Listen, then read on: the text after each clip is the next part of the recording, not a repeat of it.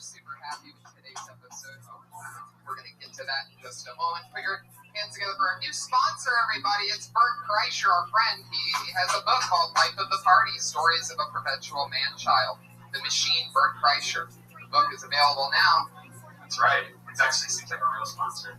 You can go straight to Bert Kreischer's website and get that. You know what's interesting is that he wrote and released this book. It's a good friend of ours, and he did an audio version of the book. And because he's really well known doing podcasts, his audio version almost like triple sell the book. Yeah, no, it's fine. But he could probably sell it, the audio for book price, right? Probably more. Amazing. That's brilliant. Guys, I am so happy you're here. This is going to be a crazy Monday night. I promise you that. And we have the LA Podfest coming up. We just found out that Kill Tony is returning to the LA Podfest, everybody, for his second year in a row.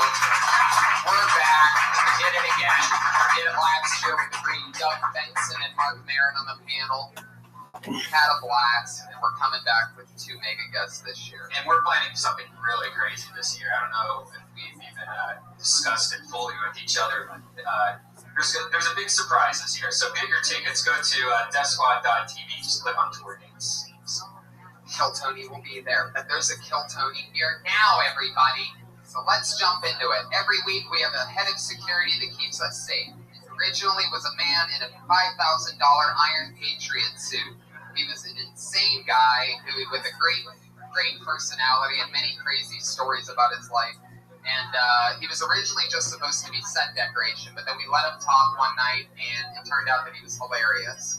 And then, after 30 episodes, he quit the show because he said he got too big for the show. And now, please check out his YouTube page for some of the most creepiest pre-kills YouTube videos you'll ever see. He also went from 4,000 Twitter followers to 3,000 Twitter followers after leaving the show. In a historical move. Yeah, it's much less, but I don't book. So to show him how replaceable he was, we literally replace him each week with a new type of Iron Patriot, and this week is no different. Put your hands together for Iron Willie Hunter, everybody.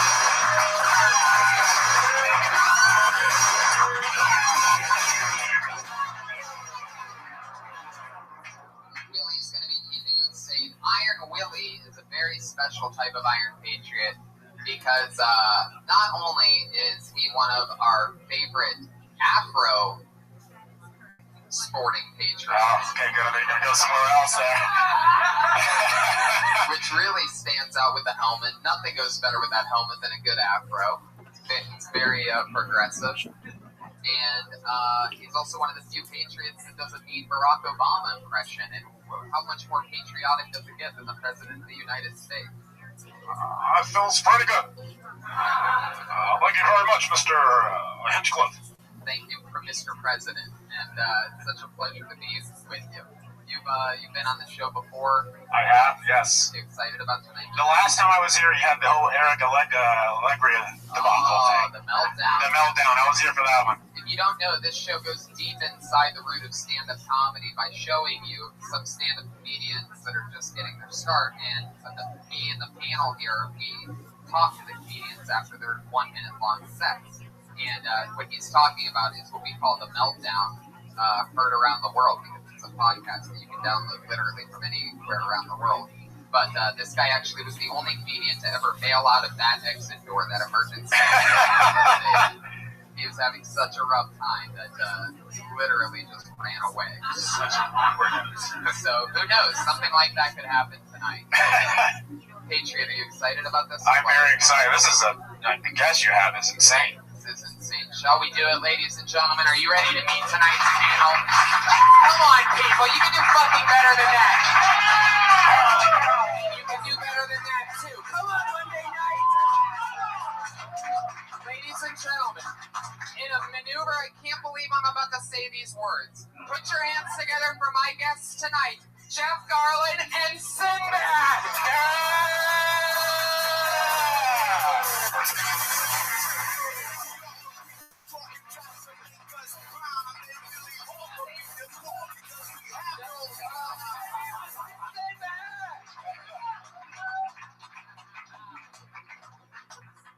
I am so excited to have you guys here. I'm trying to figure out when we were hanging out back there what this was. So he's like your co-host. Yes. It's like it's like a whole beautiful setup. You know, so he's got an iPad. He runs the iPad. That's right. Yeah, baby. The Patriots gonna keep us safe. You ever have anything like that next to the stage while you're doing something? Oh, I was young. I dated a girl. She's just dressed like that.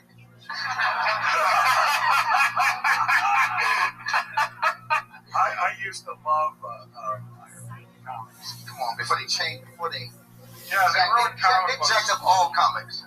Yeah, Everybody's dark. If this was a comic book podcast, I could just go on. Oh, see, and everyone who collects comics would know the exact moment. Did we every 2 weeks, bi-weekly? Sometimes just monthly. You go get your comics. Your friends, you would share them. Don't bend it. Don't roll them up. And you read your comics. Yeah, and they were joyful. Yes. I mean, they were like in something you got emotionally attached to the characters. Now they got. Is that what this podcast is about? Did you guys end up selling your comic book collection? No, I still have a lot. No, I messed up. I have my comics were in plastic. I had all my. That's supposed to be. Original Spider-Man, original Superman, but we didn't look at them that way. It wasn't the original Spider-Man. It was just Spider-Man. You bought it. You had it. Yeah, And there weren't 9 Spider-Man. No, and it was Bizarro Spider-Man and Venom and this Spider-Man who's jacked up and lost Spider-Man. So you didn't even know what you had when you had it. Didn't know, man. Except we just lived. I kept it. My favorite Silver Surfer. I have all my originals. Someone's got to do that. Someone's got to do Prince's name on it. Someone.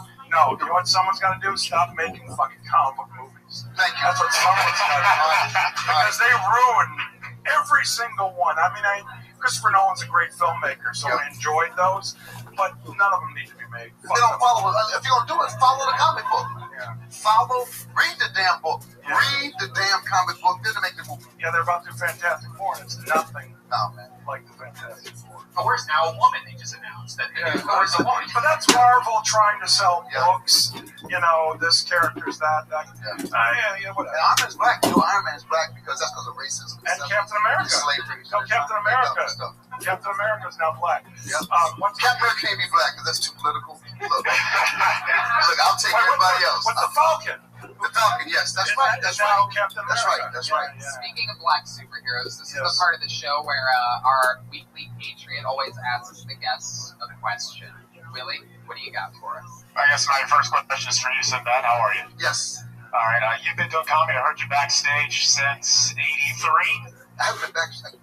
I've been to the belly room since like '83, '84. Wow. Welcome women conferences were.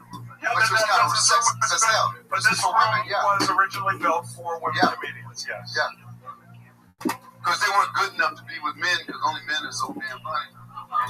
Oh, man. That's how they did it back then. That was implied. My question is, you've been doing it for a while. You're relatively a clean comic. You do no vulgarities. I have one big question. Can we have one night of dirty Sinbad? Yes. The filthiest material you can think of. Because Sinbad After Dark, I was a dirty comic when I started. People don't realize I was dirty when I got started. But the problem was, I was in Chicago at the Comedy College. And we all... I know. I played there for years. You know the Rosebud. Yeah. But we all sounded like bad Richard Pryor. We sounded like bad Richard Pryor. And even I sounded like when I started a bad Richard Pryor. I imitated 2 people when I started. Bill Murray, who wasn't a stand-up, but I would do monologues from Stripes. And I was a bad... Lee Harvey, you are a madman. But I was a bad... Pryor was the one you aimed. And I wanted to beat him. Yeah. And I was, and that night my dad was preacher showed up. I said, well, I'm going to clean it up just a little bit. And I cleaned it up. And I got just more laughs. I thought I could talk about everything. And everybody thought I was cussing. Now, I didn't realize when I got to Hollywood, they were going to put me in a box like, oh, man, he's not controversial. He's a family man. He's an all-American. I said, look, I've been kicked out of every institution I've ever been in. I said, I haven't fit in anywhere. And because I didn't cuss as a comic, they punked me. I'm like this. We're in the alley. You want to fight me and Chris Rock? I think I'm going to take Chris Rock. Thank you. And by the way, speaking of Chris Rock, and Chris Rock knows this, which is that of the 2, clean is way harder. You have to be way funnier to work clean. And a lot of people work dirty because they can't. They're not that funny. Well, You know, and it's good enough. There you that's go. just, no, that's just the reality. Oh. And you know what I I've like done? really comedy. I like it. Yeah. It's funny. By the way, Like, Richard funny Pryor's when it our comes. favorite. We were just saying that. Rich was Yeah, so- Rich is a genius, Yeah. man. And you can't use. It's like trying to. But Richard could have worked clean. He did work clean. I know. Early on, he was Cosby. Yeah. He was just like Yeah, Cosby when he clean. started. Yeah. No, so it's not a matter of funny, Yeah. not funny. And what I'll do, and I've told you to do this before, which is choose periods of time to only work clean. And then at other times, just do whatever you want. But if you do 3 months, 6 months of just working clean, it's only going to make you You'll write a better joke. Yeah, right, better everything. So your punchline will be like a shit. And that's your punchline. Yeah. Hey, I have a By the way, a lot of dudes. I know that's right. That's the punchline, man. Talk for 20 minutes. Now, Jeff, my question for you: you've done so many things. You wrote stuff, you directed stuff, you produced stuff, you've acted in stuff.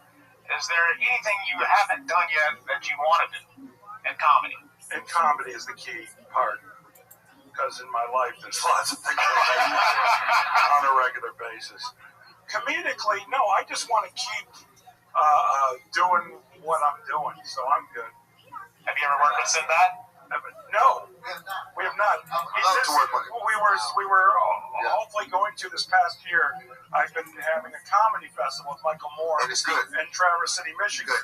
And Sinbad did it this year, and I couldn't make it because I was filming the Goldbergs, so I couldn't get. I wasn't filming anything, so I was able to make it. I wasn't filming nothing.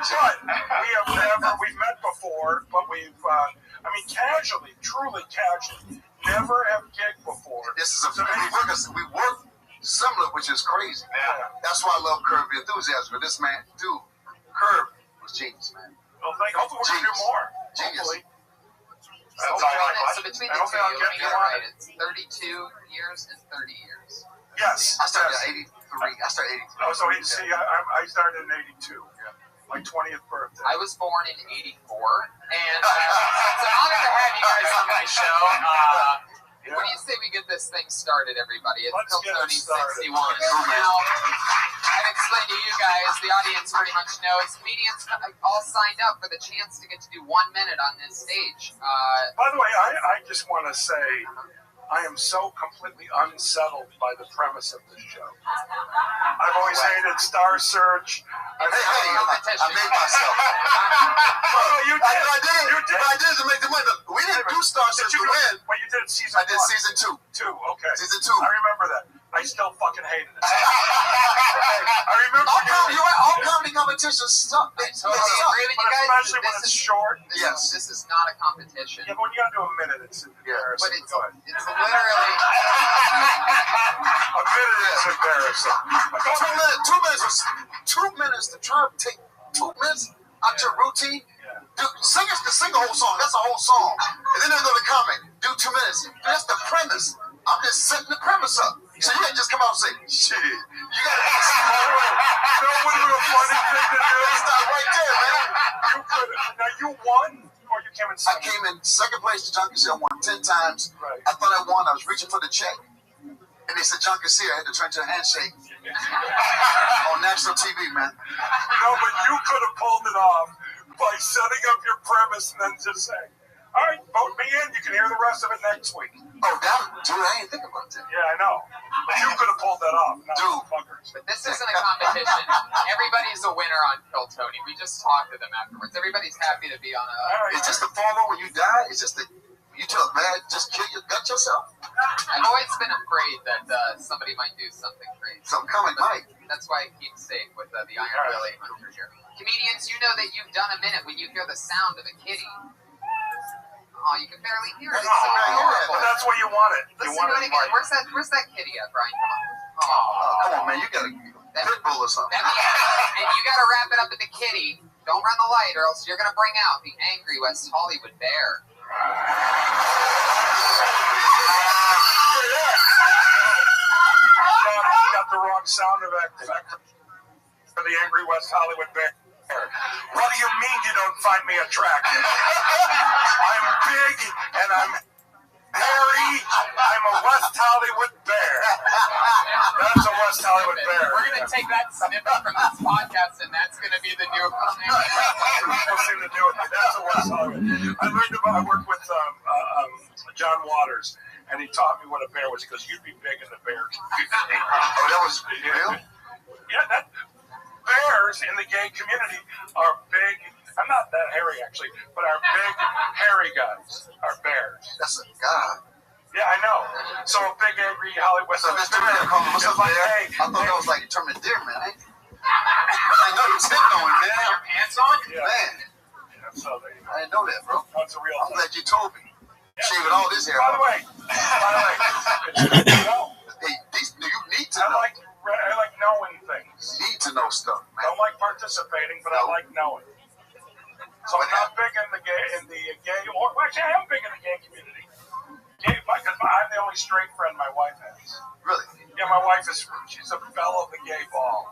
And So you had to learn that face like you were. no.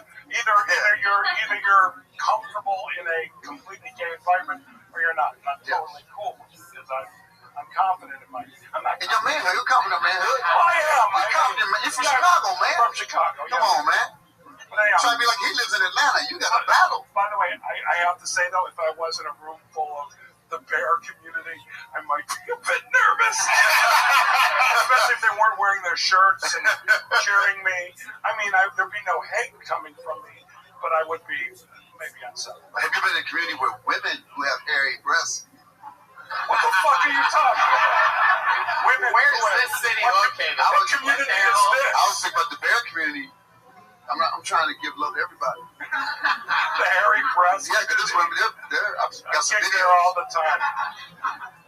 And when I come to town, they shave their breasts. You guys ready to watch your first comedian? Yes. Ladies and gentlemen, going up first, performing a minute.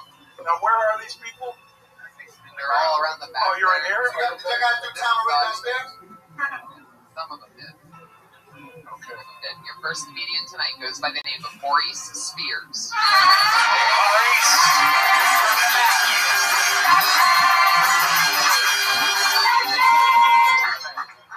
What's up? How y'all guys doing? I feel like it's an insult if someone says they have heart. Because if someone says you have heart, that means you're getting your ass kicked. That means you're losing really bad. You know that kid in school who's getting beat up, and after the fight, they pick him up? Like, man, look, you got your ass kicked, but you got a lot of heart. I don't want to be that guy. Like, I watch a lot of UFC and boxing, and every time you talk about a fighter who has a lot of heart, he always has scar tissue on his face, brain damage, and slurred speech, because he has no defense. He's not technical. And all the greatest sports movies are all about athletes with a lot of heart. Rocky, Cinderella Man, The Fighter with Mark Wahlberg, and Rudy. And besides heart, you know what those four have in common? No talent. No technique. And the crazy thing is, Rudy and Joe Montana played on the same team. And guess who they made the movie about? The Scrub. Because you make about somebody with talent, it's not interesting. Like, nobody cares about the Ali movie. This is the greatest athlete ever. What they care about, a fake character rocker. That's what I'm thinking. Good job, man. Maurice Spears. You go really quickly from that little kitty cat to that He jumps on a bear. quick. All right, I know what happens now. We just talked to him. All right. Man, you know what? That actually is a good routine. It's a shame that you only got a minute, because I can see you leading into that, running around it, jump right into the heart. I mean, plus you got a room full of comics. They hate you anyway. So comics ain't gonna laugh too hard for nobody. They ain't give it up. Jang. Anybody. And you know the thing that cracks me up is you and I are talking to somebody who had like a minute. Yeah. Now, you were even understating 2 minutes for a premise. Yes. For you and I, a premise may not come up for like 10 minutes. To the end of the show. To the end of the show. Oh, I got a premise, let's go. So it's like, because I just take my time, and that's just, but you seem like a funny guy. You seem like you have a nice, you do, I mean, Yeah. but there's a lot of people you see and you go, oh, what the fuck are they doing? I'm trying to keep a smile on I'm my not face. thinking that for you, but I do know that if I wore my hat the same as you, I'd be retarded. No. You can do it. I would be the retarded guy who sweeps the comedy store. That's all. I'm just pointing out that I That's get away true. with it. Yeah. But no, that was fun. No, I mean, I hate to jump into because you had to go like right. So usually that's your punchline. You make your punchline your bit with a minute. Yeah. You're trying to stretch it out, and the little kitty coming up. Oh, you think about the kitty. Next comic comes. Don't you think about the kitty? Get that. Get the end. Keep going. So what? You get a bear sound. So what? So what? They turn the light off on you. So what? They turn your mic off. So what? You get the audience going. Then you'll be famous. You go on TV, and you get on the talk show. Jump right in. That's it. Forget that. Don't ever be scared of the end, because all you think about the end, if you're starting beginning, or you think about the end, right? Yeah. Or did I get lost? No, you're good. That's good. So don't ever think about the end. Just go, man. Okay. That kitty's so low, you can keep going. Nobody else hears it. Just keep going. Yeah, that was funny, man. Oh, thank you. Thank you. Thanks a lot, Maurice. That's Maurice Spears, everybody. We did it. He's on Twitter at Maurice Spears for you listeners. The ones to It's a follow. cool name, by the way. A good name. Maurice Spears. That's badass. I'm Jeff Garland. What's that? No. That's the athletic name. Jeff I Garland. bet, but Maurice Spears. That's like he's a wide receiver. Jeff He's Garland's a a baseball singer. player.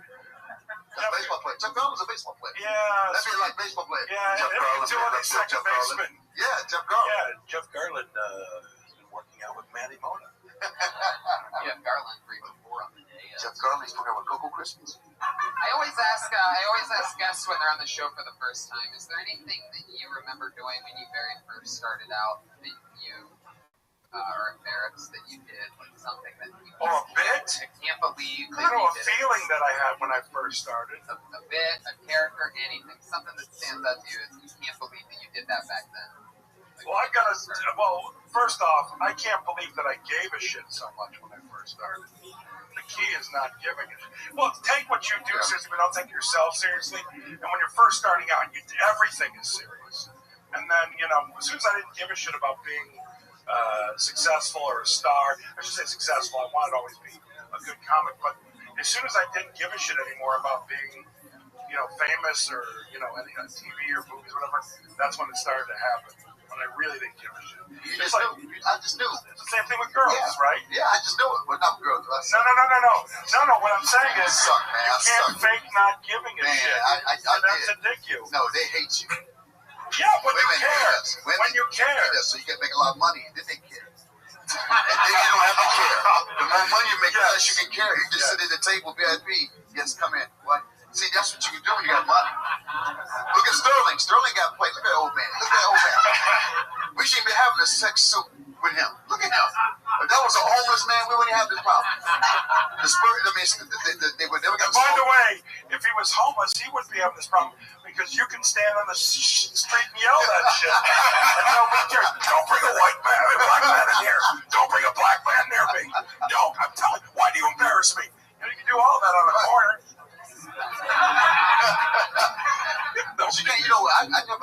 I was just trying to eat, have a place to stay. When I started crying, I just jumped in clubs. I wouldn't book there. I would just show up. And somebody, my manager had booked me there. And a couple of us, he didn't book you, and I would act like, oh man, it's my third time. And I was just trying to get on stage to be funny enough. They were like, keep him here. I didn't want any money. I just want a place to stay. Remember the comedy condo back in the day?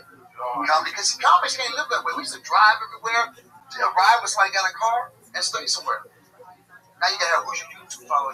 I mean, you just bring them. Who thought bring them for hate comedy? I never. That was bring an audience. Bring them. I thought this was a comedy store. I gotta bring somebody. Yeah. Not only that, but what's the last thing you want when you're first starting?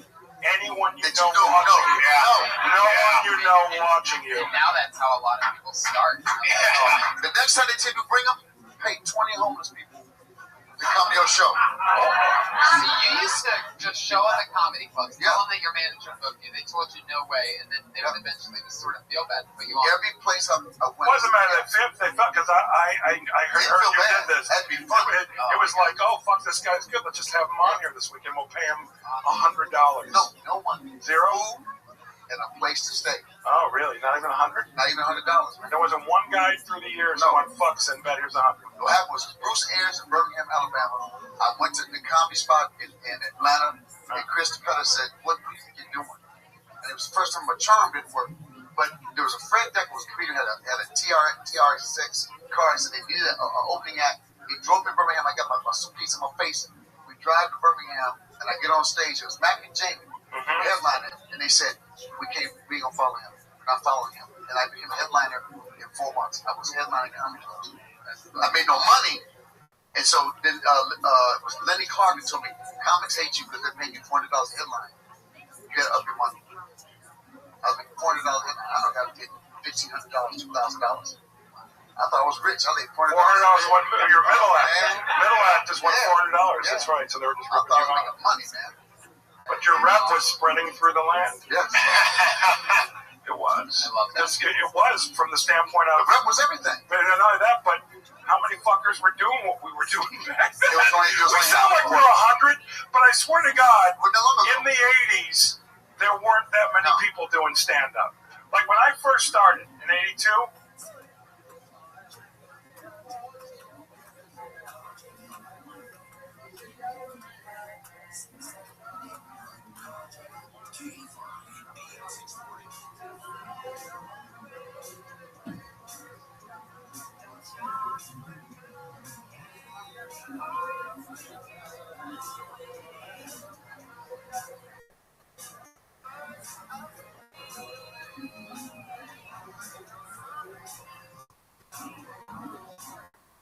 myself, Eddie Murphy, what the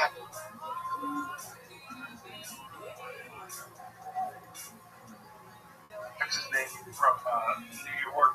There was literally maybe a half a dozen comics who were like my age, 20 years old. That was it. And Eddie was one of them. Yep. Like there was Brian Regan was a few years older than me. I'm talking about like there was nobody, young people, and everybody who I worked with, you know this, they were all in their 30s. Yep. They were older, and then Jay Leno was the guy. Yeah. Jay Leno got the door. Yeah. And we would go watch Jay Leno. We would all go watch Jay Leno because he could make $8 grand a week. Everybody says that he was absolutely the best He was. I've even heard Letterman say that Jay Leno. He had No, mastered. there was not even a comment. Yeah. It's amazing. You know, and there were guys who were great, like Seinfeld was great. Seinfeld was over, yeah, but But Jay. Leno was the king. Yeah. Wow. Even dirty. Really dirty. Not real good. Not real good. But I did love his grandma's pussy routine. Yes. That was dirty. That was real dirty. Yeah, Just those two words together. Yeah. Your next comedian goes by the name of Sarah F. Kami.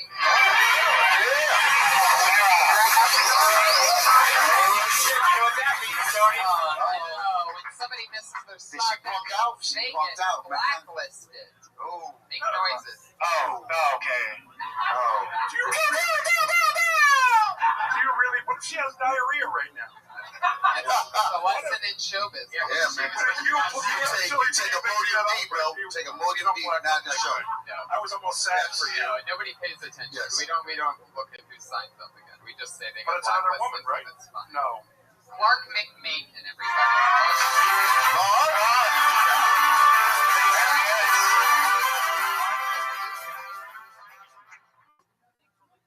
Thank you. I saw a woman feeding her baby, which is cool. She was using the old school, like, here comes the plane method. The baby fell for it because it's a moron. What I don't understand is the mother's motivation for reenacting a little baby 9/11. All right. The first plane in the mouth could have been anything. So when the second one hit the baby in the back of the head, that's when I knew something had gone wrong. I don't like that we call it committed suicide. Like, I know it's a crime, but it's also the last thing you're ever going to do. Give them some dignity. I say we change it to accomplished suicide. Because you did something. Hey, why are you crying? Well, my brother accomplished suicide last week. That's really sad, but at least he proved all those teachers wrong. Thank you, guys. Man, that was a fast minute, dude. I know it. Fuck yeah, Clark. I like the idea of that because everyone remembers their mom going like that, and if you didn't open your mouth, then the plane She's like a bitch. Oh yeah, she hit you in They the didn't face. kill 200 people.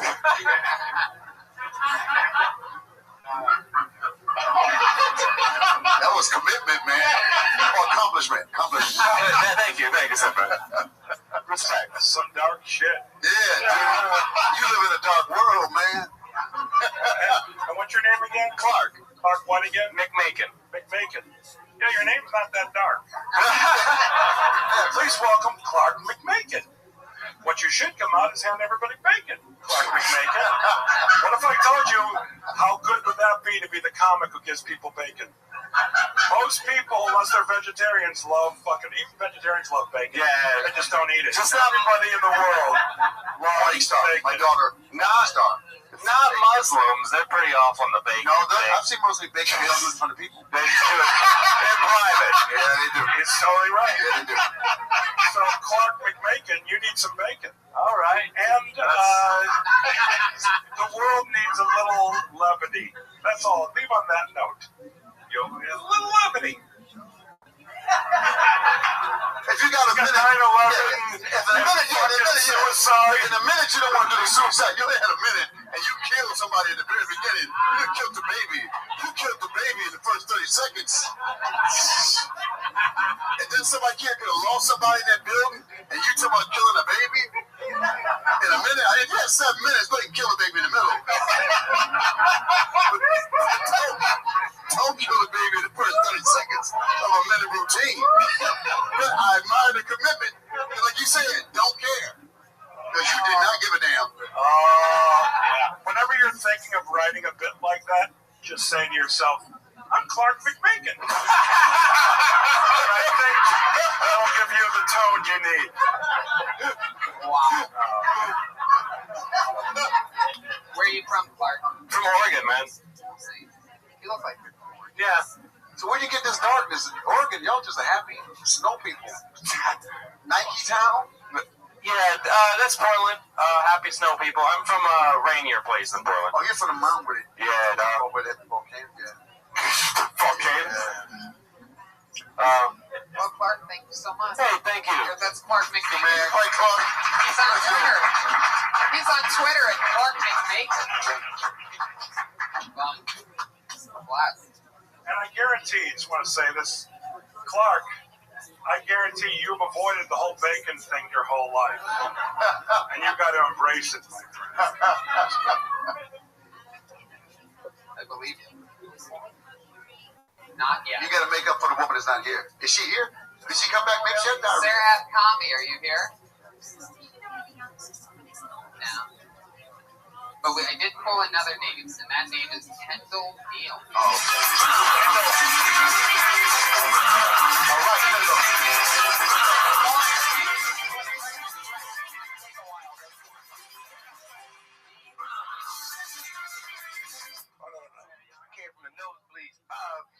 By round of applause, I'll be honest. It's okay to be honest. Anybody here, bro? To make sure I wasn't the only one. You ever been so broke you stay out all day long just to make sure you don't use no electric at the house?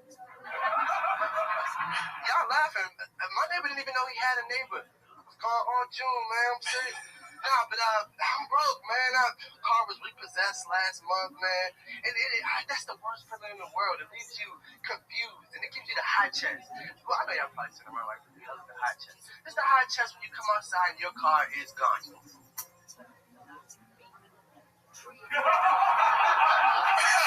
Like I said, it leaves you confused. You start looking around at unnecessary places for your car. What are you doing in the cabinets, man? Ain't no car in the cabinets. It's the worst feeling, man. Times is bad 2014 for everybody, man. You can't give no more in 2014. You can't even offer things no more in 2014. People will accept that shit. Shit, I'm out of here. I ain't getting bored. Man, you should have finished that. No. Man, what's up? You so broke you was leaving. They don't charge you for the mic. Man, it's all free. It's all free then. That was funny. That's good stuff, man. Yeah, I thought so. Yeah, man, you had some good premises. You got the jokes. I like that, man. Kendall, you look young. How old are you? I'm 25 next month. 25 be 25 What's next that month. last joke, man? I wonder where you're going with that. Oh, I was basically what the hell was the last one? I was speeding. No, he was in the moment. He can't even remember. 2014. 2014, you can't just avoid. Oh yeah, man. It's getting so bad. You can't offer things that people don't want 2014 because they will accept it. Like, you ever offer something to somebody knowing you wanted them to reject? They accept anyway. Like, I was with my, y'all got time? I got 30 seconds. I was with my friend, and he was complaining all day about having money problems. Man, a couple dollars would help me out, man. Man, I'm so broke, man. So I felt like I had to offer some help. So I said, man, you know what? I wish I could help you out, man. All I got is my ATM card, man. I can't even. Wish I had some cash on me. I thought I was in the clear. So he looked me right in my eyes and he said, my nigga, it's the ATM right up the street and I can take you right now, brother. I can drive, man. It's just, you get me on the spot. Here's why there's a couple things. Y'all rush me. I was nervous. No, we're sorry. But first off, we did a whole episode of Curb Your Enthusiasm about that. It's called Empty Gesture. It's about people giving empty gestures all the time. Oh, yeah, it's a good episode. That's good, man. Yeah, I don't know what season. But you gotta learn to do that. But I think you're funny and you have potential. And can I give you just a bit of advice? All right. When you come out, hand out bacon. Hand out bacon. And you want my opinion? Change your last name. You should change your last name. Make it. He's not doing anything with it. He's talking about 9/11 and killing people. You, my friend, come out with bacon, and when he gets mad, just go, hey, fucker, you weren't doing anything with it. That's just my advice. That was good, though, man. That was good. Another thing, don't ever be, even if you got people up here like us, we weren't always us, don't respect any comment. I mean, if Cosby sitting here, slap him, just get over it. No, slap him, just say it. I'm just telling you. If I can say what you're really saying, which is when you are up there and you're doing the mic, it's your time. Yes. It ain't nobody else's time. And forget about reverentialness or anything. Now, certainly if you met Bill Cosby on the street, I would get down on my knees and go, sir. Slap him. You slap him. That worked for you. Yeah. You worked with him. I never worked with him. I didn't slap him. Y'all are saying don't respect any comments, and it's so crazy. No. They're in the room. No. You do routine. You do routine. Point being is, yes. Point being is respect comics as you would other people, and in general respect people when you're not giving. But when you go up to the mic, you can really, and that's like the only time in the day where you can go. Right now, it's about me, and it's about me doing well for the audience because you want the audience to enjoy themselves. Barack Obama was sitting in the front row, slap him. Comedically slap him. Kendall, thank you so much, man. Right on, man. He's on Twitter at Kendall Neal. Let's get another one up here. This is fun, right? It's a woman. TJ Blair.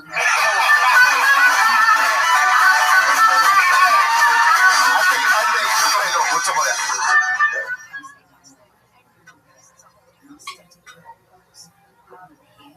So I turn 29 next month, but I was Mormon for most of my life, so that makes me about 17 in human years. I'm still childishly naive about a lot of things. I have no idea what to order at Starbucks. Still really bad at sex. I found out that normal people have sex and go to Starbucks all the time. The other week I was eating a pack of Gushers. I don't know if you guys remember those, the little tiny snack we used to get in our lunch. And it had me thinking that it's complete bullshit that those things were anything other than candy. They were gushy candy inside with the candy outside. Some marketing wizardry had little kids asking their moms for fruit snacks. And that's all for me. All right. 53 seconds of thunder. Man, TJ Blair. Sinbad, I apologize, but I have to just take this. What the fuck were you talking about? Yes, in general, but specifically people have sex and go to Starbucks. You gave no information as to how you know that, what you've experienced in terms. You let out a scientific theory, my friend, or a social theory with no, you didn't go anywhere. No setup. I mean, the whole thing, your whole set could have been based on that. Please explain why you say that. No, I wrote that. This is my first time doing stand-up, so I wrote that. Okay. So basically, I have to take this. Okay, you go ahead. This is the first time doing stand-up. First thing, never be scared to pull the mic up tall enough for you. Don't just grab the midget mic. Always pull the mic up to where you are. And second of all, it's your first time doing stand-up. You got those heebie-jeebies out the way, and now you can write a joke. Thank you. No. Totally right. No. You just literally wrote this morning. Yes. There used to be a dude that I started with who used to do a bit. I remember Brian Regan and I used to sit in the back and we would watch him and he would do things like, when your mom calls you for dinner, you immediately go into the shower. And we would be like, no, I never had the feeling to go in the shower because dinner was, and his whole set was filled with those, and he was so sincere. And I'm like, and he walked off stage. Man, I just went over the heads. So the point being is, I guess it was enough for tonight to just make the Starbucks thing. So you thought that might be funny if people after sex. Tell us why. You have to have a reason why. No, well, growing up Mormon, you never drink coffee and you don't have sex. So it's your premise. Because now that I'm not, it's your premise. That's what I'm saying. You didn't say you assume we know Mormons. Most of us don't have any Mormon friends at all. Yeah. Are you from Utah at all? I went to school there. I'm from Florida. Where in Florida? Orlando. That always explains it. Yeah. Orlando is, if you want to know, what's the weirdest part of Florida? Because Florida's got a bad rep. Yeah. Orlando is right in the middle, and it's the most fucked up area. I went to the University of Miami, and I lived in South Florida. I used to go up to Gator Growl all the time at the University of Florida. I would visit Tampa all the time, did stand up in Tampa all the time. Point being is, Orlando, that's a fucked up place. Do you remember Orlando before they had? It was just JJ Whispers. There was no downtown Orlando. There was no basketball team. There was a place there called JJ Whispers. There was no black nightclub. It was just Orlando. And this dude said, "Man, Orlando's going to grow. He wanted me to invest in some property with him." I was like, "You think I'm stupid?" It came to the place with Shaq on them going home. Wow. Oh, it became the place where they all bought homes. And then again, Disney was on the swamp too. I would have not bought that either. No, but it's a weird ass place. It's different. Do you live in LA now? Yeah, I live down in Venice. Well, good luck to you, man. Yeah. This is the thing you need to get out your way, and now you know what to do. That is a woman can say, "I've done have sex or coffee," because you assume that most of us didn't do that, but we all drink coffee and sex. So didn't. What was my setup? I said, I don't remember. I know you can't smoke dope normal year. before. Yeah. That's what I was trying to say. I'd say before you do that's good. Yeah. That kills a premise. Yeah, more paranoid. No, that's what I'm saying. Yeah. Funny and seriously, and I have a lot of friends that smoke pot and stuff. Is it that obvious? You smoke a lot of dope, but you got it. Yeah. No, but here's the thing. In all sincerity, and I don't know what it does for guitar playing or whatever, but in terms of stand-up, pot does not help at all. I did it once, and I thought I was hysterical. This is like, I showed up for a gig 2 hours early, and I had nowhere to go to the Magic Castle. And another comedian who's known for smoking pot said, "Do you want to get high?" And I went, and I'm talking about, I'm a guy who gets high once every 5 years. And I'm like, yeah, okay, why not? And so I got high, and I did all my material on stained glass windows, and I thought I was hysterical. And my wife's friend was in the audience and let her know that I wasn't. So I don't. Now you can do crack and make you funny. I mean, you want to rob people afterwards, but you'll be funny. They don't tell you this in the Mormon world. will But in the non-Mormon world, we all smoke crack. It's really awesome. Oh, good. That's another thing. Most Christians and Methodists will do crack. cool. To be honest, there is a lot of comics that say the exact opposite. Marijuana is the best for them to be on stage and for writing in particular. No. I'm not saying writing. I'm not saying when you're at home. I'm saying that if you need to get high to go on stage, you've got some fucking issues. Yeah, it's true. You're basically saying you, right? No. I actually, Joe Rogan, if you know Joe Rogan, he has to smoke weed before he goes on stage. And so do a couple of guys in that group.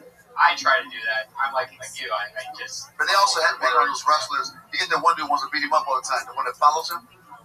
Have you seen on this show? No. The one guy, he's a champion in some other country. You gotta watch the show, man. It's crazy as hell. What show? On Joe's show. It's called I'm High as Hell, Follow Me. You know, I tend to think of Joe Rogan as a kind of, I've met him before, he's nice enough, you know, and I say nice enough because he seems like an angry kind of dude. And I would recommend, if you have trouble dealing with people in a kind way, maybe you should get high before you Can I perform. tell you something? Yeah. First of all, I performed with him when he hasn't gotten high beforehand. A. B. A lot of people, he has that reputation of being the tough guy that seems mean. I swear to God on everything. He's not a complete opposite. Cool dude, man. Nicest But guy. so you worked with him and he was not high, and how did he do? Amazing. Oh, he's also he's funny. unbelievable. No. But my point being is, it's an insecurity thing. Having to get high before you go on. I think You just said he has to. No, You just said he didn't. Shut the fuck up. What's going on? Thank you for coming. Very good. TJ, congratulations! His first time on stage, everybody. TJ Blair. His first time on stage in front of Sinbad and Jeff Garland. We'll have some sex and drink some coffee, man. Join us. Join us. I love that those two things are even compared to each other. A woman does not come out this bucket now. If a woman does not come out this bucket now, we're walking off. Jeff, Well, we walking have off. two. The only part of the show where there's regulars is there's two regular. See, that's how they go start on with the at black end thing. and win. We have two black dudes on Friday. No. No. Starting in this. If you got to stack it because of diversity, you keep pulling names, the woman names come out. That's how you change the world. That's how the world changes. I love it. Yes. This could be a woman. Put your hands together for Adam Gordon.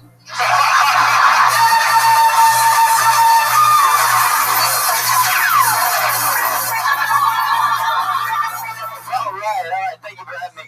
I was hooking up with this girl, man. It was going great, and I was like, "Oh, you are so hot. I am so into this." And she was like, "Oh yeah, you are turning me on because you have the hands of a baby." And I was thinking about that. I was like, you know what? Okay, I'm in this, you know, and I'm trying to forget about what she said. But then she's like, "Oh yeah, give it to me, baby hands. Come on, give it to me, baby hands." And I'm just like, oh my God, at least she didn't say baby dick. I'm gonna keep going through that. But anyways, but then I'm the only guy in town getting booty calls like, "Hey, baby hands, why don't you come over here and finger paint on me?" Oh man, I can't handle that. So I'm in the store and I'm looking at vodkas and everything's like Cupcakes vodka, Sprinkles vodka, and I'm like, damn, how much vodka are 13-year-old girls drinking? Seriously, I think more than when I was in 8th grade. That's for sure, man. So I was working at LA Fitness, and I had this employee sitting behind me, and he was an 85-year-old black man, and he would always hit me with this thing. He'd say,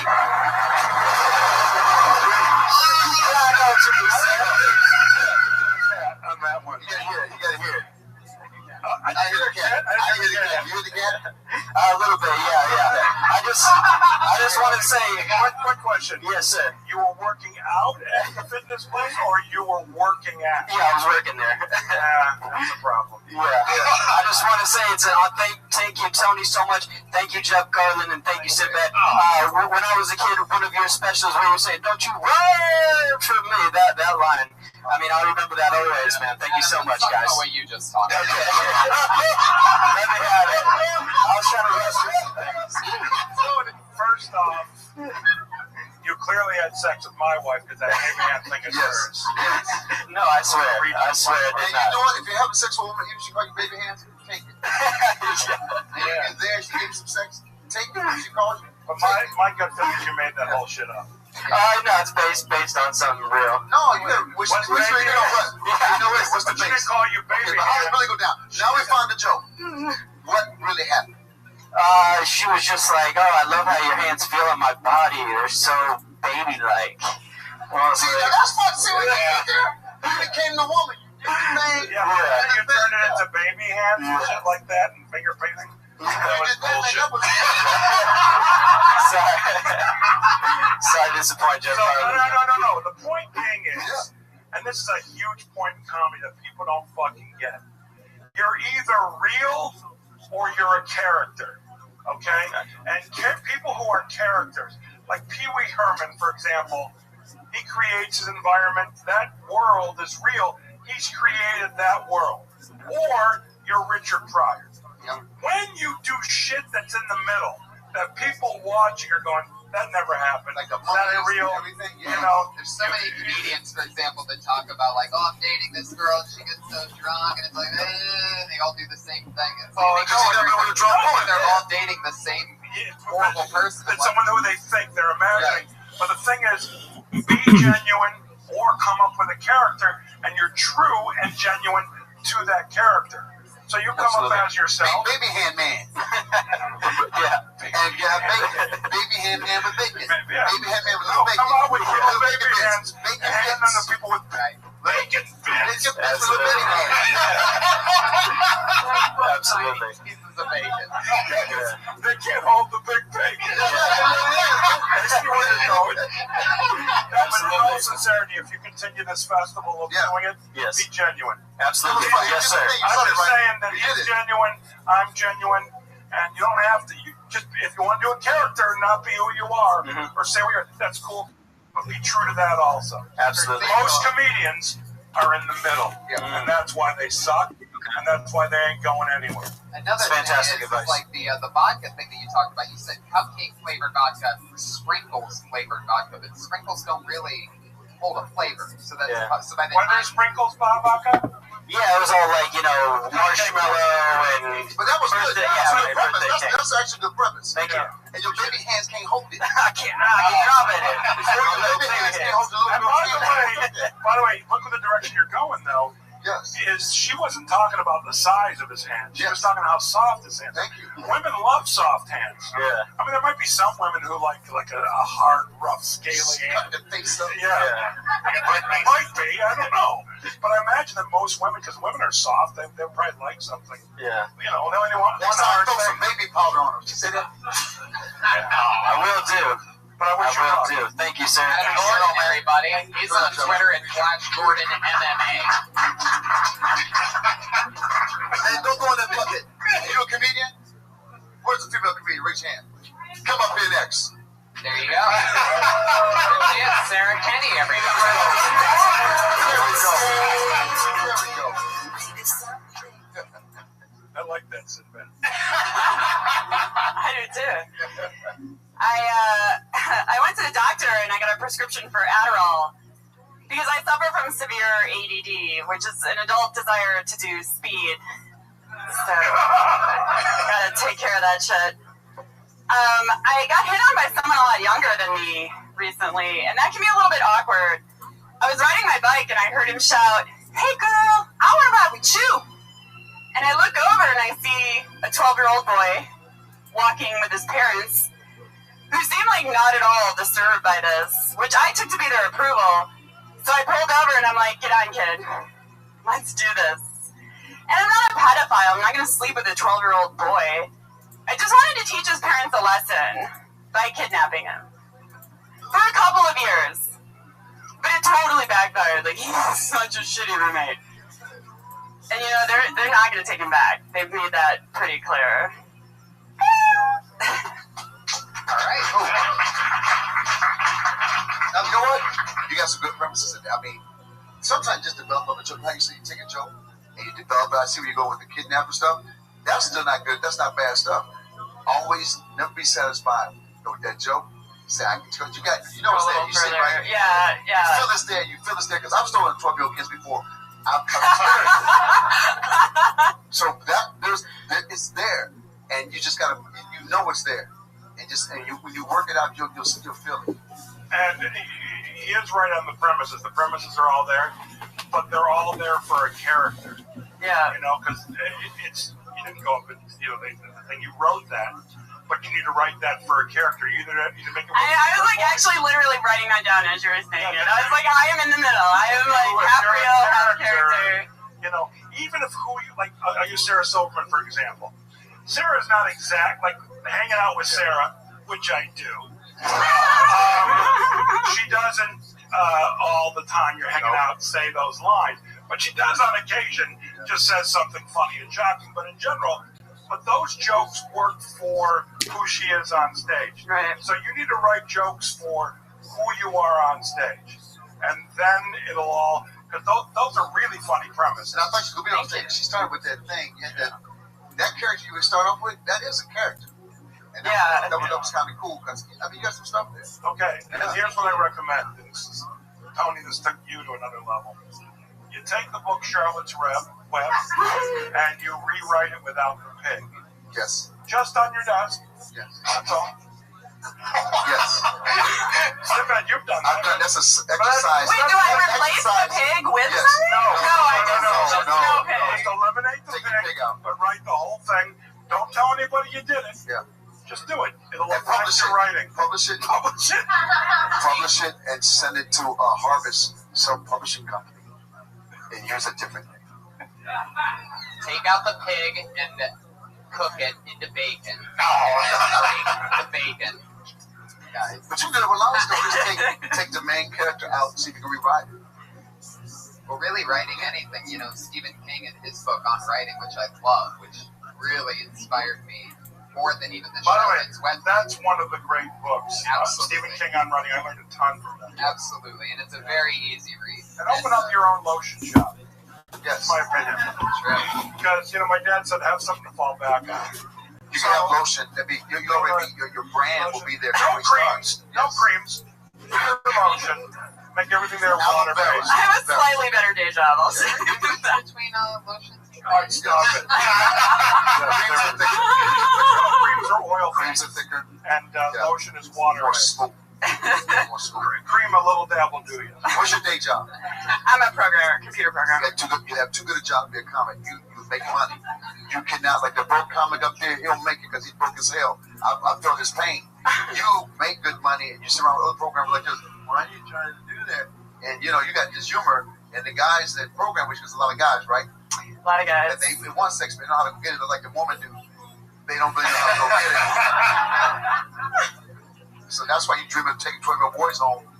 Because you're around. And now that I know it, because I took time. And the first half of that joke was true. Like, I actually had a 12-year-old boy shout at me. Yeah, but that's your mind, send your imagination going. Right. Just write for whoever you are on stage. Yeah, no, I agree with that. That's good advice. So much. Thank you. Sarah, What's your Twitter? By the way, I remember this. First time I ever met you was at one of those Mac conventions. Oh, Mac World. And was that used to be here in Mac LA? World. Yeah, Mac Fair. That was Mac Fair. Mac Fair. Yes. I met you there because he was like you'd see him walking with the new Power Books, like back when Power Books were black. 5300. Power Book 5300 with the battery that blew up. The battery would catch on fire and burn up. Yes. 50C. I had the 100B. See, man, I had the first portable Mac that looked like a sewing machine.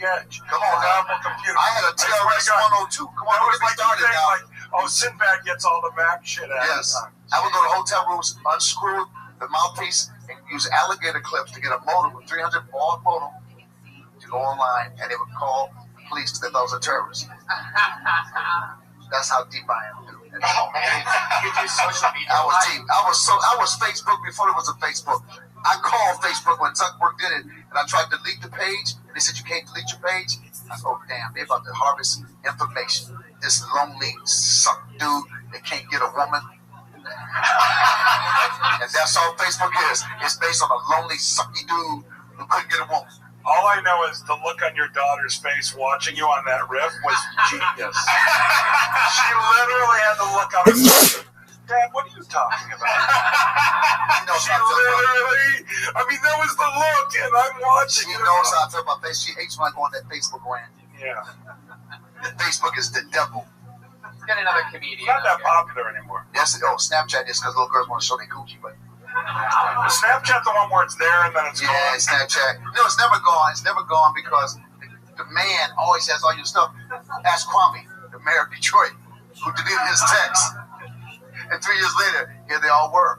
Oh, really? The man lets nothing go. The man. Yeah. Put your hands together for your next comedian, guys. It's I'm sorry I didn't make it go to the man situation. It's all good. Eddie Malden. All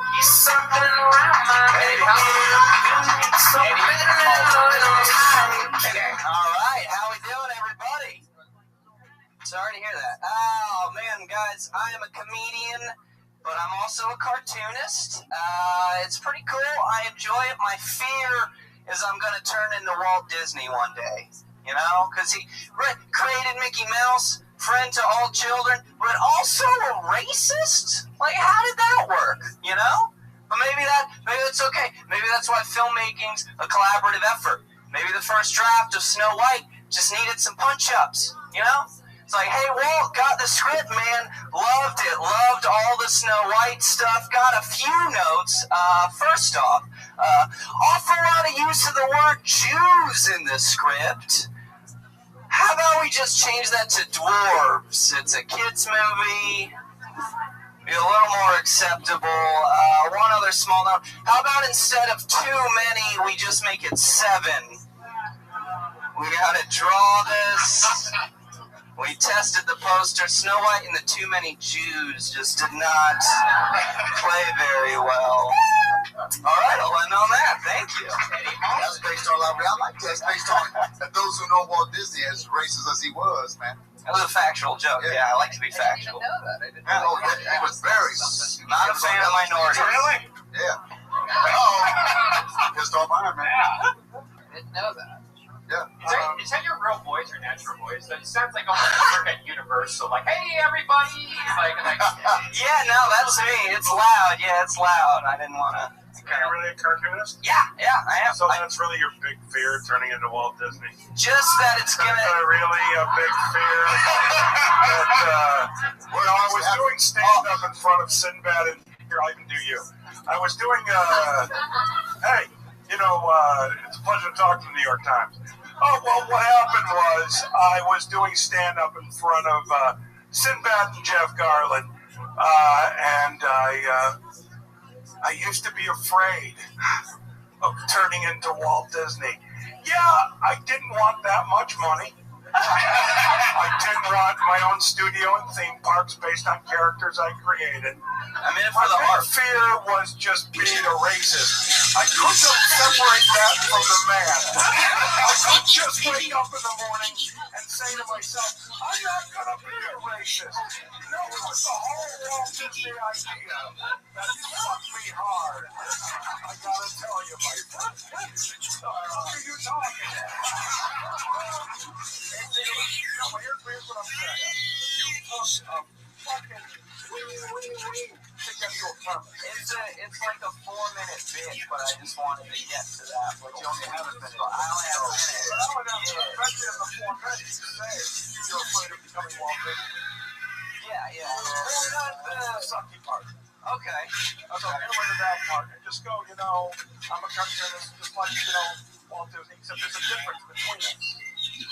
Or like, the premise. Do you know what Walt Disney was like? That's cool too. The premise is being a cartoonist is like driving an ice cream truck. It just gets creepier the older you get. why? But he was a racist young.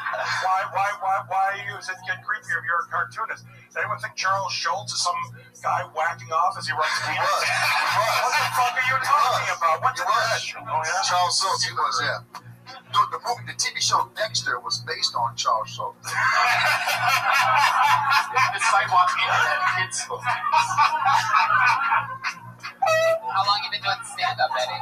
It'll be 5 years in September. Where are you from? South Florida. You live Miami. Hurricane. Oh, I graduated from UF. I So only went 1 year and quit and became a comedian. See, that's the difference. You made the right call. See, I got a degree. That's a waste of time. And where did you grow up in Miami? I'm from Fort Pierce, like 2 hours north. Yeah, I know Fort Pierce. Yeah. And then I did film and theater at Miami, and then What's your IMDb? What's going on? My agent's phone number. It's not. I started comedy in Florida. I filmed in Tampa, right? At Giggles Comedy Club. Yeah. Yeah. Florida was a good thing besides Orlando. There's a few. You know I left Florida? I was scared of going to be Walt Disney. The longer I stayed in Florida, That's why I got out of there. I look young. I'm a racist. Yeah, I didn't want to. No, but it's not. Don't go the creepy thing. It's not creepy. If being a cartoonist is really kind of noble and interesting. Okay, well, appreciate Talk that. about your job, dude. Y'all got some stuff so unique to being a cartoonist. Hit us with some of that. Because nobody knows you guys. We think you just do who stay in this room by Did you yourself. do that with Black God? Yeah, no, I drew this. This is one of my T-shirts. I draw and sell my own T-shirts. That's right. Thank you. Yeah. Is that Black God? No, it's mashup. How you living, it's pimp? Frederick Douglass with Doug Funny from the '90s cartoon. What's new? Yeah, Frederick Douglass. It's Okay. Why are you tired? Yeah. It's redbubble.com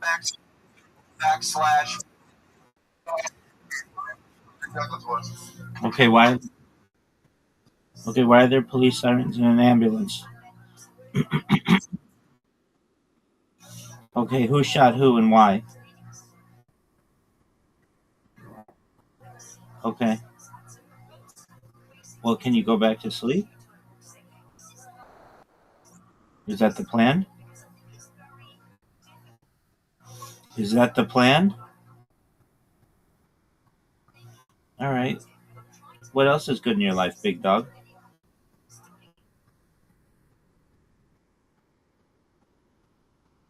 How's that going for you, big man?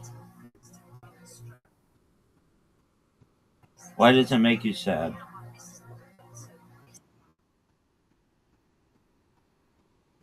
You can't cry when you're sad, and it just makes you sad. Okay, so you can't cry when you're sad, and it just makes you sad. Okay, well, do you think it's helping?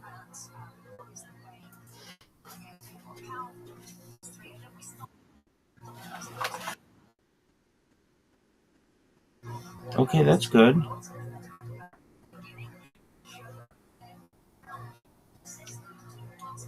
So did you tell your therapist or whatever that you think it's helping? Okay, why not?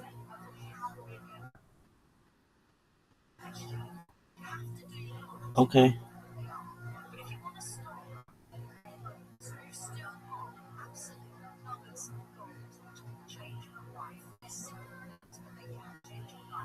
I understand.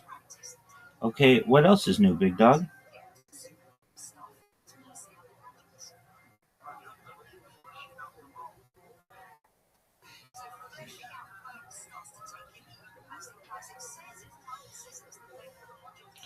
Big dog, what else is new? Alright, go to sleep, big dog. You deserve it.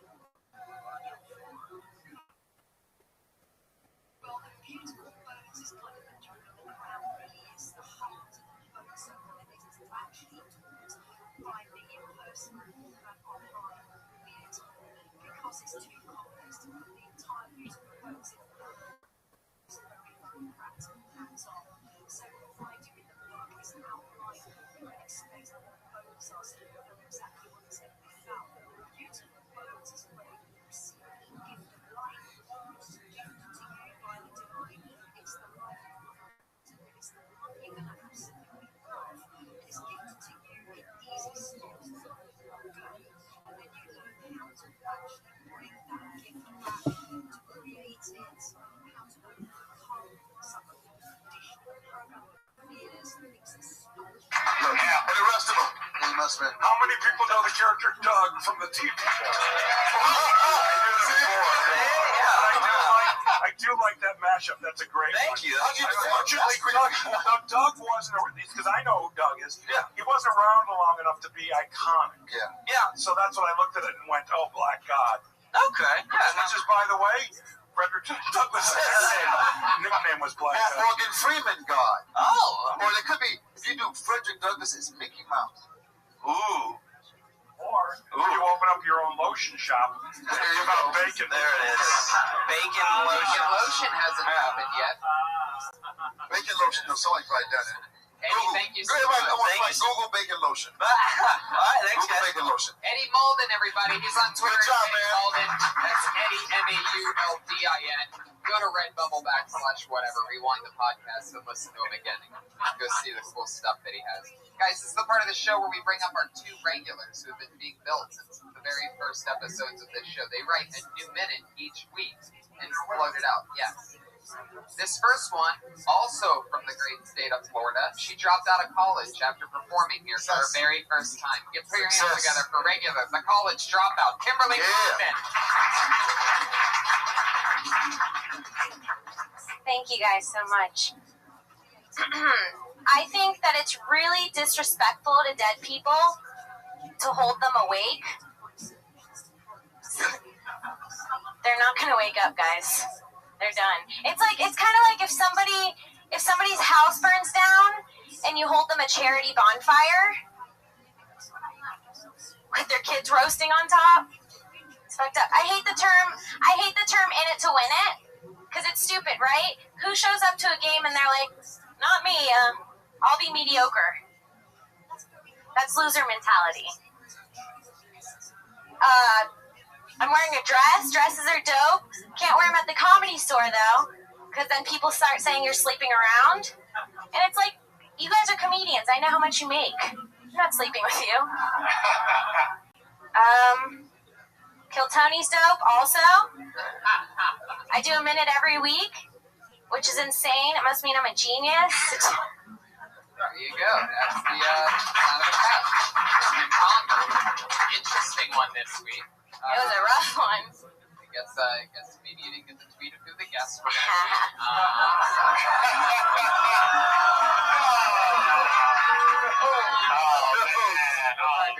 It's like my little sister. But one thing, can I tell you what bothered me about this one? What? Was the fact that you waited to clear your throat until the mic was right in front of your mouth.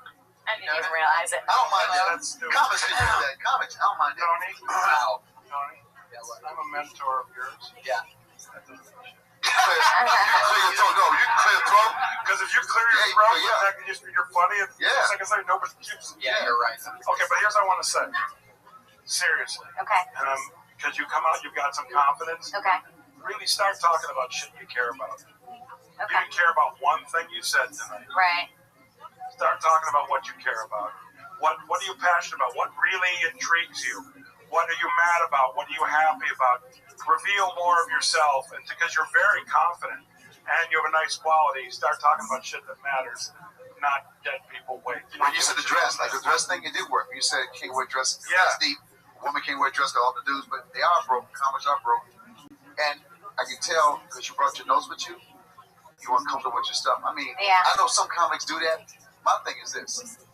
Get up here, know what you're going to talk about. If you got to wing it, funny enough, you can wing it. You remember everything exactly. Because don't you turn around and look, you said, oh, I'm wearing a dress tonight. Did you have a dress on? No, I just made up that joke. Oh, did you? Yeah. Oh. Yeah. Oh, so that's, look at you. Well, yeah. But that was it was the one thing that you kind of cared It was about. real, see? And you were sincere on. Yeah. But start talking about shit that matters. Will do. Anything bother you have been on your mind lately the last few days? Or if this is something that you really like, something that you really hate?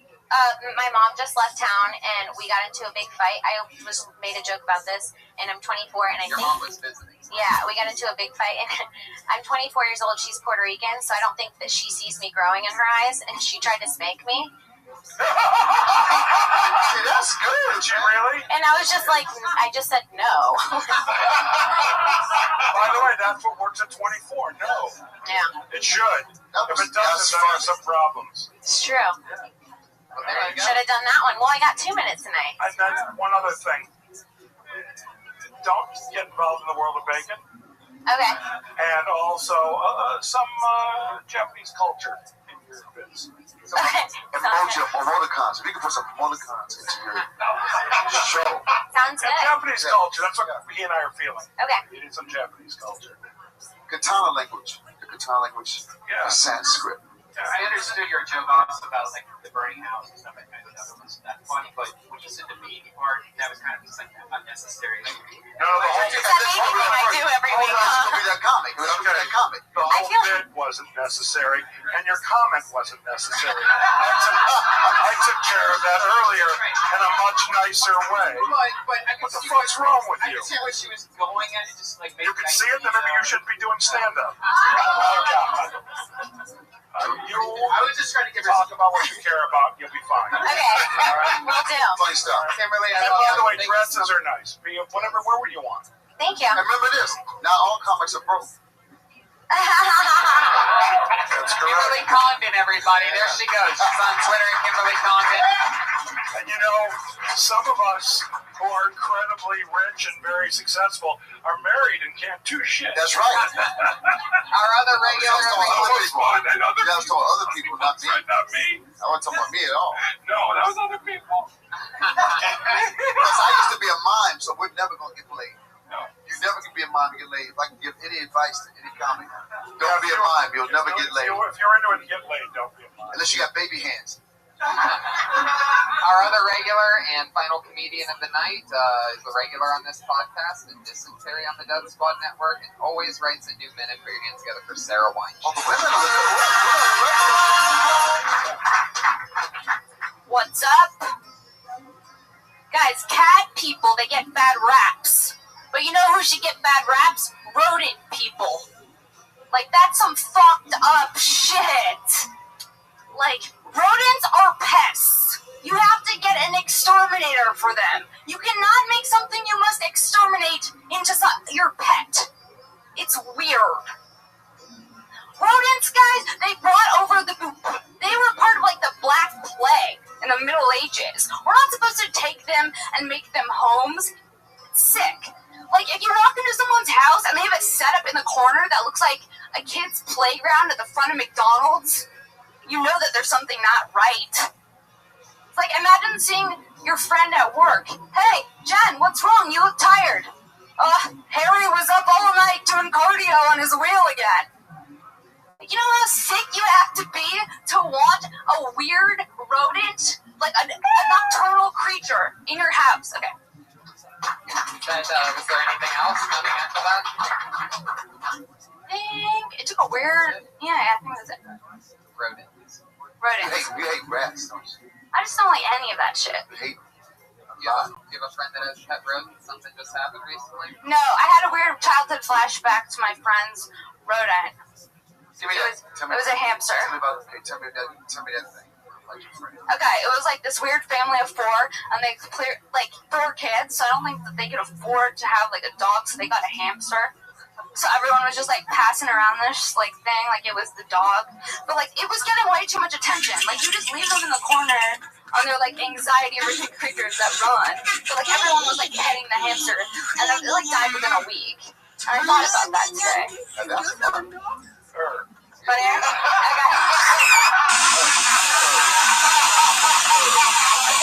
That was very strong. Your name off about how sick it was. If you want to fuck a rodent or befriend it and then eat the rodent or something like that. In some cultures. So, by the way, some cultures they eat rodents. Yes, and they have sex with them. What do you? What the fuck? No, that was a movie. That was a movie. That was a movie. Ben. Yeah, you don't ever want to see Ben. Or Hillary. You know something that you will. She doesn't know what Ben is. I only know it. Is it a movie? She doesn't know what Ben is. That's why she wants to know. For most people, it's Michael Jackson had her back. Ben's a beautiful song, man. Wait, it was a hit song. Yeah, Ben. How does it go? We have found what we're looking for. Maybe if I heard it, I listen to love songs a lot. It's like a love song. It's a love song for a rap. What? The best line is best line. was a love scene. And that was But the first one was called Willard. That was Willard's main pet. It started with Soccer. Soccer Keeper was a smart one. Yeah, Soccer Keeper was a smart rap. We're talking about a rabbit. Okay. Yeah, Willard, and then the sequel. Yeah. I don't know if they did a third one. They might have. Two different rats? You know what's really interesting at this point? We have truly lost the audience. They're just sort of not into it. Rick Rubin's here tonight. Rick, keep it funky, bro. Look at this air conditioner. It doesn't hang out the window, it actually straddles it. And it includes full insulation to make sure bugs stay out and bugs into normal outlet. And you'll get nothing but cool air. Remote controls included so you can control the temperature of the fan from anywhere. Look at that temperature. I've heard it. Really got it. Like, that's not weird. You want weird? Iron Man singing Ben. Iron Man singing Ben. Experience gonna present everybody. Oh, by the way, here's what you don't know. You've got a friend in Ben. The hamster thing? So I wish you luck. The hamster, when you talk about the family of the hamster, that kind of led you why you hated rats. And it became clear. I couldn't understand your hatred for how sick people are who have rats for pets. Yes. Like they should Well, rats, I mean, people have mice for pets. And guinea pigs, that's a normal kid's pet. Yeah. But is it? Yeah. Yes. Sorry to disappoint you. No, but here's just to take it this way. You can say that society finds it acceptable, the guinea pig. You never could. Tell the story about what you don't like about guinea pigs, your friends growing up, and then that bit will be funnier. When you are doing it for a few years, you won't do that bit anymore. But leading up to it now, as you're developing, make it funnier, make it more personal. That's or flip the hamster to you. Like, 'cause the rest of my friends had dogs, but my family was so poor, my dad got us a hamster. You just take, so that's how we still want people's lives, and we put in our lives. Yep. And then how much Like it's a take pest? an upgrade from a hamster. Yeah. Like maybe you wanted a dog, and the dad offered a hamster, and you're like, I will not accept hamster. That's How do you feel about wearing a skirt?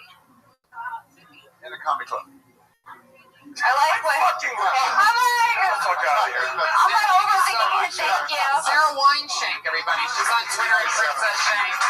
Guys, that's Killtone Hold on. 61. I have one thing to say. Yeah. Okay, what was the guy's name of the bacon guy? Clark Manning. Okay, Yes. Sarah Kleinshank? Wineshank. Okay, Sarah Weinschink marries Clark McMakin.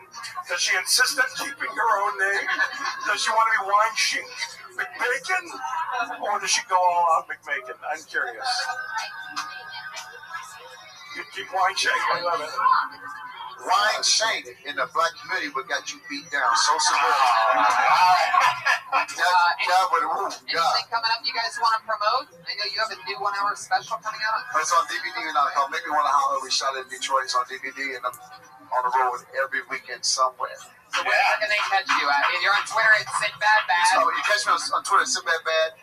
You can catch me on Facebook. I never go there. I just put it up there, stick it to the man. I have a fake Facebook page. Jeff? Start filming the Goldbergs in 2 weeks. Yeah, this fall, new Goldbergs. Willie Hunter is at The Will Hunter Show on Twitter. He's also at Marvel Comics Daily, walking the front door. Thanks, everybody, for listening. Thank you, live audience. That's Right on, man. 61 with Jeff Garland and Sinbad.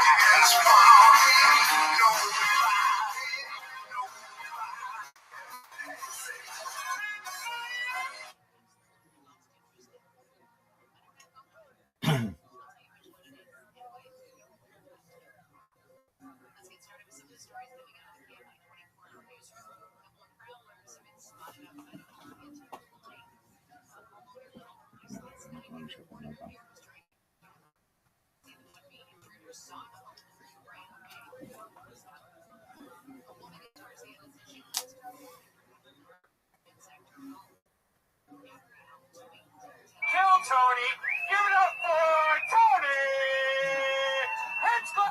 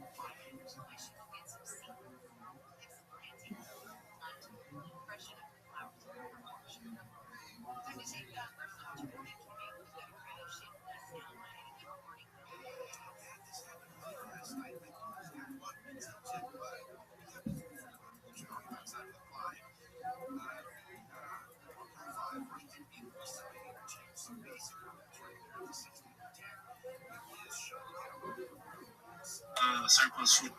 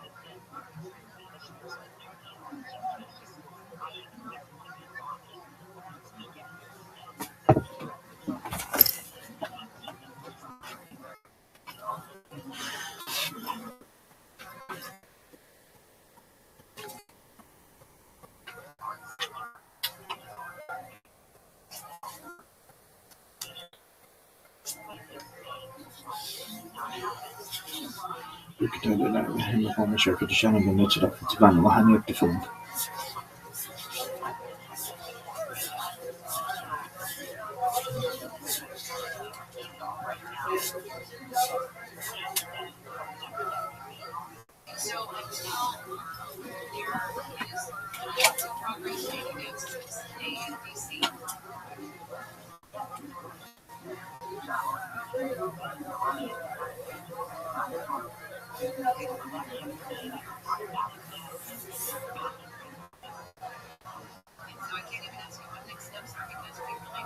Brooklyn Island, Oklahoma, Shaker to Shem, Good Mitch, Toronto, on the spoke to phone.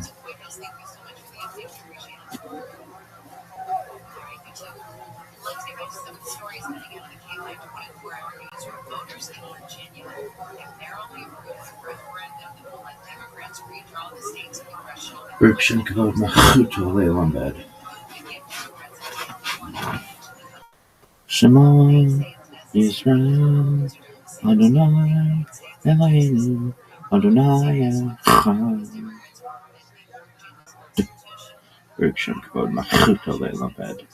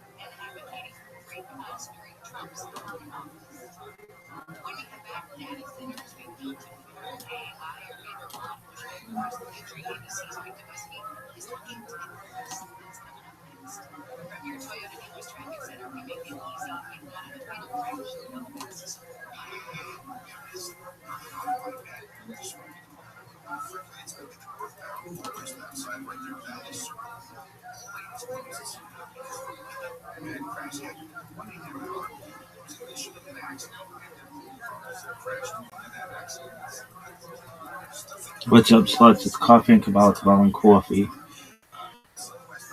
It's 5th of ER 5786, Wednesday, April 22nd. No one really knows for sure. Elevate, Elo Divrei, Elokim, Chaim. But this is a Mazor we live by.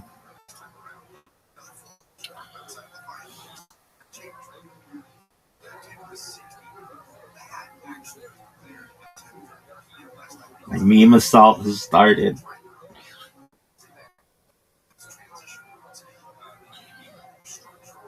(3761) Creation of the world, birth of Adam and Eve, Chava.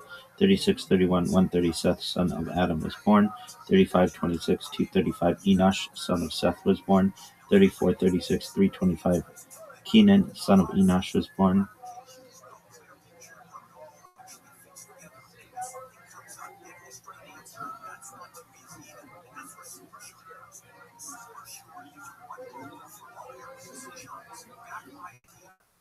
(117 days of this bitch.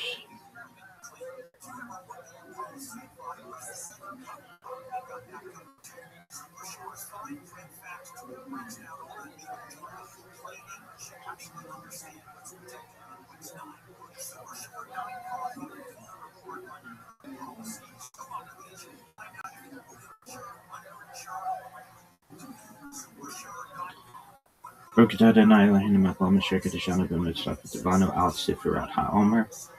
Blessed are you, Hashem, O God, King of the universe, who has sanctified us with his commandments and commanded us concerning the counting of the Omer. Today is 21 days, which is 3 weeks of the Omer. May the Merciful One restore unto us the service of the Beit HaMikdash to its place speedily in our days. Amen. Salah. Dog, we're gonna come up with a song and memorize like shit. For Rizzy? Oh, for Shizzy, dog. What is this bullshit?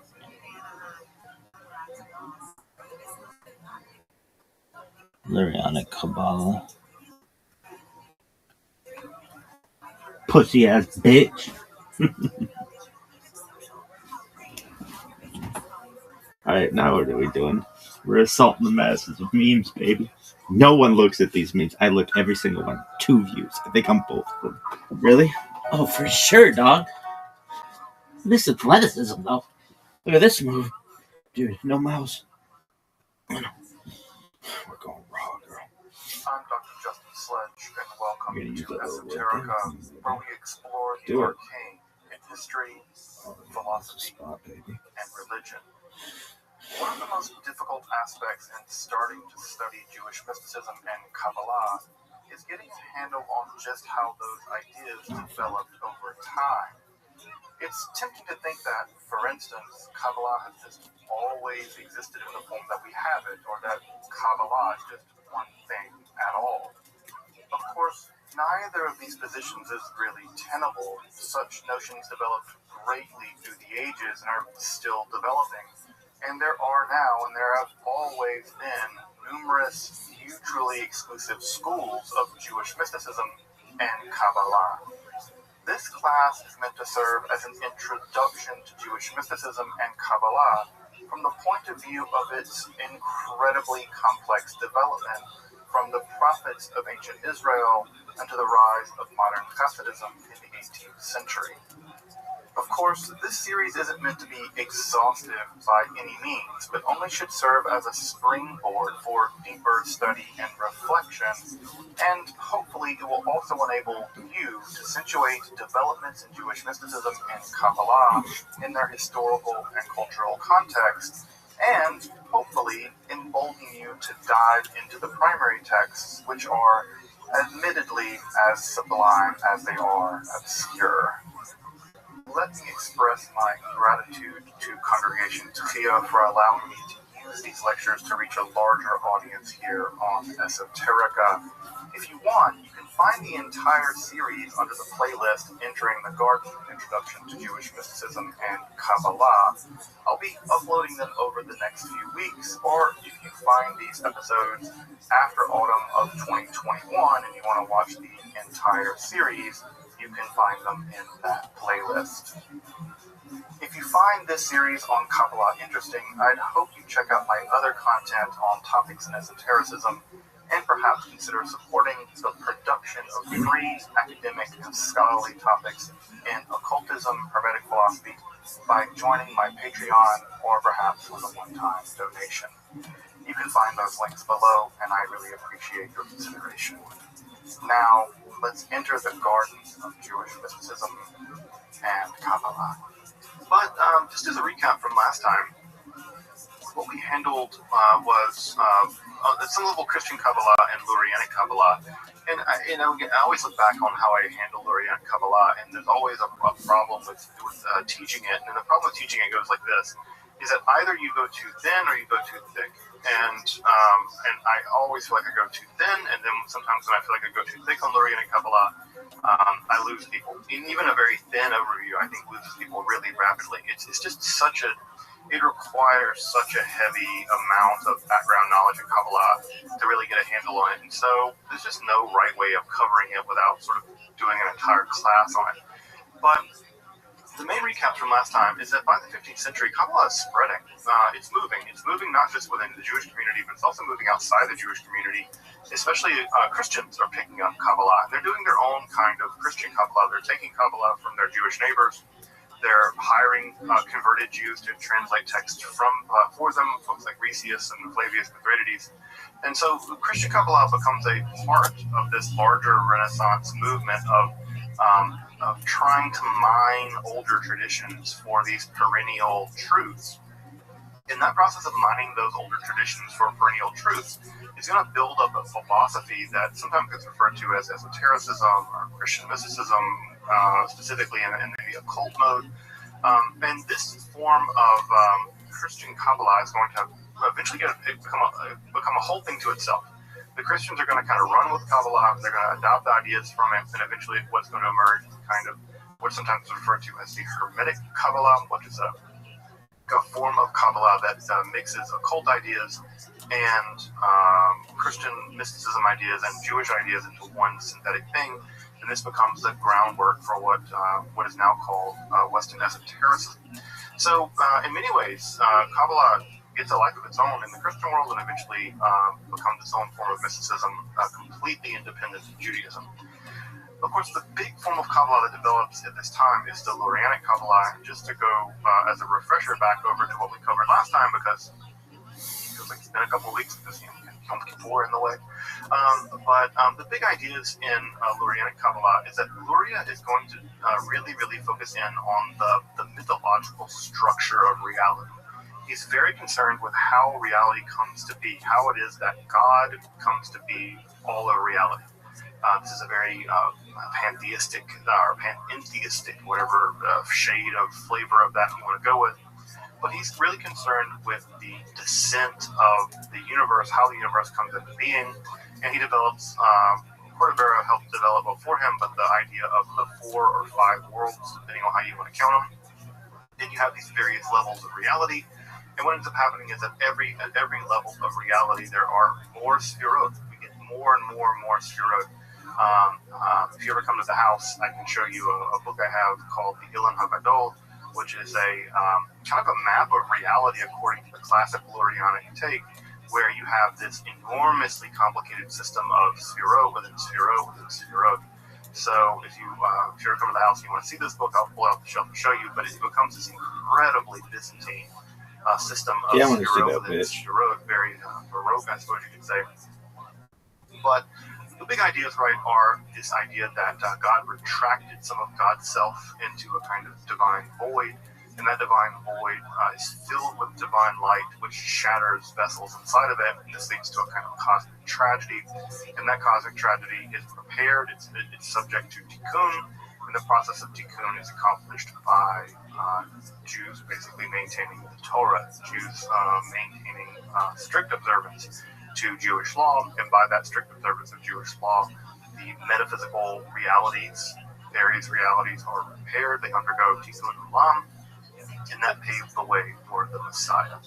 And so the Messianic idea, and this is going to be a big deal tonight, the Messianic idea in Kabbalah begins to really heavily alter during the period of Lurianic Kabbalah, and it becomes less the idea that God has picked someone to become the Messiah, and that's sort of thrown into history as the Messiah, that's sort of made Messiah before all time, sort of like Jesus is.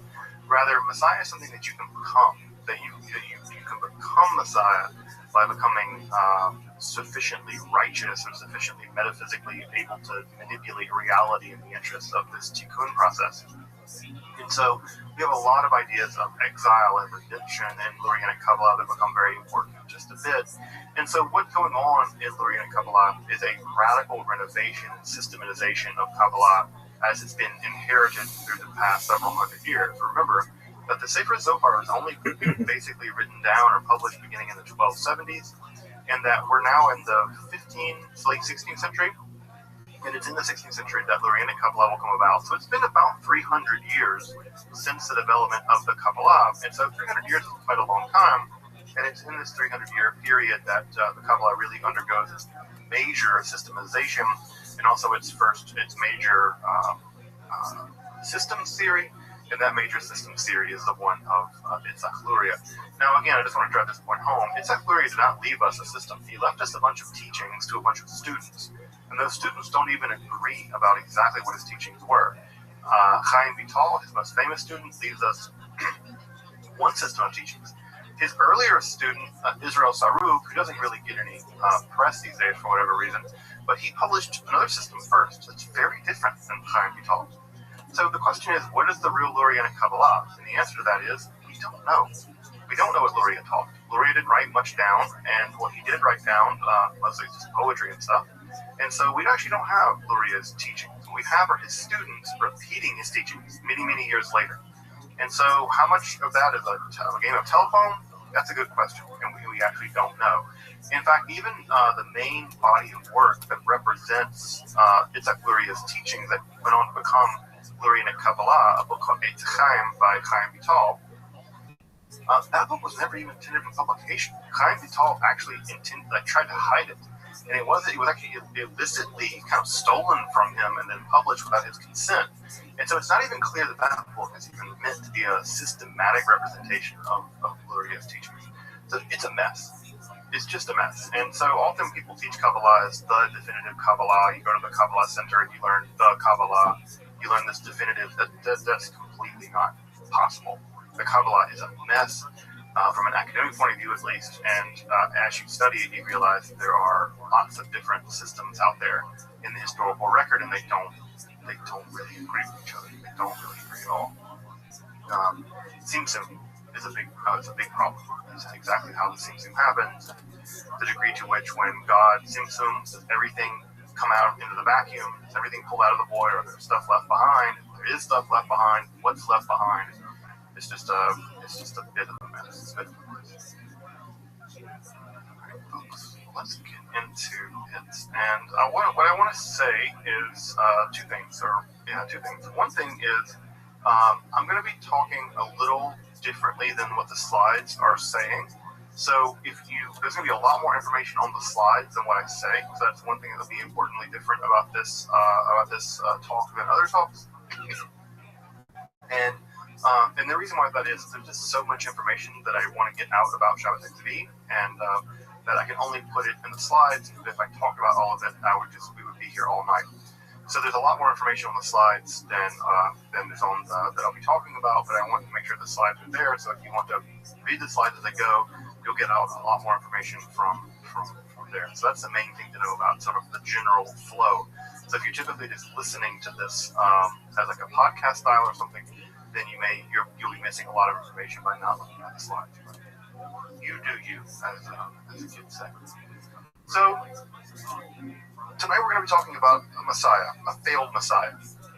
Judaism is full of failed messiahs. We have lots of failed messiahs. We have Jesus, we have Shabbatai Tzvi, we have Shimon Bar Kokhba, we have Judas, we have a lot of different failed messiahs. The question is, what is Messiah? What is this concept Mashiach? What does it mean to be a Messiah? The idea developed primarily during the Zoroastrian influence period, that is to say during the Persian period under the sort of the reigns of the apocalyptic. And the idea does begin to appear very late in the Tanakh. And it seems to be the idea of a kind of chosen person by God to do some world historical thing. Now, in the Bible, it's not really clear what any of that means. In fact, the only person in the Bible to be referred to as a Messiah is actually a pagan King Cyrus. It's a Persian king, it's not even a Jewish guy. So the idea that basically God picked Cyrus to do this very important historical thing, i.e. let the Jews return home to Judea, And that becomes grounds for the Bible to refer to him as the Messiah. He's the only person referred to as the Messiah in the entire Bible. So if you want to take the Bible for it, the only person referred to is a Persian king.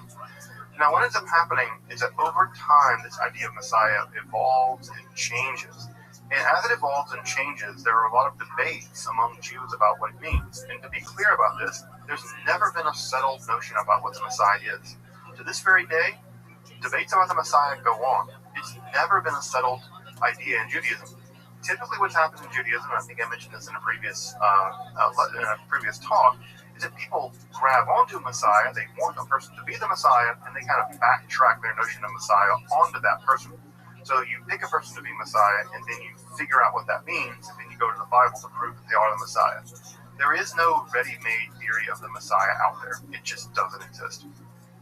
Now, we'll talk about some rough and ready ideas that we find in Judaism, but even they're pretty rough and ready. So, over time, what ends up happening is the notion of Messiah becomes more and more canonical, becomes more and more mainstream in rabbinical Judaism. And by the Babylonian Talmud, there are long, protracted discussions about what Messiahs mean, what is to be a Messiah. And even by then, by the 5th century of the Common Era, there's no agreement. So if you read Tractate Sanhedrin toward the very end, in the 90s of the Dapim, you'll see that there's a lot of debate about even what they thought the Messiah was, what the Messiah was going to do, how you recognize the Messiah, what's the Messiah's name. There's an enormous amount of debate about this. At any rate, by the Middle Ages, belief in the Messiah had become a dominant part of Judaism. In fact, it's one of Maimonides' 12 articles of faith. You're supposed to believe that the Messiah is going to come. You have to fervently believe this. This is one of the 12 articles allegedly that makes a Jew, according to Maimonides. So there's the idea that you can believe in Messiah, but it's still not hammered out what exactly the Messiah is and what they're going to do. And it's not even clear there's going to be one. There's some messianic texts in Jewish history that even claim that there are going to be two of them. One of them is going to die, and then one of them will be like a military leader. In fact, almost all the literature overwhelmingly is going to be Messiah as a kind of military leader. Furthermore, there's the idea of Mashiach Lador, which is the notion that in every generation there is a sort of potential Messiah. That the Messiah is actually out there, and it's just a matter of them activating themselves, or getting activated, or God activates them, or somehow they get activated. And so the idea is the Messiah's out there. They're just a Messiah in potentia, because they have to be made a Messiah in actu. It's just that no one's been worthy of that task up till now. So what little do we know about what the Messiah will do? How do we know a false Messiah from a real Messiah? Well, the stakes are pretty high, and you can see when I go through this list in a second why Jews don't accept Jesus as the Messiah, because it's very clear that Jesus has not accomplished any of the things that make a Messiah, according to even the most general lists. And this is true, by the way, not just of Jesus. It's true of every Messiah. Every Messiah has failed. And so some of the list of things that they are supposed to do are things like they have to be born in a Davidic bloodline. They have to be related by blood to David. You have to trace your lineage back to David. They have to rebuild all the ruined cities of Israel. So every city in Israel that's been ruined over history has to be rebuilt. They have to construct a third temple. That's a thing that they have to do. They have to be both king and high priest, and they have to live 1,000 years. Well, one of the main problems with the Messiah is they tend to die. So show me one that's lived, above the age of 60. So they tend to die and not live 1,000 years. They have to bring world peace. No big whoop. In fact, not only bring world peace, they have to bring peace to the point where not even the animals fight each other anymore. So that it's world peace at the level of not even animals hunt each other anymore. They have to cause every nation in the world to worship the God of Israel, so everybody becomes kind of Jewish. They resurrect and judge the dead, or at least they judge the dead. Maybe they don't resurrect them, but they at least judge them. In fact, they judge them by smell, which is weird. The Messiah said to smell and judge. They can know your sins by smell alone. They're sort of like a sin sommelier. They stop all illness. They stop all death. They stop all sadness, hunger, and strife. They cause all the Jews to immigrate to the newly established Jewish kingdom, which stretches from the Mediterranean to the Euphrates, which is sometimes referred to as Greater Israel. So they got to do all that. That's the bare minimum, just to be clear. This is the bare minimum. There are all kinds of other things that the Messiah is expected to do. This is just the minimum, right, that they have to do to even be a candidate. Now, as you can tell, no person who's ever lived has ever done any one of these things, much less all of them. Now, according to the Christians, Jesus will come back and do all this stuff later, but, well, they've been waiting for 2,000 years, and this guy hasn't showed back up. So, at any rate, these are the sort of general outlines of what we think of when we think of Messiah in Jewish theology. Of course, it's much more complicated than this, but typically, these are the bare bones things that make a Messiah, and the reason why we are still waiting for one. Now, when we go back in time to the 17th century, when we go back in time to the world that's going to produce this false Messiah, Shabbatai Tzvi, there's a couple different things that are going to be important about the historical and cultural context. So I want to go through those relatively briefly. The first thing that's really important about the Jewish world is that rational philosophy has lost the fight to Kabbalah. Kabbalah has won. There is no more Maimonideanism. Not really. There's not much in the way of rationalistic Judaism. Rationalist Judaism has kind of gone out the window. And what's increasingly taken over at this point is a turn toward Kabbalah. Now, it's not to say that Kabbalah has spread very far and wide, but it certainly is the dominant intellectual movement at the time. Most of the intellectuals are either going straight into legal stuff via the Talmud, or they are doing that in Kabbalah, but philosophy, for the most part, is just not a big part of the equation anymore. And so in some ways, it may just be an unchecked kind of enthusiasm around Kabbalah. The second thing that makes all this very important is the Alhambra Decree. Of course, the Alhambra Decree was a complete disaster for the Sephardic Jewish world in 1492, where all the Jews were basically ejected from Spain, and eventually ejected from Portugal as well. And this ejection did two things. One, it heightened Messianic expectations. People really thought that this was the end of the world, because it was the end of their world. And the idea was that because it was the end of their world, perhaps God would intervene and save them. But how could God just let all these hundreds of thousands of people be kicked out of their homelands in Spain? God would intervene and fix it. Well, God didn't fix it, because that typically doesn't happen. What ends up happening is that people end up converting. They converted in mass, probably by the hundreds of thousands. They converted to Christianity. And what ended up happening is that they converted to Christianity and then eventually left and began to be Jewish again. Now, what ends up happening in some of these converso communities that's really important is a couple things that I want to go through relatively briefly here. The first is an intense feeling of exile. An intense feeling of exile. They are experiencing exile in a deep way. Both they're exiled from their homeland, i.e. Spain, and they are destined, they really want to return. And a big part of this is matched in Lurian and Kabbalah more generally, the kind of exile restoration motif. Secondly, there's just sort of an apocalyptic flair in Europe generally. We'll talk more about that in just a minute. But in the 1600s and the 17th century, apocalypticism, the idea the world was about to end, was just an overwhelming cultural aspect of what was going on in Europe at the time, both with Christians and with Jews. One of the things that's also important about this is a shift in converso communities, because they were more in contact with Christianity. They had been basically practicing Christianity and learning Christianity for quite some time now, at least a generation or two, is that their concept of what a Messiah was much more open to the idea of a spiritual Messiah, or a Messiah that didn't do all the political stuff. Now, the political aspect of the Messiah is essential to the notion of Messiah in Judaism. There's just no such thing as a spiritual Messiah in Judaism. Messiah in Judaism is always a political entity. They're always a king and a high priest, and they always change the world in concrete, this worldly manner. Well, the Christian idea of Messiah isn't that. The Christian idea of Messiah is Jesus did not fix the world, Jesus fixed sin. And because Jesus fixed sin, it's completely invisible, and the political world keeps on keeping on until Jesus comes back. Well, the idea that these conversos came in contact with that more spiritualized version of Messiah meant they were more open to non-traditional ideas of Messiah more generally. You see this in the Middle Shabbatai Tzvi. They were also open to the idea that of what we might call theological supersessionism, which is just to say that having been raised as Christians, they were told the idea that Judaism had been superseded by Christianity. Christianity had come along and corrected all the errors of Judaism, and that Christianity was the superseding, corrected religion, and that Judaism was outmoded. What's important about that is the idea that Judaism in some ways could be replaced. So they're going to convert back to Judaism. They're going to revert back to Judaism. They're going to be much more open to the idea that fundamental things about Judaism can be changed. Traditional Jewish communities would not be open to that idea, but many of these converso communities and many of these converso people would be open to it. And also, they're going to be much more open to what we call antinomian tendencies, which is just to say that for a traditional Jewish community, observance of Jewish law, observance of the Sabbath, observance of kashrut, observance of certain aspects of Jewish law are just not questionable.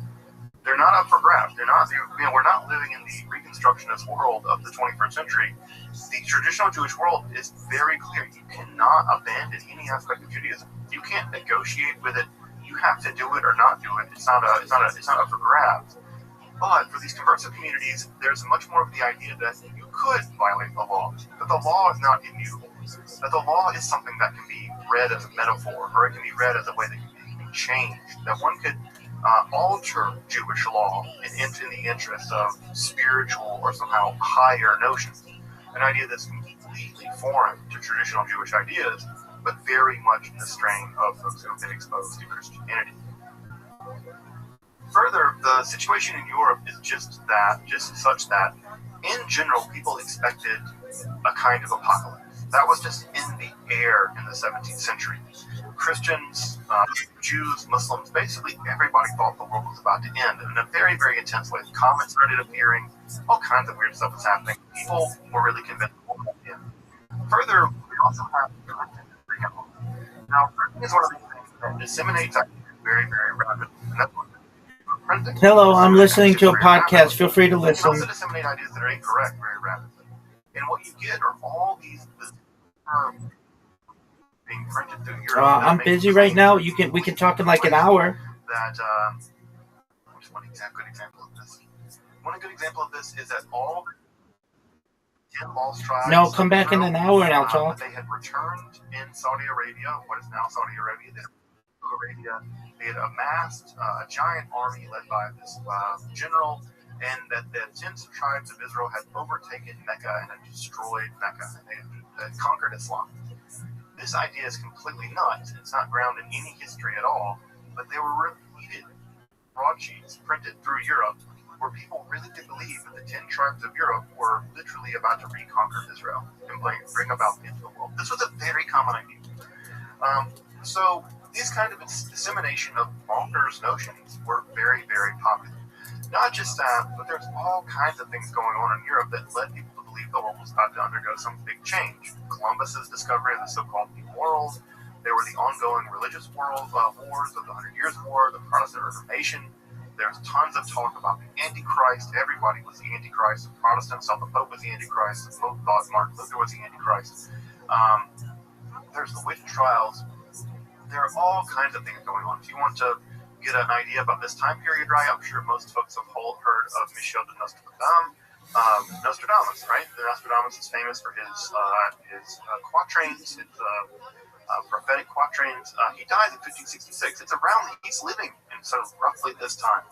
So what's going on here is that the entire world is basically expecting a kind of messianic or apocalyptic event. And so in some ways, had it not been Shabbatai Tzvi, it'd have been somebody else. I really am convinced of that. It just happened to be Shabbatai Tzvi.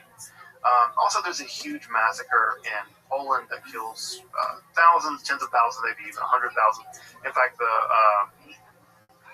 Kaminsky pogrom or Kaminsky uprising may have been the largest single killing of Jews prior to the Holocaust, which also occurred in Poland.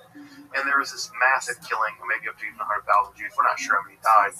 But it was probably the largest mass killing of Jews up until the Holocaust. And also, again, we have this messianic expectation that emerges in the aftermath of this massacre. And it's into that situation that we meet Shabbatai Tzvi. Shabbatai is born into a mercantile family on Tisha B'Av and on Shabbat. That's why he's called Shabbatai. It's not uncommon it wasn't uncommon then, at least, for people born on Shabbat to be named Shabbatai. It's considered an honor to be born on Shabbat. Now, no one calls their kids Shabbatai anymore because of how bad Shabbatai Tzvi's reputation has become.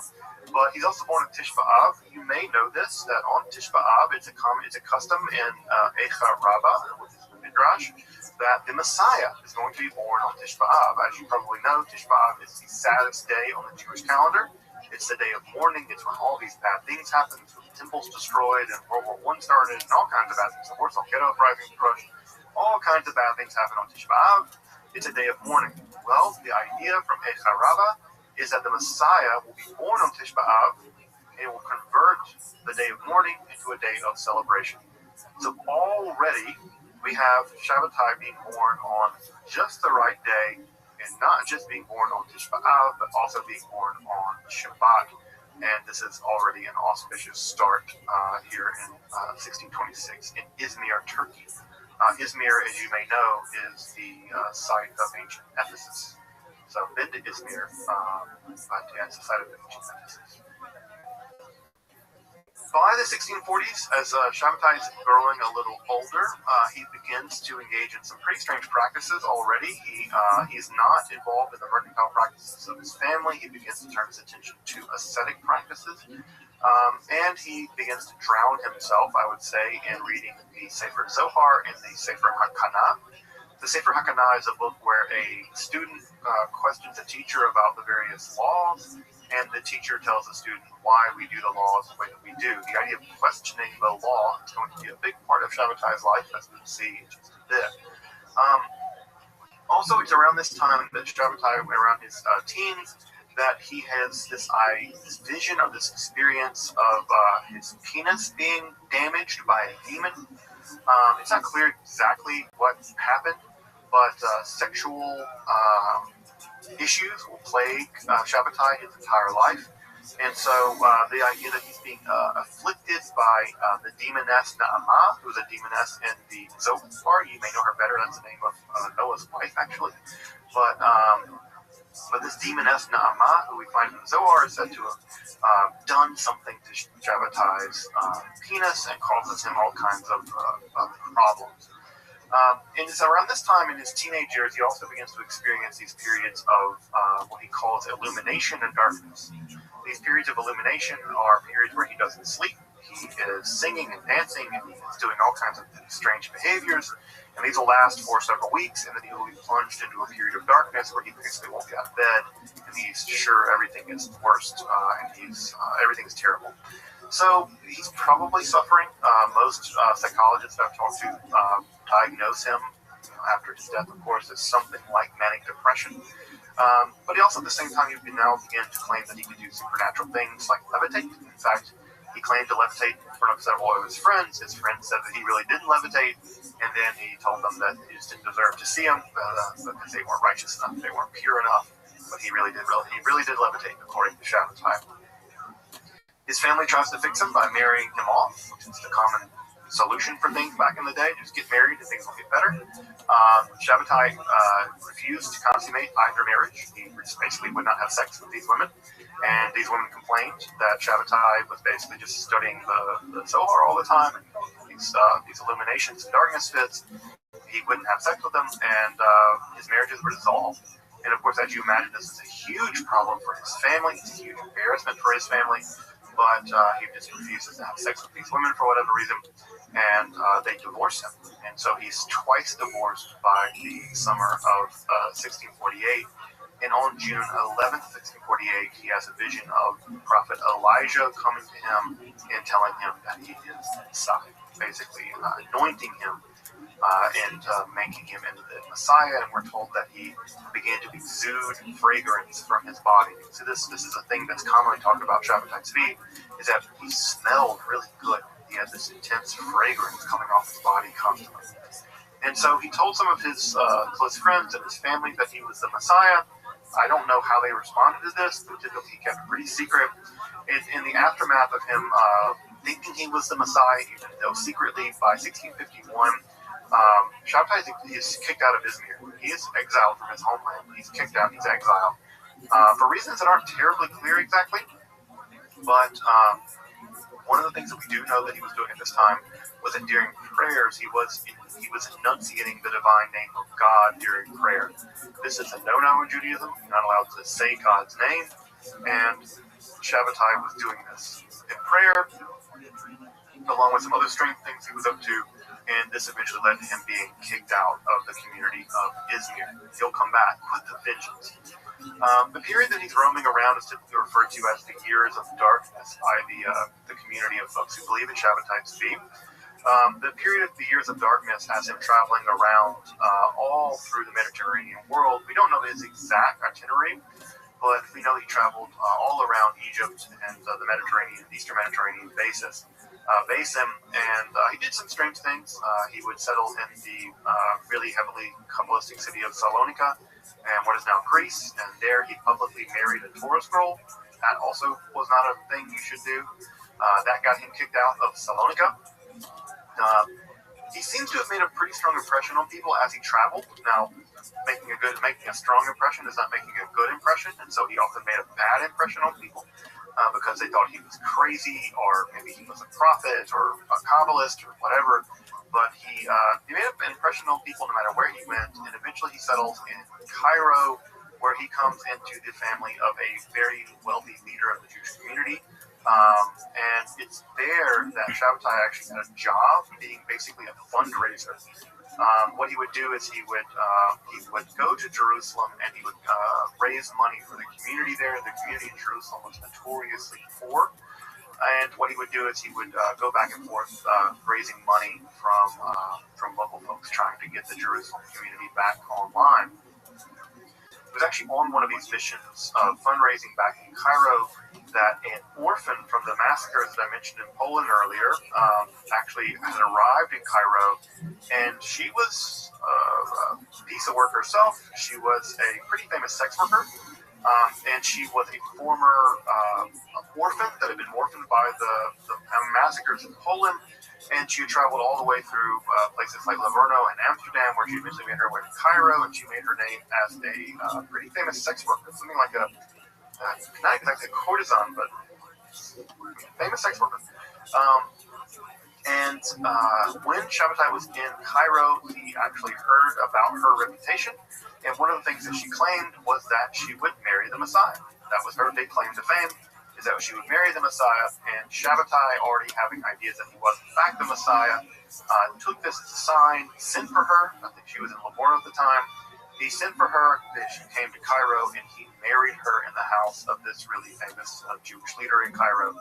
And he did this probably as part of his messianic buildup, because as you may know, the prophet Hosea also married a sex worker as a sign of his prophecy that he was acting out his prophecy by marrying this sex worker. And what's interesting is that Sarah basically remained loyal to him until she died. She was with him all the way in his very tumultuous life, as we'll see. She died in 1674, and they were divorced briefly, but they were together for basically their entire adult life. And so they lived there for about a year until Shabbatai eventually made his way back to Jerusalem. But on the way to Jerusalem, he stops in Gaza. He stops in Gaza because he wants to meet a young and up-and-coming Kabbalist. That young and up-and-coming Kabbalist is a 23-year-old Nathan Benjamin ben Elisha Chaim Halevi Ashkenazi. Nathan of Gaza is probably one of the leading up-and-coming Kabbalist minds of the time. From his writings, we can see that he understands not just Kabbalah in general, but he also even understands really higher level debates that are going on inside of Kabbalah. So he even knows that there are specific schools of Lurianic Kabbalah, and Nathan of Gaza is actually wading into the waters of these really technical debates around the nature of Kabbalah as it's being developed. Now, what ends up happening is Nathan of Gaza is also himself not just a mystic, but a kind of prophet, and he's having visions. He begins having visions as a young man, and these visions are such that he becomes kind of a mystical healer.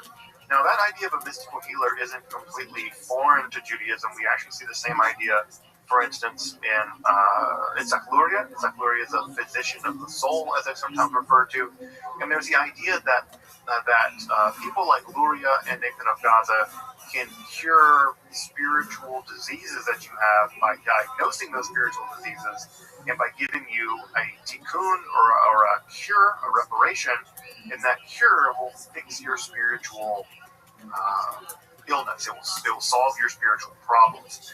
And so it seems like what ends up happening is that Shabbatai Tzvi actually travels to Gaza to meet with Nathan, and to basically become cured of his what we might call manic depression, cycles of illumination and darkness. Well, what ends up happening is that he ends up traveling to Gaza. He stays with Nathan for several weeks, and in the several weeks, they go on these very long epic walks. They walk from Gaza to Jerusalem, which is quite a long walk, and they also walk from Jerusalem to Hebron. And it's in those walks that eventually Nathan tells Shabbatai that Shabbatai is the Messiah. He lays it on Shabbatai. He's like, not only can I not cure you, but you don't need to be cured. You're the Messiah. And Shabbatai says, look, I know that I'm the Messiah, but I'm not. I gave it up. I knew that I could be the Messiah, but I gave it up. He seems to be in one of his dark periods in this whole business. What ends up happening eventually is that Nathan eventually announces the entire Shabbatai is the Messiah business, and near Shavuot is 1665. And Nathan is possessed by this Magid spirit. This is all incredibly weird. And eventually, what ends up happening is that Shabbatai is experiencing a profound one of these depression periods. And then 3 days later, he declares that he is, in fact, the Messiah. Now, again, people declaring that people are the Messiah is nothing new in Judaism. People, every once in a while, come along and say they're the Messiah. And what typically happens is that no one believes them, or very few people believe them, and they get themselves killed. That's typically what ends up happening. Well, what ends up happening with Shabbatai is absolutely shocking. In Gaza, he declares he's the Messiah, and he announces that the fast of the 17th of Tammuz is to be abolished, and he abolishes it. He does not observe the fast, and rather than observe the fast, he announces that the Hallel should be said. Hallel is what you say for praise. It's what you say in Sukkot for praise. And so rather than engage in the fast of 17th Tammuz, he declares that he has abolished it, that the days of Messiah are here, the days of fasting are over, we can now all celebrate. And he takes, at this point, he has about 40 followers, takes them from Gaza to Jerusalem, and he declares himself the Messiah in Jerusalem. He says, I am the Messiah. He tries to get on top of the Temple Mount to perform a sacrifice, basically, to try to inaugurate the reality of the third temple. He also begins to refer to himself as the Amei Ra, Adonenu Malkeinu Yaram Hodo. And the Jerusalem community stops him. They're like, you're nuts. You're crazy. You cannot go on the Temple Mount. There's a mosque up there. If you go up there where there's a mosque up there and try to kill an animal, you're gonna get in trouble. You're gonna get us all in trouble. So the local rabbis actually turn him over to the local Qadi. The Qadi is basically the mayor of Jerusalem, the Turkish mayor of Jerusalem. And they turn him over to the Qadi, and they say, this guy's crazy. You need to arrest him. He's going to do something bizarre. The Qadi doesn't arrest him. Not only does he not arrest him, he allows Shabbatai to go around on horseback around the city, waving a green banner. Now, riding around on a horse doesn't seem like a big deal, except for Jews weren't allowed to ride on horses. It was against Islamic law for Jews to ride on horses. That was exclusive the purview of Muslims. But for whatever reason, the Qadi of Jerusalem, just probably because he thinks this guy's crazy, lets him ride around, circle around Jerusalem, waving this green banner 7 times, and this is proof for Shabbatai's followers that he's actually important. He's actually the Messiah, because he is able to basically not get arrested by the local Qadi, and he is allowed to circle the city on horseback 7 times, sort of summoning up some Jericho imagery. Further, he allows his followers to eat forbidden food, certain parts of the animal, which the Bible declares to be unkosher. He says to his followers they're allowed to do. He allows them to engage in violations of Jewish law. These violations of Jewish law, he even has a special blessing for violating Jewish law on purpose. And eventually the rabbis at Jerusalem send a complaint against Shabbatai all the way to the chief rabbi of the Ottoman Empire in Istanbul. Well, what ends up happening, Shabbatai is run out of Jerusalem, the Jerusalem community, which previously liked him, at least to some degree. They said they liked him singing. He was a very good singer and very charismatic. They run him out of Jerusalem, and what ends up happening, Shabbatai departs for Aleppo, which is now modern Syria. And what happens there is that Nathan has already sent letters ahead of Shabbatai to the folks at Aleppo, specifically letters explaining, using very complex Kabbalistic justifications, things like the treatise on the dragons and other kinds of documents, that Shabbatai is in fact the Messiah, and they need to welcome him as the Messiah. Well, it's not clear exactly how and why the folks at Aleppo were so heavily convinced of the letters that Nathan of Gaza wrote, but they were clearly convinced of them because when he arrives in Aleppo, it is a fanfare, ticker-tape parade for Shabbatai to be. He is welcomed into Aleppo with open arms. He's openly declared the Messiah. He stays there for about 3 weeks, and it is a complete wave of enthusiasm. There are people prophesying in the streets that the Messiah has come. He basically converts much of the crowd of Aleppo, most of the Jewish community of Aleppo, to him. He basically converts them to Messianism. And he gets perhaps one of his most important allies at this time, and that important ally is the son of Chaim Vital. Chaim Vital, his son, remember Chaim Vital is one of the main people responsible for the Messiah or for the Kabbalah. He's been dead now, but his son is living in Aleppo, and his son declares that Shabbatai is the Messiah. So it's like having the son of the most important Kabbalist of all time, basically declaring that this guy's the Messiah in Aleppo. It is a huge explosion in enthusiasm that he received in Aleppo. After spending 22 days in Aleppo, Nathan is still back in Gaza, feverishly writing letters, feverishly writing these tracts and prayer books and prophecies. He's sending these all over the Jewish world. You could not ask for a better PR man than Nathan of Gaza. And Nathan is sending this stuff everywhere. Everybody's getting it. People are getting very excited about the things that Shabbatai can do, allegedly. And what ends up happening is that Shabbatai makes his way back home to Izmir. And as soon as he gets there, well, he falls into a depression. He's in the depression for weeks, and it's not until Hanukkah of that year that he emerges from the depression. And it's around this time that the local rabbi gets the writ of excommunication, basically, gets what will become the writ of excommunication from Istanbul. And sometime around Hanukkah of that year, there is an explosion of tension. There are the pro-Shabbatai people and the anti-Shabbatai people. And what ends up happening is the anti-Shabbatai guy actually is leading prayers on the Sabbath. And literally Shabbatai grabs an axe and hacks his way on the Sabbath into the Portuguese synagogue and then chases the other rabbi out of the building. He says he cleansed it of the klipot, of the evil forces that were inside the synagogue, and then he sets himself up as kind of a king inside the Portuguese synagogue after chasing the other rabbi out with an axe, basically.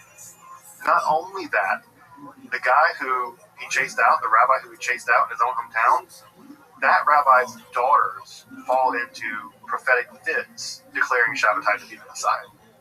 So this guy's getting from all sides. He's being chased around by Shabbatai with an axe, and his own daughters are falling into these enthusiastic trances, declaring that Shabbatai is the Messiah. He does the same thing. He pronounces the divine name. There's all kinds of things that begin to go on. He sings Christian songs in the synagogue. He allows women to come to the bima to read from the Torah. God forbid. There are just all kinds of things that he begins to do when he's back in Izmir that are rapidly raising the ire of the local of the larger Jewish communal world. It's around this time also that he consummates his marriage with his wife. Apparently, he had not done that yet, and she shows the bloody cloth that proved that the marriage had been consummated to great fanfare. And so, all kinds of things happen here at Izmir that are slowly earning the attention of the wider world. This guy Shabbatai is really, really beginning to act out in very, very strange ways. So on December 30th, the end of the year, he set sails with some of his followers to Istanbul. Now, what's happened by the time that he set sails, by the 30th of December, is that in 1666, by early 1666, Nathan of Gaza's letters have reached everywhere. Everywhere. As far afield as Brazil. People in Brazil have heard about Shabbatai Tzvi by the time he set sail and by the time he arrived in Istanbul in early 1666. He's famous. He's famous even before he reaches Istanbul. And so everywhere, London, Hamburg, Sanaa in Yemen, Amsterdam, everybody's heard about Shabbatai Tzvi, and everybody increasingly thinks he's a Messiah. By 1666, by the summer of 1666, the estimates range, but the general estimate is about half the world's Jewish population had become convinced that he was a Messiah. With some places, like the Amsterdam community, largely a converso community, basically having packed their bags and booked boats back to Israel because they were convinced that Shabbatai was literally about to take over the entire world. So that entire community, many people in that community, packed their bags, had them on the dock, and were waiting to go home back to Israel because Shabbatai had done the whole thing. So this was a overwhelming part of the Jewish community, at least half, maybe more. Even Spinoza weighed in about Shabbatai Tzvi stuff. Spinoza knew about it, but sadly we don't have Spinoza's letter, so we don't know exactly what he believed was going on. Well, the trip from Izmir to Istanbul should only have taken a couple of weeks, but it took 39 days. They had very, very bad weather, and what ends up happening is that Shabbatai, the news of Shabbatai coming to Istanbul gets ahead of him. And because it gets ahead of him, as soon as he arrives in Istanbul, he's arrested.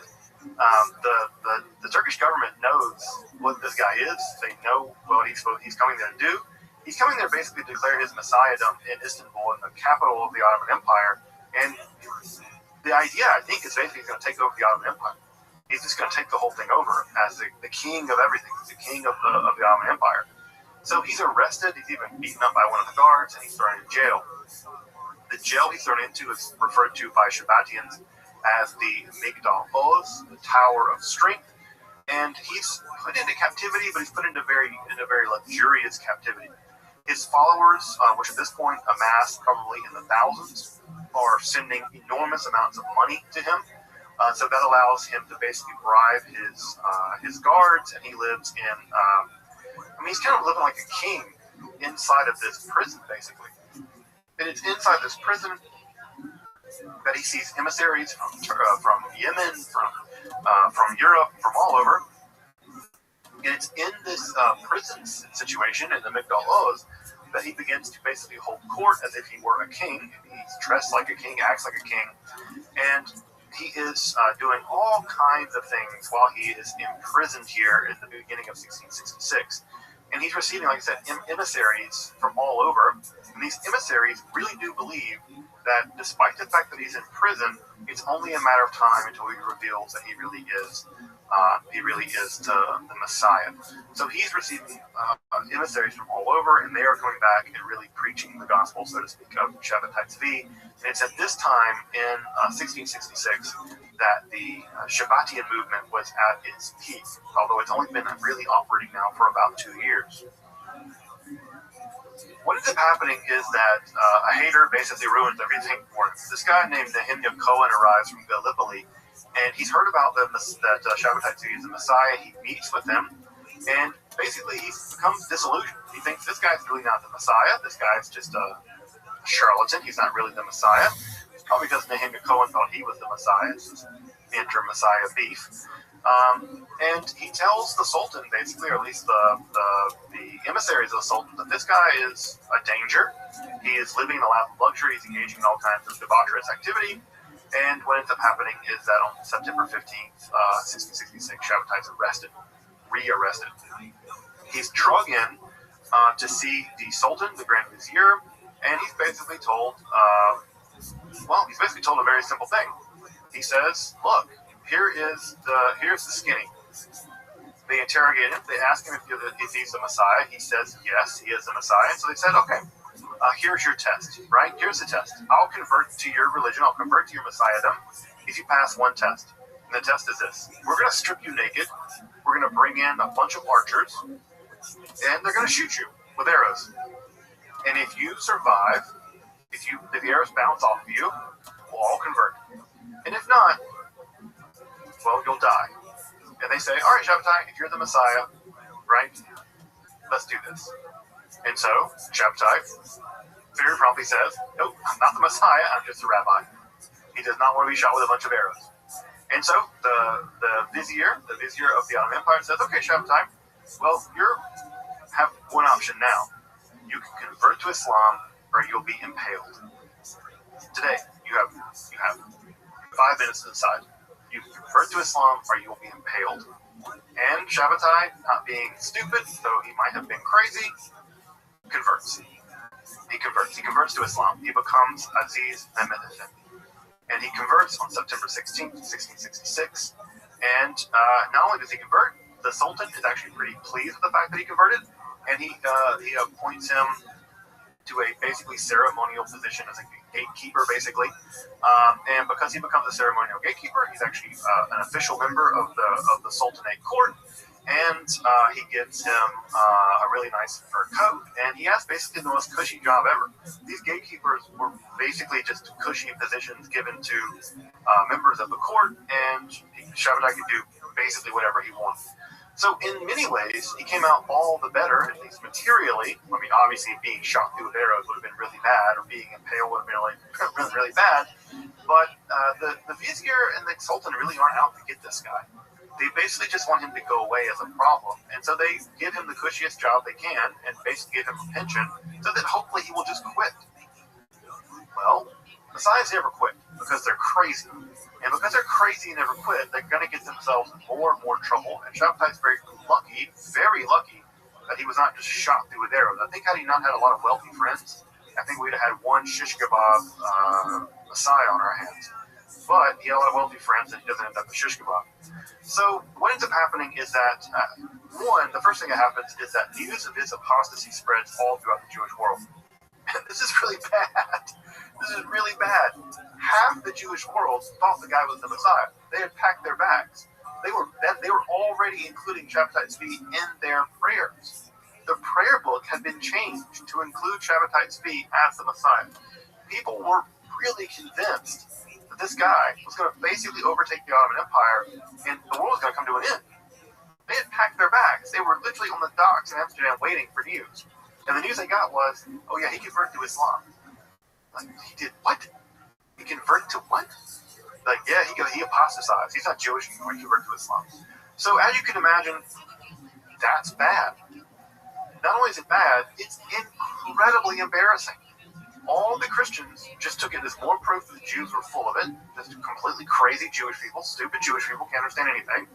And not only that, the Jews who remained anti-Messiah, folks like Manasseh ben Israel and Amsterdam, they were able to greatly close their grasp on the Messianist factions.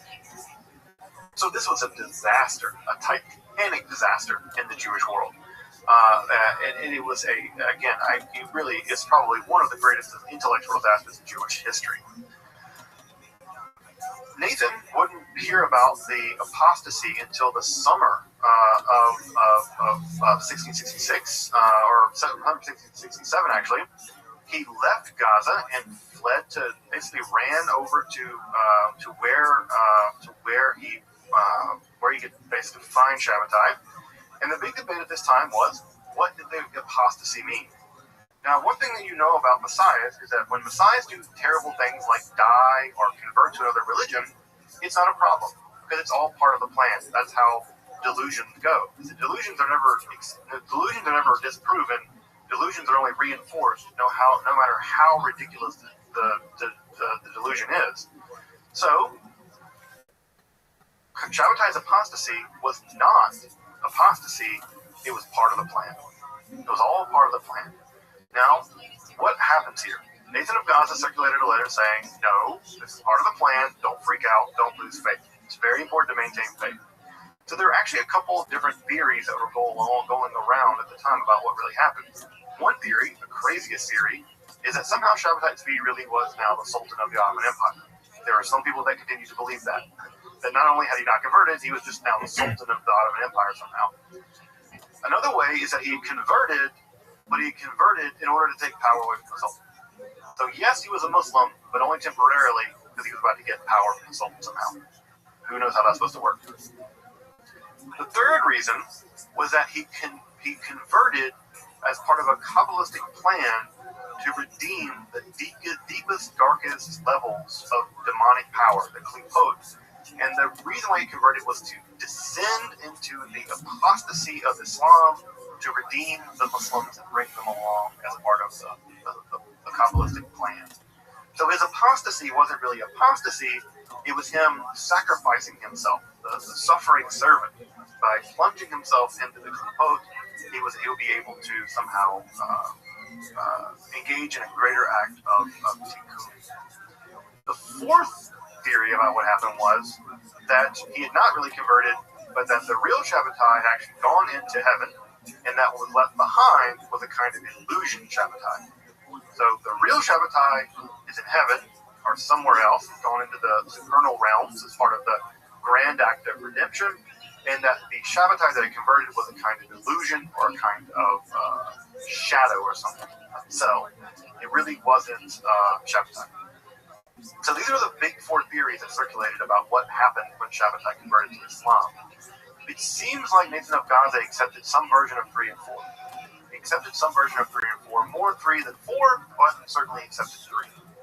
And his position was, yes, Shabbatai converted to Islam, but this was a temporary thing, that he would eventually redeem Islam, he would redeem the Muslims, and that he would emerge out of Islam back to Judaism, and he would emerge as having redeemed this fallen religion or whatever. Shabbatai, for what it's worth, basically fell into a Titanic depression, as you can imagine. He basically just became an apostate, and he fell into a deep depression.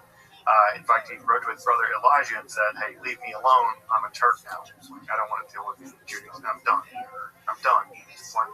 plunged into a really, really, really deep depression. Nathan of Gaza never gave up the faith. In fact, to the end, he never gave it up. And so, not only does the Shabbatian movement not die in the aftermath of the 1666 conversion, but it seems like Nathan of Gaza's reworking of the myth actually caused it to flourish. It calcified the two religions. One thing we should do time, see where we're at in terms of time. Okay, so what I'll do is jump back on to the share. Alright, so what I want to do is what I'm going to do tonight, I'm going to finish up that Tzvi, and then we'll do Nathan of Gaza, then we'll do the Frankists next time, because it gets even crazier than Shabbatai Tzvi, if you can believe that. It's going to get even more crazy than Shabbatai Tzvi. So we'll finish Shabbatai Tzvi tonight, we'll do the Frankists next time, and that'll also give us a transition perhaps into Hasidism, which I'm sure my Hasidic people would absolutely hate, but they are connected in a weird way. At any rate, Shabbatai Tzvi converts to Islam. He has a son, Ishmael Mordechai, which is a fantastically Jewish Muslim name. Ishmael's the Islamic name, Mordechai is a Jewish name. And what ends up happening is that Shabbatai continued to live as the gatekeeper of this ceremonial position. He lives a kind of mixed life. He's sort of quasi-Jewish. She's Jewish under the cover of night, I suppose, but he's publicly living as a Muslim. And people continue to come to visit him, believing he's the Messiah. And they do believe that he's doing this business of raising the klipot, of raising his act of apostasy is actually a Kabbalistic act of redemption. And so over time, it seems like Shabbatai Tzvi also begins to believe this as well. And again, Shabbatai also suffers from these two depressions. It's not clear what he believes at any given moment, but slowly it seems like Shabbatai does come around to the idea that he might actually still be the Messiah. Now, the Muslim leadership of the Ottoman Empire gets word of this. They don't like the idea that he's secretly still living as a Jew, And so what ends up happening is that the rabbis of Istanbul, the chief rabbis of Istanbul, are exhausted with Shabbatai continuing to basically hold court as a kind of quasi-messiah. And on the 12th of September 1672, they go to the Pasha, which is a high-ranking member of the Ottoman court, and they basically tell the Pasha, this guy's not really a Muslim. Yeah, he's converted, but he's living as an apostate. He's not living as a Muslim. And not just that, but he's doing all kinds of blasphemy against Islam. And this charge is taken very seriously by the Pasha, and in 1673 he's exiled to what is now Montenegro. Basically, he's exiled to get away from all the Jews. The Pasha kicks him out anywhere. They're going to put the most obscure, one of the most inaccessible regions of the Ottoman Empire, basically to get him away from his Jewish world, his Jewish community. And it's there in exile, in an even further exile, that his wife Sarah would die. He would take another wife, Aisha, and he would die alone in Montenegro in the year 1676. In fact, I think his brother visited him, and people he asked, "How long are you going to hold on to me?" And he said famously, this is a bit of obscure, he says, perhaps you can see that rock on the coast. It was a really far away rock. But at any rate, on September 17th of 1676, he dies during the Hila of Yom Kippur. He dies on Yom Kippur. He dies as the gates are closing. And his last Jewish act as Messiah, I suppose, was to request a machzor, a Yom Kippur prayer book, so that he could say the prayers of Yom Kippur. And we're told that Shabbatai Tzvi, or Amirah, or Aziz Mehmed Effendi actually prayed.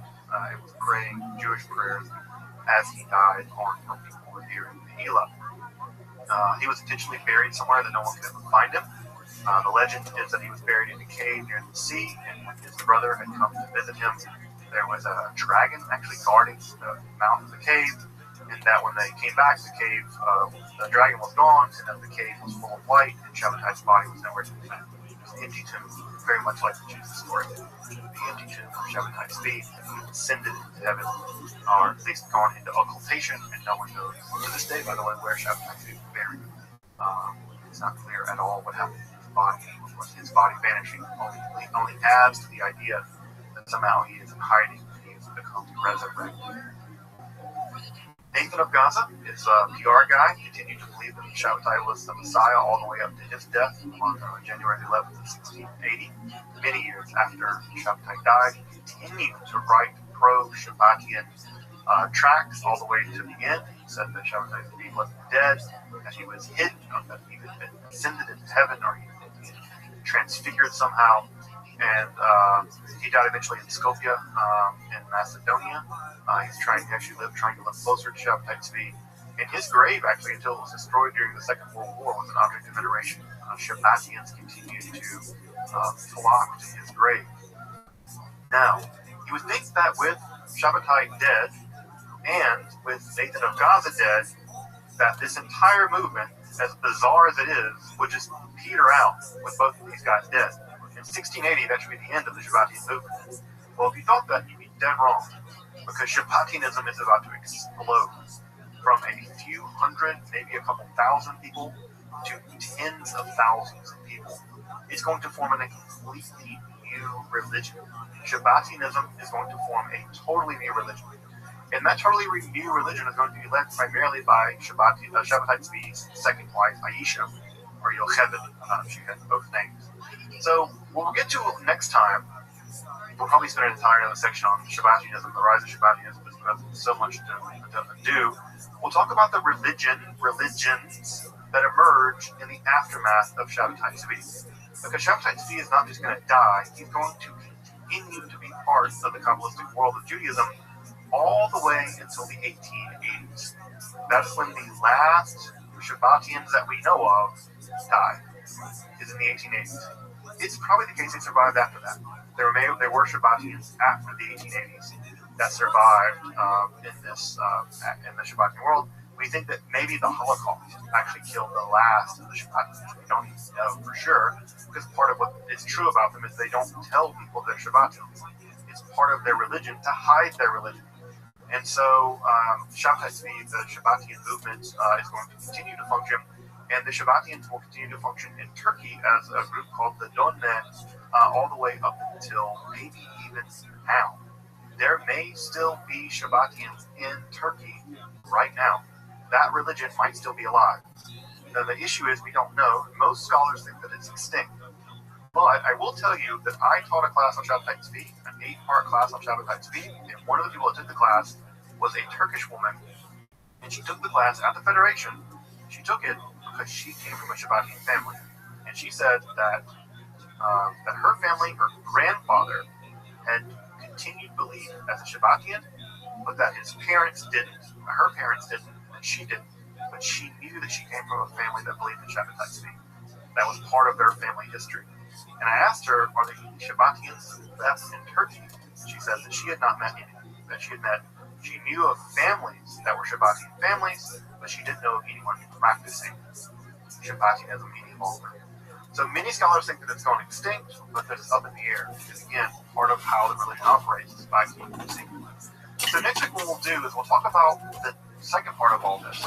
How a basically manic depressive messiah who died, who converted to another religion and died, managed to give rise to a completely new religion. That religion, Shabbatianism, actually survived, it may even survive up to this day. So we'll talk about that branch off of Kabbalah and how this Kabbalistic stuff has led to the Shabtai Tzvi movement. And if you've ever heard these rules around, you can't study Kabbalah until you're 40 and married, etc., etc., if you've ever heard those rules only emerged after this whole business of Shabtai Tzvi, because of how much of a disaster this was in Jewish history. So the Shabbatian moment actually gives those rules. It's actually what's going to pump the brakes on the spread of Kabbalah, because up to this point, Kabbalah was spreading very rapidly, very publicly. After the Shabtai Tzvi episode, the rabbis are going to pump the brakes, because they're going to say, oh, it's Kabbalah stuff, it's very dangerous, it's a whole disaster. They're going to pump the brakes on it, and it's going to slow the spread of Kabbalah in some ways. Then it's going to give rise to a whole new religion, the religion of the Donne, the religion of the continued belief in the messiahship of Shabtai Tzvi. So, wrap up Shabtai Tzvi. Welcome back, and thank you for joining me as I explore the garden that is Jewish mysticism and Kabbalah. Again, if you'd like to support my work, I'm providing accessible, free, and scholarly content on topics like Kabbalah, alchemy, and the occult, magic, hermetic philosophy. Consider supporting my work on Patreon, or perhaps with a one-time donation. You can find those links below.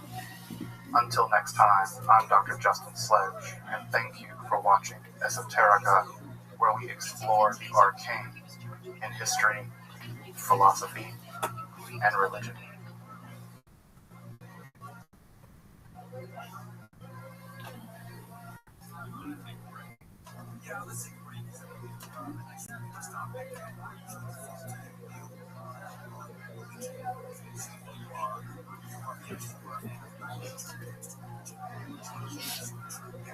But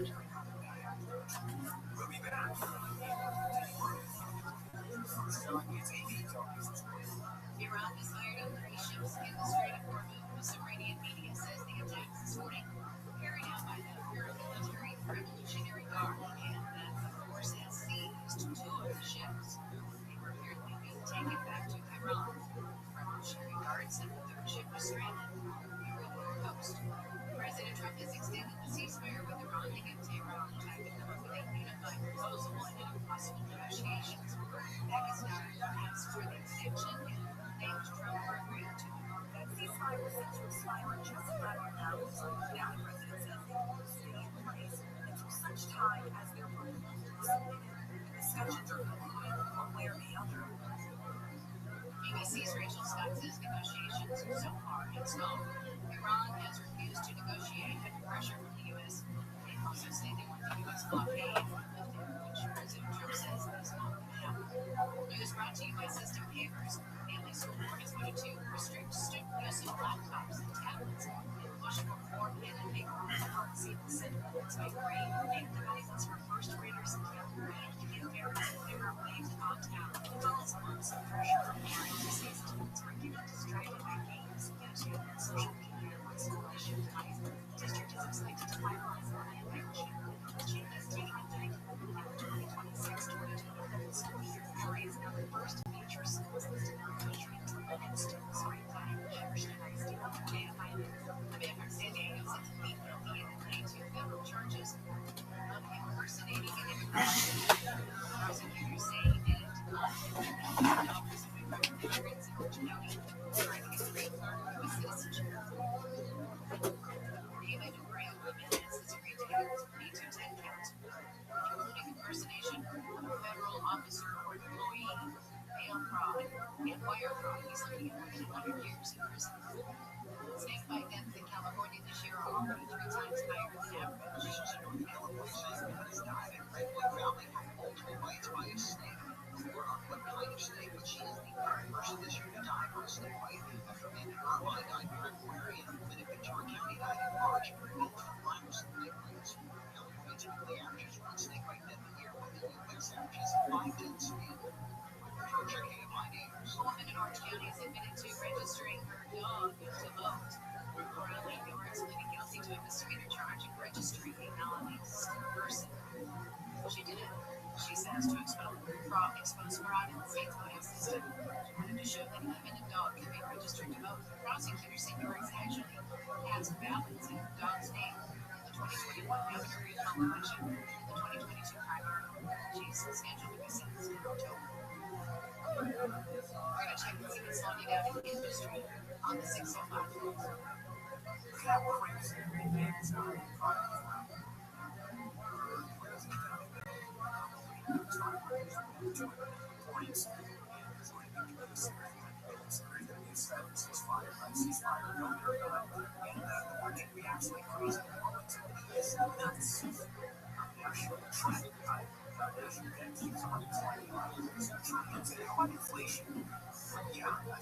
That's two.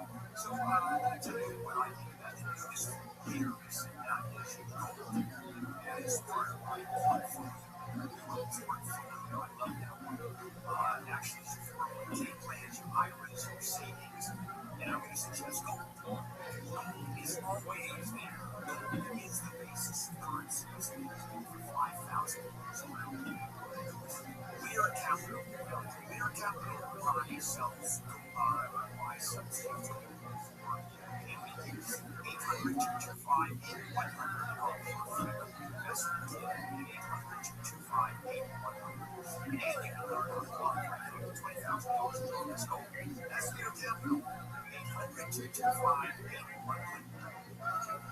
Southland weather for K5 back to 75 today, highs in the 60s to low 70s. 60s in the beaches tomorrow, low to mid 70s for metro areas and Antelope Valley.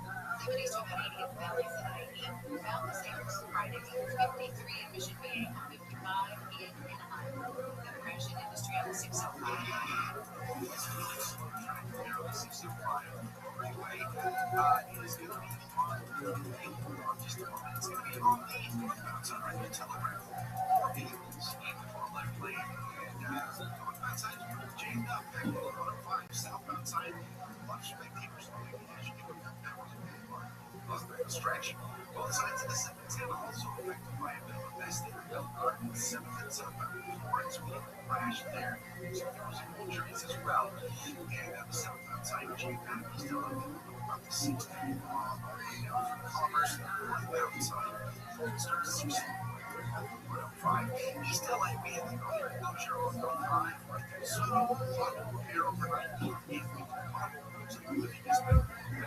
just taking this time to cover there. And 45 southbound, Halifax, or all the way down to Sunset, as you go south. If you see anything slowing you down, let us know about it now. 250 cell phone keyword, KM100. The future of the NFL is getting ready. Right now, the 2026 NFL Draft. Catch Jay Glazer alongside former Falcons GM Terry Fontenot, College Football Hall of Famer LeVar Arrington, and Fox Sports League College Football reporter Jenna Taft. LeVar Arrington here. Join us for Draft Night Live. Fox Sports Radio. Listen live Thursday night at 8 p.m. Eastern. Just search ROTHSCHILD Radio and get your next reset on the iHeartRadio app.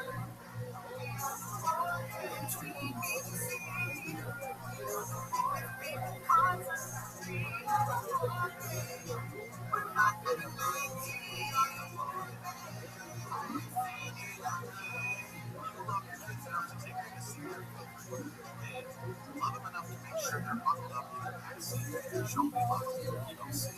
Visit NHTSA.gov/the-right-seat. Brought to you by the National Highway Traffic Safety Administration and the NFL. The free iHeartRadio app is now available for music, radio, and podcasts. All in one. Discover a new podcast from our library of over 350,000 titles. Here's an iHeartRadio podcast preview. In 1995, a college student disappeared on a trip across the USA. He was right for attendant, so his mother started investigating. After a month of his I joined his mother's search for justice. Someone Knows Something Season 6. Available now. Listen and follow this podcast for free on the iHeartRadio app. #1 for music, radio, and podcasts. All in one. iHeart is America's #1 podcast network. Open the free iHeart app and explore podcasts like this.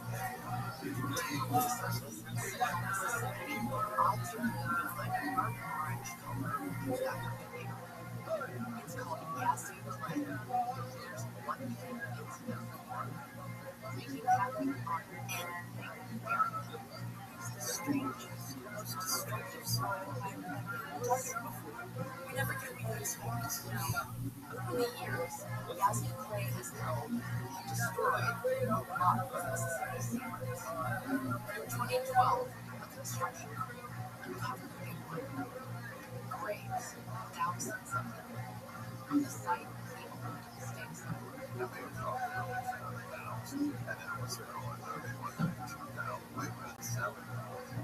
And all this begs the question, just how do you lose track of 7,000 graves? In Mississippi, truth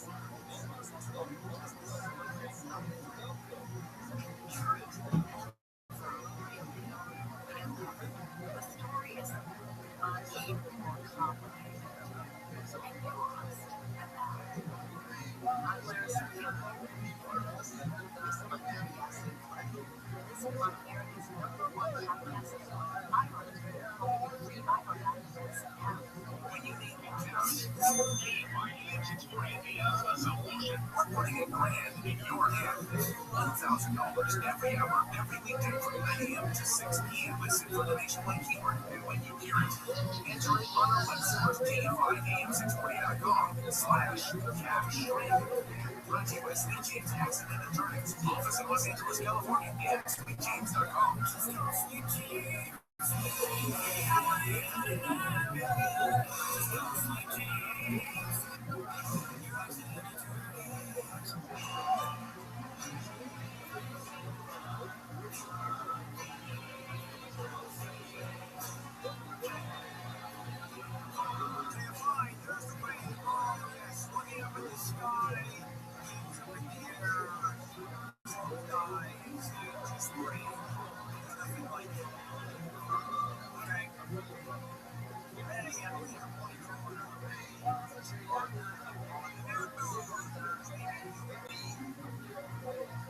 All right, so the Texas law of water last time folks were well, the court, this case, circuit ruled at 97 Texas Senate Bill 10, which was enacted last year, displayed and visible spot in every public elementary and secondary school classroom. In big font, so everybody can see it. There's the 10 commandments. And does this not violate the Declaration of Churches?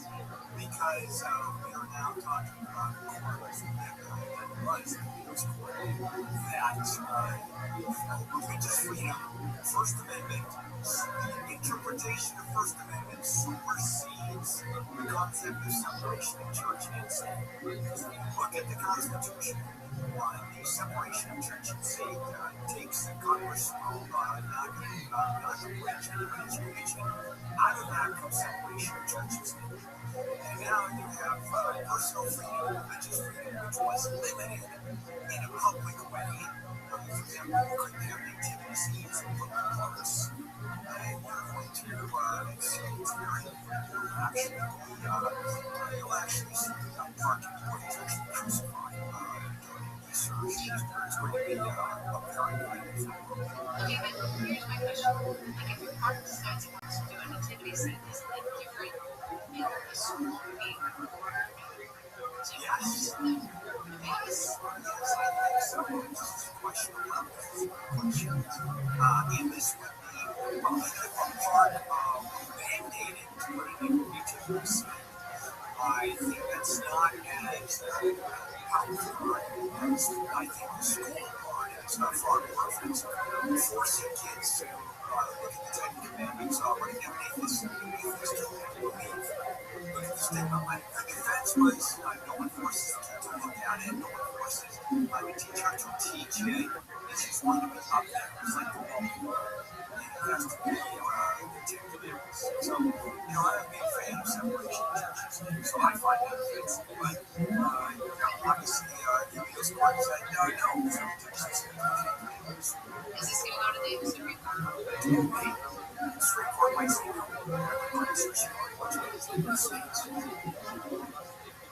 On you, no more flu vaccine required. Defense Secretary Phoenix announced that the annual flu vaccines are going to be optional for U.S. military personnel. Flu vaccines have been mandatory since 1945, even World War II, referring to the COVID-19 vaccine. That led to the dismissal of 8,000 service members who didn't take it. Excess men and women uniform were forced to choose between their conscience and their country, even when those decisions posed no threat to our military. What conscience turn against the vaccine? The argument is the government can't force you to have a flu vaccine. But if you're in the army, the government can force you to do virtually everything or anything. So I don't quite understand. I don't think it's this would say if the government mandates you, for example, to go from A to B, you would say no thanks, I'm not until the army tells me. Not nice. Did you have a beef with someone who said follow your conscience? No. The beef was not your conscience. The beef was you don't have to follow the legal orders. What does that mean? They got all the transcripts. Basically saying that it's illegal order you don't follow it because your conscience says otherwise. But when you're talking about an illegal order, it's very, very vaccine. This question how is this different? Because I don't know.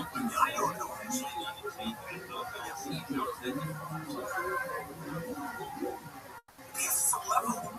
It's a level what's reasonable. It's a level of personal freedom. And he believes that personal freedom does not extend to orders from the military, but it does extend to vaccine. Yeah, it's completely with you. It's just, none of this is logical. None of this is logical. I want to know one more. Netflix just wants to put a lot of their studios there in the Valley, very historic place, the Gunsmoke Seinfeld. They are purchasing it. Remember, it was sitting without anybody. It was just kind of left there because it couldn't be before it really burned out and they were picking it up. Now, he's the Netflix has the money. You want no commercials, $25 a month. For Netflix, no commercials, that's even special.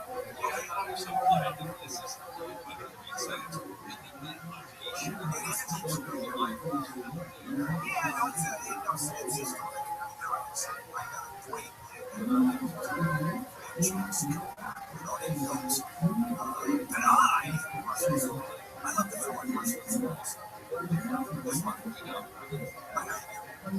show is about. What do they call the show? Yeah, pretty much. We'll be back. We'll be back with more. We'll be back with more Roland TV show on AD in the Cleveland newsroom. Here's the latest. The top 6 polling candidates for governor will debate tonight. Eric Swalwell will be there because he dropped out of the race last week. Now, more women are moving forward with accusations against the former congressman and former governor's candidate.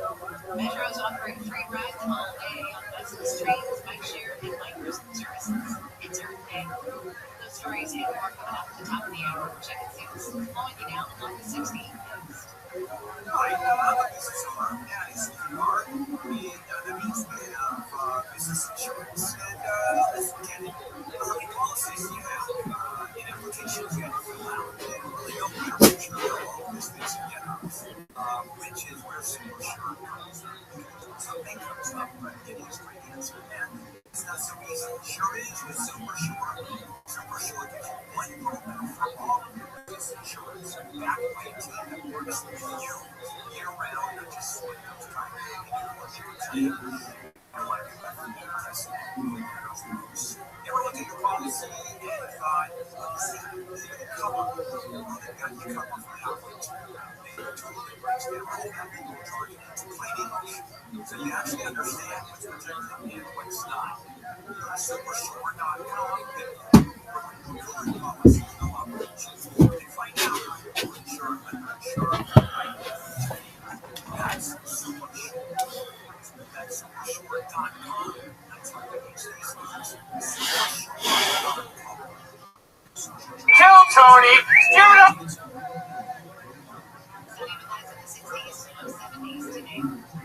Report brought to you by the Pros and Focus Foundation. From your Toyota dealer's traffic center, we make it easy. There's a stall in Ontario on the 60th. First 1260 westbound in Milligan. Stalled semi there on the like extra big stall back in 15. They can park on westbound 65th transfer because they're still there in the right lane. Or no, just under a half an hour drive. You're 60 westbound in Ontario.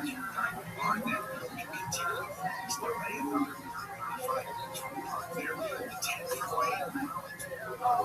So why? Westbound side of Ontario now. San Diego Valley to LA. Just over an hour.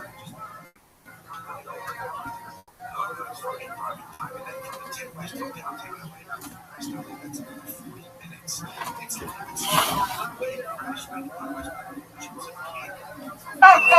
Tony! Let's go! Yes! Dreams really do come true, everybody. How are you? Wow, how exciting. San Diego always has an extra amount of energy, and I'm happy to be here again. Happy Wednesday night, everybody, from Comic-Con in San Diego at the American Comedy Company. This is so exciting. Welcome, everybody. How fun. Traffic was crazy. San Diego's crazy right now. The whole place is insane. That was a lot worse than last year, man. I think it was about 5 hours, 5.5 hours. I wasn't here. This is my first Comic-Con ever, everybody. Wow. Fabulous stereo.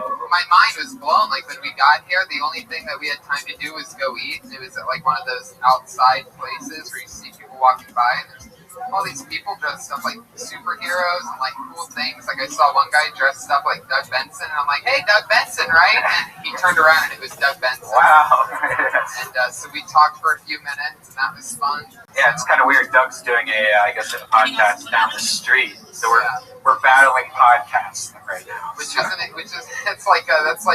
of like I don't know. It's like right in the same alley. It's like if Led Zeppelin and Pink Floyd are playing a block away from each other. Well, I mean, that makes it look like maybe Nickelback, right? Yeah, Milli Vanilli.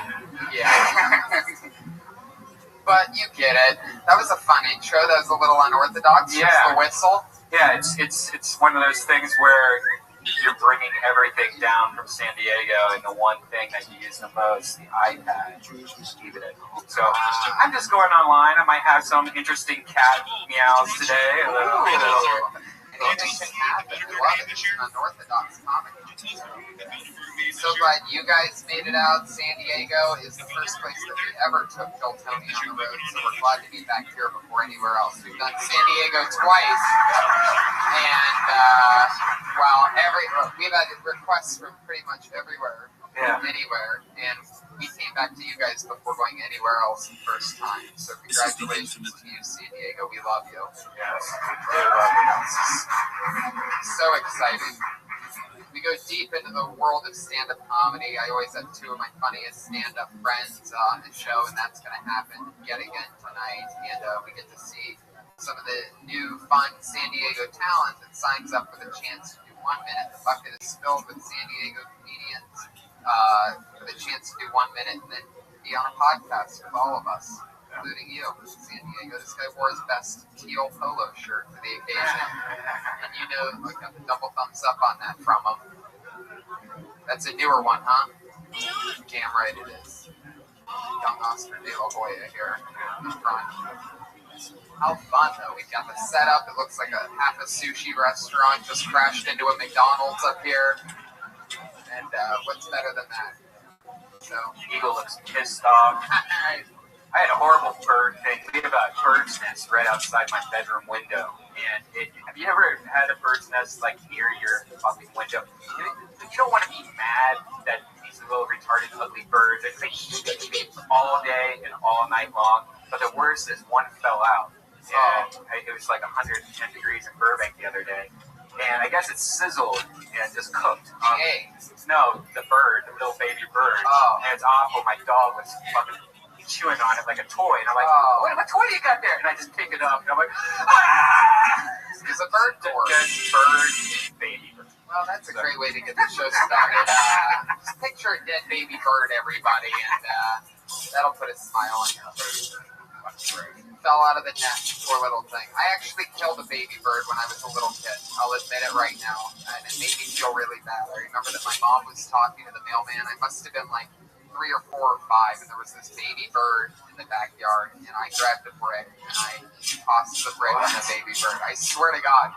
And I've always looked back at it like my little crazy serial killer moment, but I was just a kid trying to figure out the difference between life and death. So, I guess I one-upped you on the sad baby bird thing after criticizing. It's just weird that you fucking said that. This is true. We've never talked about this before. I have one instance where I heard something really bad, and I look back at it all the time. It was a red cardinal baby bird, and it was all fucked up. That's like against the law. I know. That's like the state of Ohio. I know. It's a state bird. I once killed this bald eagle with a shovel. But I remember I didn't throw a brick at it, but I threw rocks at it because I was just like, what the fuck is this thing? It's a monster. And I always think back at that baby bird that I hit, and I always... Well, look, maybe that's what brought us together, was our secret of being a baby bird murderer when we were kids. Who would have thought? One day you're killing baby birds, the next, it's got a successful live podcast together. That's how it happens. That's how it happens, guys. But by round of applause, who here has killed a bird at some point in your life? Whether by a... Whoa, all right. What if we found a connection? What if everything that we do is all just because we all have this secret desire to kill baby birds? I think we're all brought together tonight by the souls of the dead baby birds that we've murdered. And you know what? That's going to be tonight's sponsor. Our sponsor tonight, Dead Baby Birds, everybody. They never get any credit for anything. We're going to start a Kickstarter for Dead Baby Birds. And, I don't want to give anything away, but I see some sound effects popping up. I'm trying, man. It looked a little bit like it might have sounded. Oh, there we go. Stupid. Oh. It's fun that you have a different soundboard than usual. I always like different noises. Yeah. We'll see what happens. Guys, if you've ever seen Kill Tony... okay. Is that the monkey bird? What was that? Wow, I like that. All right. I love it. As you guys know, we always have a head of security to keep us safe on this show. It used to be that there was an Iron Patriot. You know anything about the story, you know that there was a guy in a $5,000 Iron Patriot outfit that came up to us and said, we want to be part of your podcast. I thought it'd be a great idea to have him on the show as set decoration and never let him say anything. after a few episodes, he started talking. I realized that it was funny, our interaction, because he was a crazy guy in a fancy suit. So we had him on the show regularly until in about week 30 or so, he started to go crazy. And he told us that he got too big for the show. And that if we ever go on Comedy Central, or what was the other thing? It's some internet site. Jash. If you're ever on Comedy Central or Jash, I'll come back. But until then, I'm just too big for the show. And to show him how replaceable he was, each week we've had a new person dress up in a less expensive version of his costume. It's still the Iron Patriot, but it's all off of Amazon Prime. Anyway, this week is no different. Put your hands together for our head of security tonight. It's Iron Jeremiah Watkins, everybody. The improvisational guru, Jeremiah Watkins, one of our funniest friends and the founder of Thunder Pussy. Greetings. Now, Jeremiah, it's always fun to have you on. Jeremiah is one of the few patriots who whose nose is so big that he actually can't wear the mask. So that is 100% true. So he has to wear the mask on top of his head, but when he ducks his chin down like this, he looks like an Iron Patriot. So there you go. Which works out perfectly. Jeremiah is one of our funniest pals, a lot of great podcasts and fun things that you do. Yeah, we're doing like a Thunder Pussy tonight, right after the show. And, yeah, who's sticking around for that? Yeah? Oh, that's going to be a lot of fun. You guys better dig deep. It's going to be a crazy night. Yeah, you get to see me and most of us go, okay, we just drove for 6 hours. It's time to get fucked up and make an ass of ourselves. Yeah, we're going to let it rip. Yeah. Jeremiah, you're straight edge. You're from Kansas. That's right, Tony. How you feeling tonight? Pretty good. We're sharing, killing bird stories. Yeah, one time I killed Hawkeye. Oh, that's right. Superhero San Diego Comic-Con. How you guys doing tonight? Superhero reference. Oh, Hawkeye. It's a Marvel reference. Oh, gotcha. Did you read comic books, Tony, growing up? No, not really. No, I was more like I really just loved pro wrestling and Ghostbusters. Ghostbusters was big. Did you like the cartoon? Yeah, I like the cartoon, but I would just watch the movie over and over. Bill Murray will always be my thing. Jeremiah, were you a comic book guy? A little bit. I like the action figures and cartoons more because they're easier to watch instead of read. You cracked yourself up there at the end, huh? A little laugh there at the action figure. It's funny because when you laugh wearing a mouthpiece like that, it really accentuates it. Yeah. Yeah, it sure did. Hey, there's a live audience here, Tom. Oh, yeah, it's perfect. We got it right where we want it. Iron Jeremiah, you've done this before. Thanks for keeping us safe, buddy. Absolutely. Your safety is my #1 duty. You should have your dick. Yeah, #1 duty. Poor word choice. I guess it all depends on how you spell beauty. I've always loved that those two words are the same. Like, it'll be my highest duty to, and I always just picture this steaming pile of shit, you know? Duty jokes, people, duty jokes. So, how fun. Jeremiah, anything else? You excited about tonight's show? Really looking forward to it. I'm excited to see what San Diego. I'm figuring out my mic still, guys. Sorry. Excited to see what San Diego's are going to bring to Kill Tony. We did it once at the La Jolla Comedy Store, and now we're doing it here at American Comedy Company. Let's get this thing cracking. I love it. Ladies and gentlemen, shall I bring out tonight's guests? I think you're going to be really excited. One of them, basically we started stand-up together. Actually, I started stand-up with both of these guys pretty much, and they're both amazing. One of them is just on TBS's Funniest Wins. The other is a regular on Nickelodeon's Big Time Rush, and they're both killer stand-ups, two of my best friends. Put your hands together for the great Stephen Glickman and Tiffany Haddish. Should be a gangster. I mean, one that you don't really know. Yeah, Riding Tiffany. around town in the drop top Benz and Platinum Death Squad member Tiffany Haddish, 1/3 of the Cat Pack with me and Brian. When we get on the road together, shit gets what we would call right. Yeah.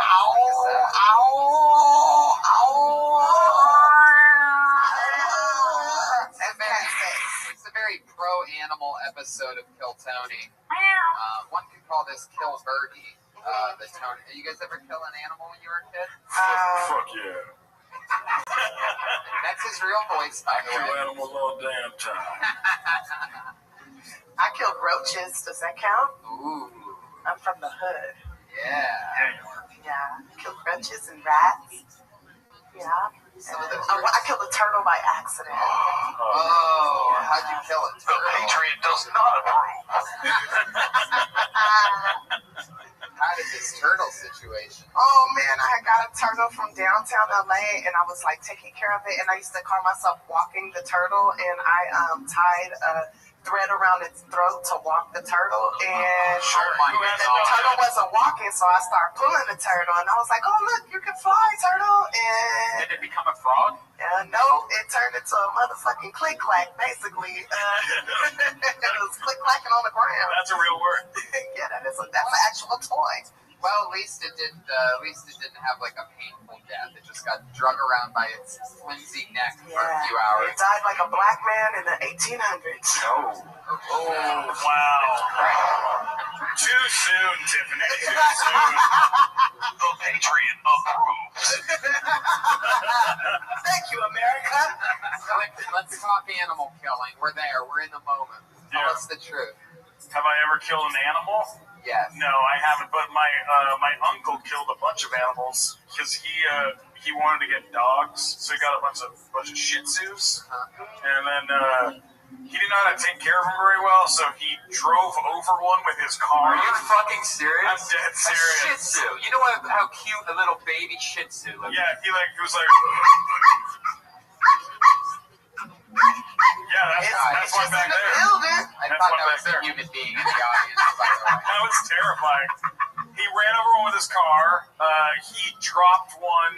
I think he dropped one on his head and it died. And then the other one he dropped in the pool and then turned the remote and it went over the pool covered it. He was a murderer. Yeah, he's not allowed to own dogs He's anymore. like one of those kids off of Animaniacs or something. You know, that one little girl that loved the animals. That's cute. Did he get in trouble for this? He got in a lot of trouble. The ASPCA. Yeah, it was a deep shit. He was. Now, Glickman, I understand. Glickman, I understand that you're on a Nickelodeon show, and that if they found out that you're an animal killer, you were an animal killer as a child, it might not be good. But enough about your uncle. I want to know what kind of animal you killed when you were a kid. I'm going to get this out of you. You know you have that one flashback where you Hey, Brian killed a baby red cardinal, for Christ's sake. Yeah, no. I didn't kill an animal. My bird was like one of those peasant normal birds. Right. But once I had one of those big goldfish that looked like a baseball with like the eyes that stick out. Oh, sure. Yeah, and it died, and I lived in Ohio, and it was like -30 out. So I put my dead fish on the front porch, and it froze like a baseball. Perfect. And then I threw it, and its eyeball cracked off. I had one of those goldfish with the extended eyeball, too, and it gets like infected and comes out. Yeah. And we changed its name to Popeye. I remember that specifically. I killed a rat. That's the coolest thing I've done when it What comes happened to killing was, animals. were you guys racing to the same block of cheese or something? We were. I was like, avoid my cheese. Stay away from my cheese, sucker. It broke into my apartment and like ate a bunch of cookies out of a drawer that I had. Oh, there's no faster way to die than Was that a hood rat? Wait, it broke into your apartment? It broke in like Are you through a talking wall. Are you talking like a mafia rat? It was like, I'm fucking coming in. I'm coming in. It busted a hole through the wall, got in, and then ate my fucking cookies. And I was like, no one eats my cookies. How did you kill the rat? I call him exterminator. So. You're such a. So you really didn't kill it? Oh, big pussy. hilarious. I didn't really. I used to get those that way. No, I didn't. I called them. Well, I put some traps down, and then it like knocked over one of the traps, and then I was like, I fucking got it, and then it got out, I was like, man, I gotta call someone for real to take care of this shit. I can't do that. Yeah. So I called the real guy, and he came over. And he was a real man who smoked cigars. Ooh, a cigar smoking exterminator, everybody. Voight's Pest Control. Oh, but what about so San only Diego. this is about killing animals as a child? Yeah, that's what the What podcast about is about. as a young woman in her 20s trying to have a pit bull farm? Did you do that?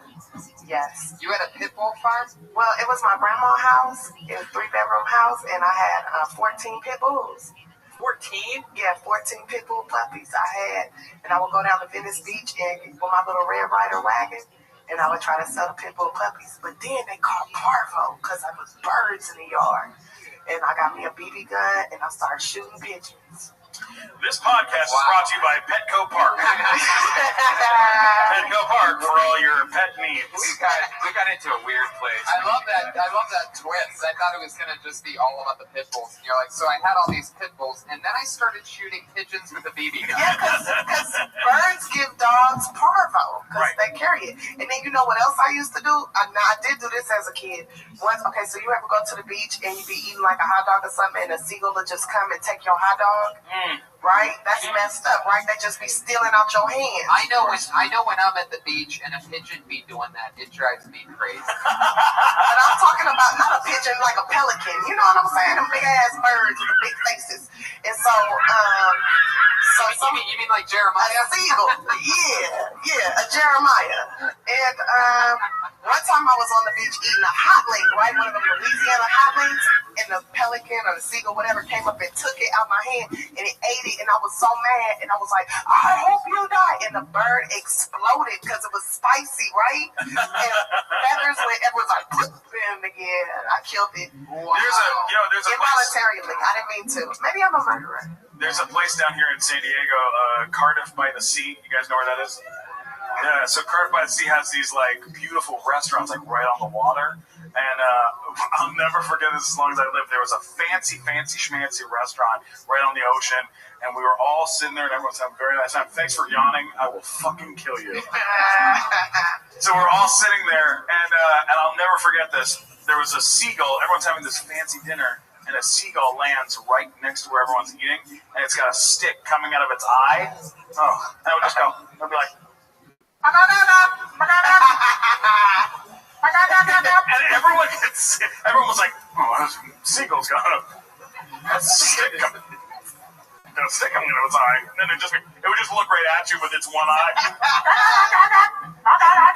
And it was there for like years. Like I remember for 5-6 years, I would take fancy dates there and just wait for it to happen. And it would land. And it just... It was great. Man, that bird was probably asking somebody to pull that shit out of its eye. Pull it out of my eye. And then if he would have pulled that stick out of its eye with a laid gold egg, he'd been a fucking millionaire. That's hilarious.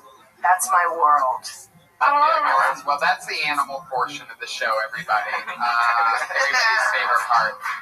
This is the part where we talk to comedians. They do a minute of stand-up, and then we chat to them afterwards. Comedians, you guys know that your 60 seconds is up when you hear the sound of a kitty.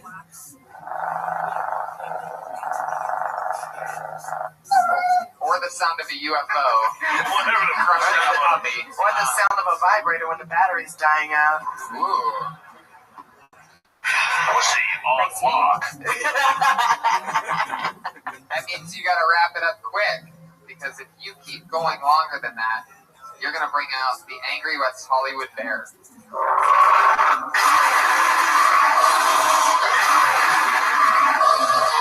I think down here it might be the Hillcrest bear. The Hillcrest bear? The what? The Hillcrest bear. That's the West Hollywood of San Diego. Hillcrest bear. We got it. I went to Hillcrest Elementary School. Does that make me gay? It does. Gay as fuck. 100%. You're in San Diego? Wow. Gay for that dick. That part, I'm a faggot for dick. I'm sucking the wrinkles out of some balls. That's right. Oh, wow. It sounds just like that too. I know. Oh, Tiffany.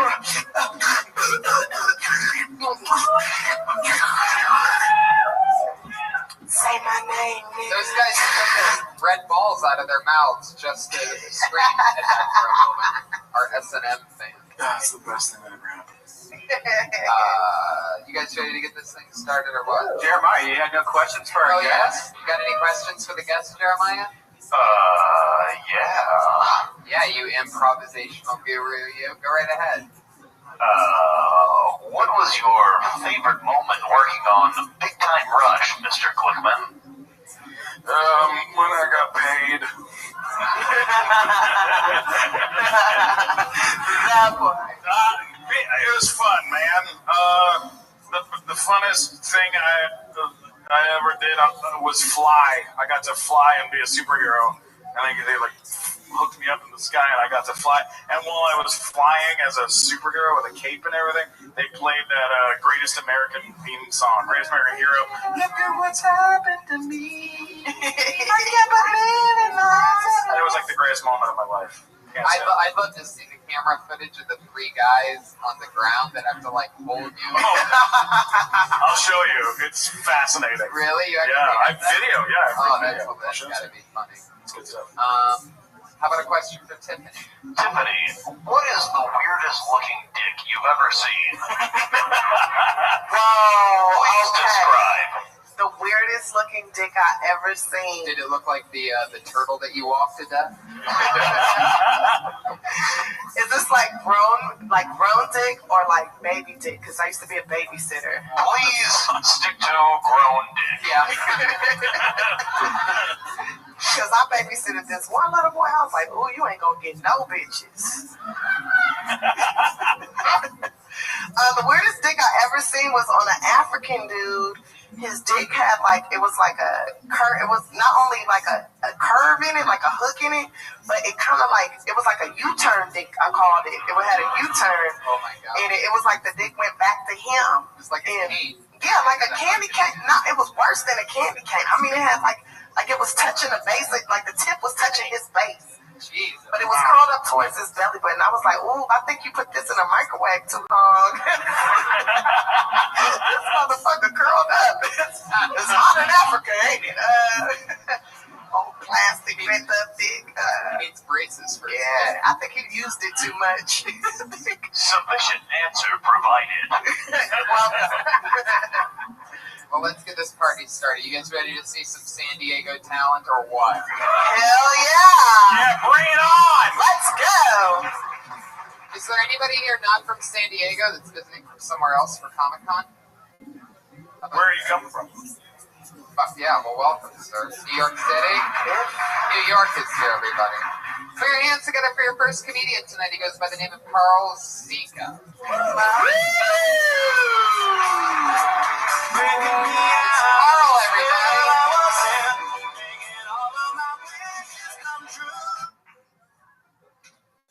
So I was at the gym the other day, and I heard a guy, a grown-ass man, screaming.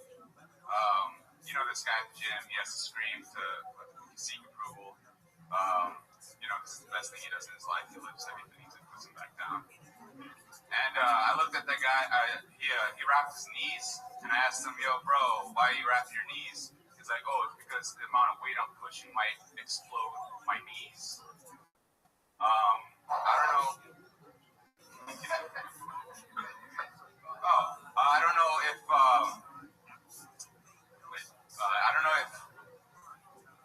about you guys, but if there's any exercise that risks my joints exploding, I'm not going to do it. So. You have 10 seconds. Do you have anything else? That was the what you thought was the cat originally was just Jeremiah's nose having a reaction to your joke. Patriot enjoyed that joke thoroughly. So after you said the knees exploding thing, can you repeat the rest? What happened after that?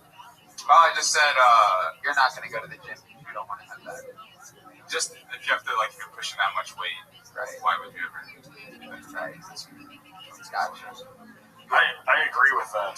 Yeah, of course you do. Glickman wraps his knees and he doesn't even work out. That's true. He could actually make it That's for his own body weight. Yeah. His knees are like pigs in the blanket.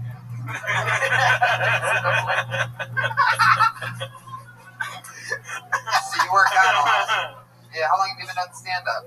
About a month. Nice. Well, I'm gonna tell you right now, your eyebrows are off the motherfucking chain. You are killing them with them eyebrows, okay? They look better than mine, all right? I need to Smile we need to work on, but the eyebrows are good. No, his smile is good. He got a good dentist. All right, so I know he bought them.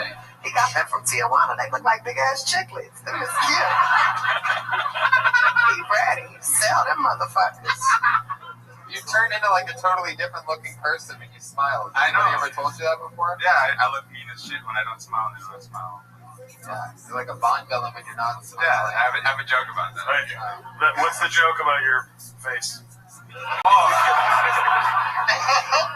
I just say if I'm not smiling, I look like a Bond villain, and then I say like when I'm drunk, my voice is like Russian sounding. I say when he smiles, he looks like gold bond. Yeah, like if he does. When he smiles, he looks like an Asian that just sold me some hair. Thank you so much. I hope you like your unicorn hair. You're cute. I totally sit on your face. What nationality are you, Carl? I'm from the Czech Republic. Czech Republic. Wow. How many languages do you speak? 3? Which ones? Czech, Spanish, and Okay. Spy alert initiated. Can you speak Czech really well? Reasonably well, not that well. Can you say something like a sentence in Czech for us, just so we know what it sounds like? Say like "Ja mluvím česky." He did it with an American accent. I want to hear it with the Czechoslovakian accent. You can do it. You can do a Czech accent. Can you do an accent? It's very direct Russian. Yeah. You should do like a Yakov Smirnoff thing. That could be fun. Yeah. Like in Czech Republic, we don't have. In America, we have apples to eat. It's good at the market. In Czech Republic, we are set on fire. Like do stuff like you can do that. That'd be fun. That would be good.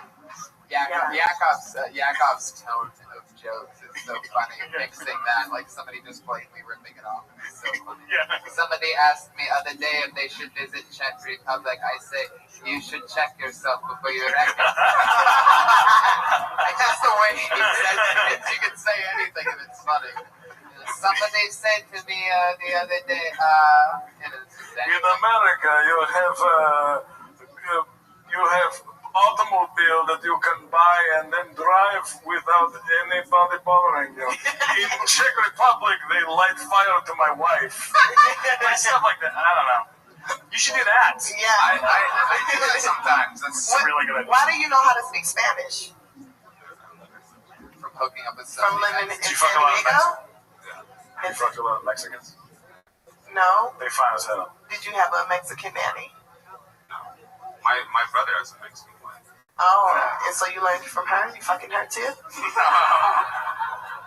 I just started dating a Mexican, and it seems like it should come with a handbook. It's very I feel like I'm a bitch. Hell yeah. Mexicans work hard. They like now I know why Mexicans like work so hard is to get out of the house. And it's like, seriously. I went to a restaurant the other day. My friend said, check these. I said, what do you want? I'm right here.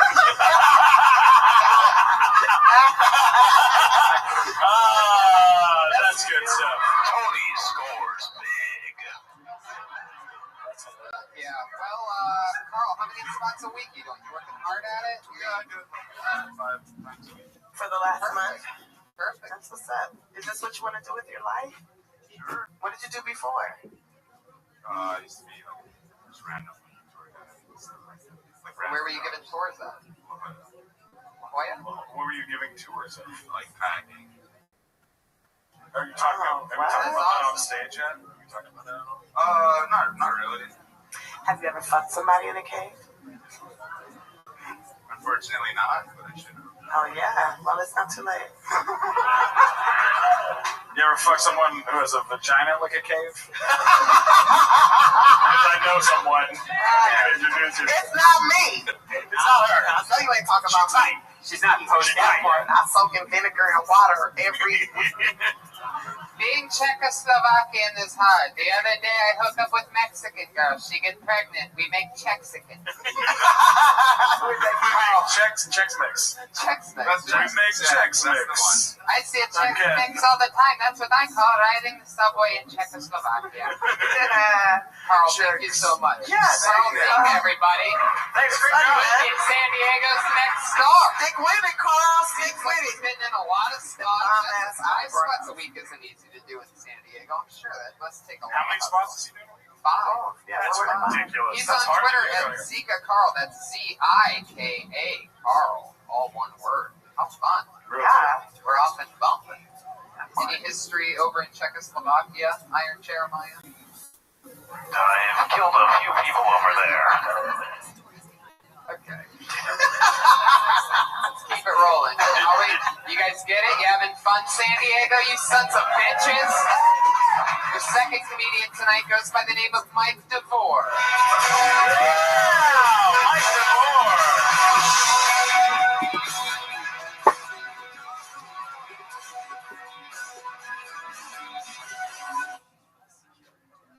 So I was driving today and I pulled up behind the BMW with a license plate holder that said UC San Diego Alumni. That's some snub shit. That makes me want to get a really fancy car with a really shitty license plate holder. Like, hey, you see that guy driving that Ferrari? Can you believe he graduated from ITT Tech?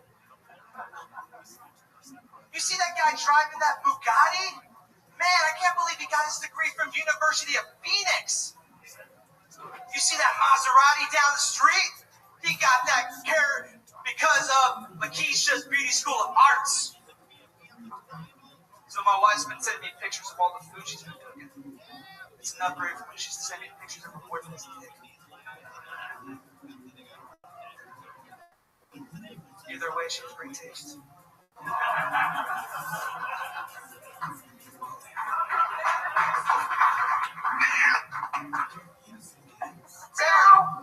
Fuck yeah, that's it. I like how you just wait for the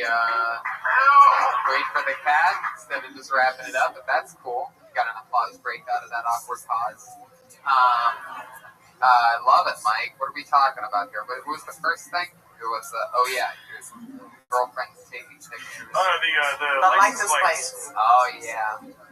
Yeah, the license plate thing. The only thing that I don't really get is I just don't understand how. Like I think you need to explain that you want to be rich and get the car, right? That's the part that I missed. Like, I messed up the setup where I was supposed to take a license with like a really fancy car with a really crappy college license.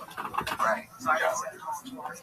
You know what I would do if I were you, as somebody who has that I watch a lot of stand-up. I would just lose University of Phoenix and ITT Tech as a rule of thumb. Those things happen so often. But if you go straight to Lakeisha's Beauty School, Ferrari, then you're in and cooking with something. It's a little bit more of a misdirect than.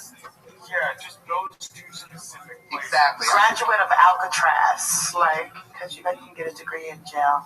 Ask me how I know. Or you know what? Since you're in San Diego, you could do Palomar College. Yeah, or community do if you name a college in the town that you're at. University of Rosemont Community College. That's funny. That's funnier. How long have you been doing stand-up? About 4 months. Wow. How often are you getting up? About 5 to 6 times a week. Wow. 5 or 6. So you're saying that Carl Zeke is a little punk-ass bitch. Yeah. Fuck you, Carl. He's grinding too. So. Of course. No, I'm kidding. I know you guys have to see each other. That's why I like to be on the spot in that situation. Mike, what nationality are you? You guys all seem like weird mixes so far tonight. Filipino. Filipino? Just Filipino? I am. whites. You're like the Andre the Giant to Filipinos. I know you're just 5'8", but for Filipino, that's huge. Is your wife Filipino too? No, she's Mexican. Really? Oh, you say that like you're heavily disappointed. No, she's Mexican. He said that kind of proud. She's Mexican. To me, it seemed like he was proud when he said that. Like, she cooks, she cleans, she fucks. But Filipinos do that too, and his parents are probably like, They do? You should have. You do kind of look like a cross between The Rock and Andre the Giant, though. But like in a bad way. You know what I'm saying? When he says rock, he means an actual rock. I think he got ass, That's but funny, they man. You still a can do that. You can, talk about looking like a rock. like a black You look like The Rock. Thank you. I have a joke that I go with, like I look like Rufio from the movie Hook. That's good. But you should be like after he died. Yeah. I can see him being a Ninja Turtle for Halloween. You can totally pull that off. Good grief. He should be a Ninja Turtle That's for racist. Halloween. He should totally do that, and then you should walk down the street with him on a collar and try to relive your childhood. I'm dressed up like Shredder and shit. How long you been married for, Mike? About 4.5 years. Wow. How old are you? 27. Dude, the stuff about your wife's really funny. I mean, that stuff's really funny. You got married to a Mexican young. Did you get her pregnant? No. No kids. No kids? Wow. That's You amazing. just really love her, like you love her. Yeah, and that's when I joined the Navy too. So. Oh, yeah. Oh, wow. You're gonna get them good benefits. No, I love her. And you love her. Are you in the Navy or is she in the Navy? I'm in the Navy. You're in the Navy? He's in the Navy, but So she what was she it swam here from Mexico, Right. so it's sort of close. Similar. You picked her up at You've got to talk about being in the Navy on stage. Are you doing that? I attempted to when I first started. You gotta do it. That's Do too what? big. To talk about the Navy on stage. Yeah, like, what was it like being on a boat for 6 months? No pussy. It sucked. Like, it was just a I mean, he's been with his wife for 4 years, so I'm pretty sure he's used to no pussy. yeah. You can't possibly be having sex with her. No, She would have she's been pregnant already. Spanish. She's horny. She's a good wife. Oh, she must be here. All right, I guess I'm the asshole. They're still young. They're still doing it. They're still making it happen. Wait till she turns 30. Oh my God. Yeah. She's really gonna be sending you dick pics for real. What else do you like to talk about, Mike? Just whatever comes to mind. Just I want to write clean material and strive for clean material. Gotcha. You from San Diego, born and raised? Not born from San Diego. Why do you strive to like clean material? I was like, when I was researching comedy, it says easy that it's better to, because if you can write clean, you can write dirty, but if you just write dirty. Yeah, but are you clean?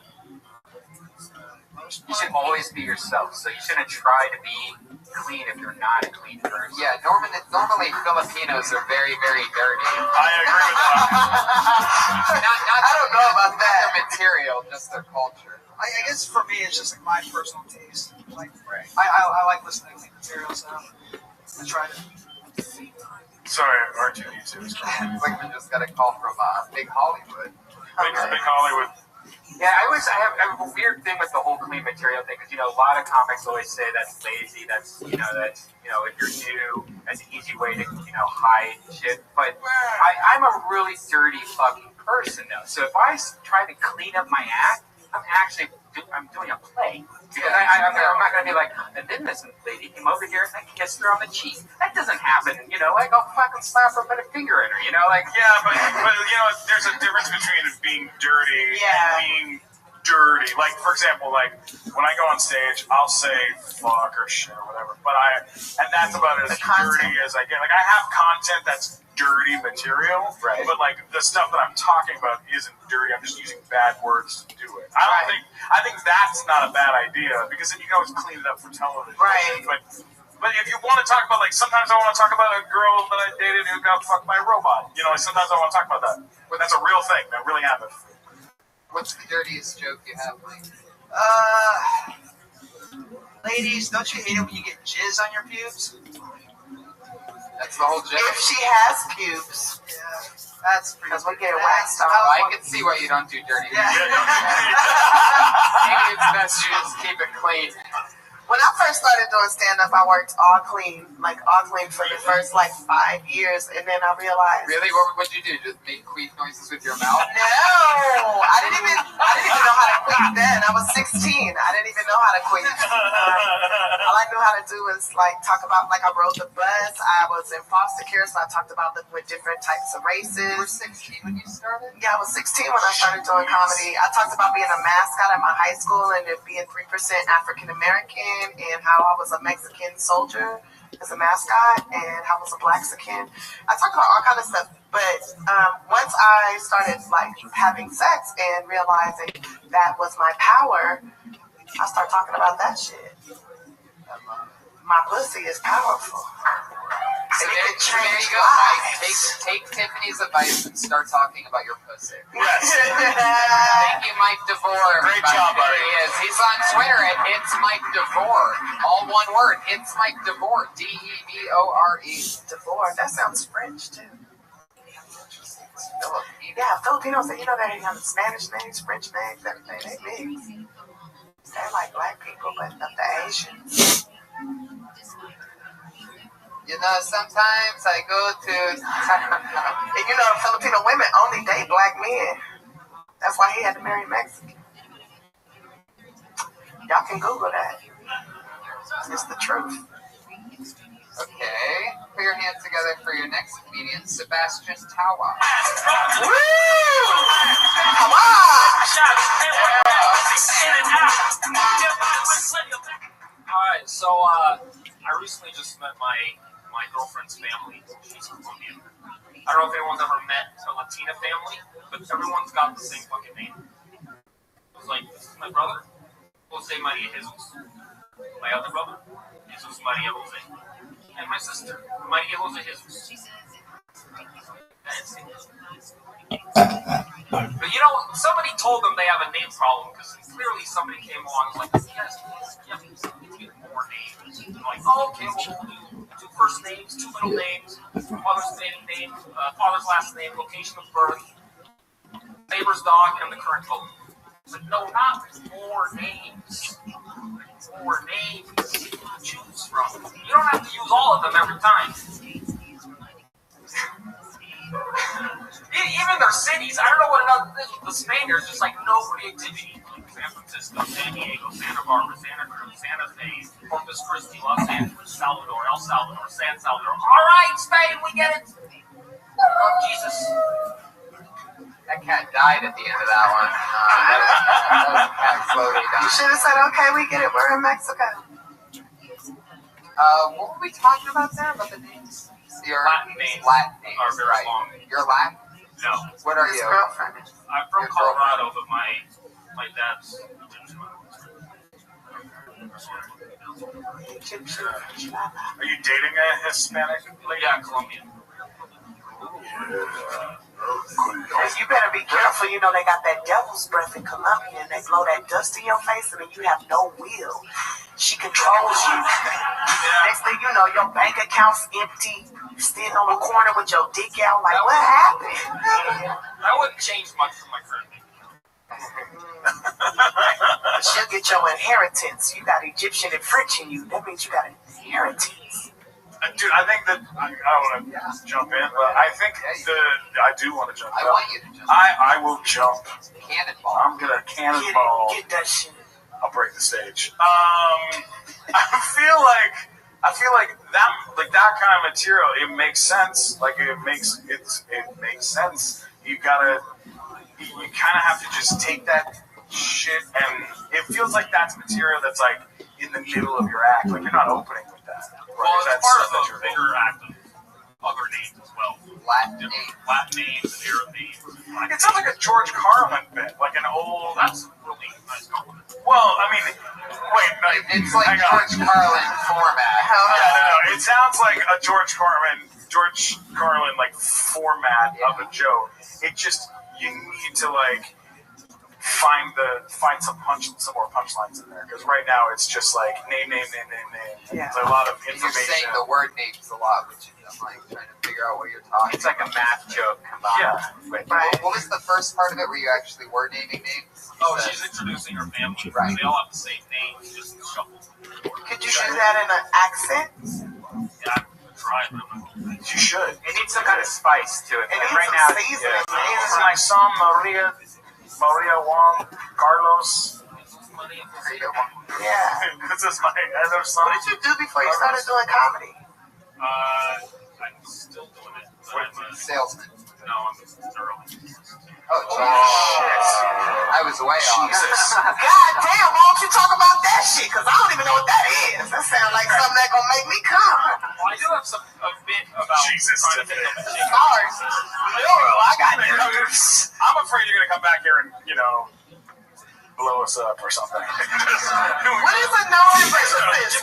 Not because of the Egyptian stuff. That's a whole different thing. But what is a neurophysicist? You deal with nerves, like science and like. Study the brain.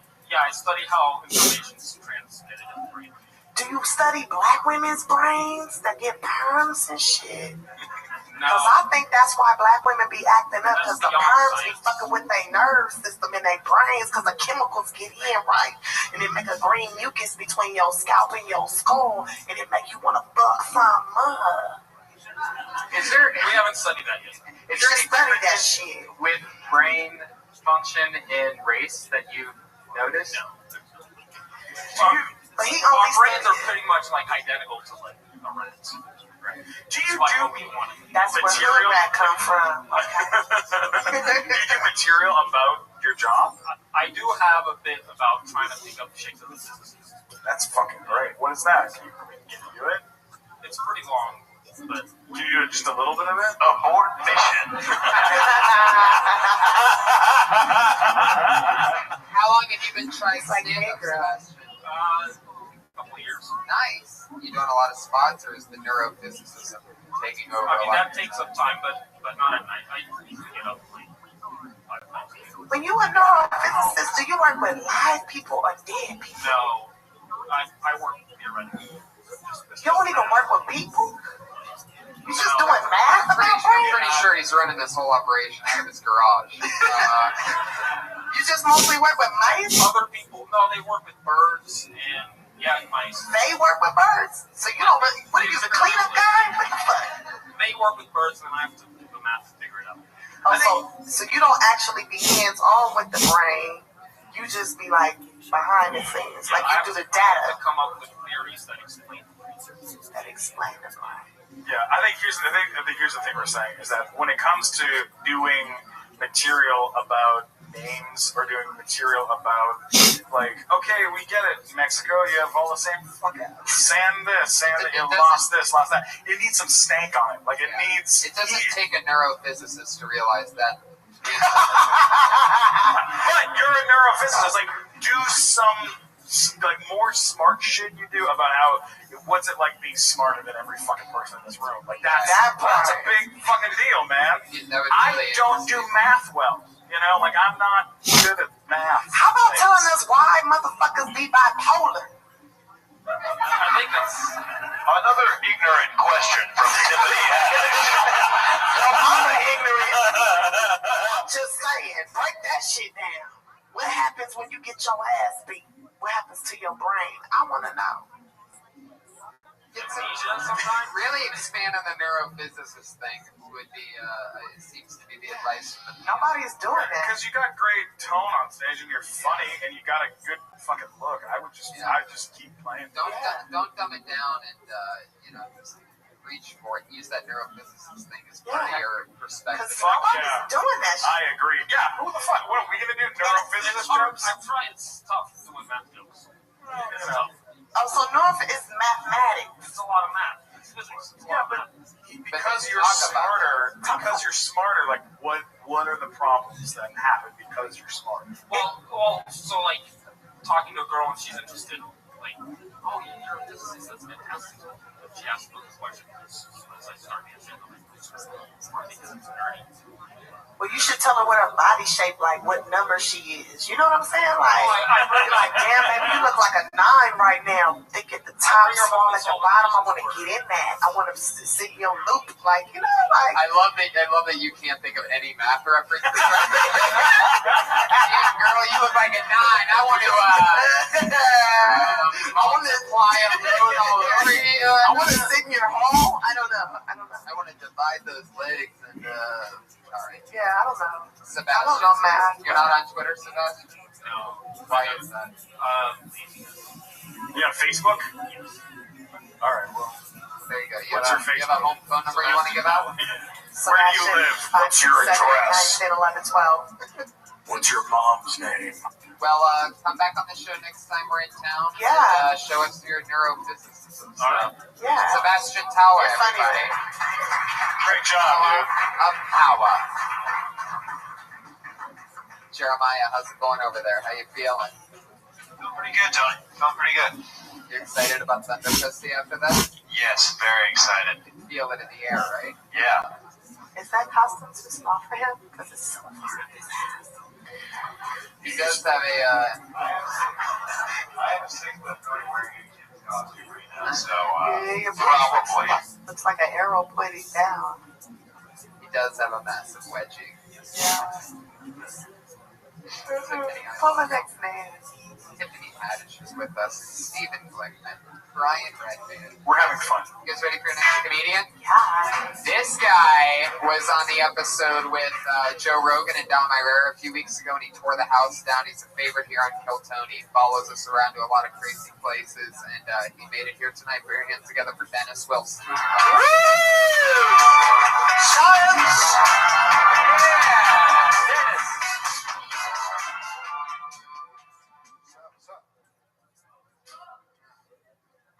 Los Angeles. It's hard out there. I just found out today, this is on the news, that because of environment, economic reasons, that black people are 3 years older than white people. So that explains why black children get their first electric bill at age 5.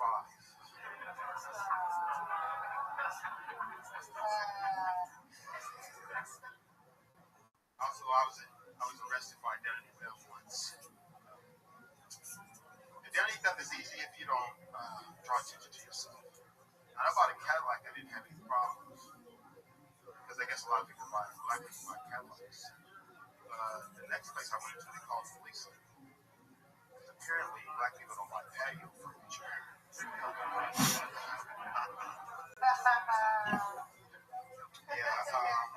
There's a lot of things different in South Central. Like, we have ice cream trucks in South Central, but you gotta watch open, have an ice cream truck in South Central because black kids will get in your truck. They won't wait outside. All right, thank you. There you go. Dennis Wilson laying it down again. I love that. Always funny, Dennis. Now, I think I recognize that Cadillac one, right? You did that on the last one? Yeah. Getting that I'm here, but next. Well, it all works out. And my question's this: How often do you rate the material? How often do you rate the material? It's been a couple months since we did the road. The joke that I just did about like, yeah, the economic show. I can go look it up. Oh, there you go. I wanted to hear your take on it. Right. How many spots do you do? I'm not getting a lot of spots. I'm only getting like 2 spots. Why is that? Because I live in the IE. There's a lot of shows out there. I know. I used to do that San Manuel Casino out there every Wednesday. Yeah, I want to do that. If I were you, I'd start my own show in some cool bar that has a stage. I'd ask them what day of the week you could just have a room and started from scratch. Yeah, the Jazz Cafe out there. You're such a funny guy that you could totally just host something and then all of a sudden build a little thing, have a few comedians come out. Everybody really likes you, you know what I mean? Like, I know my buddy, the very talented Benji Wallow brought you up the other day and talked about how funny and cool you are. And all of us, we've always talked about how cool you are. You know, a good person always stands out to us.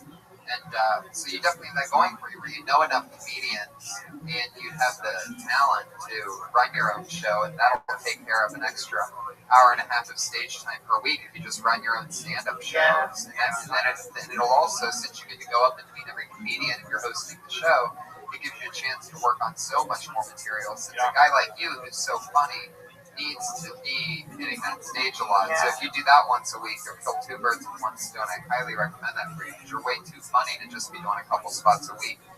Yeah, right, everybody? Dennis Wilson's Well, I'm leaving for New York. I'm leaving for New York from the 16th of August to the 21st. So I'm going to do a lot of runs down. Oh, yeah, you're going to do a lot of runs to New York. I just want to test where I got out. Totally. I appreciate you guys. Dude, the ice cream shit was hilarious. Yeah. That's a great joke. That's true, though. I used to stay getting on the ice cream truck when I was a kid. I grew up in South Central, so that's true. I know she read. Yeah, that part. I know she read. Did you know whatever the song is on an ice cream truck, whatever the most... It's Pop Goes the Weasel. Isn't it like... It's a racist song? It was. Yeah, it was. Yeah. Pop Goes Weasel was Pop Goes the Weasel was about killing black people. Oh, that's in your neighborhood. No, that's the entertainer. That's the white ice cream. That's the white neighborhood. What's We the had the black entertainer. one? How's the black one go? California Everybody wants ice cream, so get a drink. No one wants something cool to eat. You put this whole pop in your mouth. Get this ice cream in your mouth.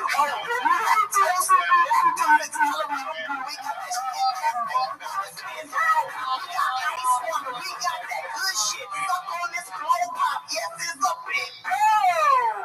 Yeah.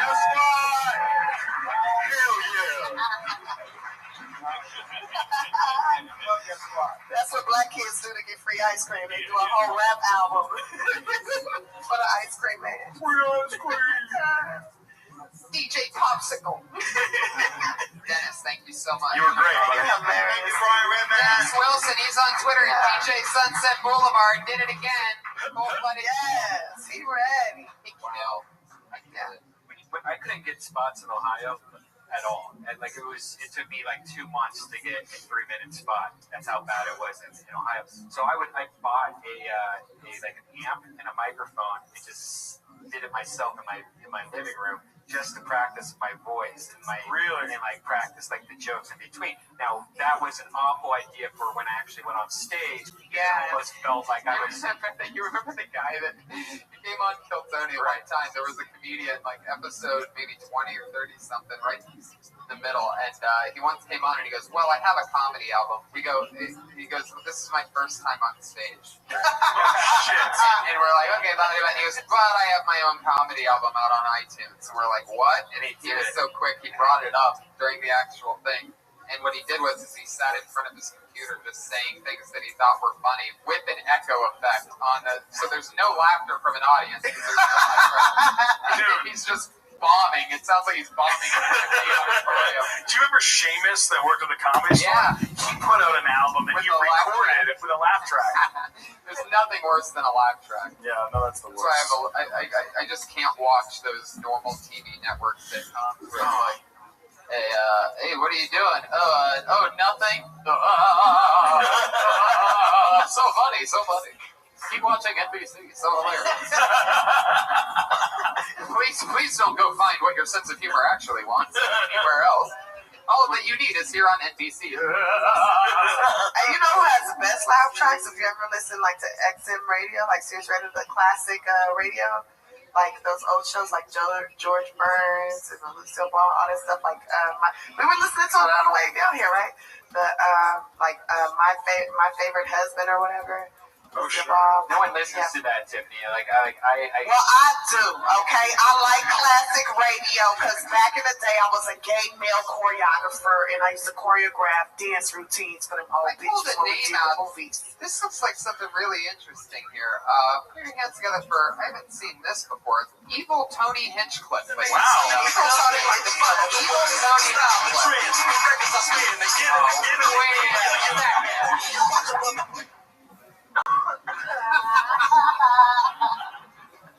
First of all, how dare you insinuate I can only come up and do 1 minute?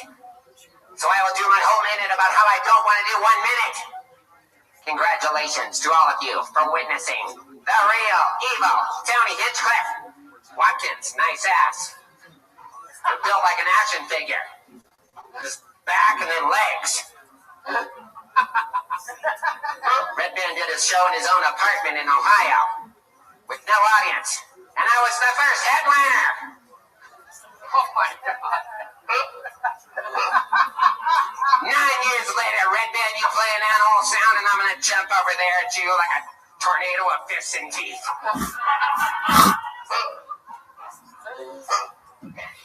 So, are we gonna judge that or what? Evil Tony Hinchcliffe, everybody. It's Jason Tebow. He wishes. Oh, you son of a bitch. You're going to pay for that. Catch Jason on Thunder Pussy up next, guys. Thank you.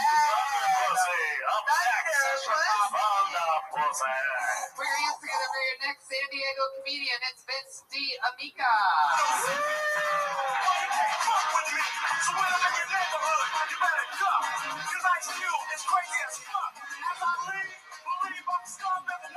Vince D. Amica, everybody. Ready?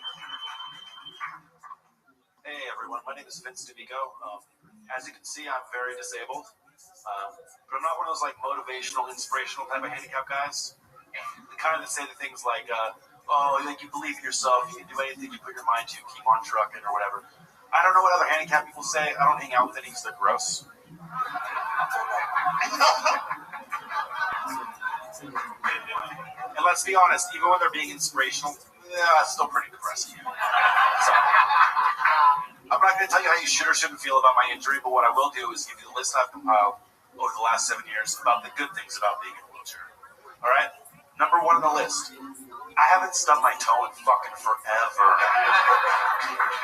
Forever. It's been nice. That's all I have for the list so far.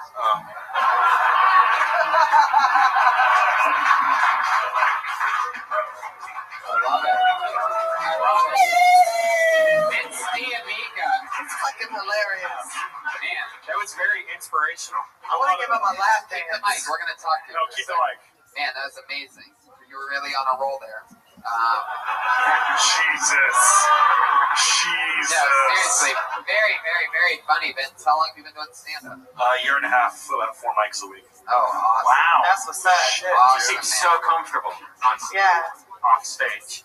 Totally made me moist. Off stage. Well, that's amazing. And you hustle around like that, you know.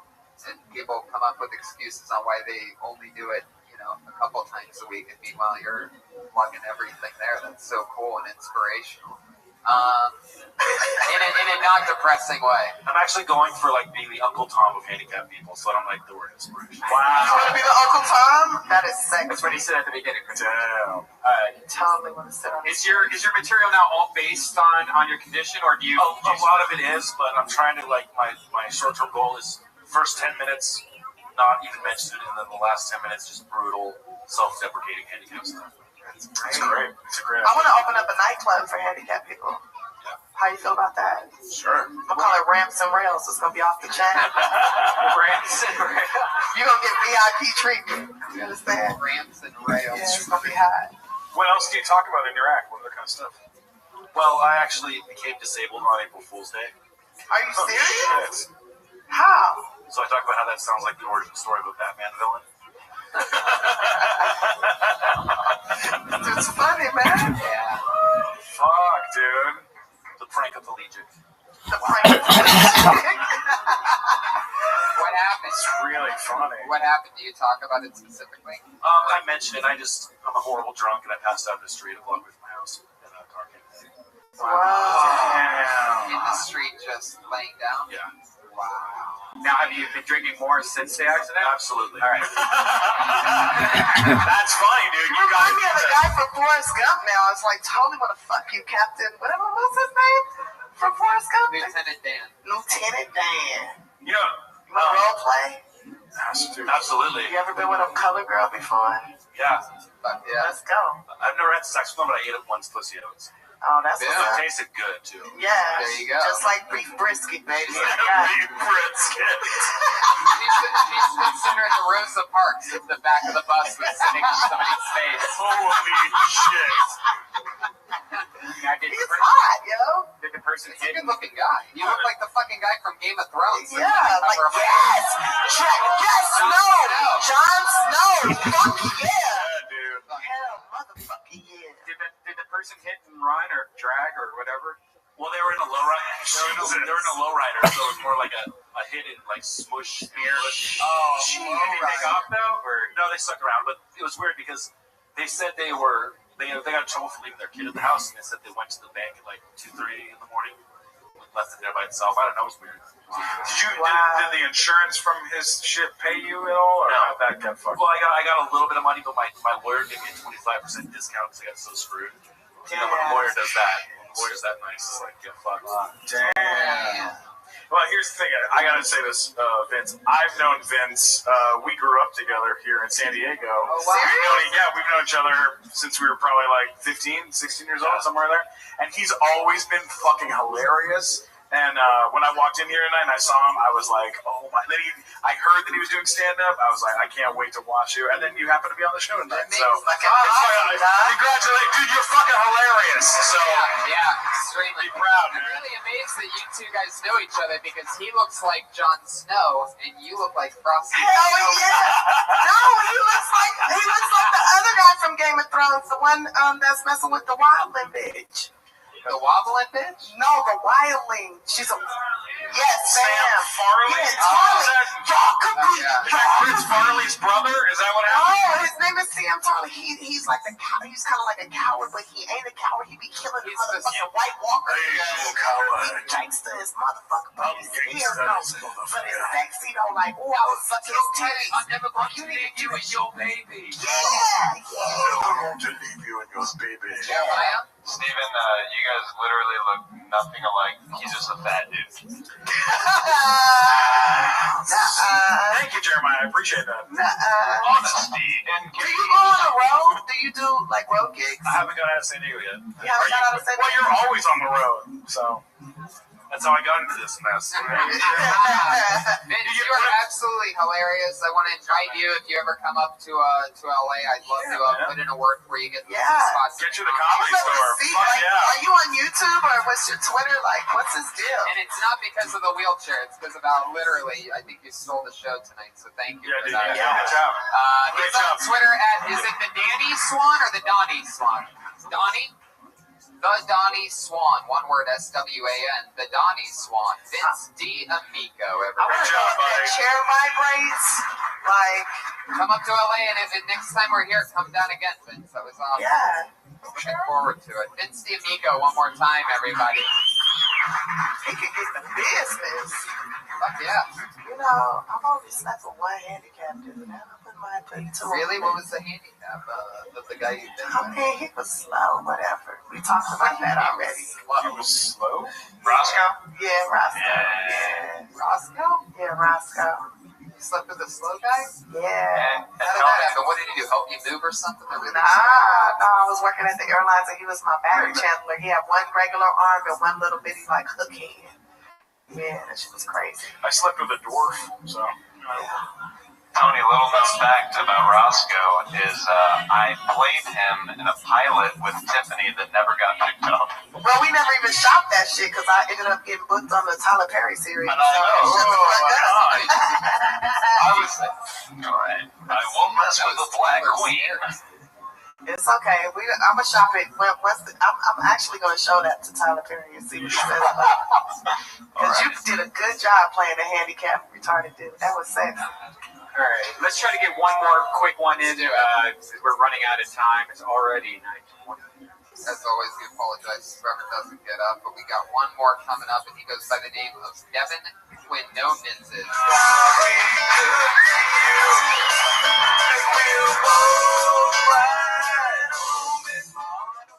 I saw an ad on Amazon the other day for a lifetime supply of combs.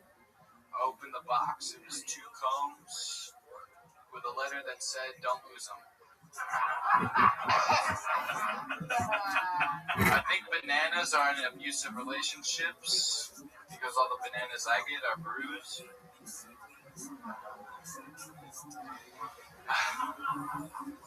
Alright, what was the last one? Okay, every time I come to downtown, someone hands me some money. I love that free parking. I drive around the Top Hat. It's powered by Dice. If I ever roll 3 again, I'm going to be late for work. Alright, that's all I got. Little Monopoly there at the end. Yeah. By Devin Quinn. How do you say your last name? Quinones. Quinones. Yeah, it's Wow. Mexican. You're 100% Mexican? Half. What's the other half? White. What kind of white? White. Wow. Just like a bunch of different whites. Gotcha. A bunch of different whites. It does make sense because your first name is one of the whitest. Yeah, Whitest, Devin. And my dad was the one who picked it out, who's Mexican. Interesting. So he didn't want you to sound that Mexican. He didn't want you to get in trouble. Maybe. Call him Devin. I didn't get that one joke, the parking one. I didn't understand. Oh, it's like it's a Monopoly joke. When you land on a free parking, you get money. Yeah, you might want to say Monopoly. That's my newest one. Yeah, you need to kind of, I guess, stress the Monopoly more, because I never play Monopoly ever. I did not get that. But I know now from playing Monopoly in the past. Yeah. Like, I mean, you're just doing one-liners, which is, those are fucking hard to write. Yeah. And that first one you did, Build. What was it again? The comb. Yeah, that's a fucking good joke, man. It's really funny. You know, I think, you know, the thing with one-liners, who do you know that's a comic that does one-liners? Like J. Chris Newberg does one-liners. Fraser Smith. Who else? Stephen Wright. Yeah. Tom Dreesen. Chedberg's dead, sir. Sorry to break the news to you. That's heard about that. Dude, I mean, those are hard because, like, you're literally going, like, you're just sailing. Yeah. And then you're like, that one hits, and then you just go, well, these two are fucking garbage. But this one, try again, but these two suck. Or whatever. I try to do like a mostly new set, so it kind of helps that I do one-liners, because then I can just do new jokes, and the ones that fuck up I just throw away. Sure. But then the ones that actually kind of work, I can just throw back in. How long have you been doing stand-up? 8 months. Oh, well, no, since January, so another 8 months. How often do you go? Well, 4. We're working hard down here. Yeah, for real. And what do you do to survive? Like, yeah. Oh, my host, and then I live with my parents. Oh, that's. How old are you? 21. Oh shit! Wow. You can still be molded.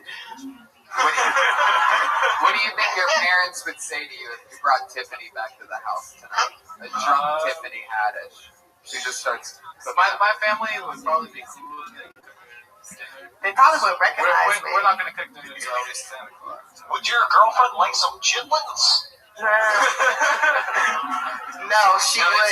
It's more like burritos and stuff. Yeah, I would like a carne asada burrito with extra cheese. I don't think we got carne asada at home. But No, I'll have a chicken one then. we have chorizo for sure tonight. Chorizo with egg. I like your face, Thank you. but you gotta trim the eyebrows a tiny bit. Yeah, Because that first guy's eyebrows. Yeah, you gotta talk to that first comic where he gets First comic eyebrows, that should work. Like, Yeah. look at his eyebrows, look exactly how big they are, and then just. Exactly. Yeah, you need to go wherever he gets his eyebrows done at, that's where you need to go. You're 21, but your eyebrows are 53.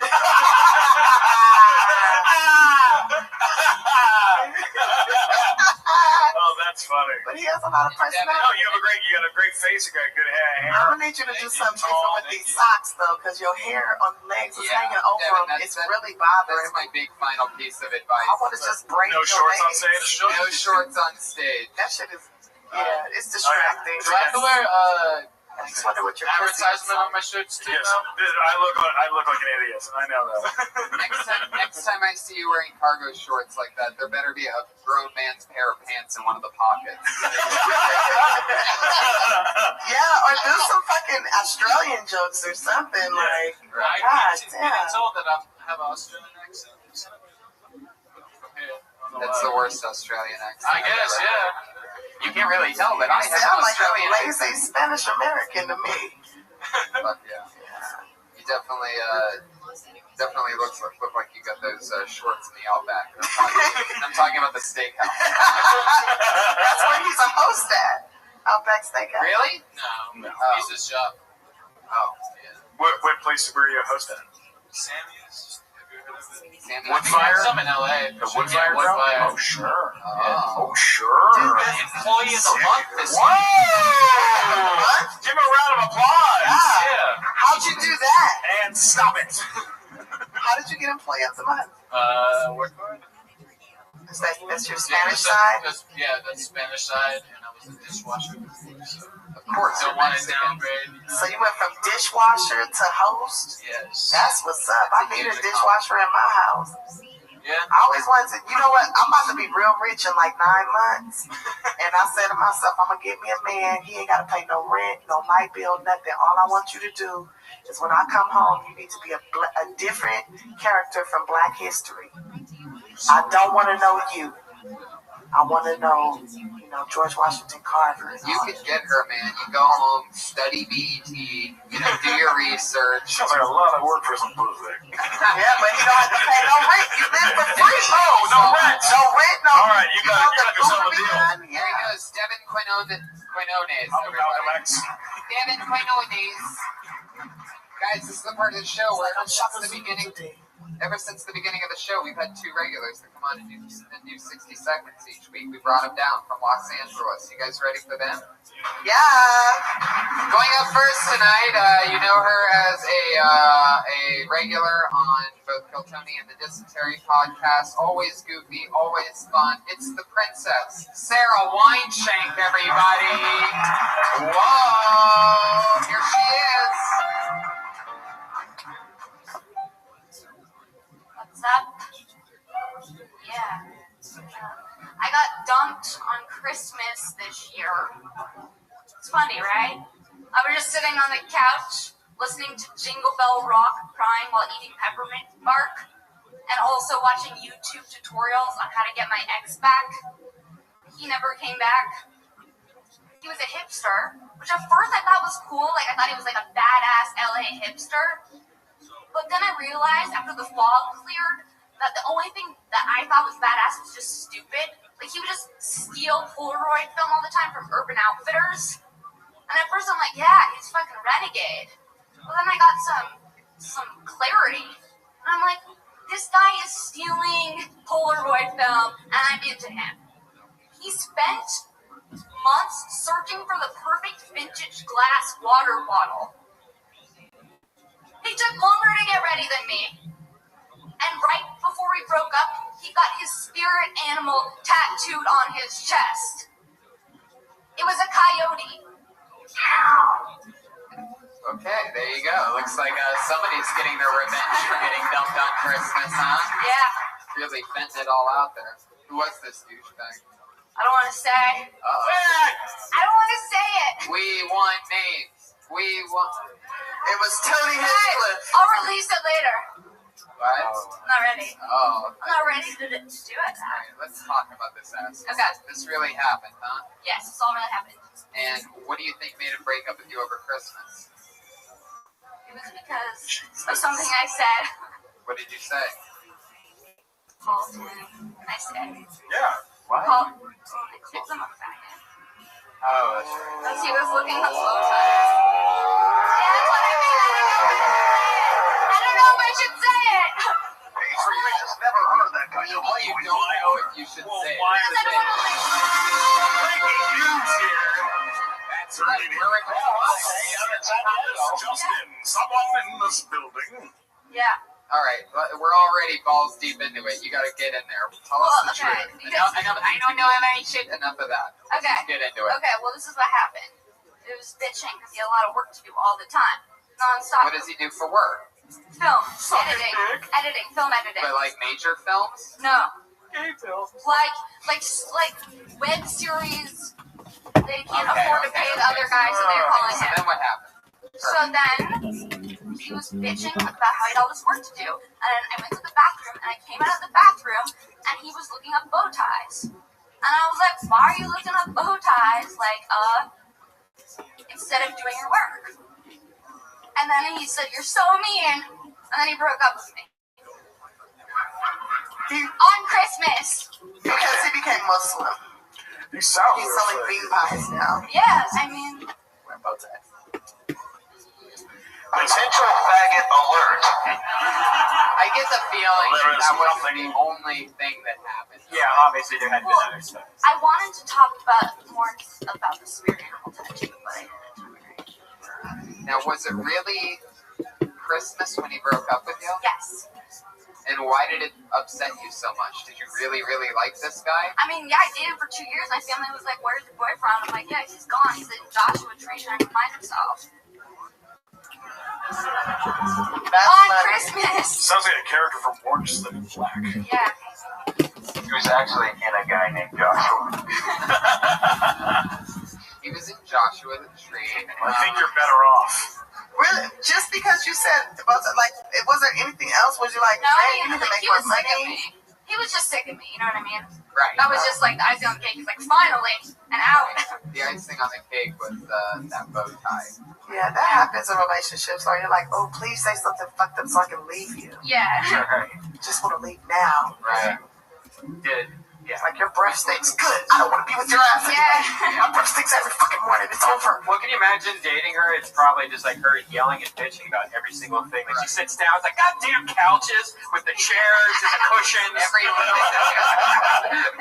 little thing bothers the hell out of Sarah. Like if you get to meet her after the show, you'll notice that if anybody that she knows is around, she'll meet you and she'll shake your hand and then she'll look to the person that she knows like, "Oh, look at this moron." She looks like a tough girl, but you know deep down she's a big old softie. Oh, yeah, she has a big heart. She got a big old cushy I softie. know her well enough to know that she likes to color and she's a sweetheart. Yeah, I do. I like to color. She does. We color and color books together when we play like we're little girls. Yeah. What a bunch of Talk about sex and color. Yo, mama, faggot. It's true, my mom is a faggot. Easy, guys. Come on. Come on, guys. Say that about my mom. We're 3 blocks from Hillcrest. All right? Your mom's not a Be faggot. respectful. No. I gotta get laid tonight. Let's talk about dead animals again, guys. No, good job. Sarah, you ever kill an animal? No. Not yet. A spirit animal? Well, one that was already. Yeah. You ever kill a man's spirit? Yes. Yeah. I think my spirit animal would be like a snail. Why do you think that? Just chilling. And with that, Sarah Weinshank, thank you so much. Yeah. Princess Shank on Twitter. She's beautiful, you guys. She killed it tonight. She almost killed us driving here. Turns out, fun fact about Sarah, if you're ever in a car with her, she doesn't use her mirrors or turn her head. So, good luck in the lane switches. Let's go to Sarah Weinshank. I love Sarah Weinshank, no homo. I heard that she uses the left for the gas and the right for the brake, or the vice versa. Yeah, to be honest with you, I'd rather let Vince D'Amico drive me home than I'd rather ride with him. Just fucking Flintstone with my legs. Just sit on his lap. He got the motor. Your final comedian of the night, a college dropout after she appeared on Kill Tony for the very first time. She just had a couple semesters to finish at Florida University, and instead she stayed in Hollywood and has been doing a new minute every single week since her first time on stage. It is Kimberly Congdon, everybody.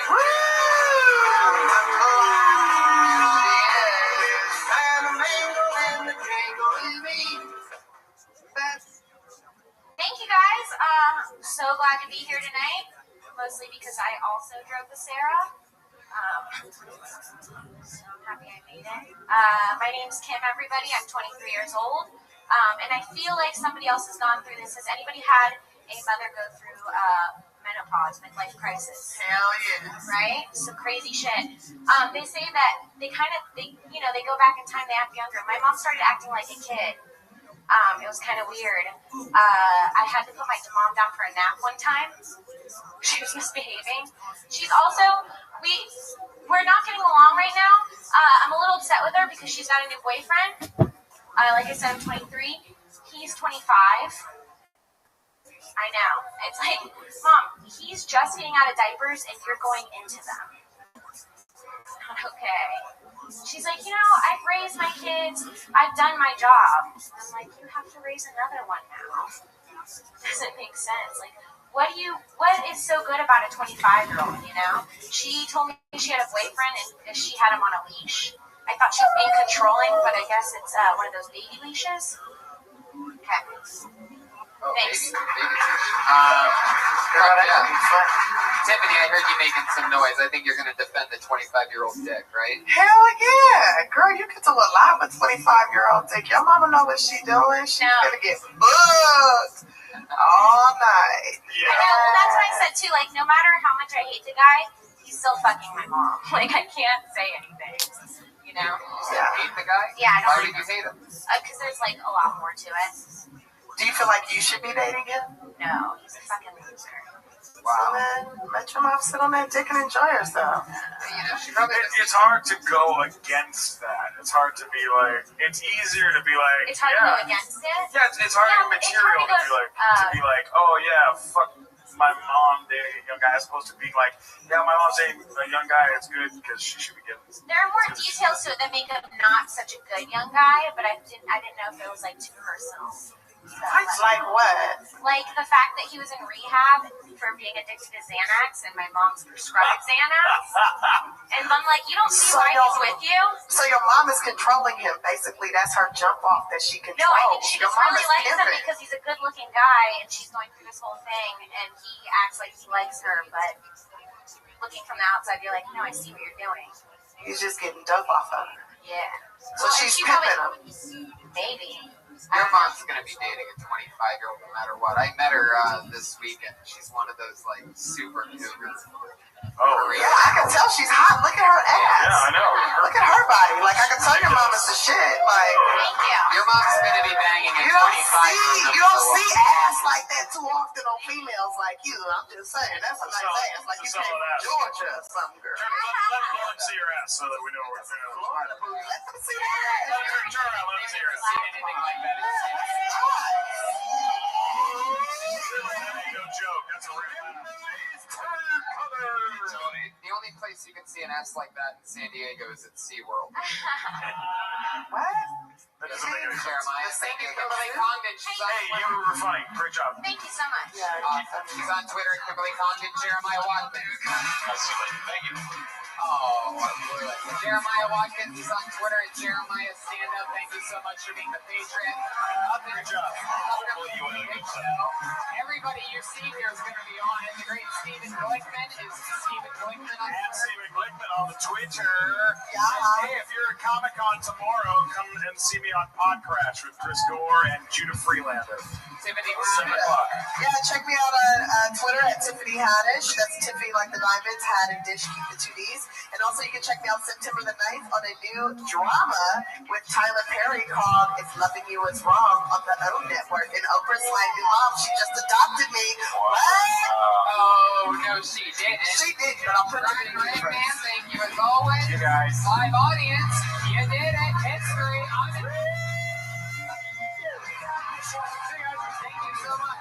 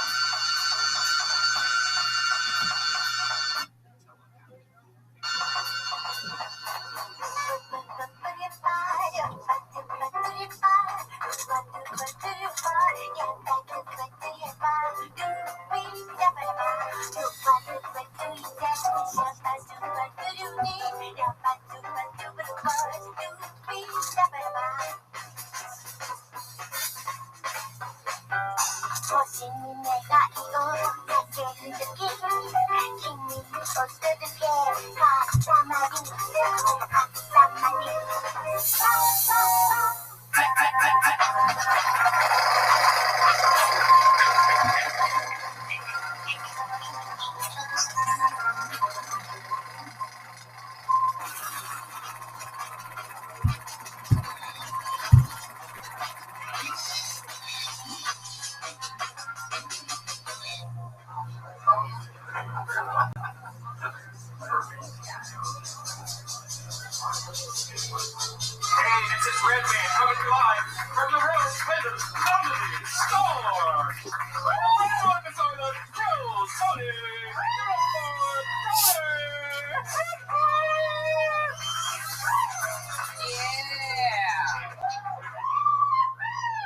yeah, there's a fun energy in here, and I'm loving that.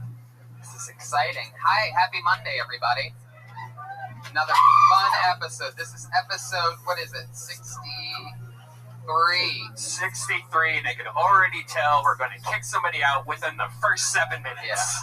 Yeah. Here we are, everybody. You guys excited or what?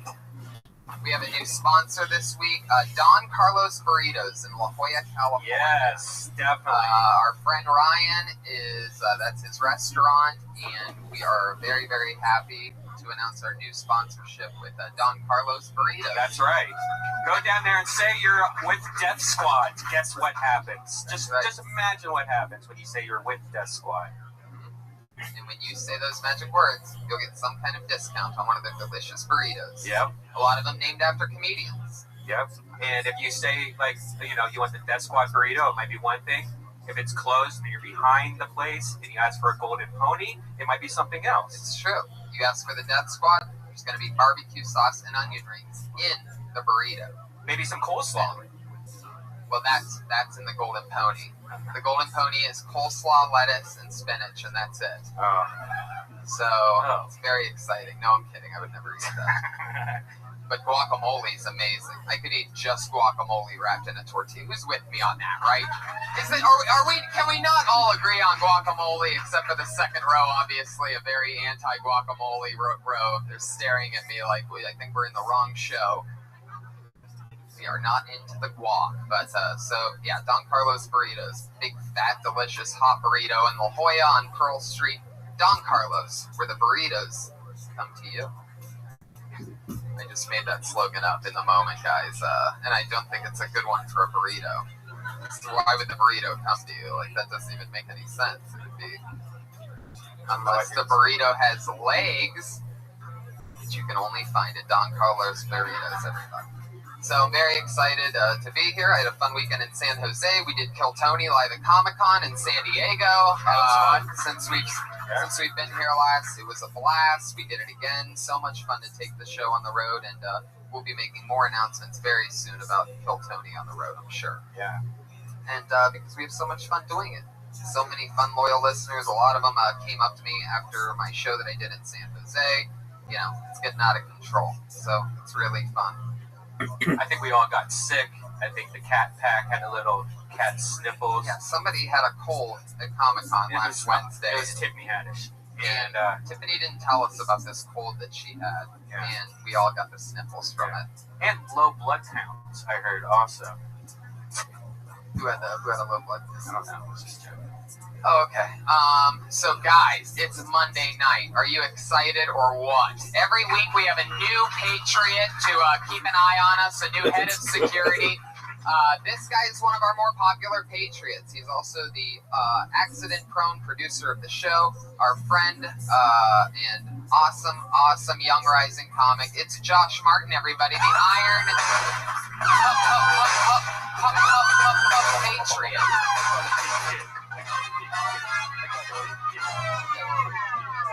Patriot with a full-blown speech impediment. That's why we call him the Patriot.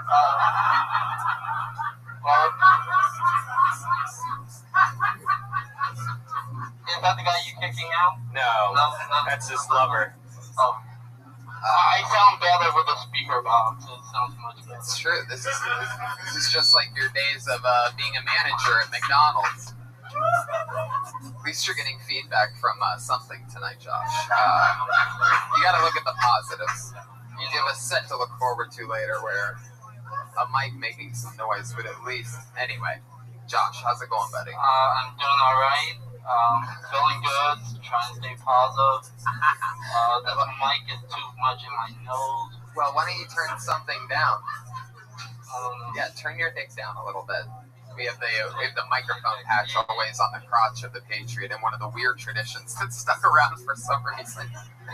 Of all the things that we took from the original Iron Patriot, we really stuck with the speaker box coming out of the crotch, and I'm happy about that. Every Patriot, for some reason, has always had the microphone at mid-level.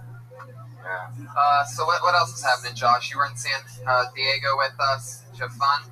Yeah, I had fun. I gotta do a spot with Thunder Pussy as well. Are you wearing your glasses underneath the mask right now? I can't Holy see shit. it up. Wow. Can you lift up the mask and show the audience what they're dealing with? The man behind the mask. Look at this nerd, everybody. How cute is it? Let's keep it like that. Yeah, keep it like that, Josh. It's better like that. Yeah, let's see your little apples in your. Aw, look how cute he is, everybody. What's funny is that the you have the pajamas of an 11-year-old and the face of a 9-year-old. You actually go backwards. Most of the people look too old to be in that costume, whereas Josh is like, is he really in there? Like, it looks like you're standing on a midget comedian right now. You know, Tony, just stay positive. You don't have to be so negative towards me. All right, I see the way you're playing it. But yeah. So I'm excited to have you back, Josh. Doesn't he look like the Campbell's Soup Boy up top? I don't remember the Campbell's Soup Boy. The little kid with his little cheeks and his little face. You don't remember the Campbell's Soup Kid? No, not really that big of a... What are you talking about? Yeah. Have you been called Campbell's Soup Boy? I have not, but I assume he fucks like a goddamn man, so I'm exactly like him. Oh, well... I think you're the first person that. You really spent a moment picturing what the Campbell's boy fucks like, huh? You know, Campbell's boy's probably an old man by now. Or a woman.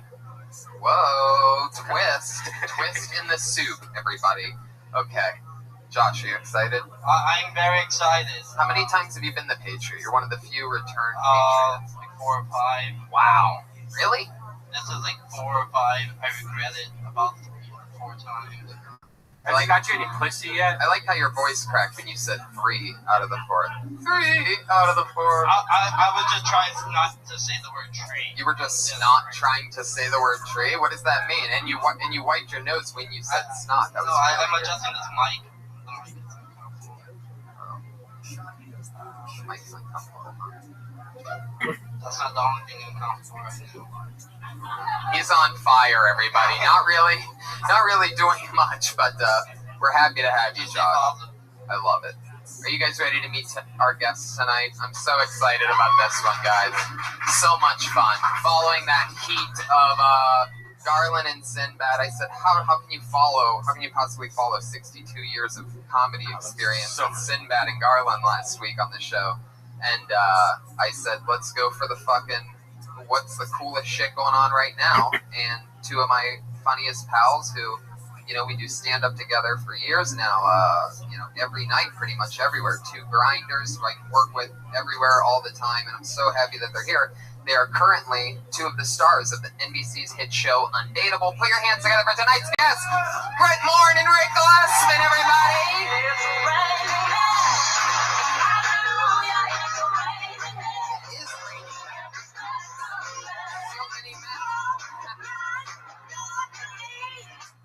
Fuck yeah. Welcome to the show, guys. Thank you, man. Thanks. I want to just real quick say, I noticed something that you questioned you didn't answer. He didn't want to say tree because when he says 3, it sounds like tree, I think is what you're saying. Oh. Is that right? Is that why you didn't want to say tree? It wasn't just a random tree thing, right? We have that G connection. All right. There you go. Is it a Jew connection thing, you think? No, I just used to have problems saying my R's because I grew up. Right. Come on. I did. I know, but you know. So what you're saying is I shouldn't be wearing an Iron Man costume. No, I'm just saying it's 3.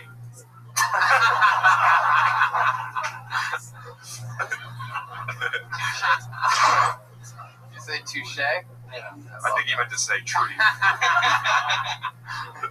Welcome to the show, guys. So fun to have you here. And yeah, it's great It's to gonna be be here. a blast. You guys, were you guys just in Montreal this week? Am I right about that? Montreal, yeah. Little hanging out with the Frenchies, having fun in Canada. We love it up there. Montreal's one of the few places I haven't been. Really? You guys had a blast? I take it. It's so fun. That's the biggest comedy festival, and you got to do a show with the whole cast. Were you right? gonna sneeze? No, he's just soaking in the. Montreal and never now the gets belly. old. Now the I was belly. taking it in. Oh, And I also had I just breathed in. okay. I don't know, I didn't really think it was a thing. It was a powerful inhale. I have, It was. sometimes I forget to breathe and then I have to make up for it. You have awake apnea. Sometimes I think it's just called apnea. maybe. Yeah. Was there any parties that you got to go to that like crazy? Because it seemed like it was just nonstop everywhere you go, comics everywhere, every bar is comedians. Yeah, I think everybody pictures that being like a never-ending night, sort of. Yeah, it is. Right? It never ended for you, it went late for me.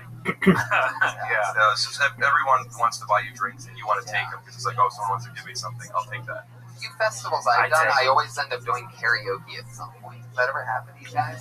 I hang out with the pro karaoke crew at Just get lost with the French. I ended up singing No Scrubs with Byron Bowers at the South Beach Comedy Fest a few months ago. You know, Really? 4 in the morning because their bars don't close or something like that. Wow, I would love to see tape.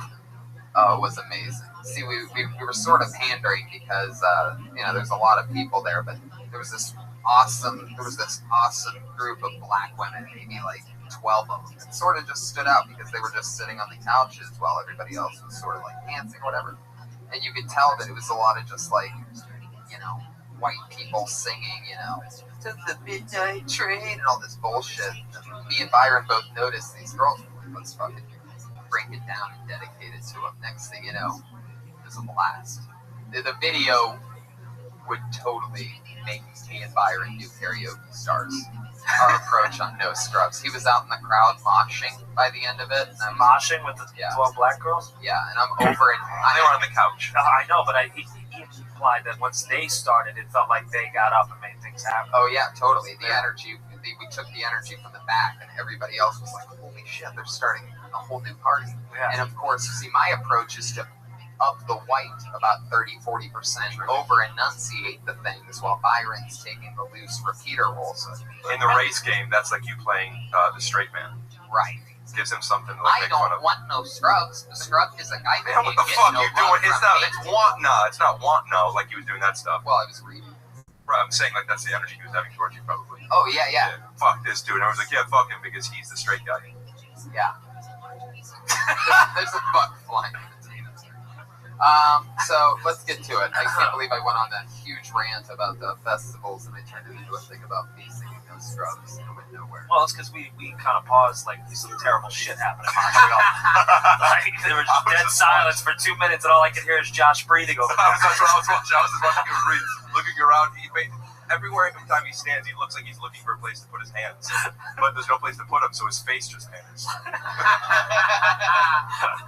Like, where do you put your mouth? No, that wasn't a sexual thing. It was. Well, what does it mean? Well, like hands you could put somewhere, but since there's no place to do it, it's like now where do I put my face? And I put a specific thing on the face. The mouth. Okay, I get it. Yeah, you're a loser. I like you, Josh. I love them. I hope that suits him. Fucking throws it right at you. Yeah, but it's also like superhuman shit that he really does have. What are you drinking over there? A water daiquiri? What is that? Just water. A water daiquiri. I was just living that game. Oh yeah, hydrated. Byron would say something funny there. Yeah, totally. I like you, Josh. Oh, thank you. The water gangster. The water gangster, Josh Martin, everybody. Let's get this thing started, shall we? Hell yeah. This is Kill Tony. You can sign up for the chance to do 1 minute of stage time and then be on a live podcast and talk to our guests and me and Brian. Guys, you know that 60 seconds of stage time is up when you hear the sound of a kitty. Come on, really? It's so quiet. Is that what we're dealing with? They wouldn't hear it. They'd run out of control.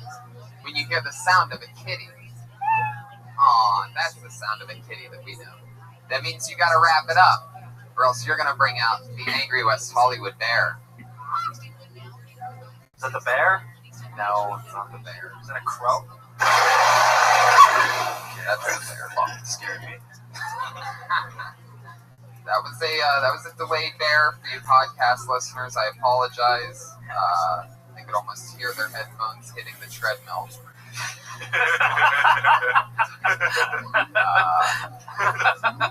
So let's get it started, guys. Are you ready for this? It's Kill Tony number 63 with Brent Morin and Rick Glassman, the stars of Undateable.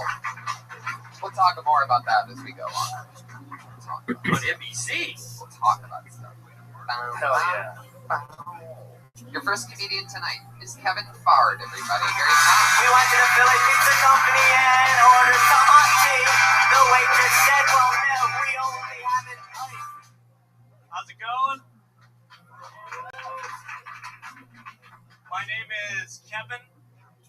Kevin's an Irish name for why is this Persian guy calling himself Kevin? Middle Eastern. I feel like Middle Eastern guys, like, we're creepy enough as is. I don't understand why we have all this excess body hair. It's too much. Look at me. It's too much. I'm so hairy, my dick has back hair. What's the biological purpose of my chest hair falling out of the top of my shirt? Not for warmth. I'm from the desert. Does it keep me warm? Like if body hair was for warmth, then shouldn't Eskimos look like Furbies? How about this? Shave my back, give it to an Eskimo, save the environment. All right. There you go. Good for the environment. Kevin Fard bringing the thunder. Hair is it's to protect from the sun. It's not for the warmth. Is it? Yeah. Is it? Are you sure? Yeah. Okay. Well, there we go. Got the answer. Is that true? How do you know that? Is that really true? No, Eskimos don't have hair because there's not as much sun. I just deduced that. I'm not actually sure. It's the best reason I've heard so. I like so being far. inside, so that makes a lot of sense. And as another hairy guy, I completely love your set. I felt like that back hair dick joke was awesome, but have you guys heard that before? Because that just seems like one of those. I don't know. You've seen it. No, I wasn't making a joke. Like, I don't know if you're asking, like, have you heard, like, that exists or that joke? It seems like I've heard that before, but it might be just because it's so good that I'm just like, wow, that's just amazing. I've never heard it. That's a great joke, dude. That's a hilarious joke. I actually had that a long time ago. Did it in this joke? Like, nice. I love that joke. I want to know more, but now I want to know the actual thing. I want to know the actual science of the body hair. Like, I know taller is you do to take so more your body can take in the sun. So and shorter you don't have as much. If you're shorter and you're around cold, you take in heat better because there's not as much to warm up. That's why Eskimos are low and black guys are so tall because of Africa. That's why they have big dicks is warmer climates. But also, like the color of your skin, the darker you are, it for the heat and stuff. Like black people from Africa, they're dark. I got it. So if you're not dark, then you need some dark shit for the sun and stuff. So you've got hair. You got dark hair. It's the greatest TED talk I've ever heard. You got dark shit, then you're good. Next up, Bill Gates. Every time you wipe your ass, how much hair is on the toilet paper? You know what? You gotta give it a little trimming. I mean, it gets uncomfortable, especially in the summer. Because it's hot. Yeah. So how do you trim that? You got like beard trimmers. You take a risk. No, I don't know like beard trimmers. I come from the opposite spectrum of hairiness. You get it like one of those $12 beard trimmers at like Rite Aid, and they work perfectly for your balls and your asshole. Yeah. It's true. It's just a fear you have to get over. Like I used to start with like Gillettes and stuff. Oh, and that one day would cut your that's worse. And then you just get one of those shavers. I mean, you just have to be careful. Once in a while, you'll nick a little vein here and there. But Jesus Christ! Like you said, the $12 one. We're not gonna spring for the expensive one. No. The $12 one is perfect. $25? No. You don't need to go. I figured it out. That's nice. The $12 ones work perfectly. Who just said I love it in the ass? Yeah, that did come out of nowhere. That was a female voice, too. So that's extra points. Normally it's a guy in the back of the room saying that, so I'm excited. Okay, let's get back to this beard trimmer. What's the price that you say you pay for your beard trimmer that you use for your ass? Well, they're $10 to $12. Wow, I can take you to Rite Aid. That's the going rate for a beard ass trimmer. I love it. Now, have you ever gotten? You probably grow facial hair quickly. Have you ever gotten in a little tiff and all of a sudden you need to use your beard trimmer for your face? I was just gonna say that. Sometimes I just do it. Yeah, Same one. You just go for it. And you can put a little rubbing alcohol on it. It takes. Yeah, but you probably don't every time. You're probably in a hurry at that point, trying to get out the door. It's not the rush. Maybe I'm just. I feel like putting rubbing alcohol on your pube trimmer that you use on your face would be like the equivalent of washing your hands at home when you take a pee. I'm sure there's some people that do it. I agree. It makes sense, but like I don't give a fuck. Right. Now, would you use his beard trimmer that he uses on his I ass? wouldn't use his beard trimmer that he only uses on his beard on my beard. It has nothing to do with you. Yeah. That's just who I am. So no. You wouldn't go beard to beard with this. But you would go his ass. You would go your ass to your own beard, right? I go from my pubic hair to my own beard. Exactly. But I do like this with it. What is that? I don't know. This. You flick it? When you tap it. Ow! No, like there's gotta be a better way. Like a cigar. Tap it like a cigar. Yeah, it's like when the remote control won't work or something. No, he's just really good at it. We're done. Perfect flow of hair going into a trash can. Just get the shit I don't want off. Like weed track and field. Just get the shit I don't want off. Weed track. What do you do that over? A sink? Well, I put down a top. Oh, here we go. I have more. You have two towels? But I have two towels that are in the row. No, I have more. No, Rick is the opposite of the way he's describing himself right now. You don't let me finish. He's like Howard Hughes. Go ahead. I have extra towels, but I have two that are in the rotation. You know, you have a lot of jeans, but you have two that are in the rotation at a time. I have my two that are in the rotation. So I wash it every maybe 5 days. So once I'm ready to wash both of them, I'll take the second one. That's about 2 weeks. I'll trim my pubes every 2 weeks or every month. Really? Wow, that's a lot of trimming. Let me tell you something. You're like a barber. It's not that it's that long. It's just that I want to keep it where I want to keep it. And I want to keep it at about 14 days. Yeah, because you never know. Like, I know. No. I mean, it's okay if I go a month. Rick knows. He's on an NBC show right now. Once I book this show, I never know. You might never know, but he knows. What I'm talking about. But anyway, I'm over a towel. So what happens what happens if a girl sees you're downstairs after 15 days? That's what I want to know. What's 30 days? It's fine. What happens at this cutoff? Some people don't even do it. I'm not out of control. It's just that I want to keep it high and tight. I just started when I moved to California. I never did it. Like in Ohio, no one talked about their pubic hair or masturbating or anything. Follow-up question on this. Sure. So, do you go up? Also, but actually, you go ahead. Do you just ballpark 14 days? Do you have a calendar in your bathroom that you mark off, or do you like feel for the hair? No, it has nothing to do with the hair. It has to do with when I'm doing my towel laundry. Oh, it's all about the towel. Everything cosmetic has to do with when I do the laundry. Now, I buy Proactive every 5 washes. So when you're doing your beard trimmer on your ass, what's your positioning like? Are you over the sink like backwards? Well, no, the ass is just outside. I use one. If you use the ones that are cordless, outside, like he's walking a dog. Hey Jerry, how are you? Shaving your ass? Yeah. What? Outside actually is brilliant. Why don't we do it outside? Because it's so annoying. Our bathroom looks like it's embarrassing. Right. Think about it. That's embarrassing. When the neighbor comes out and the wind's blowing from east to west. I'm embarrassed just to shake my towel out outside, which I do. Imagine just doing it out there.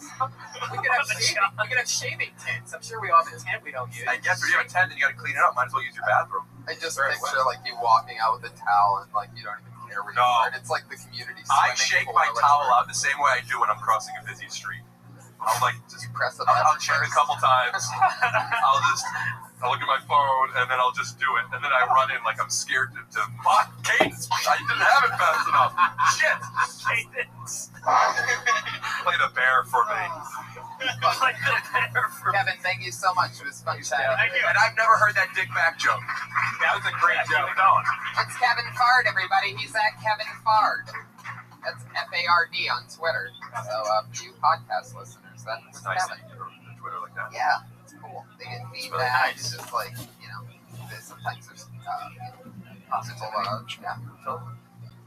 Josh, did you have any questions for our guests? So normally, the Patriot asks our guests a question about something. I was wondering if you had any. I do have them. first question for Rick Glassman. You're a very funny comedian. You're an amazing basketball player. Why haven't you gone pro in basketball? Well, okay, first, what is... Yeah, thanks. I guess I just love comedy more. Nobody loves I comedy love more that than that's NBA. like you could totally go pro. No, you know, I just love. I can't go pro now. Right? No, I know. But I could have gone pro. I believe you. You think so? What were you like? Could you go pro? That's so college. Just dunking with glasses on. Where'd you go to college? I took them off. That's so fun. Did you have the strap or you just? I have a strap. Help! Oh, that's great. Help! Where's the ball? Just Scout's like, no, he should do comedy. Did he shave his ass? What's going on with his shorts? I love that image of the basketball scout writing the word comedy next to his name. Like, this guy's got to get into the arts. He's just a really good comedy scout. I love that. But I am good, right, at basketball? Yeah. You are good. And my second question is for you, Brent. Why are you not as good as classmates? Oh, gee. That's true.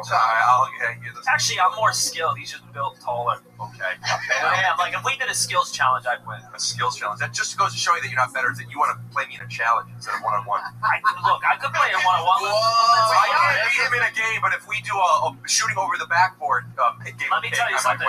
If you had Shaq versus Chris Paul in a game, Shaq would fucking win. No, he wouldn't. Chris Paul's more skilled. Nope. Am I right? No, Chris Paul would beat Shaq. One-on-one is way different than a game scenario. Shaq can't go with Chris Paul. You What is can't Shaq even going to guard dribble with with the your top of the fucking three? legs. You can't even dribble with Okay, your all right, left. do your rapping fingers. You do. You just... Josh, I blame all of this on you. Stay the fuck out of this, Josh. I love it. You can ask these guys have a show on NBC and You you're know what? asking them about their Spell better than me. No, I can't. I thought they were talking about dick size at first. No, his dick is huge. Yeah, it's because he's taller. That's what I thought you were He's got talking big hands and he's got a big dick, okay? And he shaves his ass. We're learning a lot. No, I shave my pubes. I have shaved my ass. I don't shave my ass. Everyone has shaved their ass. And if you haven't, you might be arrested. You've never shaved your ass? I don't think I don't have to shave my ass. I have a hairless ass and back. Brent has a hairless ass and back. I have a If you look at Brent's chest, yeah, so I'm perfect. We've talked? Yes, we've talked. That's what I was going to say. If you look at if you cut Brent in half, which I recommend you do, and you were to look at his torso and his legs, you would not put them together. He's got a hairless boy bitch butt legs and a very hairy, manly, could do a skills challenge well, but not the best basketball player torso. I'm fucking really good. Rick, you didn't even fucking play college. I did. That's where you say neither did you, Brent. But you didn't you? Yeah. Oh, you're the one that did. All right. Man, I'm still hairy when I shit when like Poof has eyelashes. Oh my god. All right. My dad coming down with my friends around. Josh, a few weeks ago, you admitted live on this show that your penis is how big again? No, I don't remember exactly. Jesus. Oh, come on. I say 2 inches. Wait, hard. Make eye contact with somebody who's insulting you. A dick is never small if you make eye contact when you say how big it is. There you go. By the way, I'm pretty sure the number was 4 for you guys. 5.5? No, it's not. I was underestimating. 5. Oh, you were underestimating. On a good day, it's 5. You're the first guy to ever underestimate the size of his penis, by the way. To say 2 numbers, it's got to be. It's never the biggest one. Or you could say 5, 5.5. If it was 5.5, you wouldn't say 5. You'd say 5.5, 6. Right? So it's 5. It's 5 if he just trimmed his pubes. Humble dick talker. It's quite a characteristic. Oh, you love Josh. He's funny. He's very humble about his dick. He's That's true. It's hard to find. You can talk it up. You guys ready for your next comedian? Brent or what, speaks well about my everybody? dick. Thank you. Yeah. Let's roll on. Your next comedian goes by the name of Chandler Withnog. Oh, yeah.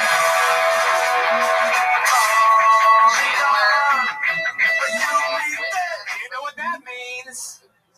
You just got. No, you're not talking about body hair. He took the spot. I love it. It is. Is he in the room? Not in the room. in the back. I don't really think you can come on. Hey, Right. I think it's such a bad example. But, because we're gonna have to deal with this for the next 500 episodes. So you can stop. I like the initiative. I got to be honest. What if it's on me? No, make it on Brent. I mean, like he recognized that person wasn't going to come up. It's a but didn't live sit show. there. But we have people that don't show up like 4 times, 5 Okay, times. all right, get the fuck off the stage. No, I don't know. I voted for him. Sorry. What's your Twitter handle? Well, that's got to be you. Okay, well... He did stand up when you said Chandler, then sat back down. You wrote it next to name, first of all, and... He's saying with no D, not with the D. I would have said the same thing. You wrote, Guys, give it up for Chandler! I get your mistake. Chandler. Once again, give it up for Chandler! Okay. Chandler, from now on, when somebody says your name, just go on stage. Right. Ladies and gentlemen, put your hands together for Chandler with no D.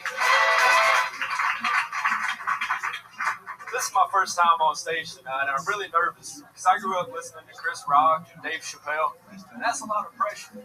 It's not the pressure of living up to their greatness that scares me, though. It's that when those are your biggest influences, there's a pretty good chance you get on stage and drop the N-word. That does not go well with this complexion or this accent. When you have a southern accent, people automatically assume you're racist anyway.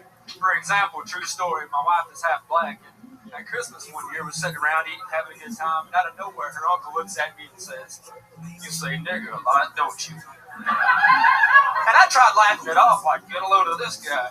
But I look, and everyone had stopped me, just waiting on my answer. So I said, "What's a lot?" Wow, there you go. 50 seconds. It's pretty good. Is this really your first time on stage? It is. Right now. Wait, first time tonight? First time ever. Tonight is his first time. I thought the same thing. Oh, wow. Ladies and gentlemen, Chandler with no D. I think you're one of the few comedians that said the N-word the first set. Yeah, definitely. That was a legitimate concern. I believe it. I bought into it. I'm on board. I say it all the time. You're smart enough to say it after you said that you had a half black wife. So, Right. I mean, And I brought her with me for proof. Oh, perfect. Yeah, there she is. That's blatantly one of the best first-time sets I've ever seen. What's your actual name, since you wrote your name next to your Twitter handle and it didn't come up when I read that? What's your name? Chandler Raper. Oh, okay. There's enough rape jokes already. You're going to be a huge star, Chandler. Raper with no D. Welcome to show business. Holy shit, where are you from? Alabama. Wow. Nice. Now, did you know the show coming from Alabama? No, I didn't. My buddy told me about it the other day, so I've been like listening to the podcast, listening to the feedback that other people have got. Stand up something you've always wanted to do? It's something that I've been thinking about doing for a while, and I finally just... You live here now? Yeah, I do. How long have you been here? I lived there from 2007 to 2010 and went back to Alabama, and I've been here now since April. That's awesome. Awesome, man. Yeah, it's so exciting. What did you do? What were you doing in Alabama? And well, how old are you? 26. Awesome. And what were you doing in Alabama?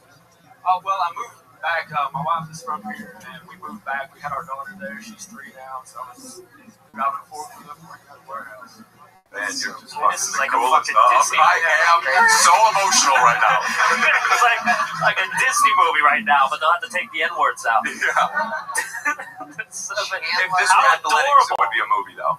Yeah. Now it's Chandler. It's not Chandler. It's not Chandler. Just driving a forklift, headphones, listening to Chris Rock. One day. That's so fun. What made you start tonight? Well, I actually came last week and saw how it went, and I think this is a good setup with getting constructive criticism and feedback. So it's different than any other open mic. You're just going up, and if people like it or not, fellow comedians in an open mic, you actually get feedback here. So, I like you so much. I like you so much. You did great. Like, I really thought you had been doing it for a while, and then I actually was doing something and I missed like that one sentence where you said you were married to a black chick, and I was just like, holy shit, this guy is being really racy. And I'm like, and then I started like, oh shit, I'm wearing the wrong shirt for this. And so then is that irritating? So I just went like this for a while. You think it's racy if he doesn't say he's married to a half black? Isn't that Should I just leave that out? Just leave that out? What's that? Oh, if I just leave out that No, that was good.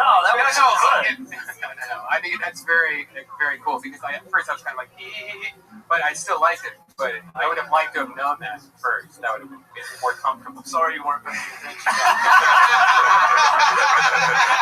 That's funny because he's serious. Yeah, and also he's like very genuine. So he's shaking, but making strong eye contact.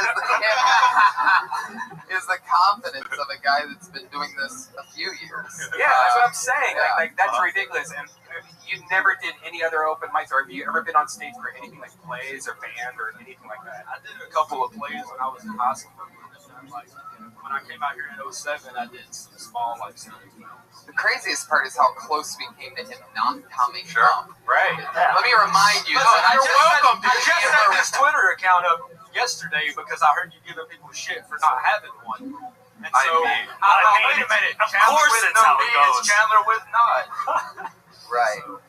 Yeah, he's the next How person. freaked out would you have been had there been a guy with the name Chandler with not that came up? You're just like, fuck! I started Now I have to just going change as that. Chandler because I thought I was going to get shit for my last name. So I would have really been confused if Well, it no, had to you be gotta two own, Chandlers. you gotta own that shit, brother. No, you gotta change. Having a last name like Greenberg rolling. completely matches your crazy Alabama, perspective. Jews change their last name because it has man in the end.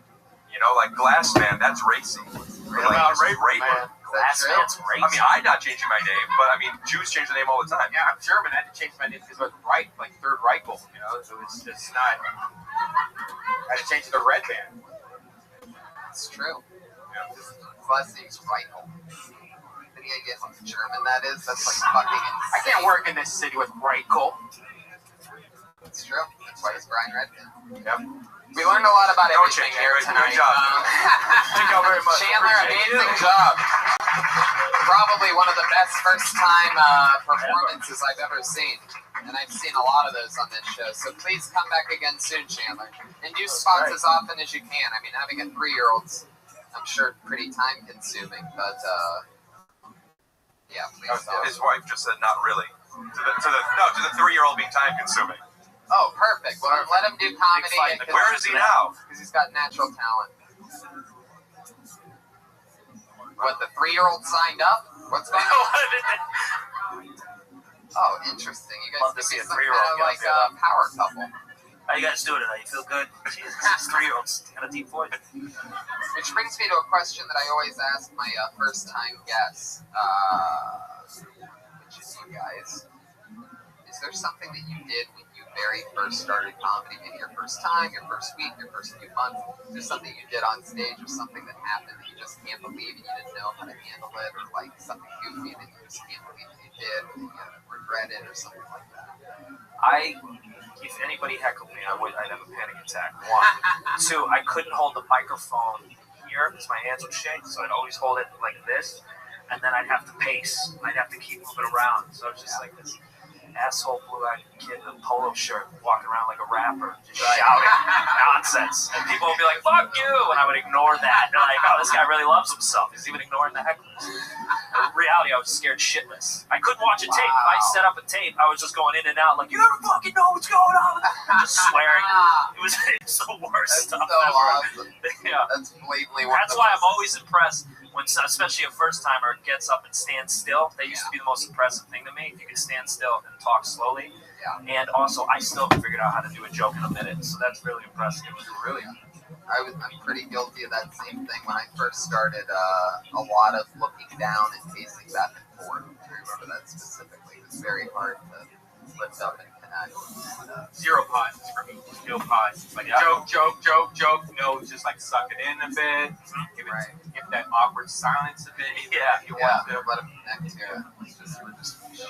It's kind of like a timing belt. You have to find your normal timing belt sometimes. Because I find myself doing up to this day today, like I'll smoke too much weed or something, go on stage, and I'll be speeding up too fast. Yeah. It's like, oh, I sound like I'm on coke or something. Rick, when you started, anything crazy? I mean, I'm curious what you were going to say. Well, I was going to say, a lot of people might not know, I was around you a lot when you started here, and you've always taken an incredible amount of risks. I mean, I consider you the closest thing that we have to like a like a young Andy Kaufman or Sacha Baron Cohen, or like somebody who absolutely goes for it, and it's always something different. And so I know that you can't really regret that, but I mean, don't regret any of it. But one thing I know from it is, and it's nothing specific. It's forever now included. It will be. A lot of times I have jokes that I don't know how to tell. I don't know how to do it right. I would tell a joke, and it's so funny to me, and I know it is, and I'm doing it, and then I'm not only not getting laughs, I'm getting like, fuck you, like no one's heckling me with fuck you. It's like looking at me like that. And then when I got a little bit better, I would have the only compliments I would get were a couple people come up to me after a show and they'd say, I got it. And it's the I, like, don't worry, buddy. Don't worry, I get what you're doing. It's like, just don't talk to me. I get it. I'm not there. So it's just, I didn't know how to articulate what I was doing. That's hard. Yeah. Not being able to communicate. Sure, you got a lot of that because it was so, it started with, and I've seen this with so many of the great comedians. Yeah, it starts in the back of the room and then works its way forward. Fahim Anwar is another one like that, who, when you see him on stage, you sort of sit down. Yeah. And you sort of don't know what's going to happen. There's a select that it's more exciting than Brent or like well, no, the people that are just trying to refine things all the time. Not to say that you're not. It's just two different types of refining and taking chances. It's letting it rip and going with something completely crazy and in the moment, or trying to make it better. Anyway, sometimes things come to a complete halt as far as the comedy part of things. And how about one more time for Chandler, guys? Was that crazy or what? That was insane. He's got that Alabama cadence. You never know when he might say something completely out of control, right? Felt like anything could happen. Your next comedian goes by the name of TJ Player.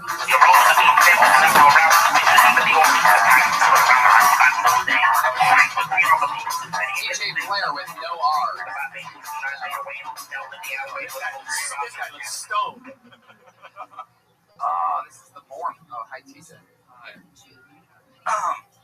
So good etiquette dictates that a gentleman should open the door for a lady.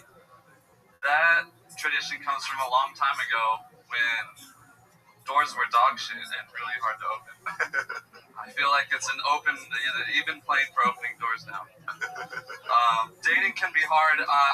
This is true. I share the same exact name with a notorious serial killer rapist, and it makes online dating really difficult. I found this out by several Tinder dates telling me the exact same thing. They googled my name, said they were creeped out by the result.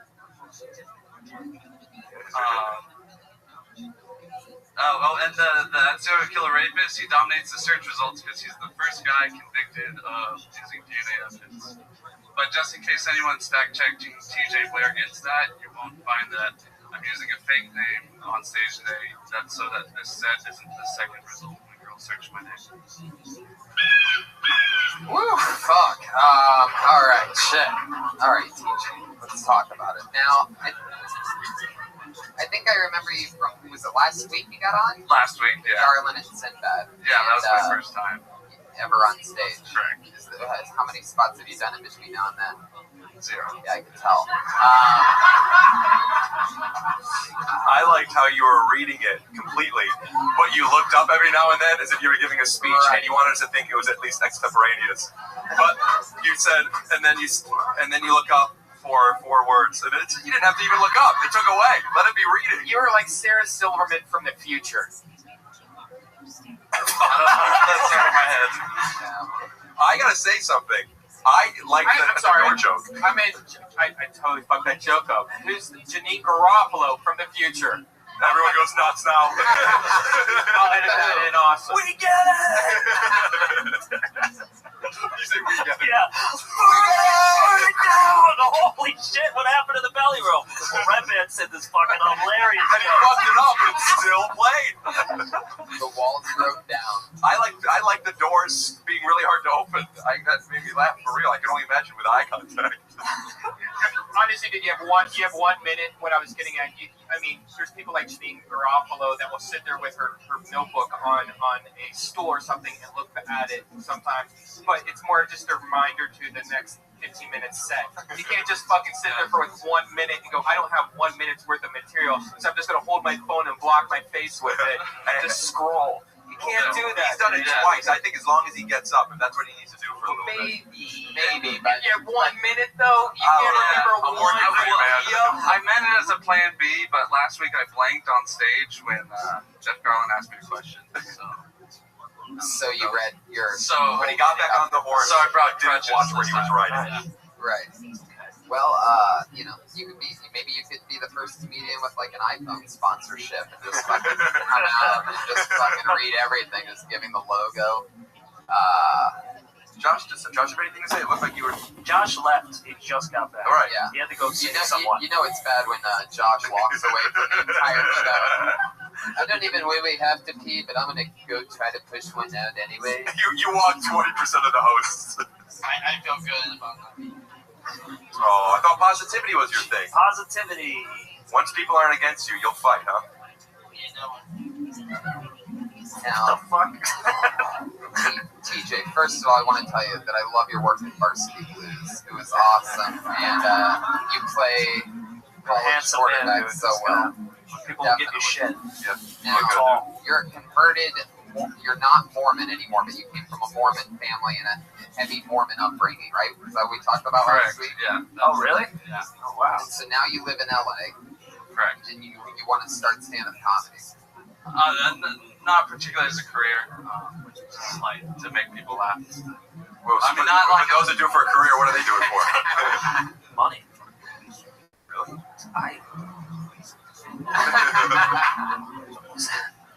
No, it seemed like a good challenge. I'm a fan of stand-up comedy, and you always think you can do it. Is that a real thing? Do you not want to say you want to do it for a career because you feel like you don't want to put too much on the lines for people to like for him to make fun of you or something? Or No. Yeah, I've thought about it. At this stage, right? I know I'm not oblivious to the grind that you have to go through. So I'm just trying. What do you do for work? Photographer and want to be entrepreneur. Just trying to make a website. So there's 3 things that are grinds. Right. So I don't know. Stand-up comedy. Two of those are hot guy jobs, by the way. Yeah, but stand-up comedy. Photographer and entrepreneur. Stand-up comedy is the best job. Get a lot of ever, pussy? right? Sorry. Would you say stand-up is the best job? Now that I could eat because of it, yeah. Yeah. Well, when somebody puts entrepreneur as its competitor, it's sort of tough. And also, if entrepreneur isn't first, how hard are you knocking on doors? Right. How hard are you? Oh, not very hard. Okay. So you don't want to be entrepreneur for a career either. Just something that you want to make people laugh at. No, stress-free living. Is entrepreneurial like a referral code for stamps.com, or is that what's like? No. Just beat the shit out of us. I'm gonna panic. I can't lose that. Supplements online. Oh, it's on it. All right. So it is. How much is he worth? Millions and millions of dollars. You look rich as shit. I live on a sailboat and I'm almost homeless. So rich. You live on a sailboat? Yeah. Another hot guy thing to say. Right. I'm an entrepreneur. I live on a boat. I'm homeless, but you know, it's like I know the chick who owns it. Her husband's rich. You know, chicks just hate going back to a sailboat. It's just the worst. Do you have, does the sailboat have a covered spot, like you can go under and sleep, or is it just like, I'm picturing a canoe with a sail? No, it's legit, like I sleep on a kayak. sailboat. You have like a boat, like you have a bed, you have a refrigerator, and you sort of shit. Yeah, 30-foot boat. It's got a Like you're homeless with a 30-foot boat? He's an entrepreneur! No, it's the 1970 boat. It costs $2,000. It's not. I want a 30-foot boat for $2,000. There's Craigslist, man. Get a bigger one, man. Yeah! How big? 40 feet. How much is a 40 feet? That'd be $2,500. Yeah, roundabouts. Oh, that's a lot of money. 10 grand for a 40-foot boat? You spent 10 grand on Uber this month. No, come on. That's not true. Good joke, though. Solid. Uber's fun. Hey, if you guys are going to yell anything out, which I'm not saying do, I don't know the format, but at least let us hear. Otherwise, you're just the problem is that he sits on the meat, and then we fucking talk. He was still saying something. It's on us. So it's $10,000 for a sailboat. For a 40-foot boat. Of course All you right, do. You look like a pirate. You look awesome. If I had a free boat, I want a boat. TJ. Can I make my jokes better? What's that? Oh, it's so cute. Jesus Christ. What did you say? The jokes. How can I make those better? I'll tell you exactly how. You have to be able to. The fact that you blanked out with Jeff Garland last week can't put you farther in a bubble. You have to use it as a lesson in going harder. Looking at your phone and falling back on notes is not going to take you to the next level. That's taking you back a level that you were even at last week when you weren't reading your minute off the phone. You can get used to blanking too. You'll have more time to work on your timing and your connection with the crowd if you're not staring at your phone the entire time. So the jokes can't even begin work until that comes with repetition too. Some comics I know when they're doing their set and their wife's about to go through labor will have them to stare at their phone as they do their set in case the wife calls. You are so happy with that detail. Get it? All right. I don't. Why did I jump on board of that bomb? I could have let you sit in that shit, but then I said, you know what? You're not going down alone. I get the bit. If somebody's telling a joke and their wife's in labor, they'd be like, oh, fuck, and they blame because their wife's in labor. That was the bit. It's not necessarily funny, but it makes sense to what he just fucking did. Hands shaking, looking at the phone, panic, get back to the boat, get the suitcase for the wife, get back to the hospital, figure it out. Thank you for the golf clap. And the other thing is that you can do this as a hobby, but you can't expect to just, you can't expect, if you're doing it for laughter and not as a career, it's not going well either. It's a difference between an actor and a comedian. The comedian goes on stage every day, takes those ideas, works them out on stage, figures them out, fine-tunes them. But you're going up, at the beginning, you should be going at least twice a night, or at least 5 nights a week. Right. Nights a week. Right. And it's always going to become just an entrepreneur. Yeah. Even the two people that have a regular spot here every week at the end of the show go and do spots every night at other places and work hard at it. It's not just something you just dabble in. You have to go all the way, or I also would say a good piece of advice. This goes for any aspiring comedian: is flush out that door bit.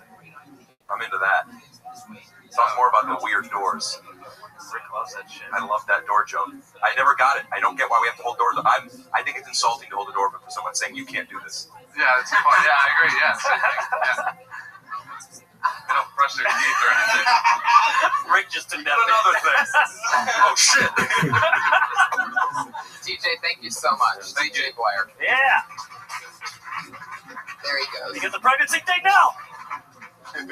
Josh, what'd you think of TJ Blair? 2 weeks ago, he was a Mormon. It's true. Here it comes. Still better than me. Josh. There you go. Josh, you're good. You made me laugh when I saw you before. But they laughed more than me being self-deprecating. Oh, you do it for them. He does it for the laughter, not for his career. Do it for the puss. Do it for the puss. How the fuck do you do that? How do you get everybody on your side and then just go the other way? You're like a child actor just started fucking swearing during a live taping of something. How's that going? Figure that out, Brett. How's doing it for the puss going for you, Josh? Just pull a goddamn name. Oh, you son of a bitch. Now, you podcast listeners can't see Josh smiling right now, apologetically. Like, I can't believe I just fucking said that.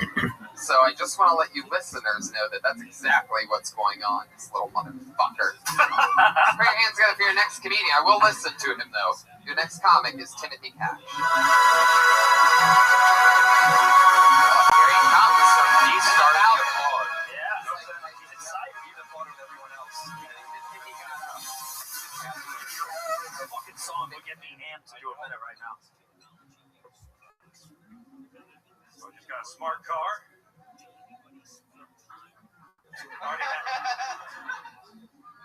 Already have a smartphone. 3 smart food, 3 smart waters. I'm a fucking genius. Why do I still have my wisdom teeth? Smart joke. Am I racist if I think Aunt Jemima and Mrs. Butterworth look the same?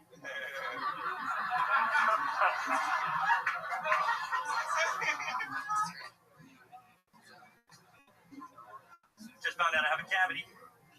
Unfortunately, I learned it while I was at the airport doing searched. I think everybody with one leg should eat for free at IHOP. I got a buddy who lost his leg from the knee down. He should at least get half off. A cat and a bear walk into a gay bar. The cat says. So the bear reaches over the bartender, grabs him, and says. I think we see what I knew what he was doing. half attempts on all parts there. But when you do it, tell me when you want to play. You nail everybody like on the 58. It also doesn't work when you do it in the 49-second mark. So. Hey, and also because sometimes I don't do a minute. If you are really like it, I've even gone up to like a minute 18 seconds before. Don't worry about what I'm doing. Yeah, and also don't worry, you weren't kicking that much ass, so we would have let you do a minute 18. But to bail on 49, but it was great. You have amazing jokes. That was good. It was actually great work. Yeah. I have been really good. Getting into mime on Mrs. Butterworth, I mean, that's sort of something that I think I thought about, like, which is always like the funniest joke. When you hear somebody say something that you sort of thought of, and that's brilliant. That one and I was actually thinking, I was like, man, they was a stone, and I heard someone else say that, like that IHOP just seems too hilarious. Like, I was like, that's just ridiculously obvious. They do look a lot alike, though. That is. I don't think that's racist. They do look alike. If you said, is it racist? I think Andrew Jemima and LeBron James look alike. I think that'd be a great tag. Do you think Uncle Ben was fucking Aunt Jemima? Right after that. I also think that every black person looks alike. What? No, I'm saying it's the tag. It's the third. Yeah. You say this and then you say that, and then you fucking get on board. Right.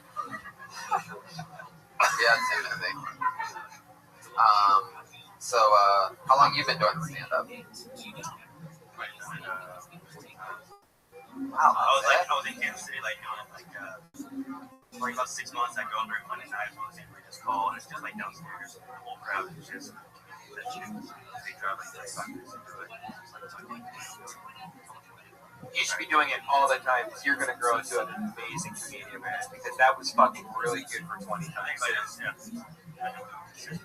No, you're a great writer. I mean, if you wrote those are awesome. Yeah.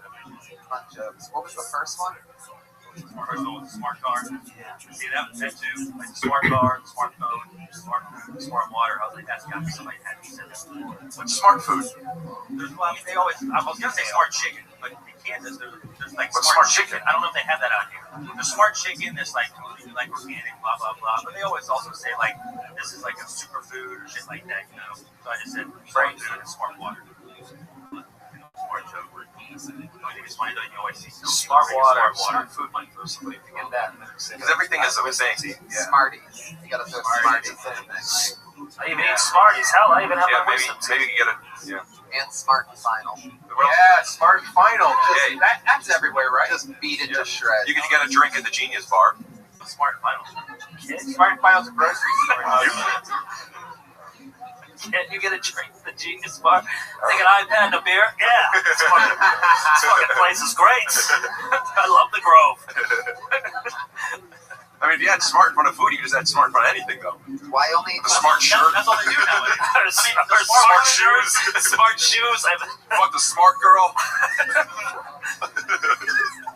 What, I got a smart puppy. Why have you only done it 20 times, Timothy? What do you do for fun? What do you do for work? Wait tables. Where at? Place out there, like Plano, right? Smart camper. That's awesome. So it's easy to. That's right now. It's easy to crash out there.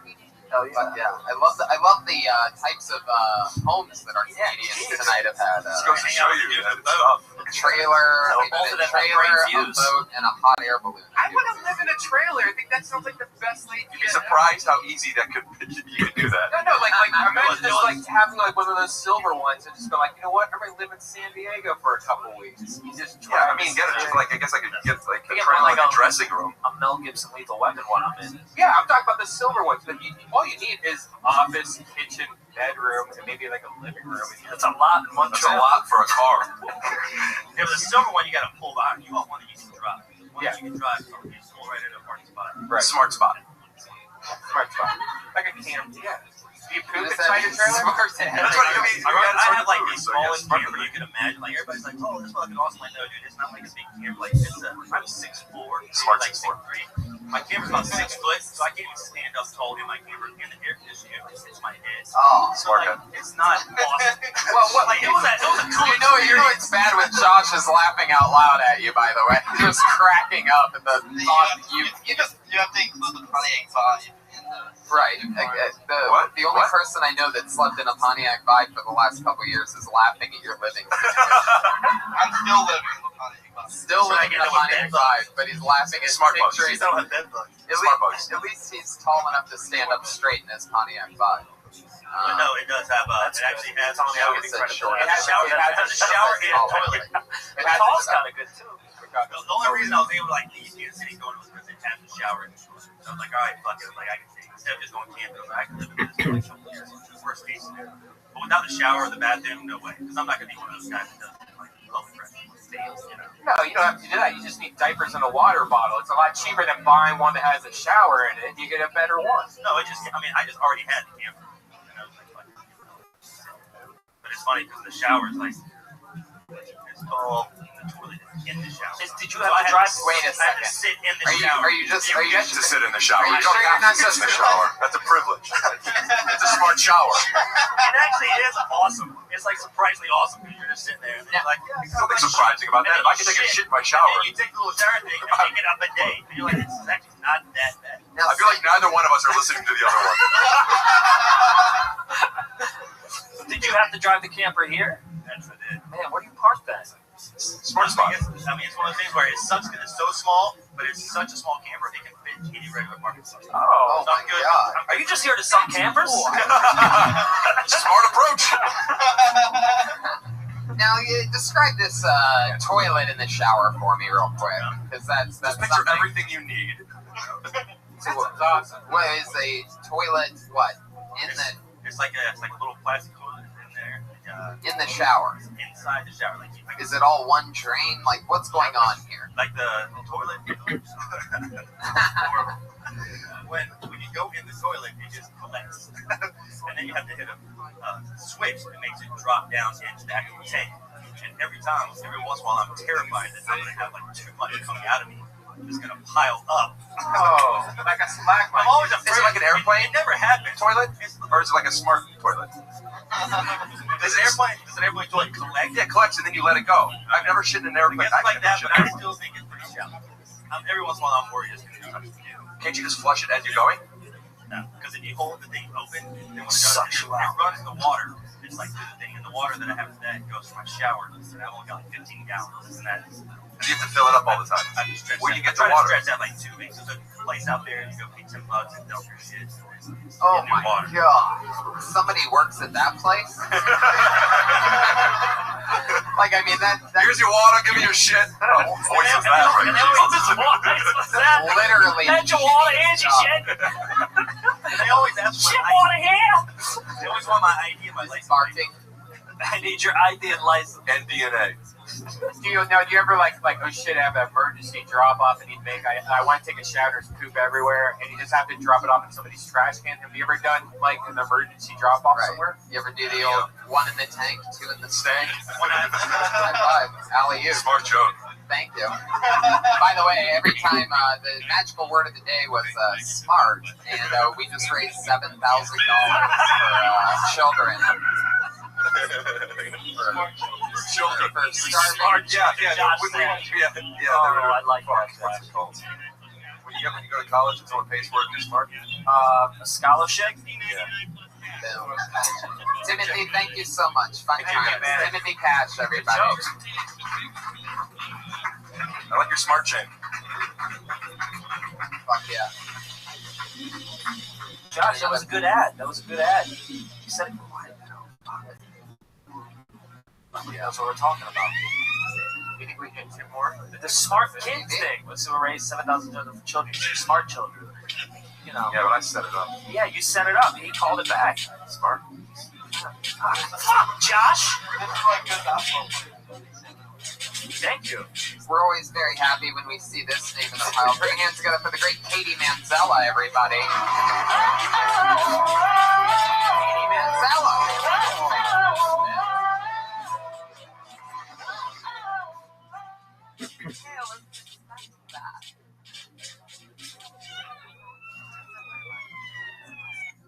So I was just like reminiscing about my childhood a little bit earlier. All the games I used to like to play. One of my favorite games I used to play used to be called Morning Sickness, or is this alcohol poisoning?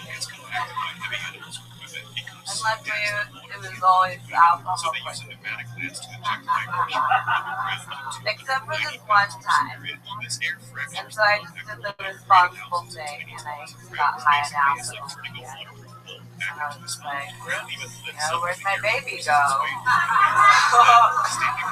No, I know where it went. It went to Jesus' abortion daycare in heaven because they can't take care of themselves up there, you know? It's like, I don't understand why people say don't do drugs while you're pregnant, because as far as I'm concerned, it's the best way to get rid of the baby, you know? Why would I... Does that mean I'm done? Yeah, that's a minute. That was a minute? Katie Manzella was killed for a minute, everybody. That was so fun. Linear time, guys. Linear time. I love your style. I like your cadence. Your cadence is unbelievably cool and so refined. Thank you. I bet you've been doing a lot of spots. I bet you've been doing a lot of comedy. I definitely like paid my dues. I used to do it a lot. Lately, I go up when I can, but like I hate to say that, but like I feel like when you just come up and you know this is what you were born to do, you fucking do it. Damn. Okay. That's. I love that you're giving your Emmy acceptance speech right now. Sorry, I have a question, and maybe I'm wrong. I was apparently wrong about the hair, although I don't think I am. But doing drugs doesn't just make the baby disappear; it just fucks it up when it's born, right? I mean, You can't smoke pot and then the baby just falls out of the smart toilet. I don't think Pog would fuck with the baby. I think that's like absolutely false. Right. What about the acid? I think the baby would just be born really high and happy. What's wrong with No, I'm just saying you just said that doing the drugs made the baby go away. I was just wondering, is that like a thing? Yeah, you can like totally, if you like telepathically communicate to the soul of what's under your vessel while tripping on psychedelics, anything is possible. Okay, very cool. Very cool. Duh. Powerful Katie Manzella. I love your style. You're just so confident. Like you're like. I will say, I like your cadence on stage. I'm happy it's the same when you're done. Yeah. You know what I mean? No, like sometimes if somebody does something, it's all like, hey, where are we going? It's like, oh, fucking, that's not you up there. Yeah, that's you. I like only yourself. Exactly. Well, thanks for having me. That was fun. Bye. What do you keep in your pouch? What's on your necklace? This is a crystal. You're so funny. Baby gave it to her before. Here you go, mother. I'm going to Gondola now. Daycare. Exactly. The great Katie Manzella, everybody. There she goes. Thank you, Katie. Katie Manzella on Twitter.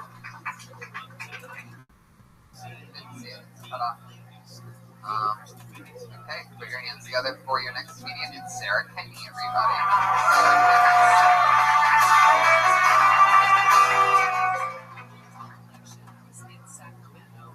So did you know that women who wear high heel shoes are actually twice as likely to have children as women who don't, who are in their same socioeconomic group? And it's like partly because they look better, but it's mostly because they can't get away. I was at a gas station and I saw for sale this air freshener shaped like a marijuana leaf, and it smelled like marijuana. And I was like, finally, I can get all of that incriminating odor without the annoying euphoria that normally goes along with it. So did you ever get an abortion? And then you run into the guy that had knocked you up, and he's got a baby with him, and it looks a lot like you. So for a second, you're like, oh, he kept it.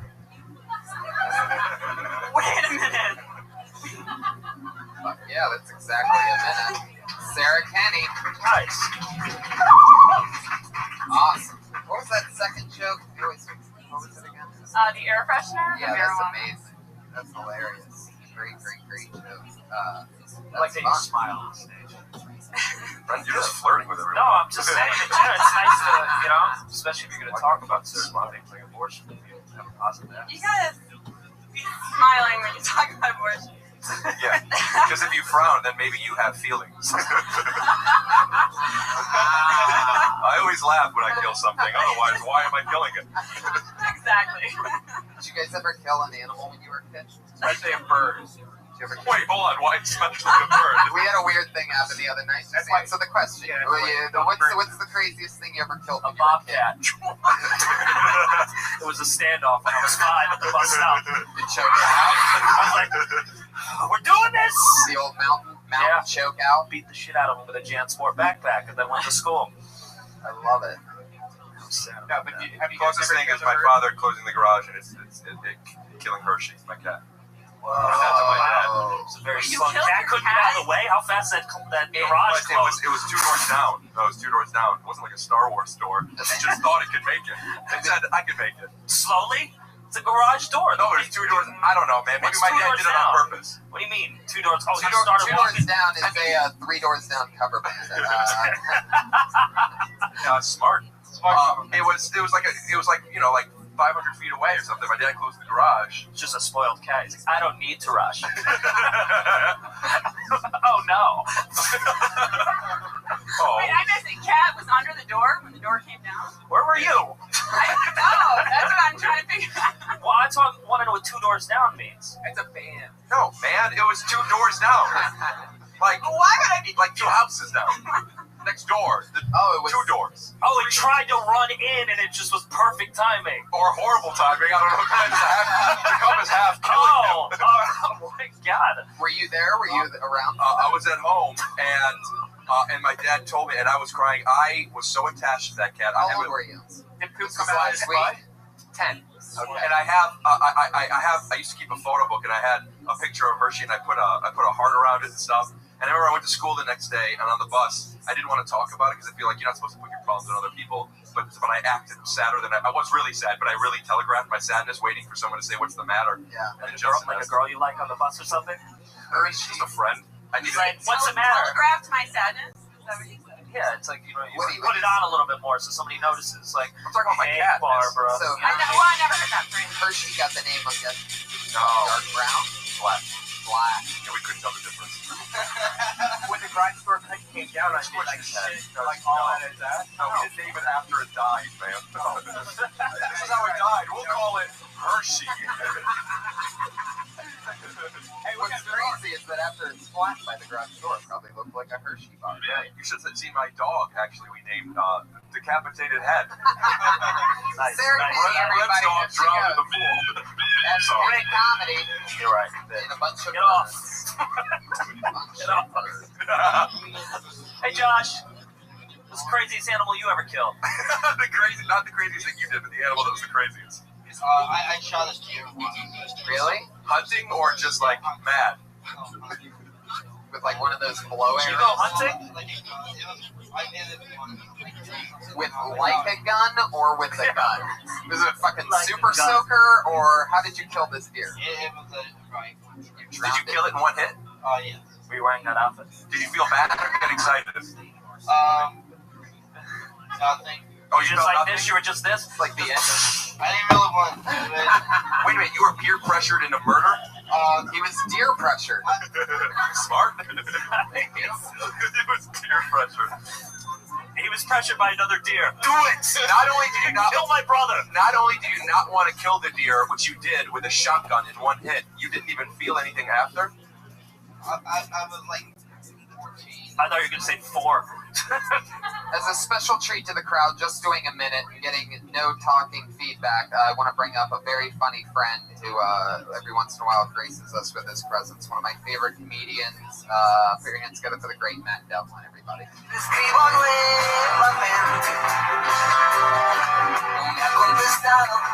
very much.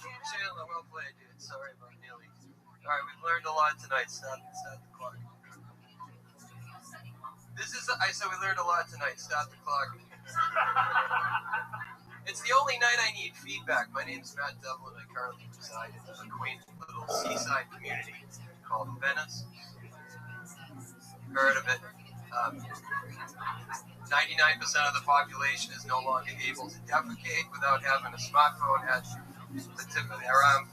So you very obviously are aware that a guy was struck by lightning and killed there yesterday. My downstairs neighbor is clearly in the 1% of the population because I bumped into him this morning and I said, "Did you hear what happened on the beach?" He said, "No, what happened?" And I said, "The guy got struck by lightning and died." He said, "Wow, that's terrible." Because the only thing worse than that would be getting hit by a plane. I said, "Oh, that's funny." Because at approximately the exact same time, on the other side of the country, in Venice, Florida, a guy got hit by a plane and was killed. You can look it up on Google. Is that it? No, well, see, that's my conundrum. I think it's funny. And I don't know where this joke is going, but I would like to think that you could help me prepare for the next time there is a freak accident where a person dies, and then there is another freak accident where a person dies at the exact same time on the exact same day. Did that really happen? Venice, Florida, dude got run over by a plane on the beach. Venice, California. Get the fuck out of here. Dude got struck by lightning at approximately 3 p.m. yesterday. How funny is that, America? Well, it struck the water, and it's in the water. Yeah, a lot of people got injured from that. Well, he didn't get struck directly by the lightning. It was effective because he's now on ice. I know. All right, Matt Devlin, everybody. We're gonna move on. he attacked the newest premise. I'll give him that. It didn't really come around in the end, but well, the neighbor's saying, "Oh, the only thing worse than that is getting hit by a plane." I said, "Well, you know, they died, both died, so they're both dead." Yeah, I believe that. I mean, it's crazy. It's like Fox News. It's crazy. All right, everybody. Sad, by the way. We are in a ruckus. Who's still with us on Monday night, huh? This is the part of the show where you have two regulars. There's two girls that do a minute each week. They bring a brand new minute every single week, and we love watching them grow and sometimes take a step back. Sometimes things are crazy. Some weeks are easier and harder than others, but they're the only two people that pretty much anybody knows that writes a brand new minute each week and definitely tries it out and puts it out there. So put your hands together for your first regular going up tonight. You know her as the college dropout after her first spot here on Kiltony. Put your hands together for Kimberly Congdon, everybody.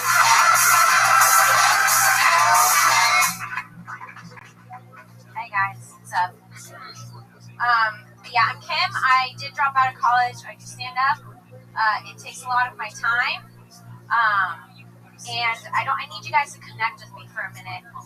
Have you guys ever taken a shower so quick that you only wash your fuckable parts? You get it, right? Brush your teeth, front, the back, armpit, feeling freaky. Stand-up does take a lot of my time, and being a woman and doing stand-up is different because I think a lot about what I'm going to do when I want to have children one day, and I realized that I just need to find a man that's a stay-at-home father, you know? I need to find someone sensitive, who listens, who's good with children, honest, loyal. I need to date a woman, I think, that's what I need to do. I'm kind of selfish, so that when I leave, I know that I'll always be calling my husband. All right. Oh, wow. Really listen to the rules. Do the cue. Yeah, very listen to the rules there. Were you close to the end on that? I was just going to say, I'm selfish, so when I call back home and always call my husband, I'm like, whatever you do, make sure you're taking really, really good care of my Emmys. Because you can always make another kid, but can't get two Emmys, right? I mean, you can. Yeah, Probably will, but... Yeah, that's exciting. That's funny stuff. What was the one thing that I... The shower thing is, by the way, it's called stripper shower. It's, butthole, dick. Yeah, but I feel like fuckable parts described it all. It's called a stripper shower if you've dated a stripper before. Yeah. I've never heard of that stripper shower. You know what it's called. If you haven't, I think it's called being clean when you don't have time. Yeah. Well, you just don't want to smell like buttholes, cum, or poop. What would you call a shower where you wash everything but the dick and ass? the lonely baptism. I love that. When you're so confident that nothing could possibly happen to you. I'll get this job, but no one's sucking my dick. I'm just gonna wash my forearms and my shins. Forearms and shins, that's it. The I got a great smell of forearms. Was that dick? I like that bit. That was great. Thank you. Yeah, great job. I like how you talk about yourself. New. I like how you talk about yourself. Thank you. Flirting, it's good to do it. Can't help it. It's cadence. Another brand new minute from the great Kimberly Congdon. Guys. Everybody, there she goes. She's on Twitter at Kimberly Congdon. And your final regular tonight, always goofy and fun. Put your hands together for the great Sarah Weinstein.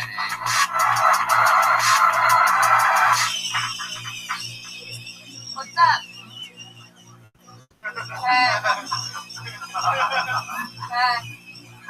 Erasers.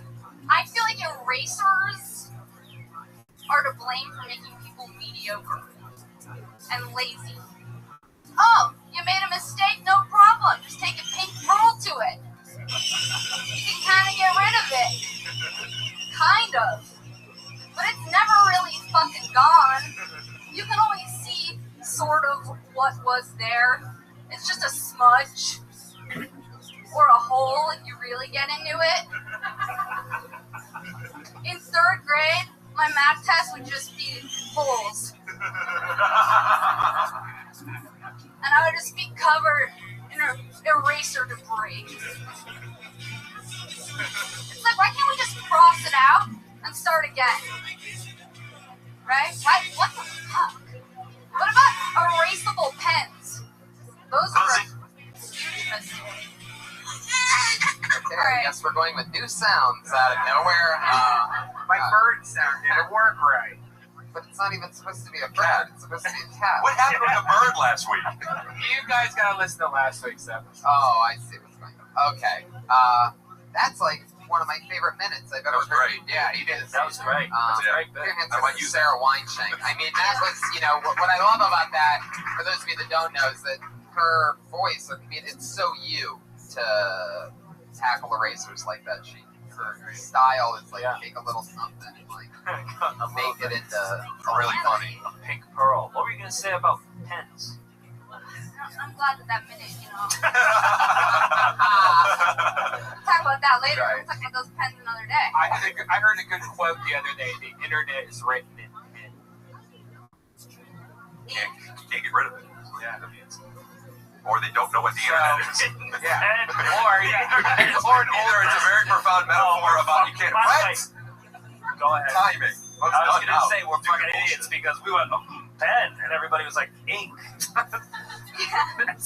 Internet's written in ink. Oh yeah. Good job. The pens with ink was almost.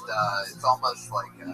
I remember when that happened. For a minute, right? I feel like the pen with the eraser is kind of like cursive. Like you'll try it out in 3rd and 4th grade, but it's like you use a pen or you use a pencil. Yeah. I remember when it. At least I feel like I remember when it started. It may have been before my time, but I remember it seeming like mind-boggling at the time. Like, oh my god, it breaks ink.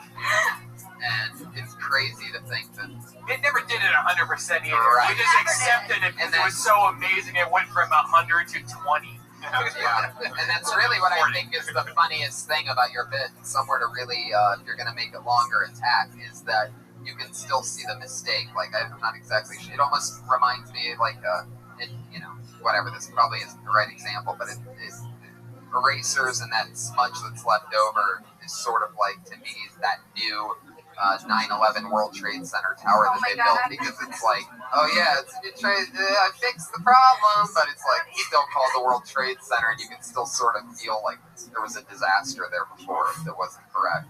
Like I said, probably the wrong example, but it's the first one that comes to Also, my when evil you dark use an eraser, you can still see what's left. It's admitting your mistake. It's like you're seeing the insecurity.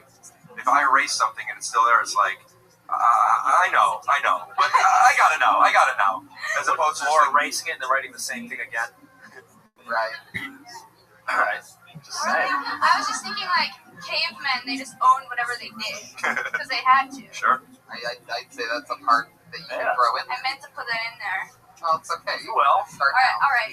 Sarah Wine-Shank, Thank everybody. you. She's on Twitter at Princess Shank. We did it, guys. That's Kill Tony number 63. What do you guys want to promote? Rick Glassman, powerful Rick Glassman and Brent Morin. You both buy your names on Twitter, Rick Glassman. I want to promote what I think is the best thing at the moment, and that is my friend Brent Morin. You gotta follow him on Twitter at Brent Morin. Thanks. And on Instagram. Morin. Yeah. I want to promote me. Yeah. Watch Undateable. Rick Glassman. Watch Undateable on Hulu now. It's aired already. Okay, but no, it's RICKGLASSMAN. Glassman. Let's be real here. Brent Morin. Josh Martin, thank you so much for being the Patriot. I want to promote Josh Martin. It was so much fun to have you guys on. He's great. He killed a deer. He's got a 5-inch dick, and he's ready for you. Give him a shot. I'll bring the costume. I think you just got him up to 5.5 after those compliments. Hell yeah. I love it when he looks down. He actually looks like to see, oh shit, in my heart. Thank you so much, live audience. So much fun. Special shout out to some fun people in the crowd. Waterboxer made it. Jared Moroz. My brother Donnie Hinchcliffe is in the audience. Bro. Hell yeah. Thank you guys so much, and we'll see you again soon. Thanks for listening.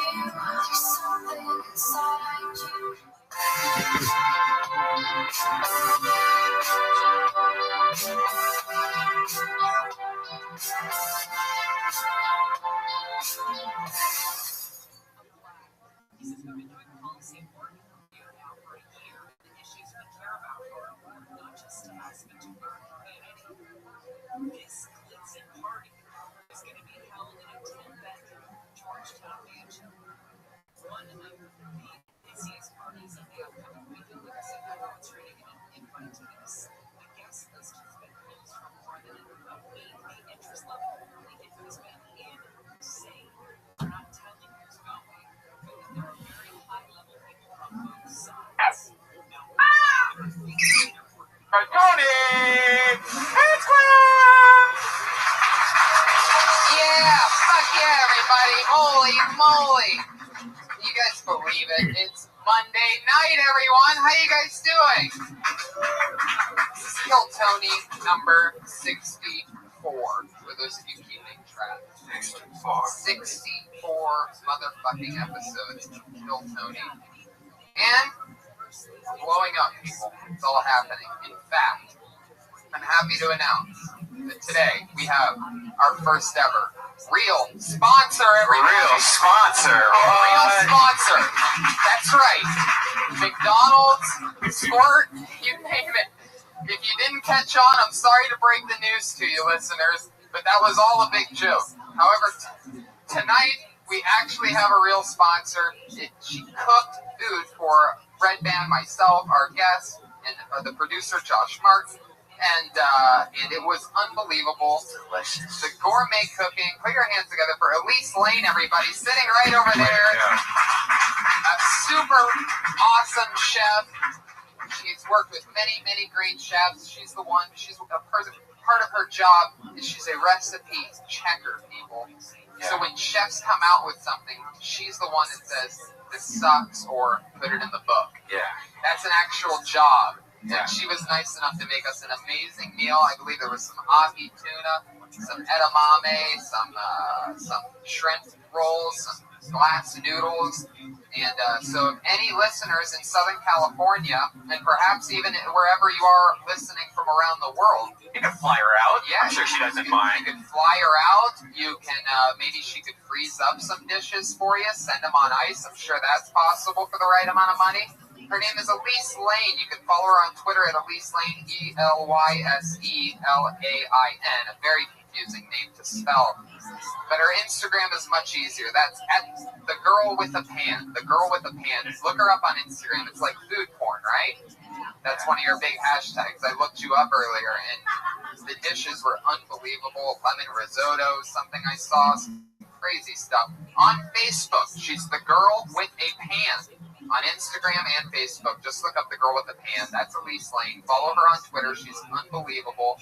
Mix some good food into your life, people. Oh, shit, if you're having a party, have her cater it, man. Have her cater some awesome. This is like legit food. Yes. This isn't like chicken or Chipotle, right? Or like this is hard. Like going to a nice restaurant and having it catered. I was very surprised at how delicious it was. Thank you very much. We're definitely going to have her back anytime we have guests that are foodies on, and I'm very excited about our new partnership with Elise.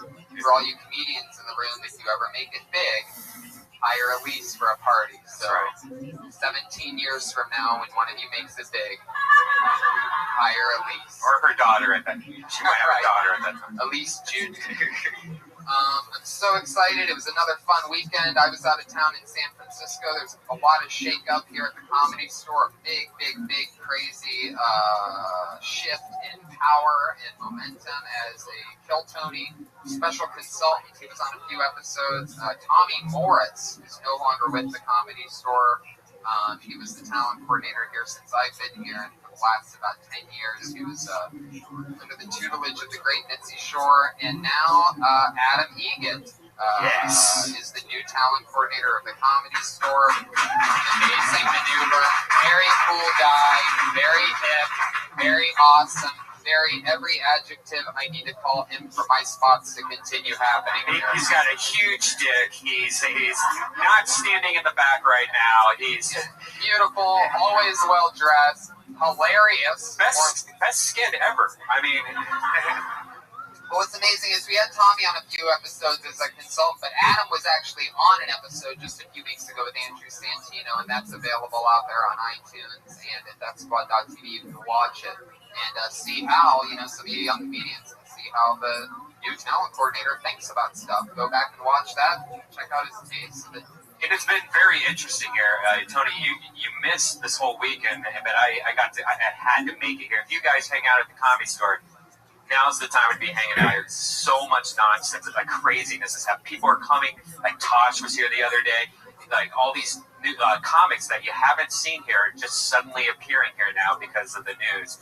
So this is an exciting time for the Comedy Store. So just start showing up here, guys. It's going to be pretty. I bet you anything this week we're going to see something insane. Like me and you already know about it, I think.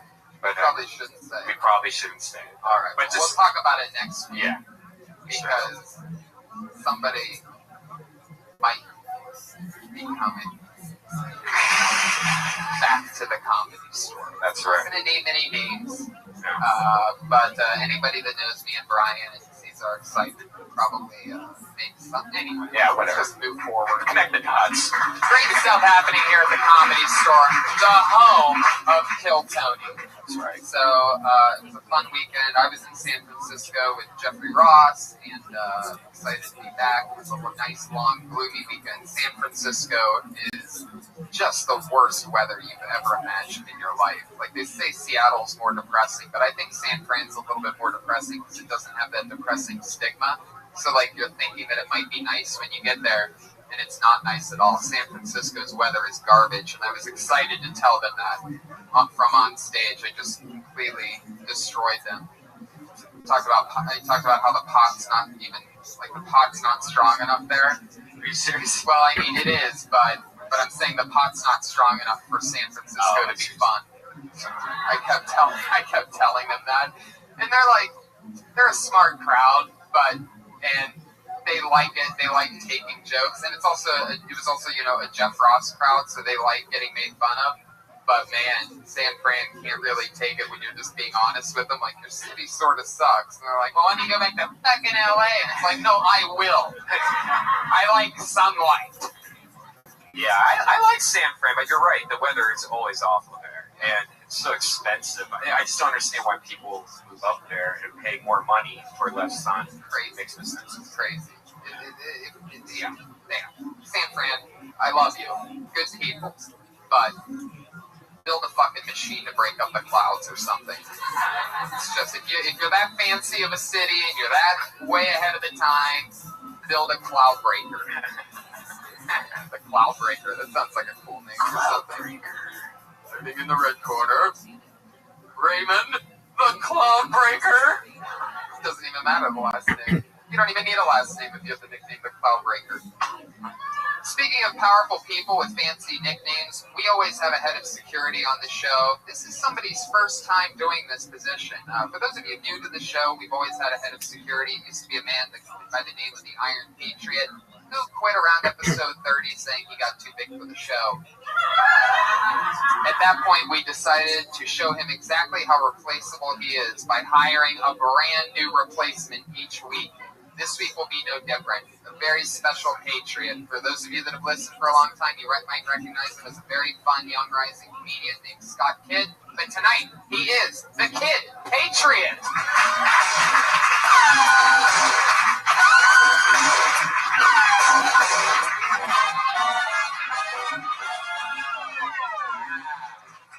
A brand new patriot. Kid, how you doing? Good. How you guys doing? Strong voice. Yeah, probably one of the more confident Patriots we've ever had. Fuck yeah. Wow, okay. You really got the rhythm down. Is this your first time dressing up like a superhero? No, actually, it's not. I've been Robin, Superman, Green Lantern, and I think that's it. Have you been any superhero that doesn't wear underwear over their pants? No, that's prerequisite. So this is a first for you. Actually, yeah. Very good. Well, welcome. Glad we got you all wired for sound. And how's everything else? You good? You cozy? Good. You have the classic school shooter, black Adidas with white striped shoes. Can't hide those. No, never. Fuck yeah. Well, I like your style. We have a very exciting show, and I'm glad that you're with us. I'm going to pack up this gourmet food from Elise Lane because this got left here. Delicious gourmet food, a private chef for hire. You can also call her at her home number. No, I'm kidding. Just kidding, guys. I wouldn't do that. Let's get this out of the way. Scott, you're excited? You ready for this? Now, Scott's one of the first people that actually asked to be the Patriot before I asked them. He actually messaged me via Facebook today, and for some reason, something in my gut, and I'm not sure why or what, told me to go with it. Hell yeah. Thank you. Thank you. Now, why is it that you were looking forward to being the Patriot so much?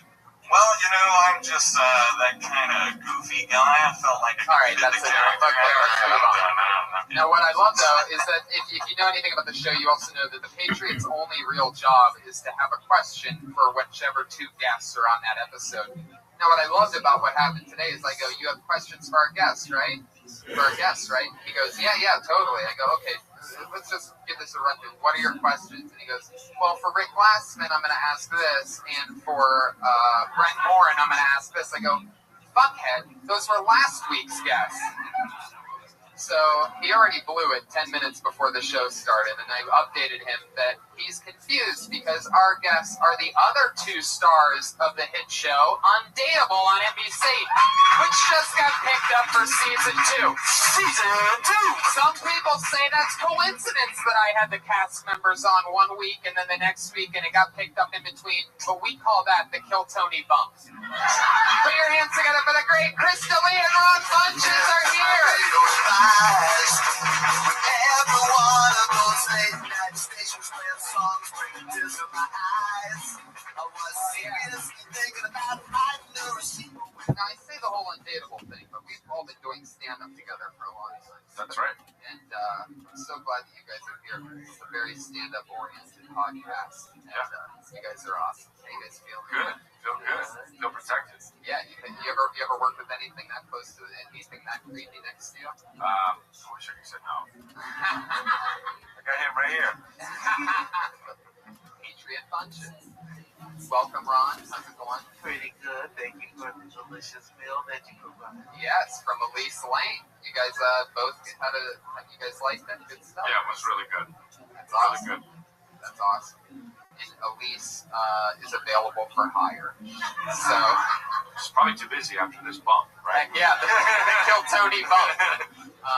So how fun. So glad you guys are here. We're gonna have a fucking blast as always. I had the two other guys on last week. You guys work with them. I am attributing our second season.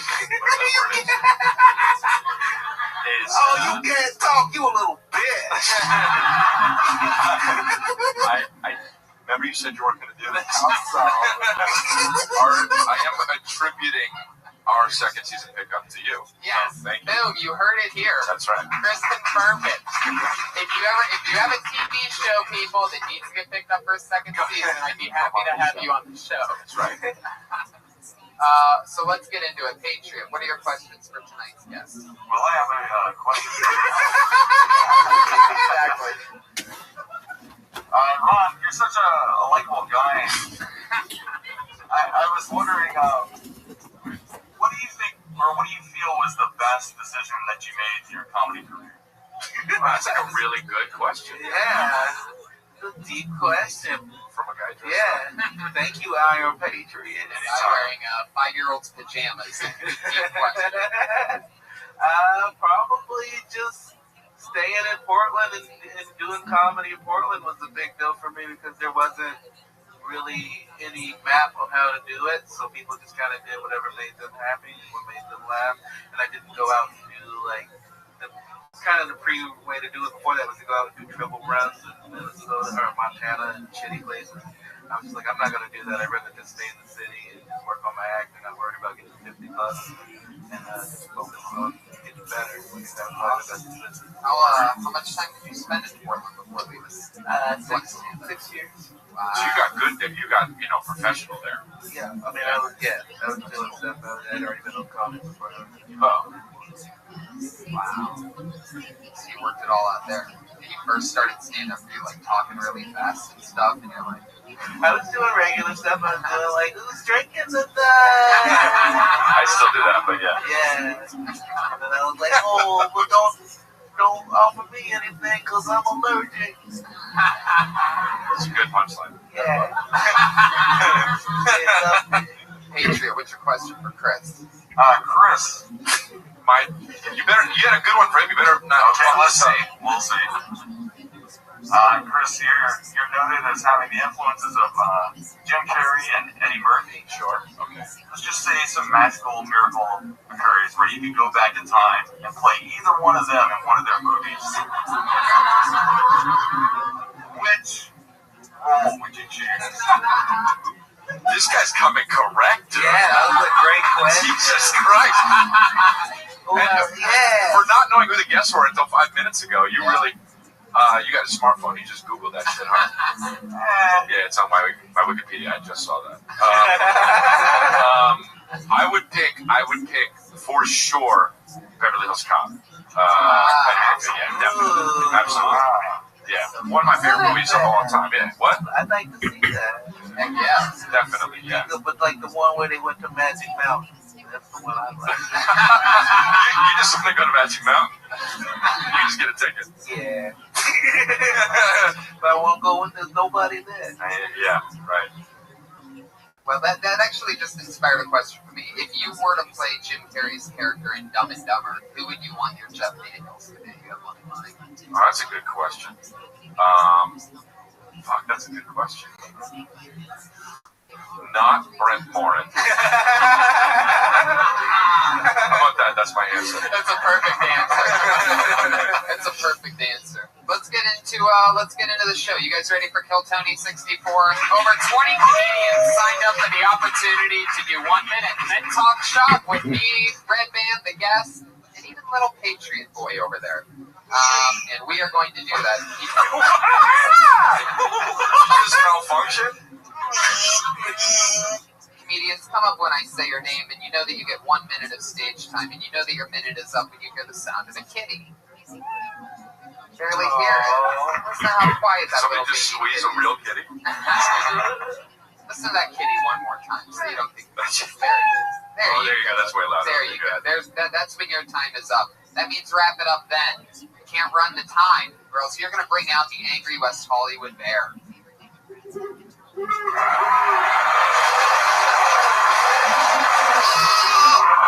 He is furious. Why didn't you mention the owl that hangs out with him? There's always little animals hanging out with him each week. It's always something different. I was surprised to hear an owl in that one. They're trying to be more bird friendly. I like that. Yeah. Oh, I see. Well, good to know. Guys, are you excited? This is Kill Tony number 64. Let's get it on. Going up first, doing a minute. Put your hands together for Sierra Catao. Okay, go get her.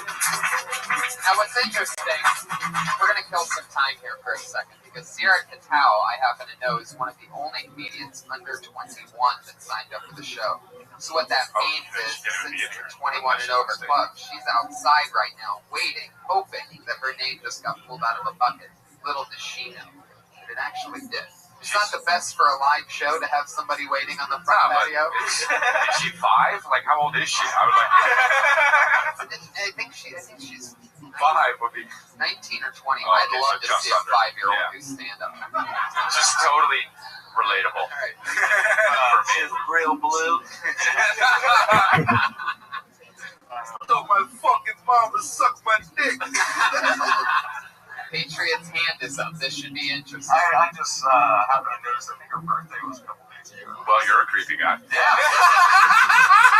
At the end of that sentence was, no, she's too old. Put your hands together for Sierra Catao, everybody. Here she is. Cool.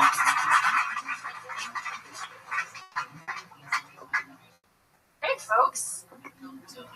This is really exciting. This is a little different for me. I'm used to running my jokes by my grandma. I don't know if you guys do this too. Maybe run your jokes by my grandma.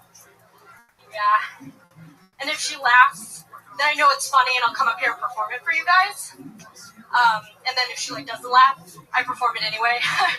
It's like, what the hell does she know, right? She doesn't even speak English, so I don't know why. No, actually, my grandma used to love coming to my shows. And, after a while, it kind of got annoying, so I was like, gotta stay home, Grandma, you know what I mean? Like, no more come to my shows. But, she found a loophole, as grandmas do, right? And then she died, and now she's always watching my shows. Damn it, Grandma! She's so clever, so dead.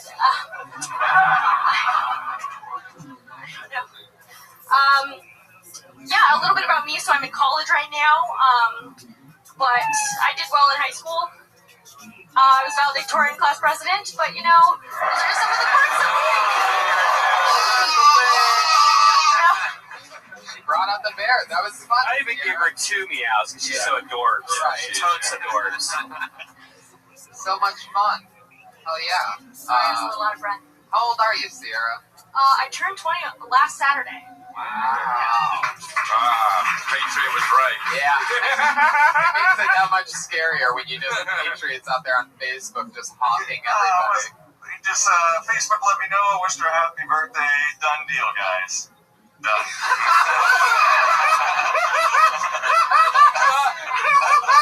That's the wrong time to say done deal. Right. I realize that. That doesn't go there. Yeah. Done deal just says that it's not a done deal. That means that you did some more Googling after that, but Sierra's only 20. Let's not scare her away from comedy for good, Patriot. Have you been getting up? Have you been getting spots? Yeah, totally. What main clubs are you going to? They let me do the Laugh Factory every Tuesday. Oh, no, don't tell the time, because the Patriots are going to come find you. Remember? At 6 a.m. I did Flappers last Sunday. I don't know, just anything I can do. I come here every Monday and sit on the patio and just look weird. That's great. We need to get you a fake ID though. Yeah. Because half of being a stand-up, especially, is watching comedy. Do you watch a lot of comedy? I mean, like, Laugh Factory lets me sit in the back all the time, so it's only really here that's super strict. Yeah. And sometimes which, I understand, and then, let's see, the improv, for the most part, I was able to go to their open mics and everything would be fine, but I think they started moving into, like, the bar, so then I kind of, one time I just went in and was like, oh yeah, I'm talking about what? And then, another time, I just sat outside and waited for everyone to table. I mean, I don't know. You didn't vandalize, is what you're saying. Yeah, it was fine. Cool. Are you Banksy? That'd be cool. Wait, so how long have you been doing stand-up? I first went when I was 16 and on and off. Not so much during school year when I was in college. You go to Harvard. Yeah. You do? I brought you guys to the lab. Yes. Oh, yeah. Yeah. That's right. So, I thought I just recognized her from here. That's right. It's fun. I got to take bone hits in the castle because of you. And that's for real. He wasn't high. That really happened. So you ran into these guys on campus? They were doing their Undateable tour and were performing at Laugh Boston nearby, so got them to come by the campus. Yeah, awesome. And they gave me that award that I rubbed into the cast every day since then. Yeah, good. That's the idea. That's some real Harvard skull and bone shit right there. Yeah, it was cool. Taking it to a cat. Yeah, it was very cool. Yeah. Love that. So you've always wanted to stand up or what? Pretty much. I mean, when I started, I felt like I wanted to do it, and then I went to school, and I continued doing it, and then every time every summer, whenever you come back here, two more since I started here, but we're trying to do it in Boston. There's good rooms out there, right? Yeah, there's a lot going on out there. It's really cool. Like, it's nice too. Yeah. Do you do any drugs? Because I kind of feel like you're really funny, but I want to see you on drugs. I don't do any hard drugs. Still figuring out, the underage drinking thing. I don't know. It's all. I don't know. You just dabble for a little bit. Ron, first of all, come on, man. She's not even 21. And what the fuck are you doing, Patriot? Help. He's trying to do drugs and Patriot's just look at his palm. I just remember I couldn't remember what hard drugs were. Drugs are drugs, I'm sorry. Yeah. That's actually the truest thing you said. Did your grandmother really die? She's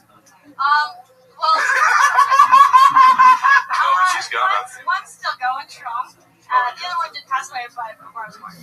So too soon. Not That's your grandma's name. Too soon. Sierra Catao, everybody. Congratulations. Great set, fun time. Sierra, I think you dropped something on this stage. I don't know what that is. It might be a receipt. Okay.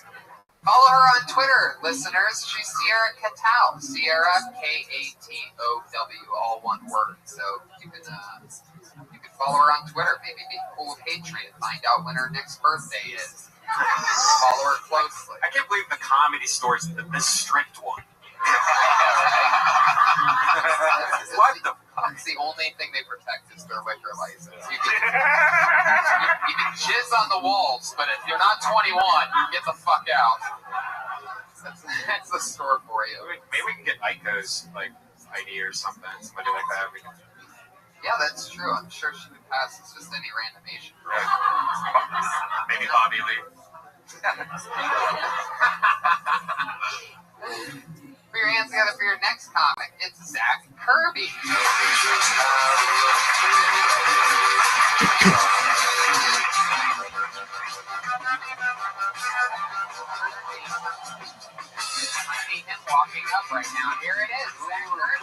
these jokes. Hey everyone, I just graduated from junior college. Is anyone here in college? Whenever I was in the bathrooms of my junior college, I couldn't help but notice some of the most offensive statements I've ever read in my entire life. Always happened to be graffitied upon those stall walls at my local junior college. One time I went into the bathroom stall either before or in the middle of class to take a shit, and someone had literally written on the wall in Sharpie and in all caps, "I fucking hate blind people." As I was sitting there, my cheeks spread wide open to allow the previous night's Baja Fresh to flow like In-N-Out spread out of the end of my bowels. All I could think to myself was, one, why did this guy hate blind people so much? What did he have against them? And two, was he talking about like Asian drivers or actual blind people? So I go to wipe and I realize that there's no more toilet paper in the stall that I'm in, and the bathroom is packed. There you go.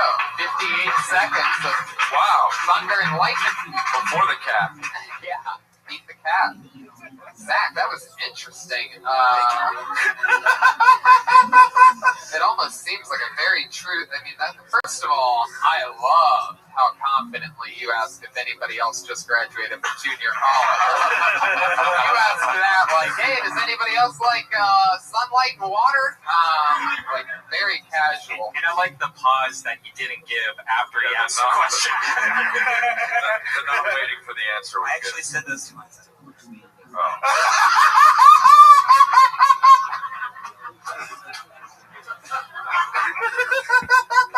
Oh, that's amazing. Oh. Very descriptive. Oh yeah, I mean, that was descriptive. Yeah. I think I'm dirty, but you're really just talking about opening up your butthole and letting Fresh really painted a picture there. Yeah. You made it sound like you pooped differently than everybody else. I had an experience with Baja Fresh. What? I had an experience with Baja Fresh, so I felt like I should throw that. Molested there? Yeah, what happened? He gave me a really big bathroom experience. At the actual Baja Fresh bathroom? So the next day, I had eaten Baja Fresh one night, and the next day, I had an explosive experience. It was the next day? Yeah, the next morning. You have a pretty strong system to be able to hold Baja Fresh in overnight. I didn't really know that you was just waiting till the last possible moment. We're coming out, but wait, we're not ready. Yeah. You're going to have horrible diarrhea in about 24 hours. The beans aren't here yet. Bunch up, we're out. You walk very slowly up here, meticulously. And I noticed you were also walking next to a guy that was wearing another Dodgers shirt. Was that your friend, or was that just a coincidence? He was just my fan. Wow. That's why I walked so slowly. Oh. Yeah. How many times have you been on stage? This is my first time. We did it again. That's awesome. Popped another cherry here on Kill Tony. How fun. Yeah, the timing thing is the biggest thing. Like at the beginning, you really have to be comfortable. Either that, or you could be that awkward and kill in 2 seconds, but that's going to be hard to mimic. Right. That exact. I don't know if it was on purpose or a complete coincidence, but I was just going with the flow. If you always do that, you're going to have a lot of fun. Just vibing with the room. First time on stage, and you were getting hard laughs from the four of us in about 2.5 seconds. Yeah, we all know it wasn't like that, though. It wasn't punchline related. It's true. In fact, during one of the only strategic punchlines, I thought was the least exciting part, and that was the bad drivers, with the blinder bad drivers. Like you brought in or at Asian drivers, you brought in like a topic out of nowhere when everything else sort of painted a real picture. That was the one line that I wasn't sure on. That was the one line. Yeah, I probably would axe that line. That's Asian driver joke. Come on, that's Right. When you already have them committed to Baja Fresh and all that other stuff, there's no reason to go. And I'm taking a shit, and the Baja Fresh is coming out of my butt, and then a chicken crossed the road, and I'm like, what? You don't need to go. You don't want to go backwards. Well, it really happened. Wait, so, but also, how old are you? I'm 20. All right, so you're young and you got on stage for the first time. So really, the only thing that you could do that would help you is to just get on stage as much as possible. Really. Yeah. I mean, to tell you do this, do that, it's just like it's kind of moot. Like there's no, you just have to keep doing it. Is stand-up something that you've always wanted to do, or? Yeah, I don't really. I just keep eating Baja bread. I got really into stand-up when I was in high school, and I thought I could do it, but I didn't try. I started listening to the show a couple months ago. This show, and it made me decide to go ahead and write my first bit. That's cool. I've signed up I've signed up like 5 times, and finally got on. Wow, that's cool, dude. So cool, man. That's Now just keep on going up. Try to go up at least 2 or 3 times a week, if minimal, man. For sure. You can find a lot of places that, like, there's this laundry place down the street, I think, that does it like at midnight, whatever that place is called, I forget it now. But there's all these places to try. And everything, watch out for, like, I'm pretty gross also, but, when you're so new, it's very easy to just go right to being gross, and what ends up happening is just making people like, what the fuck is he talking about, instead of trying to laugh. They're just like, disgusting. Like, I don't know. Maybe, I don't know. I mean, I've heard your comedy material. Yeah, I know.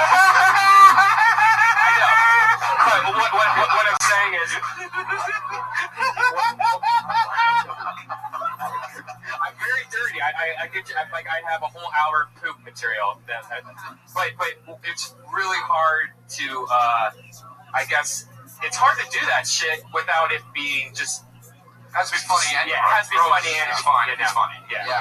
It's really hard to do that. I was going for the descriptiveness. Yeah. It sounded like a commentary for a really disturbing movie or something. Well, Zach, good job. You did it, man. Keep doing it. Yeah, good job, dude. Congratulations. Come back again soon. That was his first time on stage with Zach Kirby. He's on Twitter, guys, at Zach Cool. ZACH Cool. So follow him on Twitter, listeners, and then see what he does next. Maybe he'll do more. He does look like somebody that they would interview on Forensic Files. So. Oh yeah, totally. He's got the school shooter face. Yeah. I'm talking about casting here. I mean, if I was casting, I'm saying he should be in a movie. Hollywood. Where he plays a school shooter. Right. You know what? I'm going to ask you guys a question that I always ask first-time guests. Was there ever something that you did when you very first started stand-up that you can't believe you did, or that you sort of look back on and you're like, man, that's sort of embarrassing. I can't believe I ever said that or did that. You'd be amazed at the answers that I've got. Oh, I bet, yeah. It's incredible. Chris Porter used to do a thing where he'd come out with no shirt. Oh, wow, and he would suck his stomach in, and what was it? He's like, oh, I'm the letter C, because he's so skinny. Oh, wow. And he's like, I can't believe I did that. Like, just a bunch of crazy things. So. I mean, it's hard to learn and not be shitty, you know what I mean? Right. So, like, you have to start shitty. So, like, I remember, I would just do all sorts of shit, like just sex jokes that were just cheap, I would do that always. I, would close with that. And, I can't even think about it now. It makes me fucking feel terrible. Yeah, me too. He's talking about my jokes. No, I guess think of things, but I don't it's just painful. I never had one specific thing that I'm embarrassed of. I'm just kind of embarrassed in the first few years. Yeah. Just all of it. Yeah. Ron, anything? Well, I used to research everything that I was going to talk about. So, because I felt like some reason if I talked about a joke, someone was going to be like, oh, there's a part of that setup that wasn't true. Alright. So I'd just wiki everything that I was going to talk about. So that was stupid. And then I did a set, my first set, I did 3-4 minutes on just about man boobs. And then I researched this, and so I found out that some people would take women's pantyhose, cut out the crotch, put their head through it, put their arms through the legs as a way to help with man boobs. So I was like, oh, that would be a fun bit. And so I would talk about it, and then I'd take my shirt off, and I'd be wearing that pantyhose. Yeah, That's hilarious. Yeah, it was ahead of its time. Oh, if I ask you if there's anything that you're embarrassed of, and you say your best bit when you first started out. So awesome. Let's keep it moving along. Your next comedian goes by the name of Marcos Martinez. Marcos Martinez. Are you coming? Oh, shit. Know what that means? You win. If you miss your spot on Kiltony, that means you get blacklisted. Fuck yeah. That's a good one. Is that something that happens regularly, or is, what the fuck was that? Once every episode or two, somebody doesn't show up. No. I mean, does that happen right now? No, that's completely original. Normally the old Patriot used to go like, pew, pew, pew. Oh, got it. But that, why he remixed it. Why he turned into a Latino at a donkey show, I'm not exactly sure. I had a good date last night, I'm sorry. You had a what? Good date last night, I apologize. You had a date? Yeah. With a 9-year-old. This guy.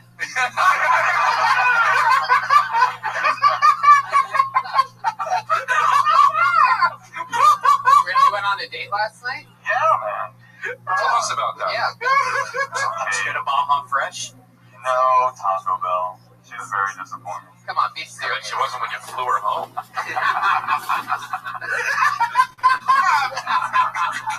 What'd you do with this chick? Time to get real, buddy. You shouldn't have brought up the date if you didn't want the tough one. Oh, man. Well, I mean, I'm kind of poor. Okay, right. Was it a first date? Well, no shit. She dressed up as a Patriot.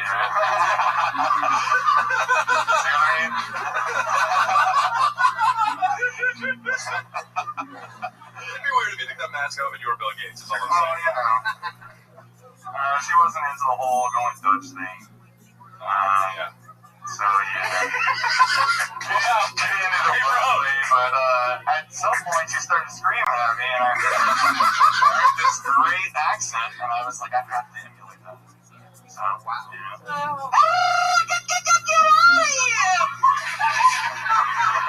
Yo, you need your own podcast, man.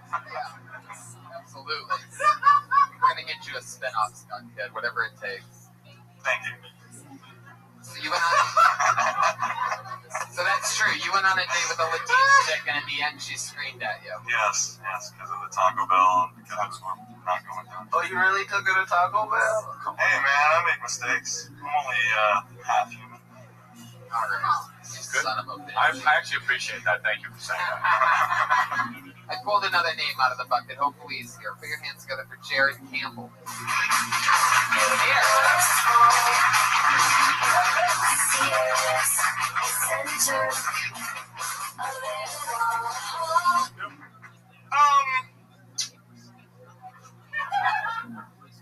Funny. I used to be really, really good at football. Like I played in the NFL for like 3 weeks. It was actually really cool. But they cut me, man. That was the toughest shit I ever dealt with, was getting cut. Like, it was traumatizing. Because, like, when I got signed, it was real publicized all on the TV. And like, I got like 400 Facebook notifications. Like, cut job, oh my God, congratulations. Don't forget about it, stranger. And when I got cut, it wasn't really publicized. So nobody knew. So I'm getting text messages like week 10 from girls like, good luck on your game today, Jared. And I'm like, in what, Madden, bitch? And what's tough is like I had a brother that was like the star of the team, and I was like trying to make the team. So when I got cut, my mom didn't really understand how that worked. She's like, you go back in there, you tell them that I said they can't have one of my boys. They need to take both of my boys or none of my boys. You gotta be ambitious. Don't tell me they work for free. So then we good? All right, that was a cap, but I want to hear the rest of this since you're in one topic. Keep going. It's a newer joke, but I was basically finish it like I go up there and I go, well, my mama told me to tell y'all that y'all can't have just one of her sons. You want both of our boys, you gotta take us. And I was like, come on, Claire, let's go. I'm about to work for free. It's a newer joke. Being honest. Just being honest. Gotcha. Well, I love that. Yeah, and that's so true, right? You were at the University of Miami. You were a Hurricane, if I remember correctly. Yes, sir. To you. And then you got picked up by the NFL. Yes, Yes, sir. Arizona Cardinals. That's got to be crazy, huh? That's pretty dope. And then what happens? What went wrong? Yeah, what, 3 weeks, huh? Yeah. I got cut. I made it all the way to the final cut. I thought I was going to make the team. They told me, hey, we should play book. I kept working out for like a year. Nothing happened. Moved to LA. And you always wanted to stand up or what? I started stand-up in college, but I really couldn't do it with football. Right, of course. And after I got cut, I wasn't doing shit, so I said. You've been doing it for a while, though, yeah? I did it for probably 10 times while I was in college. Oh, really? Yeah. You're very confident. Yeah, with a nice I've big been out here presence. for 2 years now. Doing stand-up? Yeah. Well, that's what I'm saying. Yeah. Okay, cool, yeah. Yeah, you're very engaging. It's very cool. I love that you're talking about real stuff. Nobody. No, I mean, like. Yeah, no, I agree. You're confident. You're good. I mean. Yeah. Nobody else can talk about the stuff that you're talking about. Yeah, that's true. That for sure. Yeah, but I also kind of want to hear things outside of football. Like what makes you scared? That is a great question. You did have a whole minute. You could have hit a few topics. What? I like that question though. What does make you scared? Shit. Scared of big ass dogs. That's relatable.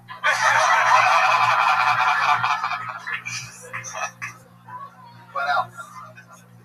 Shit.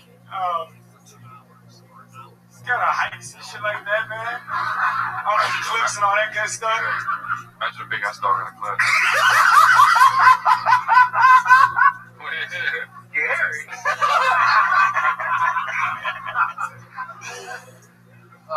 Anything else scare you? This is great question, Ron, because it is amazing to hear, like, especially after just knowing that he's, a former NFL football player. It's like, that's great, hilarious. No matter if both things got laughs, you know what I mean? Both dogs and cliffs, because it's so funny to know that some guy that could probably run a 4.5 40 is afraid of a cliff or a dog. It's like, yeah, no, I was real serious with my critiques. yeah, absolutely. Fuck yeah. I love it, man. So you're out here now in the economy? Yeah, full time. Oh, cool. Doing a lot of spots and stuff. You treating it like football? Like, do you think football helped you with that? Work ethic wise, yeah. Like I try to get on like 3 stages. I stay up late, wake up early. I like your style, Jared. Funny stuff, fun times. Jared Campbell, everybody. He's on Twitter at Jared Quay. That's all one word. Jared Quay. Jared's been on a few times. Always fun. Always different. Fun. We've got a couple people that I actually remember, like Miami Hurricanes, Jared, and Harvard Sierra Matau. She's funny. She's going to Harvard. She's going to fucking... Yeah, she's good. She's going to kill in life. Put your hands together for your next comedian. It's Jonathan Tumblin.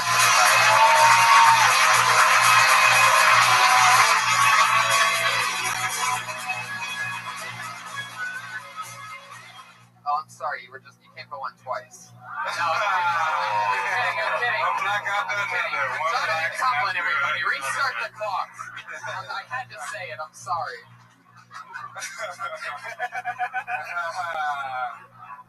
Don't let him shake you up.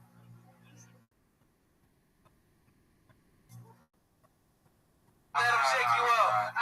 No, that can shake me, man. I've been out here in LA for a while, man. I noticed that people come out to LA, they think they're gonna like spot celebrities wherever they go and shit. And I was in a situation, I was at the Beverly Center, and these like 3 Asian girls came up to me. They're like, oh my God, it's you. And I'm like, who are you talking about? They're like, it's you. You're the guy from Transformers, right? You're Tyrese. And I'm like, yeah. Yeah, I'm Tyrese. And I'm standing there like, well, oh my God, I really want a picture with you. And I'm like, I'll take the picture if I can take at least one of y'all out to dinner. So I make arrangements. I'm on my way to get the girls. I'm trying to think, like, where would Tyrese take a girl where they got, like good food, drinks, it's a nice atmosphere and shit. So I take the bitch to Chipotle. I take her to Chipotle halfway through the date. She's thinking like, oh my God, you can't be Tyrese. Why'd you lie to me like that? And I'm like, I'm sorry. You know what? My name's Jonathan. But I didn't lie to you, bitch. You're just a racist because all niggas don't look at that. That's it. Yeah, exactly a minute. It's great that your minute worked out with me being that chick in the beginning. Maybe racially stereotyping you. It happens, man. Who did you think you were in Transformers, though? Tyrese, just the one black guy. The only black guy. I get mistaken for like every black guy that's doing well in life. You ever get mistaken for Ron Funches? If I gain some pounds. I might be. What is Dave, this really happened? Yeah, this really happened. God, you don't look like Tyrese. I know, man. That's why it's extremely racist. Asian girls, they got the squint, you know what I'm saying? I think through the squint. Asian girls do, like, they look for stars hard out here. And, like, one time, a couple of them came up to me and thought I was Tyrese. So, I mean, they'll really rationalize in their head what they think they're seeing. Jonathan, how long have you been doing stand-up? Year and a half, Tony. No, I'm going to steal a great question from my friend Ron Funches and ask you, what scares you? Clowns and white women. No, what scares you? I'm scared of clowns for real, man. That's weird. What do you mean? I always wonder when people say that. Like, what do you mean? Like, I saw it at a very young age. Okay, but you mean like if somebody like the demonic clown, not like yeah, fuck it, I'm scared of the demonic clown. You wanted to be a demonic clown. You're gonna add demon to anything you say. Scared of IKEA. Well, demonic IKEA. So if you see a guy dressed as a clown, you'd be like, yo, don't what for real? Don't touch, don't get close to me. Like, what do you think's gonna happen? It's just an irrational fear. Punch. That's what's going on. No, I understand that, but so you're irrationally afraid of clowns.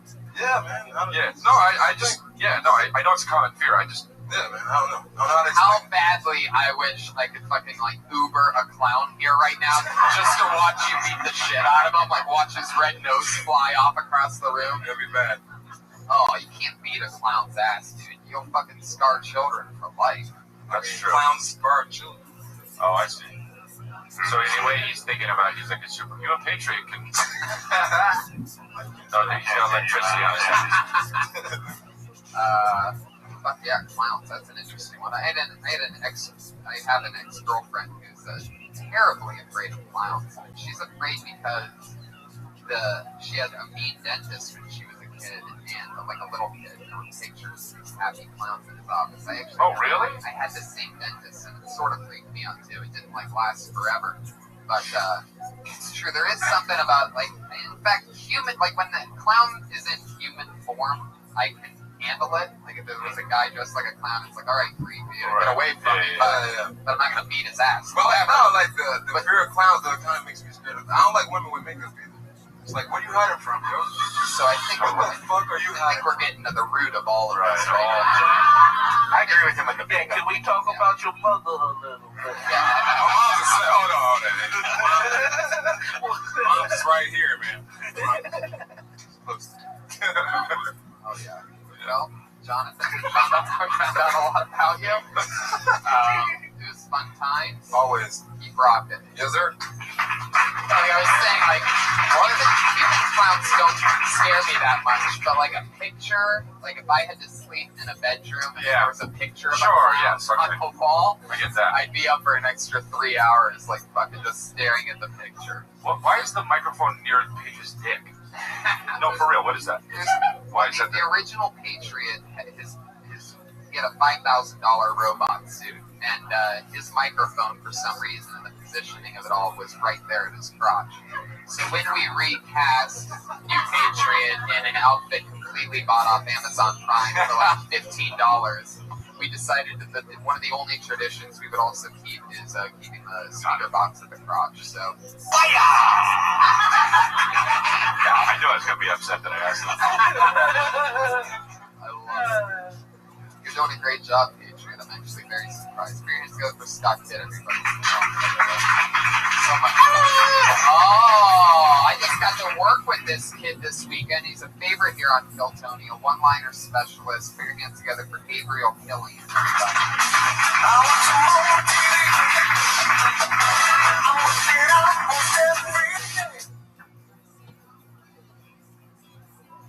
I want to open up a tattoo parlor that specializes in breast tattoos. I'm going to call it Tit for Tat.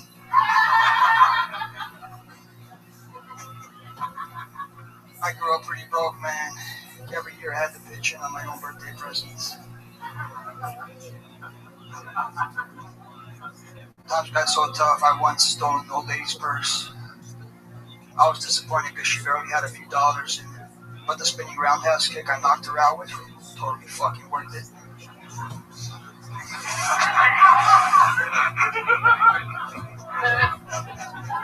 I've had my ups and downs in life, man.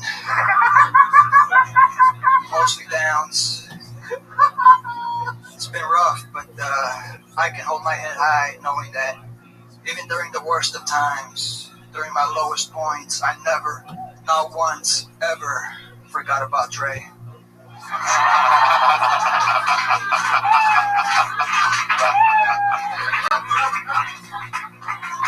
Elliot, respect. I love that. It's almost, you can't tell he's Armenian until after the set when he just goes to the mic and goes, respect. So funny always, Gabe. You must have a crazy writing process. You've done a lot of different minutes on this show, at least 5 or 6 times, right? More than that. Usually most of the jokes kill, but it doesn't end with spinning roundhouse kick. That was what we call a misdirect. I love your style though, Gabe. Gabe pulled an interesting maneuver this weekend. I was in San Francisco with Jeffrey Ross. You guys know what it's like being on the road. You arrive, you drop off the stuff at the hotel, whatever, maybe you grab something to eat, you go to the show, right? We arrive at Cobb's Comedy Club, and the host is sitting there, the host opener, you know, maybe he's sitting in the green room, and then there's Gabe Killian sitting on the couch. And I'm like, Gabe, what the fuck's up? He goes, what's up? You know, respect. What's up? Yeah. And Jeff's like, what's up, Gabe? How you doing, man? And Gabe immediately just goes, hey, what's up, man? Can I do a guest spot? Just like that. To Jeff? Yeah. But luckily, Jeff knew Gabe from doing a spot before the roast battle on the Tuesday night, another popular show here. Gabe had like this crazy like Carson moment of doing stand-up before the roast battle a few weeks ago, where everybody in the room was like, "Who the fuck's that guy?" He's just firing off joke after joke like that. And he got to do one of the more probably fun nights in your career, right? Got to do a couple spots, sold out Cobb's. Yeah, that's a big room. That's ballsy, man. I wouldn't even ask. Yeah. I was there. I had a spot there the night before, and I was there the next day, so I figured why not ask. But that's sort of what's funny about it to me is like Gabe is sort of a nervous, like, I mean, you can tell in your cases that the more you know him, the more you know. He's like a very, very nice, polite, and sort of nervous, humble kind of guy. That's why it was so funny when he just blurted Jeff Ross. It's like, hey, what's up, man? Good to see you. He's just like, hi. Can I do a guest spot? I just wanted to get it before someone else asked him. No, of course. Well, there was nobody else ever asks when you're on the road. Nobody else has the balls to do that. So I love that you did that maneuver. I've heard that once for you. I'd like to hear the future. Yeah. But you knew Jeff. He's seen you, right? Yeah. Oh, hey, good argument. That was great. Yeah. And he did 2 5-minute guest sets and killed for a sold-out crowd. You just had another fun set here. Thank you, Gabriel. Gabe Killian. He's on Twitter at Gabriel Killian, all one word. Oh yeah, Jonathan Tumblin is J Sherlock T. Jared T. So there you go. Yeah, all right. J Sherlock T. and Jared Y. was Jared Campbell. Jared Q-U-A-Y. Okay, sure. Who cares about the enunciation? You don't enunciate shit on Twitter. Yeah. And Gabe is at Gabriel Killian. And we're rolling along. Here we go. We're getting a lot of people up. This is fun. Your next comedian goes by the name of Jordan Perry.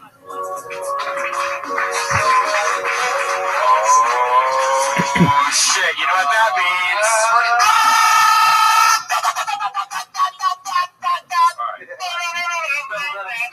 I fucking hate that shit. How do you rationalize that one? I know an Asian chick didn't let you go on a date with her. Oh. You can't do your own awe. I can? No, that's not how awes work. They do it in the South. I got stood up. Aww. You especially can't do your own. You especially can't do your own awe if there's an actual audience here. It's up to the audience. All right. Let's hope this next person's here. Put your hands together for Cal Verducci. Oh, shit. You know what that means? Oh, for fuck's sake. Oh my god. I fucking hate that. I'm so sorry, podcast listeners, that you have to go through this. People kill for these spots. It's so funny. I had a few comedians come up to me earlier and they're like, hey, can you get me on Kill Tony? And I'm like, it's a bucket. Like, no, it's an actual... This guy's writing down fake names so he can do that fucking shit. You son of a bitch. Verducci is the name. I would write fake. You know? That does sound fake. Yeah. Cal Verducci. Like, that's the whitest first name with the most Italian last name. Let's try it again. Michael Gowdy. Here he comes. Another Dodger. Okay, I'm gonna keep it real. I've been doing LA open mics for almost 4 years, and it's mostly just 5 guys just jerking off the internet porn while staring at phones. So, 40 people plus fucking Chris D'Elia, I am nervous on my fucking mind. So, but we'll get through this. I will get through this, I hope. So,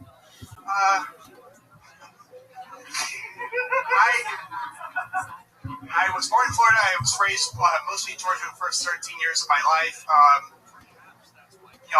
We had a lot of woods in our backyard. When we go out, my mom would say, "Wear bright clothes because the drunk hunters might mistake you for game." I've been moderately to severely drunk up here, and I can tell you guys, you never look like a room full of deer to me. So,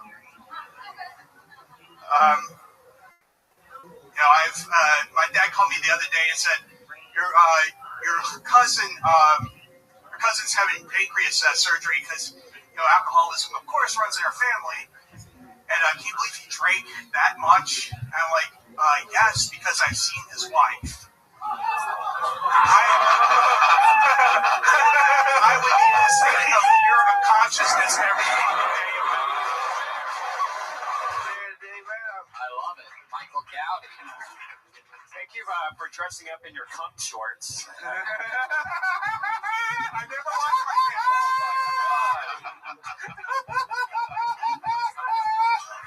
Cum shorts.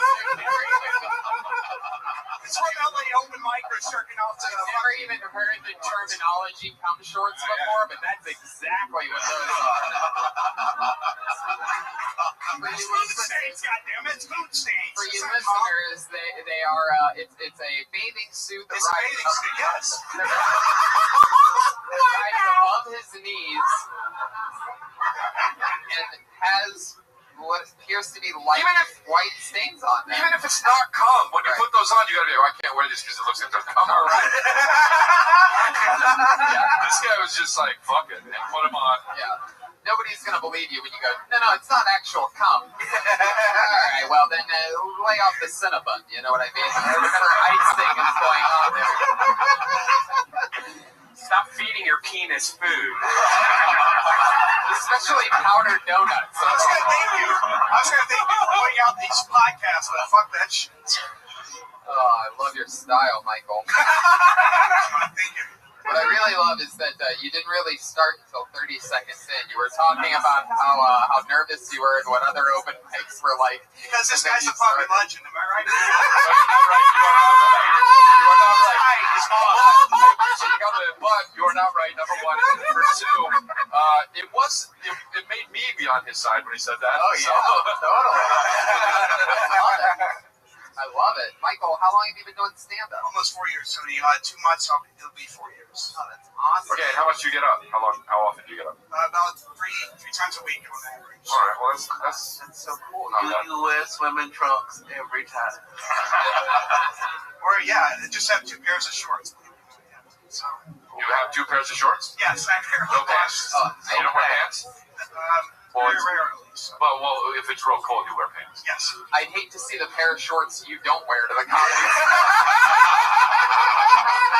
It's just imagine those actually have shit and blood on them too.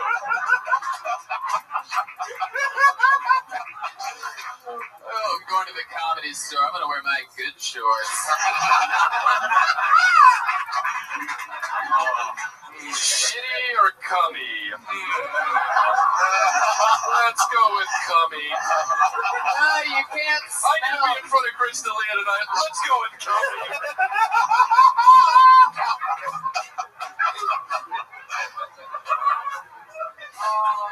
I love it.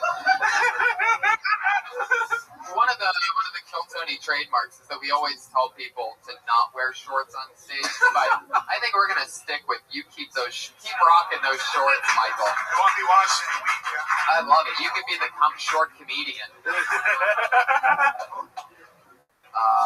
Your last bit, I don't remember anymore, but it was good. The uncle that drinks. Yeah, it was real personal. Yeah, you were like, oh, you know he hates that lady. Yeah, it was pretty harsh. Yeah, I liked it. Kind of made it funny, yeah. Yeah. Are you from LA? No, I lived in Georgia for 13 years and moved to Detroit this year. Two Midwesterners over here. Yeah. Screw blue. I mean, normally, and I mean, I'm just floating this out there. Is that the direction I thought you were going in, which I thought would have been funnier than comparing it to the room, and you could take this or leave it or whatever. But I thought you were saying that when your mom told you that people might confuse you for me, that you would talk about how that's not confidence building. That your mom thinks that you your own words, whatever you do. I think that's an interesting route to take. Like, it's hard to not turn out to be the cum shorts guy when your mom thought that you were your mom thought you could be confused for an elk or something like that. There was a lot of disrespect when I was a kid. I could definitely go that route. So. Oh yeah. What else do you do for fun? Besides comment? Yeah, I was going to think you guys might say masturbate or something. What do you do for fun? I do collect autographs around LA. Try to sell things. So you find joy in that, or what? No, I'm not trying to be funny. I'm being serious. Yeah, like you like collecting? Is that what? Yeah, I collect autographs. I collect baseball and sports cards. That makes sense. Your shorts look like they were signed by the Stay Puft Marshmallow. What's your most famous autograph, or what's your? What I'm most proud of is I bought recently, like 2 weeks ago, it's Wayne Gretzky signed. Oh wow! Well, that's a good one, yeah. Is there still money in baseball cards though nowadays? Is that still a thing, or? Yeah, definitely. Yeah, I think the autograph market is booming more than ever. I think. So, oh really? You look surprised, yeah, because everyone wants a selfie, but the autographs are selling for major bucks now. So. Wow. Would you just say because everyone wants a selfie? Is that what you said? Yeah, because when you meet a celebrity like you just boom and took you know what I'm saying. They don't care about the autograph. Yeah, it's interesting. That whole game changed. Yeah. Huh. Well, fuck yeah, Michael. I love your style. Good job. That's Michael Gowdy, everybody. Michael P. Gowdy, Gowdy. Michael was fun, right? He was fun.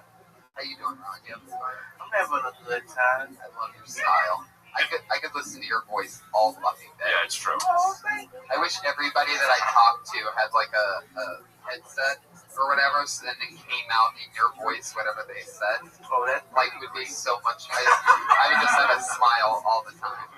I don't like that at all. Even that was cute. Totally.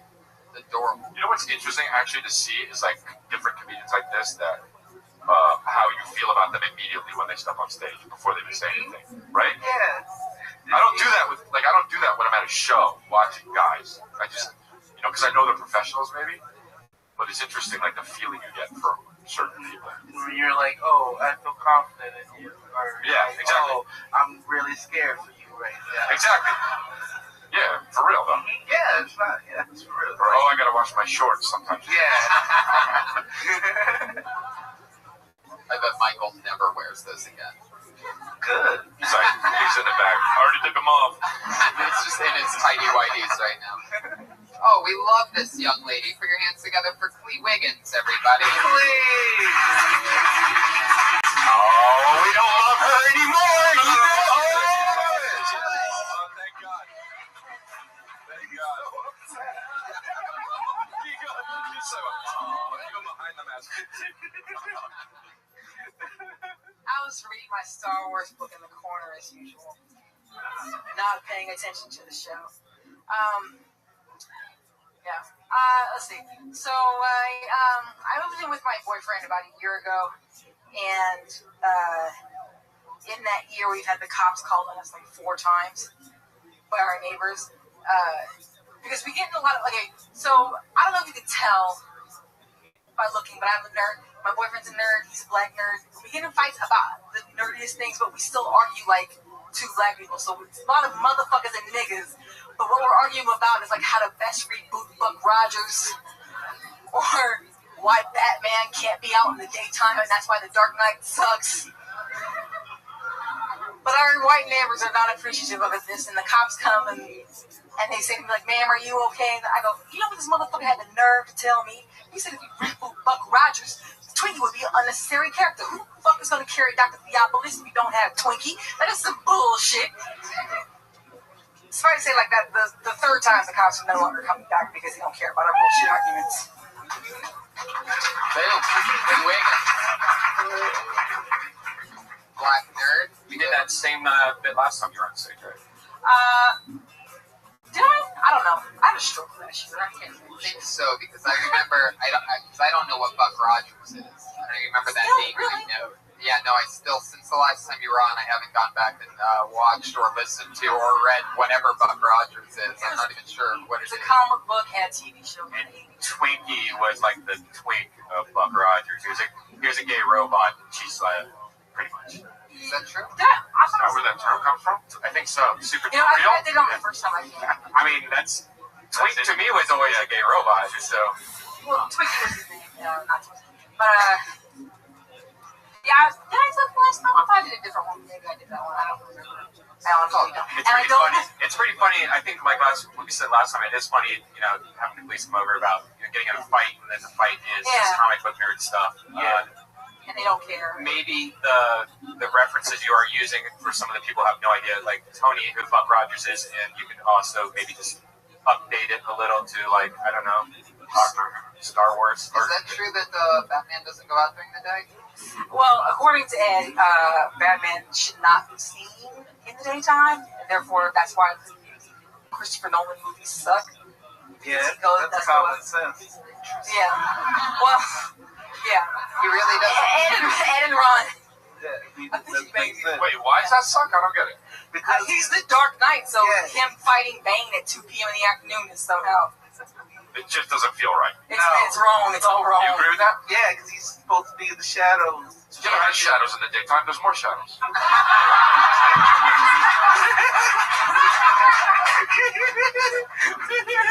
Well, touche. But I agree. I like Christopher Nolan. I don't like the first one, but I like the second two. He hates all of them. This turned into like that was actually our first argument about Batman. This turned into like a fist fight almost. What if Batman fucking? What if there's crime going on in the daytime? Batman's like, oh, I can't go out. Spider-Man's job. right. Well, no, I took more Superman. I agree with him. I mean, you just shorten it up a little bit, and maybe not you explaining the description first, and then giving an example. Maybe I would just give an example, and then I would also try to be a little bit more reactive. I'm a nerd. I don't think doesn't work for me. Really? Because I don't really know who Buck Rogers is, but I knew what she was getting at. Yeah. So I don't know if the reference really matters. I mean, that's sort of my point about like continuing, I guess, because I think now that I recall, I don't listen to the show. I'm sorry, Tony. Yeah. I do recall now. Like I think I did it when Bobby Lee was here, and I think I kept the reference because it's not about the reference. It's about like it's a stupid nerdy argument. So. Yeah, exactly. Yeah. And like even like then it's part of the point. Like the cops don't even know what the fuck we're talking about. Right. But it's just like motherfucker, how the fuck you gonna tell me Twinkies are necessary? Right. Yeah. At least happened the other day when we got an argument. Like I mean, it happens all the time. That's why we have whatever. Yeah, maybe take it to the next level and just get crazy geeky about it. So even you're kind of proving the point that it's what you're talking about. I think the longer version of that bit goes into the many arguments. Like I mean, and the whole like his whole like he gets mad at me like he got mad at me about we went to see Guardians of the Galaxy. I'm at first I tend to go pee like right at the beginning of a movie. And then we got a huge fight about that. It turned into a stupid. These do sound like real issues. Yeah, it doesn't diminish our love, but yeah. You really are a nerd too, right? Like you own that. Oh yeah. I'm a sci-fi What I nerd. love is that you are always reading a Star Wars book. That's always like your opening line. And I know that it's true because I've seen you with different Star Wars books. And I think there's something really funny in that, like how a lot of nerds get stereotyped if you watch Star Wars a lot. But if you read Star Wars a lot, that's like the fucking trifecta of nerddom. Yeah, somebody was just asking me downstairs like what I thought about a certain like Star Wars book. I was like, oh, that one actually is not that good. You go second to power through book 11, The Legacy of the Force. Then books 12 and 13 are awesome.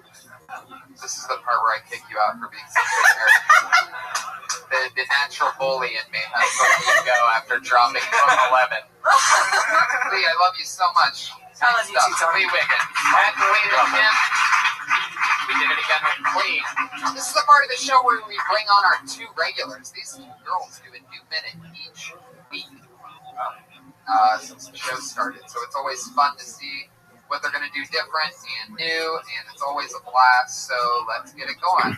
Your first one tonight is a college dropout. She was going to the University of Florida. She only had a few semesters left, and then she came on Kill Tony for the first time, and she decided to stay in LA. Her stand-up career started here a little over a year ago. She's here for you right now with another new minute. It's Kimberly Condon.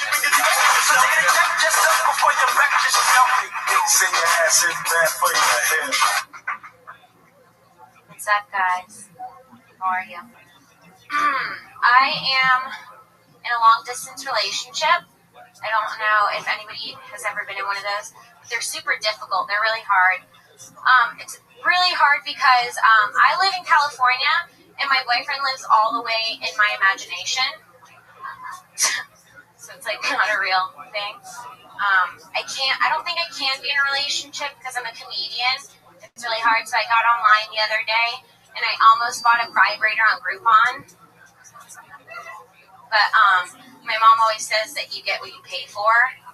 So I didn't want to get half off for half off. It was really sad though because I got on eBay and I started bidding on a vibrator. I was like, let's give this a try. And there's no more pathetic feeling than being outbid by a fake penis. Like, I just can't even buy a used fake one online. The universe won't give me that. It's weird when girls fight over men, too, you know? Because there's so many dicks in the world. Been here before. Yeah. I love that half off, and the. You should have used Groupon though. You know, maybe. It's true. There was vibrators half off on Groupon. Wow. I missed it. I know I'm That's probably better. Yeah. It's perfect. It's part of the setup anyway. The Groupon part, that half off, and then the outbid for the dildo. That just sounds so real and funny and depressing. It's so sad. No, it's true. I was once selling the dildo, so I know that's true. Fuck yeah. And then what were you talking about there at the end? You were going to finish that. There's so many girls. Well, I just started this whole new bit about I don't understand why women fight over men. There's just like so many dicks. Like I could fit a dick into every crevice and there's still like 40 dicks in the Comedy Store tonight. You know, like there's so many dicks in the world, no one should ever fight over one. Because chances are it's not going to be that great. Sorry. Okay, bye. You should run for the president of women. I like that platform. There's enough dicks for everybody. And more. There's a dick, there's a dick, there's a dick. I'd like your vote on the polls, November 14th. When I was working on that, I was like looking up how many men there. I wanted percentages of dicks, so I was getting really into that one. It was too much for tonight. Did you end up at a pie chart of dick at one point? I was splitting them up into nationalities. Wow. Fuck yeah. There's enough for everybody. And more. Indian dicks, Asian dicks, white dicks, black dicks, we all come together. Oh, well, I can really rally behind this. I think there are more women than guys in the population. Yeah, I think so, yeah. At the University of Florida, there is. There's like 6 girls every guy. Wow, that's where the dick fights. That's exactly. There are not enough dicks, never mind.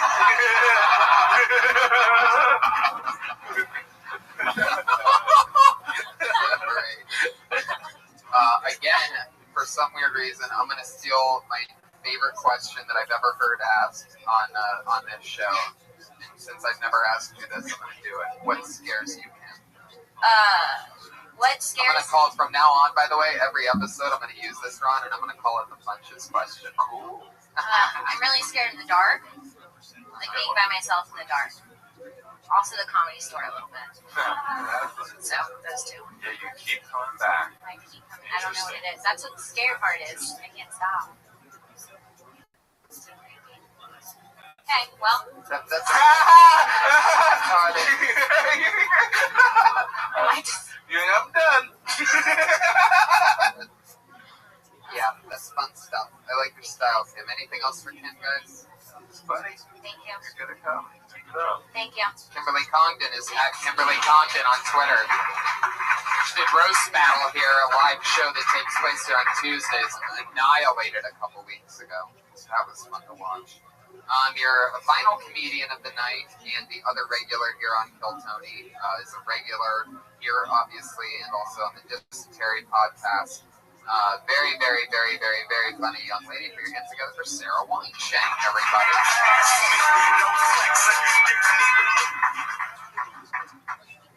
What's up? Scared of dying. That's why I think I fixate on the little things. It's how I cope. Because you never know. You know? Like these. I will think about dying if I'm not obsessing about something small. For example, the goat cheese medallions in my fridge. Is that the closest I will ever get to receiving a blue ribbon? Maybe. When I was eating an artichoke, I wondered, is this the closest I will ever be to becoming a cardiologist?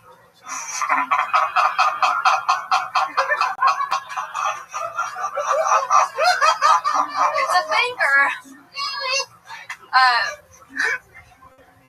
Why has everyone just ignored the fact that 50 Cent wrote a song about his dick in which he called it his magic stick? Remember that? It needs to be addressed. Okay. My favorite punchline of the night. Remember that? For that is good. Album title. I love it. Those are funny. The medallion one. Am I right? The goat cheese comes in that like white tin foil. With It's like a little circle. Yeah. Yeah. Gotcha. Gotcha. That is a goat cheese medallion. Yeah. What do you use this for? What do you do with that? It just depends on the mood. Yeah, like sometimes I'll put it on a cracker, a gluten-free cracker. Sometimes I'll put it, upon pasta, atop the pasta, not upon. I can tell you. Upon was way more fun. I like that. What? Put it upon pasta. I know. I should have just stayed in the pocket than the pond. Yeah. Say what you want. Have it with some strawberries. Oh, that's good. Oh, Tony. That's good. Cheese and strawberries? Well, yeah. Together like that? Yeah. Not in the same bite. No, it's an amazing clash. It really is. Yeah. I would never think of that. Yeah, the two things dance in your mouth. No, they really do. In fact, it reminds me of the amazing cooking of Elise Lane. Available. The girl with the pan on Facebook and Instagram. Yeah. Did you get to try any of Elise's food today, Sarah? No, I think I missed this. But shout out to Elise. Keeping it real. You have like a solid voice. Yeah. That's what I like. Well, it was also good that you talk about, like, right from jump, like, you got a sense of who you are and what you're about, just that you're scared to death. Like, that was kind of an interesting way to open up the set, So I felt like I would, because I feel that way too, I think about it. Yeah. But that's obvious the way you say it, and when you say that, we feel that you feel that way. You know what I mean? Like, it doesn't sound like you're doing an act, which is what which is I think what you're saying, right? Yeah. So when you have that's what a lot of people struggle for a long time to get is their own personal rhythm. You seem to already be well on your way to doing that. So it's very interesting. I love that you opened up with the punches question. Yeah.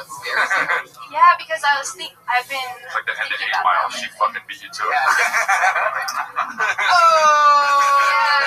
Like, beat everything in the game. What's my next question going to be? Is there a specific way of dying that you're more afraid of than others? Is there something that you always think you have or that you're extra paranoid about? No, I just the mystery of it, or like how's it gonna be, what's gonna happen, but then it's like there's no point in worrying about it. Right. But also like that because like it's gonna happen, it also propels me forward. It's like fuck it, I gotta go do my minute. Fuck it. This could be my last minute. You never know. So it's like it like propels me forward, but it also like psychs me out sometimes. I'm serious. Dying is going to be amazing.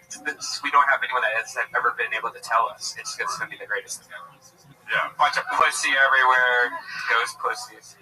Talk about cum shorts. That's all it is cum shorts up there.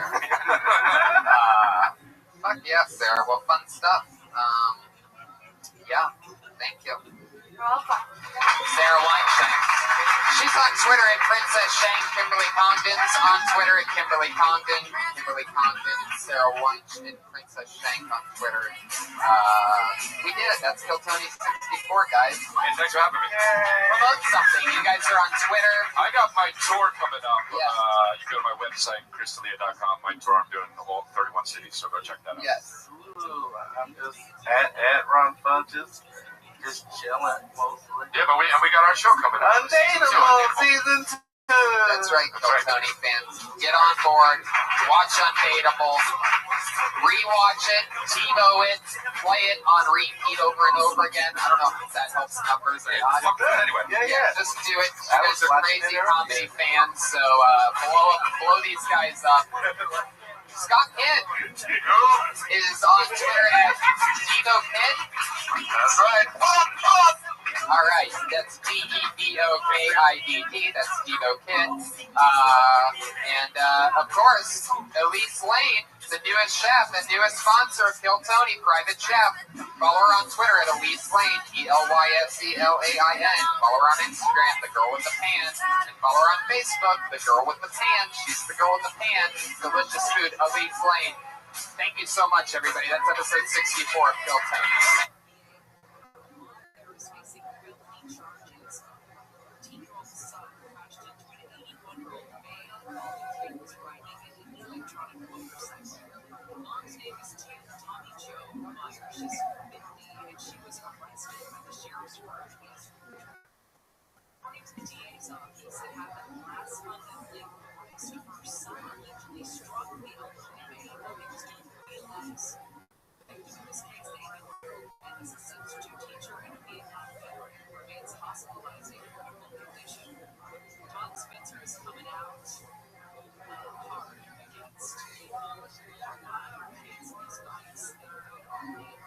Brand new episode of Kill Tony Volume 2. Give it up for Tony.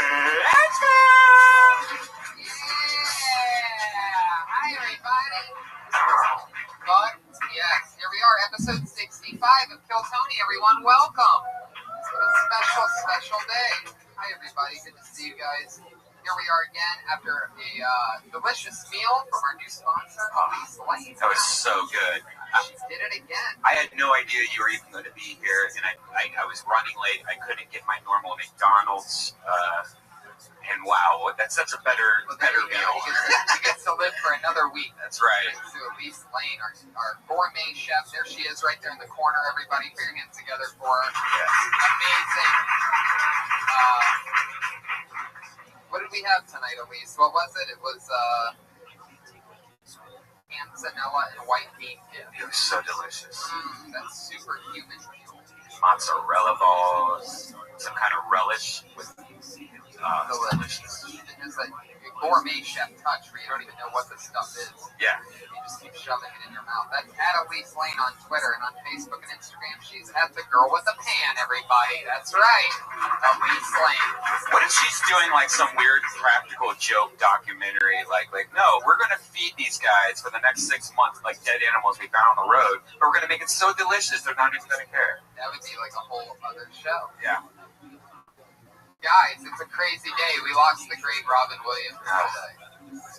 Let's start off with a bang. Let's start off with the sponsor and the death of the day. Did you, that seems like someone I didn't want to joke about. Like, there's some guys that die, I'm like, well, this guy this and that and that and that. But when I don't have a joke for it, but right. I really am shocked that he was hanging out in the middle of that racetrack. All right, you sons of bitches. I know. Too soon. Exactly. Nobody has a joke. But in fact, one of my probably my first ever emotional death tweet where I talked about how cool he was. Yeah, that's definitely hit like with like a Kurt Cobain or something when he died. I was like, oh, what the fuck? Really? I had a lot of people asking me, "What's your death joke on Robin Williams?" Because they know that I. Yeah, you're the go-to guy. Yeah, but instead I didn't. I just couldn't bring myself to tweet that shitty racetrack joke that I told on the podcast. I said I'm going to save it for then, make sure that it dies in the real, and then I'll be happy that I didn't tweet it. But now it's out there. But what's interesting is by the time this episode's out in a week or two, it'll probably not be too soon, and they'll laugh about that racetrack thing. That's true. So it's not good tonight, but when the podcast comes up, it'll be ripe and ready. What else has happened? You were in Florida all weekend. Yeah, I just got home a couple hours ago.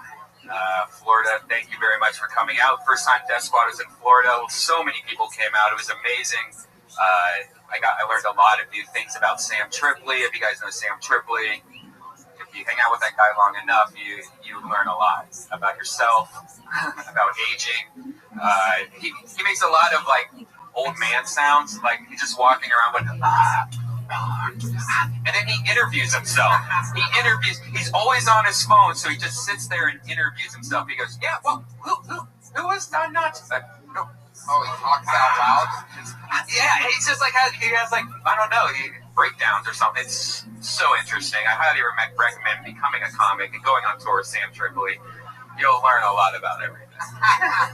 But it was also interesting because when you travel so much, you go to these airports, and as an unfortunate smoker, you hate not being able to smoke. But Denver has this new smoking area of I don't know if they're getting ready for the marijuana or what they're doing, but you walk in, they're like, there's a 1 item minimum. Right when you walk in, you're like, Coke, $5. And you have to like buy something just to sit there and have a cigarette. Are you serious? Yeah, it's great. So you see all these smokers just with like 6, 7 ups in front of them, and like. I once had a layover, and I'm not sure where it was. It might have been Atlanta. I think it was somewhere in the South. And they had a smoking lounge, and it was one of the scariest rooms I've ever been in. It reminded me of, the only thing it reminded me of was that waiting room in Beetlejuice. Like when you die, you have to get a long ticket, and there's like somebody sprinkling head shrinker stuff on your head. And you're like, what? I'm just trying to smoke a cigarette. Get off. Well, that's what this was. It was about 1/8 of the size of this room. Like it was really small with the same amount of people in it. And so there was chairs, and people would stand up, and you would see the outline of where people sat on the chair. It was like a white chair with yellow outline around it. Wow. Denver Airport. Denver. I'm going to Denver. I'm going to be in Denver at the end of August in 2 weeks. Really? Yeah. Going to Austin next weekend, and then Denver the weekend after that. So a lot of spots will be opening up here in LA for some of you young comics with Papa Bear out of town. So congratulations to you guys for that. And we have something big to announce. Here we go. Anyway. You ready? Yeah. First time announcement. It's Tony Hinchcliffe and Brian Redband live from Stand Up Live in Phoenix, Arizona, October 23rd. Yes. So boom. You just heard it, Arizona. If you maybe you smoked some pot before listening to this podcast, you might think to yourself, did they just say they're coming to Phoenix October 23rd? We did. Stand Up Live is one of the best comedy clubs in the United States. It's a lot of fun. It's a huge room, and we're trying to fill it up. So let's go for it, Phoenix. Tell your friends how much fun you had last time you were there. But yeah, there's one super fan right here. Guys, are you excited? This is Kill Tony 65. Every week we have a new head of security, a new patriot to keep us safe. We used to have one guy that did it all the time, and he quit about episode 30. He said he got too big for the show. A guy that was dressed like a superhero every week, and it's not even that our chemistry was good because he was funny or anything. Our chemistry was good because he wasn't funny, but he was trying, and it was a whole thing. So anyway, he said he got too big for the show, and he quit on us, and then he told us that he was irreplaceable. So what we did to fuck with him each week after that was we hired a brand new person to do his job, to show him exactly how replaceable he is. And every week we've had a new patriot. This week's no different. He's a return patriot because he's done so great for us before. Put your hands together. It's at PDC. It's the Iron Patriot.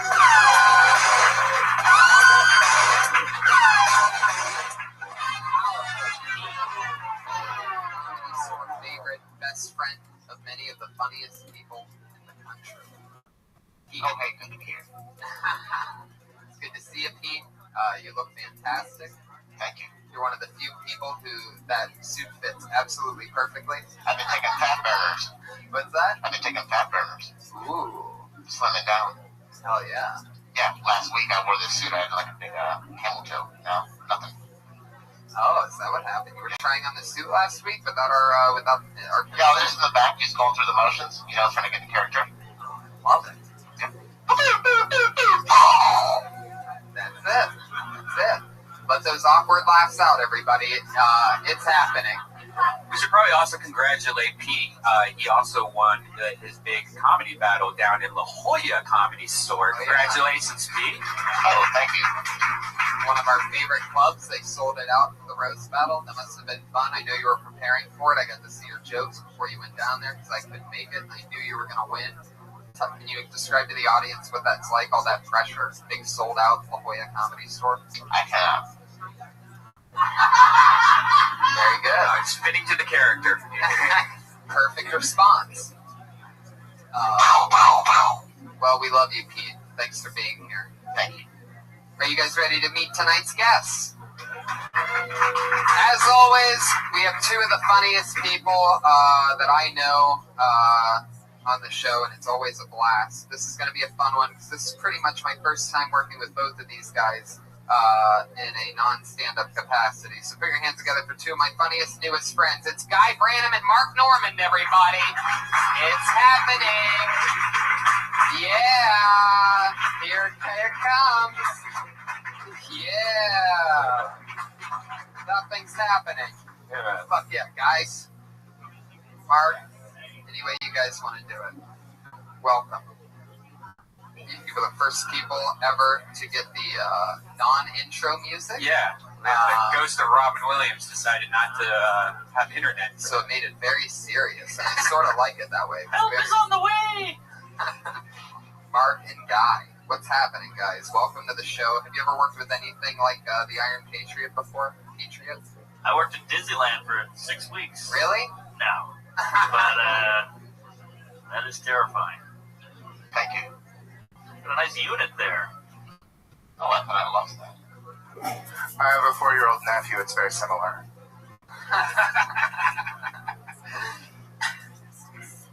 Guys, welcome to the show. I'm excited to have you guys on. Thanks. Guy, You should take that outfit to a tailor. Just to have it taken in a little bit at the waist, it would be a lot more flattering. Oh, thank you. maybe that'd be a good plan. Get it fit properly. Since we do use it every week. Guy, I like it. You just gave us an idea that we haven't thought of in 6 months. Yeah, he's season 2 of Project Runway, right? No. I was on season 8 of Last Comic Standing for around 45 seconds. Actually, Guy, you don't even know this. I've actually known who you were since the day one of moving out here. I think it was. You used to work for one of my favorites, G4, which used to be Tech TV, didn't you? It's true. I was once a respected gaming journalist. Why did you watch Cheat 4? Did you not have sex in high school? No, but when I moved to LA, I didn't have any friends, so I just to hang out with somebody that was not my cat. I went to all the audiences of the screensavers back in the day. And, that's so sad. It's so sad. But yeah, that's how I met Kevin Pereira and all those guys eventually, and I worked with Kevin on this podcast, Pointless. Oh, that's awesome. Yeah, so it ended up actually helping me out in the long run. But he's like a little mogul now. It's very impressive. Yeah, but I've seen you in so many shows. Like I think you were in somebody else's show. Like you work on a lot of shows behind the scenes as a writer. It's a goddamn career, ladies and gentlemen. You just got to make it happen. Screensavers, what is that? It used to be before, I don't know, it used to just talk for us nerds. It was a show that talked like how to fix our computers and how to, like what the internet was. Imagine the 4th hour of the Today Show, but for people with Asperger's. Yes. Pete, you have any questions for tonight's guests? Possibly. First, Mark, I was reading your Twitter, riveting stuff. I wondered, what was the most shots of tequila you've ever done before getting into a $30 Iron Man outfit? I don't know, 6? There you go. Great and proud. It's an interesting question from the Patriot. I'm guessing we had to see a tweet for it to really be funny. So. Oh, shit, I gotta follow you. I don't get it. Just a quick follow-up. How many shots of tequila would it take for me to get inside of that Iron Man costume? The answer is 7. I was one away. Patriot, what's your question? I love you on the 10-minute podcast, and my question is, what was it like to be Curly in the Three Stooges movie? Oh, my God. Oh, I actually auditioned for that role and had to show up and be like, I'm not good at physical comedy. Yes, I am a gross caricature of a human being, but I mostly just work through things that go into or out of my mouth. Oh, great Hamilton. How long have you guys been doing stand-up, Mark? Coming up on 8 years. Yeah. Feel pretty green. 12 years, so clearly I'm taking a more gentle approach than Mark is. It's gradual. Funny guy. Well, let's get it on, shall we? You guys know what we're doing. A bunch of comedians do a minute, and then we talk to them about anything in the world. Maybe about what they talked about. Maybe a little bit more about themselves. Anything can happen. Guys, this is episode 65 of Kill Tony. Comedians, you know that your minute is up when you hear the sound of a kitty. Aw, that means you better wrap it up, or else you're going to bring out the angry West Hollywood bear. There he is. That was your old name, wasn't it? Yeah, so you guys just nigging me very indirectly? What the fuck? Fuck yeah, here we go. You guys ready to get this thing started? Your first comedian tonight goes by the name of Jeanne Whitney. All right, yeah. Jeanne Whitney coming from Seat in the Upper Deck. I like how much transport time is worked into this podcast. Jean. That's okay. Jean. So, I was at the store the other day, and I saw this guy who was wearing a t-shirt, and on the front of it said, Hustler. And on the back it said, Relax, it's just sex. Which really makes me want to get a t-shirt that says, Relax, it's just child support. I've watched porn before, but never when I saw, like, a young girl getting fucked by 5 to 30,000, however number of dudes, and they're all waiting in line to jizz on her face, and I think to myself, she looks like she is really relaxed. It's more like, she looks like she once wanted to be an actress. The great poet Langston Hughes once asked, what happens to a dream deferred? Does it dry up like a raisin in the snow? No, it gets cum in its eye. Quite different. Thank you. Fuck yeah. All right, yeah. 54 seconds. Tough crowd. Good stuff. Hell yeah. 30,000 people in a pornographic film? That just seems like a logistical nightmare. Did Cecil B. DeMille make porns? I don't know. The young lady, you come up here with material like that, you have to back it up. You have to be able to think about it. You're right. I'll work that in. It all started from that T-shirt, and then there was a lot of like math there. Maybe am I the only one that sort of got lost? I didn't understand the child support joke. I didn't get what you're saying. Well, I mean, relax. It's just sex. Nothing is just sex. I disagree. Yeah, you're not having the right kind of sex. You're a comedian, you know? I mean, Well, so are you. Well, that's your opinion, but that's not my opinion. That's your opinion. Well, Gene, if you need to win us over with your opinion, if you show up here like relaxed and you're doing a very subtle joke, like it needs to be something that eventually like slaps me and jizzes in my face with magic and happiness. Okay. It can't just nuzzle my cheek. It has to be obvious, and even like when you think it's obvious to yourself, you have to think that half the people are probably dumber than you in the audience. So at least think that way. Look at them. At least think that way. That's true. At least think that way, though, because I mean, there's some jokes that you really have to like really write it out. Because that to me, it's only child support. That means like, wait, you already have kids and you're just trying to fuck this guy and get money from? Like, I had no idea what you're talking about. Right. You know, it's I tried that somewhere else and it worked really well, but I think maybe it's just the way that I said Well, it. when you bring 12 friends, that's a different story. I didn't know anybody there. I'm joking. She's doing stuff at Planned Parenthood. At Planned Gene, how long have you been doing stand-up? Good improv. Almost a year now. Nice. Oh, hey. A year in September. You do a lot of spots? Like, how many in a week? About 5 a week. Do people often say your first name wrong, or they get Gene on the They first say it name? wrong all the time. Yeah. And then what do you normally say when they say it wrong? I say it's G. And then you... Yeah. And then you start off with that. No, well, sometimes they get it right, but sometimes they don't, and then I just correct them. Or I don't correct them, but lately I've been doing it. I'm like, yeah, I'm just going to tell them that it's how to say my name. If you get a bit out of that, like a joke out of the name correction, then it's worth it. Otherwise, no one Change your name cares. change your name to spelling Jean. Right. I don't want to do that. And you I have like to, the spelling of instead it. of having to have an opener where it's like, no, Right. my name is, because you're not going to win anybody over in your first minute. That's true. Well, Gene, honestly, if you're going to be uncompromising, then you need to be uncompromising. Like, if you're not going to change the way you spell your name, then you need to motherfucking let people know how your name is spelled and don't take no for an answer. You can't just come up here and be chill. People aren't going to be cooperative. Like, you can be chill, but you have to make so clear to everyone here that they have to be chill that they're a little bit terrified of it. Yes. Gene, I'm sorry I was mean. No.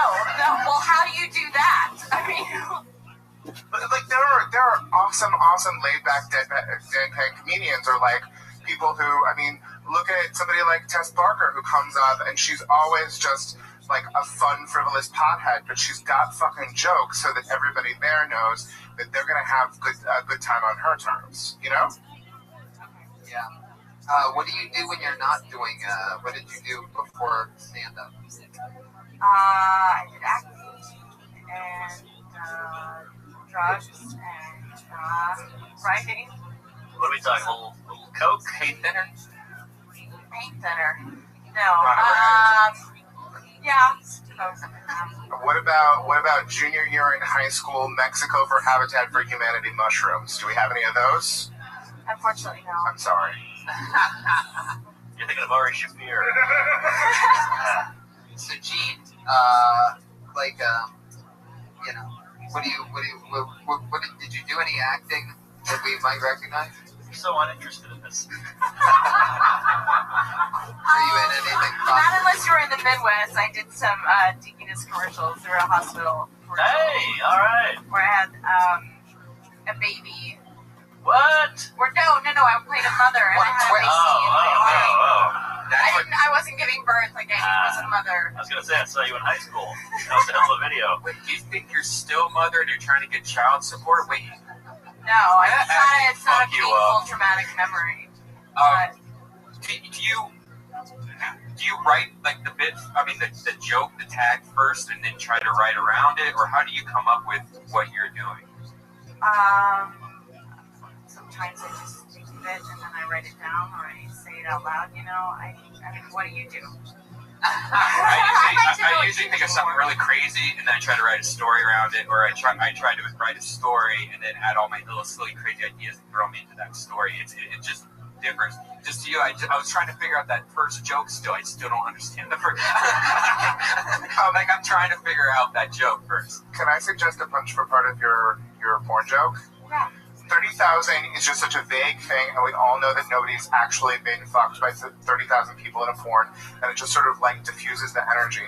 I think it is much funnier if a person is being fucked by 5 to 37 and a half men. Because it's visual, it's visceral, and it feels possible. Okay, thanks. So you're wondering how many of them are little people. Like maybe it was 5 little people, and that adds up to 2 and a half. Also, you're a new comic. You don't have fans yet. So, like you were saying, you've got to be pretty broad. No offense, you know. But I mean, like, you got to be like. I'm not saying you should go hacky, but you got to appeal to a lot of people and make it a little easier up top.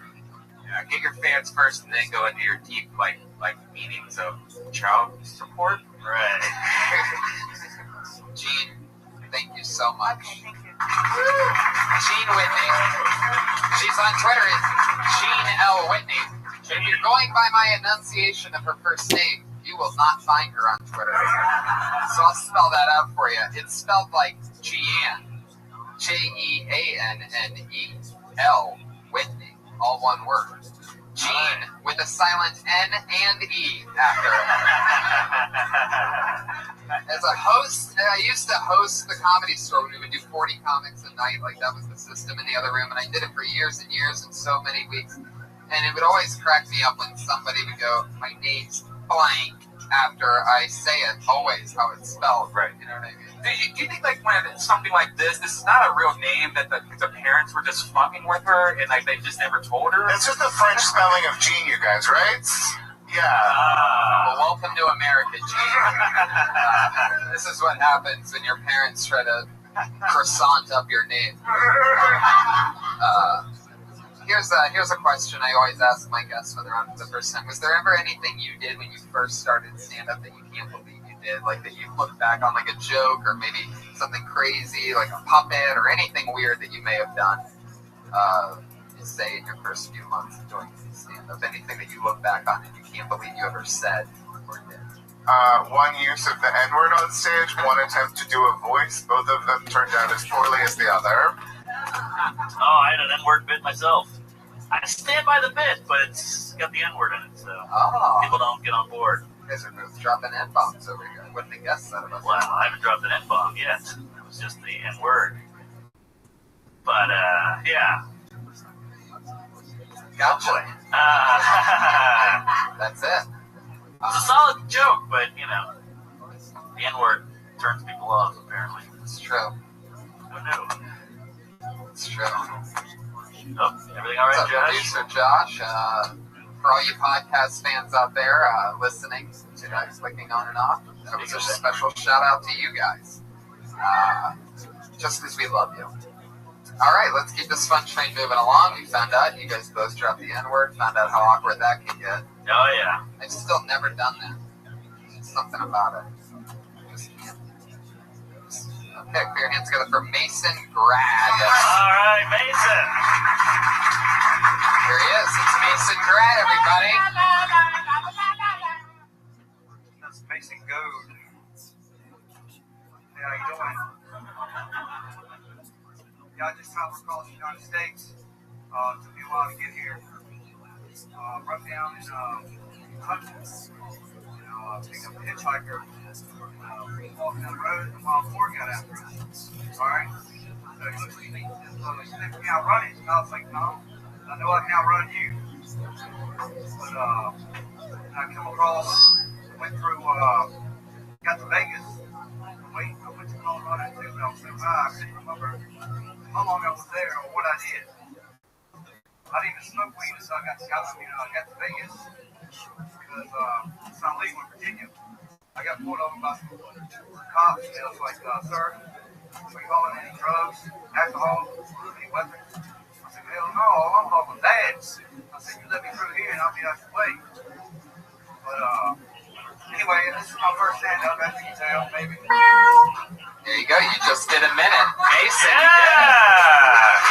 Is this your first time ever?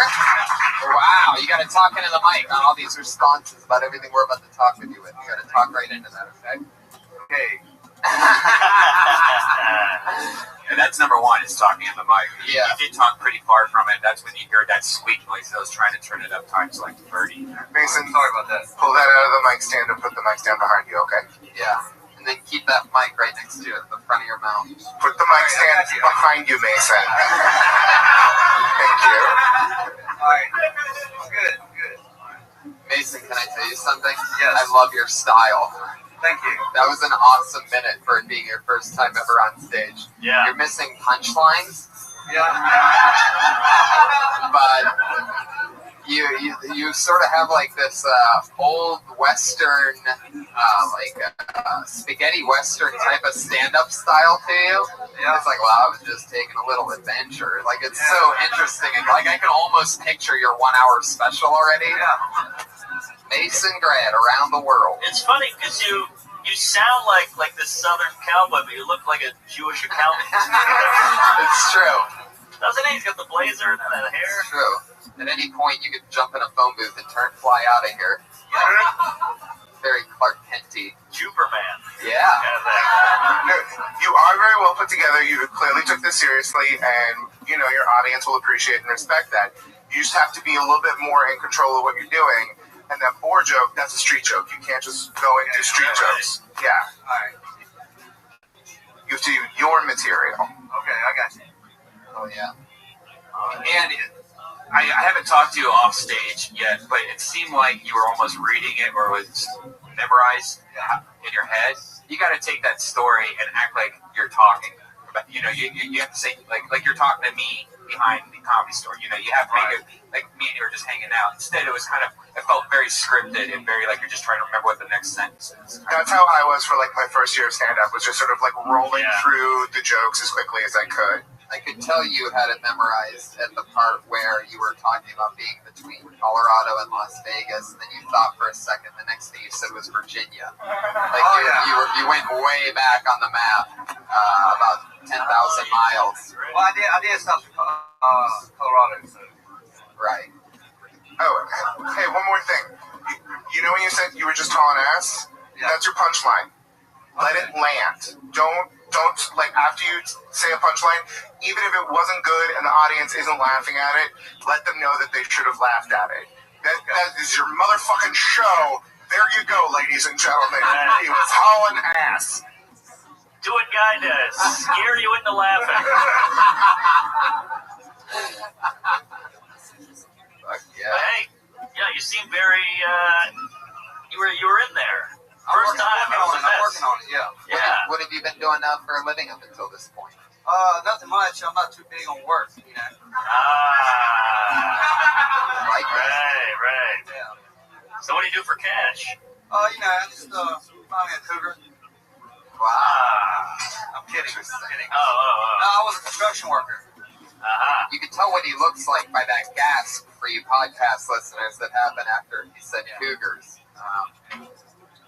Which trade were you? Time steel. Oh, cool. Rod Bango. What was it? Rod Bango. Rod Bango? Rod Bango. Oh, that's a black comic. Oh, man. It means that concrete foundation. He constructs the supports that the concrete gets poured around so that when it solidifies, it will have strength. I know this because I wasn't always gay. So Mason, is stand-up something that you've always wanted to do? Yeah, hold on, pretty funny guy. Who told you that? Mostly drunk people. Mostly drunk people. Fuck yeah. Where did this adventure start? You moved from Virginia. Got a stressful job. I had a relationship that wasn't working, so I just said, forget it. Keep everything, and I'm out. Damn. You gave them everything? Yeah,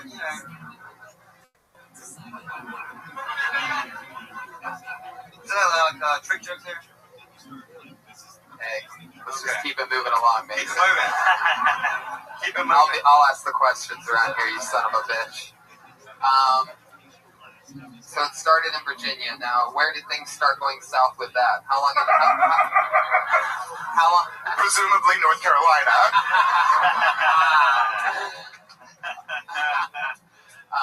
Like how long were you with this chick? 2 years. And she got all of the trailer, or? It was a mobile home. I'll just let her keep it. Was it? Was it really? No. Was it a house? It was an apartment.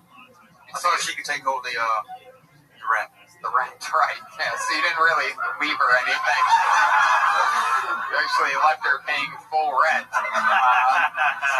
which is a lot worse than leaving her something. That's in fact the opposite of that. What's the rent there?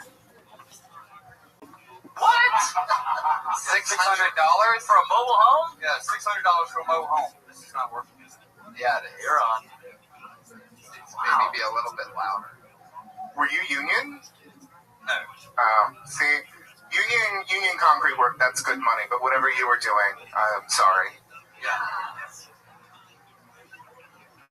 Fuck yeah. Thank you. That's Robin Williams in the back making things extra creepy for us. He's fucked up the internet. He's fucked up the microphones. Now he's in the back. Fuck yeah. Mason, how long did you leave that chick tied up under the stairs before you left her in Virginia? Like, was she already on? Did they find the body yet? Well, they most seem to run when I see with these chains on. Yeah, that's okay. That made it creepier. But what I'm trying to get to, marriage is like 75% of people get divorced. So, I mean, that's pretty much like chain down.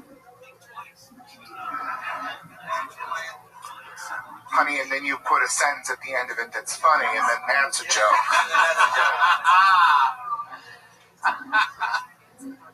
Fuck yeah. Well, Mason, I could talk to you for the rest of the day. I really could. You're not on Twitter? Not yet. Are you on Facebook or something like that? I'm on Facebook now. Did you come here specifically for this show or just to LA to do stand-up? How did you find out about Kill Tony? He got mail. Yeah, I just looked on the internet. You're on the internet. Yeah. Farmers.com?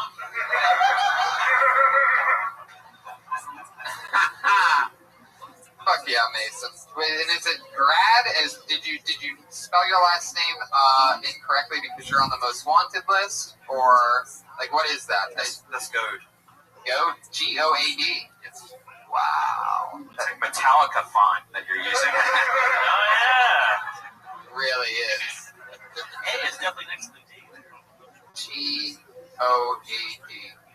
But it's pronounced G. Mason, thank you so much. That's Mason Grad, everybody. Yeah, Grad. Look out for him on Twitter. He might join at any point. Mason Grad. I can just picture him tweeting while driving across the country, writing more wacky material. Great first time though, Mason. Great cadence on that guy. Yeah, cadence. Cadence.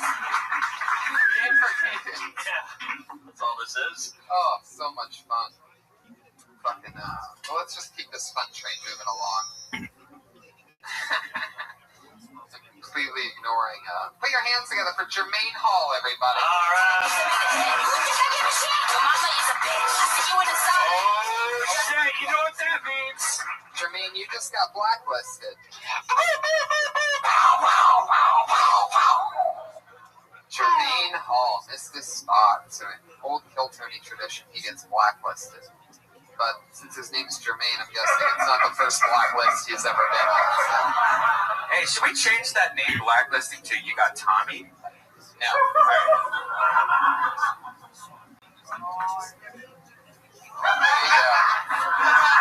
There you go. Somebody got it. It's Comedy Store Gossip, Mark Norman. Oh. Yes. Is it Tommy Davidson? Ah, what a hack. Put your hands together for your next comedian, everybody. His name is Zach Kirby. Kirby!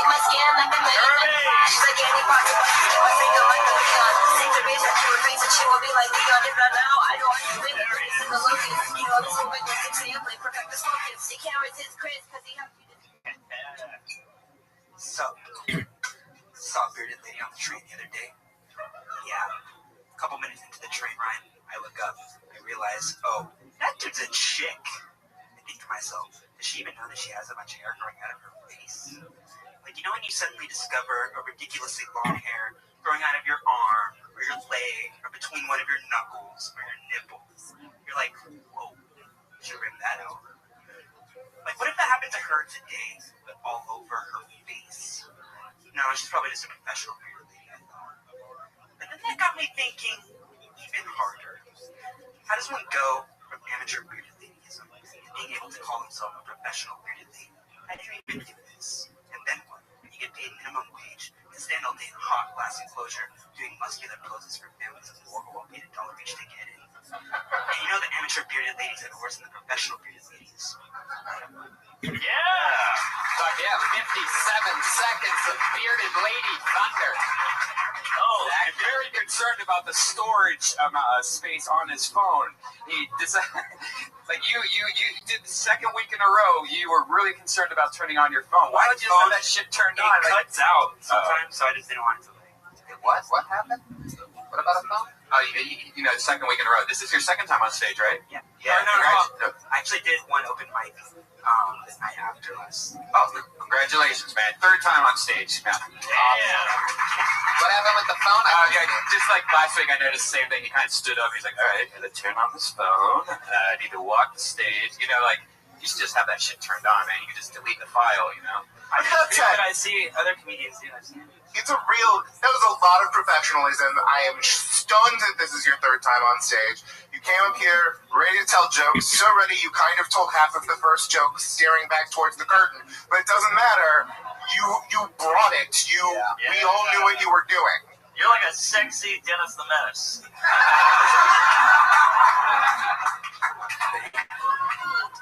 Huge improvement over the last time, seriously. Wait, third time total? Third time total. Oh, wow, that was great. You owned it. 7 days ago was your first time on stage here. Wow. Right. You gotta get up more. Yeah. What are you doing at nighttime to where you can't do stand-up? I'm starting at university. I'm transferring to university. Semester starts in 2 weeks. I just graduated from junior college. Where are you going to school? Cal State Fullerton. Okay, after you're settled in, you need to start getting as much as you can. 1 minute at the Comedy Store, you were great, but that's not enough. You have to be at like coffee shops and stuff, telling your 7-minute long bearded lady chunk that no one wants to listen to, so that you can learn. But everyone at the beginning of stand-up has some techniques and not others, and you've just decided to apply it to a thing that doesn't exist anymore, and that's something adorable and beautiful. Yeah. Makes it real that you could have possibly seen a bearded lady. Makes it feel real. Yeah. Because nobody else is talking about it. Yeah, on the right here, I Googled it just to make sure, and I find it. Right. Don't you kind of look like you're in the Russian mob? Yeah, definitely. When he came up here, I thought British soccer hooligan. I thought slightly inbred British soccer hooligan. I can see that. I got this jacket from Tony, actually. You did, from Doug Benson, right? Yeah, wow. I won it when you guys were on Douglas. That's right. Shit. You made a Kill Tony name tag, so I was on the show, and when I had to go pick a random audience member, you had a samurai sword. And then I won that entire competition, and you got to win whatever I picked from you. And that was that jacket. And a bunch of Death Squad shit. When Tony's body is found, we're all going to be witnesses, you guys. This is just a podcast, so we're going to have to describe him. Somewhere in between a Russian mobster, soccer hooligan, and Dennis the Menace. Yeah. I love it. So, Zach, where are you going to go to college next? Where's the university? Cal State Fullerton. Nice. Ooh. Yeah, man, if I were you, as soon as I get there in 2 weeks, I would go find a place or a bar, some kind of joint, anything, even if it's like a smoothie place, and start a weekly show. And if you just keep doing it every single week, eventually a couple people might come and stick around, and you just got to keep doing it. Just all you need is a karaoke machine and a mic for a place like that to get your own thing started. Then you can host it, be up between other comics maybe and get to do more time and just do your own thing and take chances because you got to build it. Talk about fire eaters, guys who do stuff with lions. Lobster boy. Where are you from? Orange County. Ah, yes. That explains why you're glowing of white.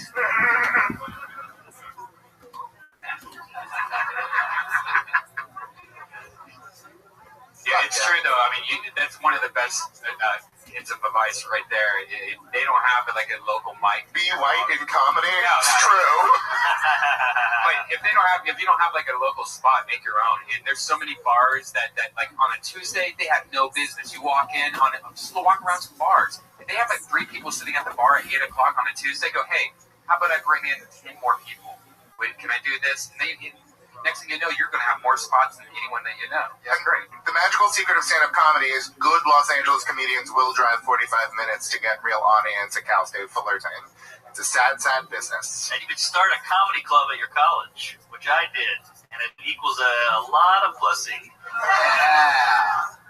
And it looks like you love pussy, Zach. You just love big, dick-shaped pieces of pussy. Bearded woman-shaped pussy, Yeah. right? Yeah. Virgin? No. Oh. All right, you and Iron Man have met. I love that you asked him that question because he doesn't really look like a virgin, but you sound like a virgin, Zach Kirby. Like you could totally host a virgin radio show. Wow, is that NPR? Sirius has so many channels these days.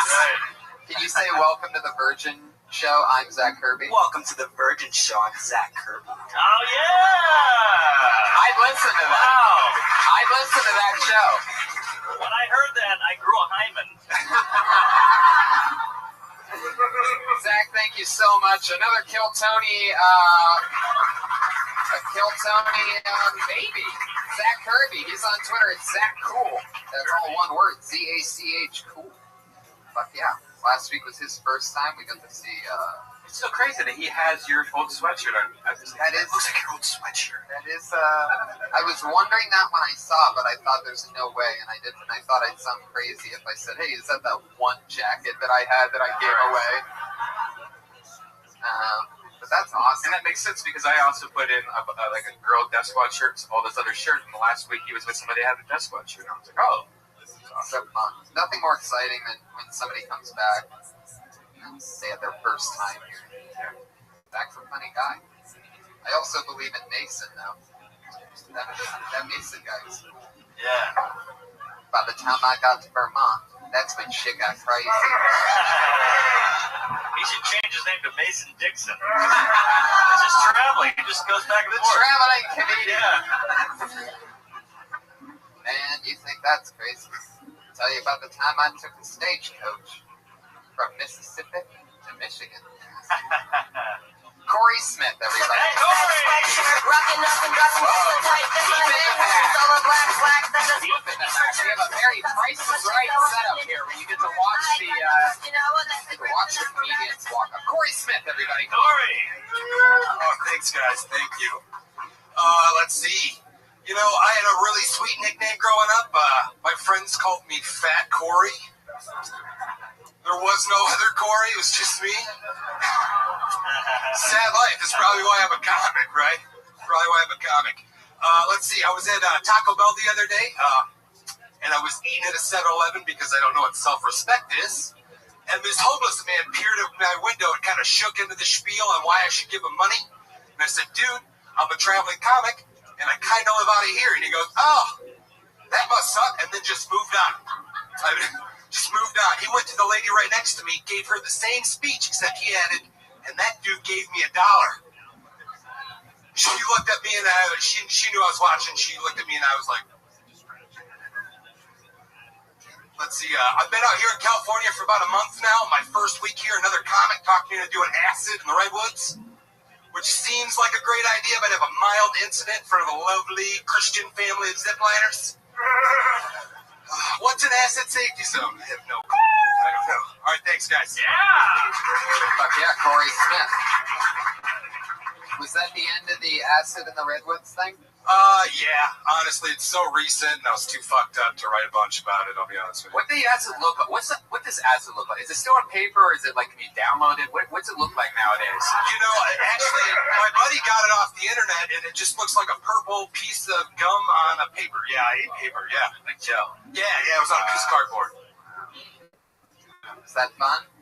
It was a blast. I am really scared of heights. I kind of fucked everything up. I wasn't really expecting to go up, I'll be honest with you. Did you see your own death at any point in time? I actually cried. I had a Sherpa lady with me. She was there to hold my hand, and I was so scared, like the shit was melting on me, and I was having a great time. I'll just be honest with you. Where are you from? How long have you been doing stand-up? I am originally from Michigan, and I've been traveling doing stand-up for the last 8 months. Nice. Wow. Yeah, wow. So you just started stand-up as a traveling process? You just did not do stand-up, and then you went on tour? Yeah, I just did my own tour. I live out of my car and just kind of couch surf and do that whole thing. Gee. Wow. Is that me? Have you No, it's the Iron Patriot. He just pissed himself. Actually, I would have thought you were on way long. I was thinking 3 to 4 years. You seem very confident, and your jokes actually seem worked on. I guess you have a lot to do in the middle of the night. 12 hours a day. 12 hours a day.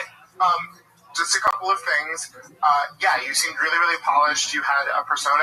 I honestly felt like the persona was a little bit too cartoonish. I felt like you were overselling it, and would honestly have just loved all of those jokes so much more if you were delivering them like in your regular voice without that little bit of extra Midwest in it, just so that I know that the story about LSD is true and stuff. Right, you know? yeah, no, I felt rushed. I've never prepared for like a 1-minute set before. You know, and one other thing, one thing that I think is cool is just that you have such an alty sensibility comedy-wise, and also your aesthetic is very alty, and so you should never ever be here. But like coming here and like comedy storing what is a naturally tattooed and LSD in the redwood sensibility will make you into a really awesome comic. Yeah, absolutely agree with that. So I love this theme of traveling comedians tonight. So you started, and did you start in Michigan? Yeah, I started in Kalamazoo. And then how many nights did you spend there until you hit the road? I spent 3 months doing comedy, all over Lansing and Detroit, Kalamazoo, Las Vegas. I did one open mic on the way down here in Las Colorado. Vegas. Lots in Colorado. Virginia? Nothing in Virginia, sorry. Did you run into Mason? I believe he killed one of my animals, yeah. There you go. I believe I missed my cat. What's all the traveling about? Just pick a place and do comedy. I don't get it. Well, I got bombed here. I'm leaving. Eat dicks all over the United States is my goal, yeah. Why? Do you want to be a comedian? I do. Or do you want to be a traveling weirdo? I want to be comedy. both. Do you want to be a traveling drug addict, or do you want to be a comedian? I don't Do get you it. remember the traveling weirdo boom of the late 80s? Oh, It was yeah. huge. Those were good times. Paula Poundstone. Oh, my God. She was never convicted. Best anal of my life. So when are you hitting the road again? I honestly, I don't know. I didn't really plan it out. I'm staying on a buddy's couch. See? This isn't comedy. This is weird hobo. Mark Norman, where are you staying tonight? I was hoping with you. I haven't had a... That's rock and roll to me. I think that's being able to do. I mean, being on the road is one of my favorite things ever. I just got back from Florida, and I wish I could have just stayed an extra couple weeks and went up the whole East Coast. To me, there's nothing better than going to a different city and doing comedy. But you have fans. This is different. I like He's trying to own a craft. Yeah, but if I can do a decent show in every city, I don't give a shit. Mike's a Mike to me. Are you looking for a scene? Are you looking to find a place that has the right scene, and you want to start really go at it there, or are you just wandering?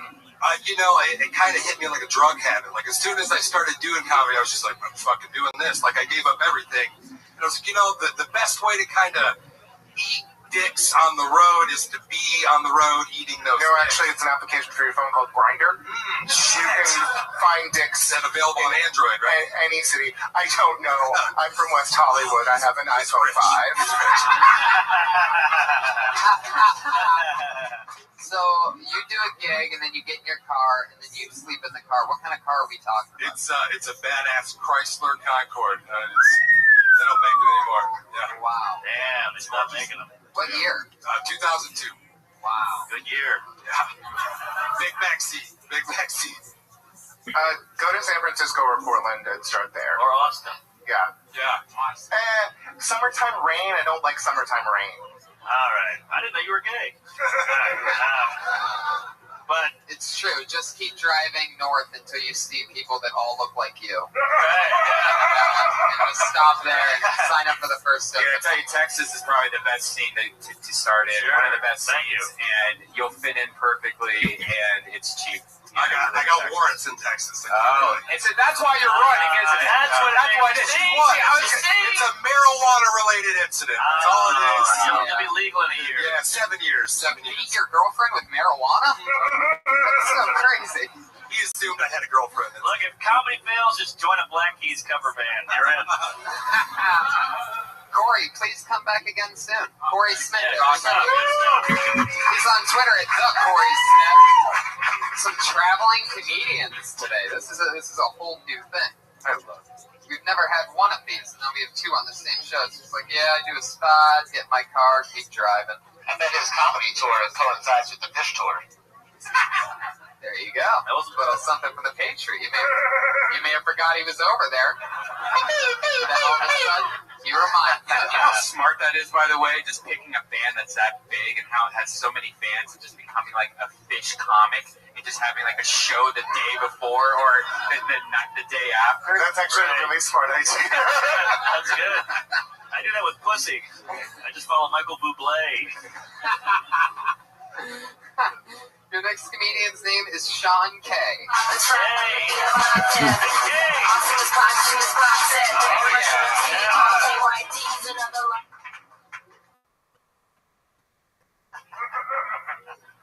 So I used to get bullied a lot. I know, hard to tell, right? It was weird because every day would be the same thing, right? I'd get beat up and then thrown in the locker. Get beat up and then thrown in the locker. And some days they were nice about it. They just throw me in the locker without beating me up. I think that I don't have to feel bad for me. I had a lot of room in this locker. Used to stretch out, watch Conan. That's where I developed my sense of humor. You know when like the venomous animal gets attacked, it will release its venom to its prey. Well, I was kind of the same way. Whenever I was attacked, I would regurgitate my jokes at my bullies and hope I get a 3-minute head start. Hopefully they wouldn't start running after me. If I could beat them to the punch at least. I felt like, after that happened, I said, I'm gonna try to cooperate with them. So, they still beat me up and threw me in the locker, people, is what I'm trying to say. But at least they did it with a much lighter attitude because it's the attitude that counts. None of that made any sense. Let's talk about it. I've got a lot of nuts here. First off, take it easy. I know you like twinks. Secondly, don't sit down. You haven't earned it yet. Don't sit down. You haven't earned it No yet. offense. It's a fucking minute. This is not 2.5 hours of Stephen Wright. Yes, exactly. And even he doesn't sit down. No, he doesn't. Stand up. Thank you. All right. Move the mic stand behind you. Also that. All right. Oh, boy. I love that most people, when given that direction, have not been able to complete it immediately. It took 2 tries. Also, it's pray, not praise. You said you're a prey to the bullies. No less. I also heard a D before that. I didn't say praise. Did you say praise? No. Listeners of the podcast, go back. Rewind the tape. Pretty sure he said praise. You look like a weird runaway. In fact, he's the only person on tonight's lineup who hasn't been a runaway. I actually don't know that. Probably. Yeah, I didn't get that at all. Like Cody said, I had no idea what happened. I was trying to understand something about a bully, and that's all. Well, he was trying to show his persona. I'm the weak link that gets picked on kind of thing. It makes sense. You have the right premise. But once you get thrown in the locker and you're watching Conan, we're like, oh, we're stepped out. Right. Taking it to call. Okay, the thing is there's a nice twist in that joke, and you just buried it in there. The thing is they beat you up, they put you in the locker, but then the funny thing is that you're so tiny, there was more than enough space in that locker. Like, you need to land on that joke and not sort of like muddy it up with the other stuff and let that be the surprise for the audience. Okay, you can't tell jokes about how funny you are. Nobody can tell jokes about how funny they are. That's the whole point of a joke, is that you show people how funny you are. Absolutely. You know, not tell. I was just trying to like convey that, you know, like the kind of like the defense mechanism was that's a part of early life was, you know, whenever I was bullied, I was kind of using my sense of humor as a way to like Then show me that. Here I am, a gigantic man being very mean to you. Show me that you can use comedy to deflect that. Why are you sitting down again? I got nervous because he was getting bullied. Stand up and you take it, Sean. Or else we're gonna throw you in the fucking locker we keep behind this person. Yes, sir. Yes, sir. Also, to newer comics, I've been there really fast. Say hello or say something right when you get up here. So, hey, how you doing? Then move the mic out of the way. Don't just go right into it. You go right into it. It's hard for the audience to kind of, oh shit, we're starting now? Okay, let me pay attention. We don't want to pay attention. You gotta make us want to pay attention. So go, hey, how you doing? Look at me, kind of thing. Even anything. What's up, everybody? Whatever. That helps. Yeah, punch us with a joke, preferably a joke that tells us a little bit about who you are. But like, you only have 1 minute. You don't get to do like a whole bit for that entire minute. Like a couple of people have done that. That's 1 minute. Tell us 2 or 3 jokes, okay? Like, show us. Because the first one, people are not going to be paying attention. Then they'll hear a couple of people laugh and they'll be like, oh, that tiny little red-headed man, we should pay attention to him. And then the second joke, maybe they'll be there for you. Give us an example of a time in which your sense of humor got you over on a bully. Well, I mean, do it without sitting there. Motherfucker, you will stand up and you will answer these questions. Do you have knee issues of some sort? Actually, my spine's been hurting a lot, but it's not having acid. We have guys that just drove here from Virginia and Michigan that have better posture than you. If you want your coccyx to hurt, I can help you out with that. He's not kidding. Sean, who was the worst? What was the bully's name that was the biggest to you? Daniel, what was his tiny little what? Say his name. Put it out there in the cosmos. Daniel Radcliffe from Harry Potter. Daniel Radcliffe is 6 inches tall. Get in this locker, bitch. now that I kind of think about it, this is very actually depressing. It's not funny at all. It's not funny. Trust me, you will get revenge on all the bullies that ever bullied you. I got revenge on all mine. I sent fucking videos to my friend's house. I made a fake websites where I was feeding my dog, fake dogs, like listerine strips and turtles and babies. It was this huge production I spent 6 months on. And it was the best revenge because I guess the guy had a bunch of warrants for animal abuse anyways. And they came in. It was amazing. It played out perfectly. You gotta find the humor in being bullied. There's a lot of comics do get bullied, including myself. And there's nothing to it. You're going to get revenge, and being a comic's the best way. So, what did Daniel do to you? Should I say that here? Or? Yeah, say his last name also, so we can all fucking tweet him. What's his name? I'd rather not do that. But I mean, like, you're gonna let him push you around? Do you want to be a motherfucking comedian? Yeah. Well, what do you do? What does this guy do now? Well, like, I'll give you one. Answer any of these questions that I've asked you. Just any one of the questions. Well, like, what does he do? What did he do? What's he like? It was like Saul, pretty much. Like, he just like psychologically tried to torture me, like try to like physically, mentally, emotionally. Like, you just fuck with me like every day. Example. Like my grandmother would just die. He would just talk about like my grandmother dying and like really like fucking with me and like. That's harsh. Fuck that dude. Yeah, what's his last name? What's his name? You gotta do it. We will all protect you. Do it for your grandma. Sean, it's me, Grandma. Say his name. I'm here with Robin Williams. Talk to me.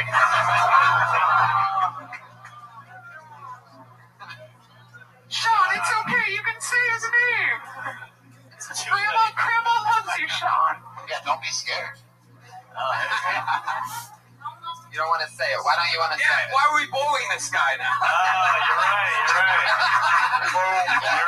You're right. Don't say it. I mean, like, I really. Sorry about the farting. I really believe, like, you know, like Frank Sinatra said, massive Gay mass success is the best revenge, like Red Band said. So I truly feel like, you know, my work. Say like gay massive? Did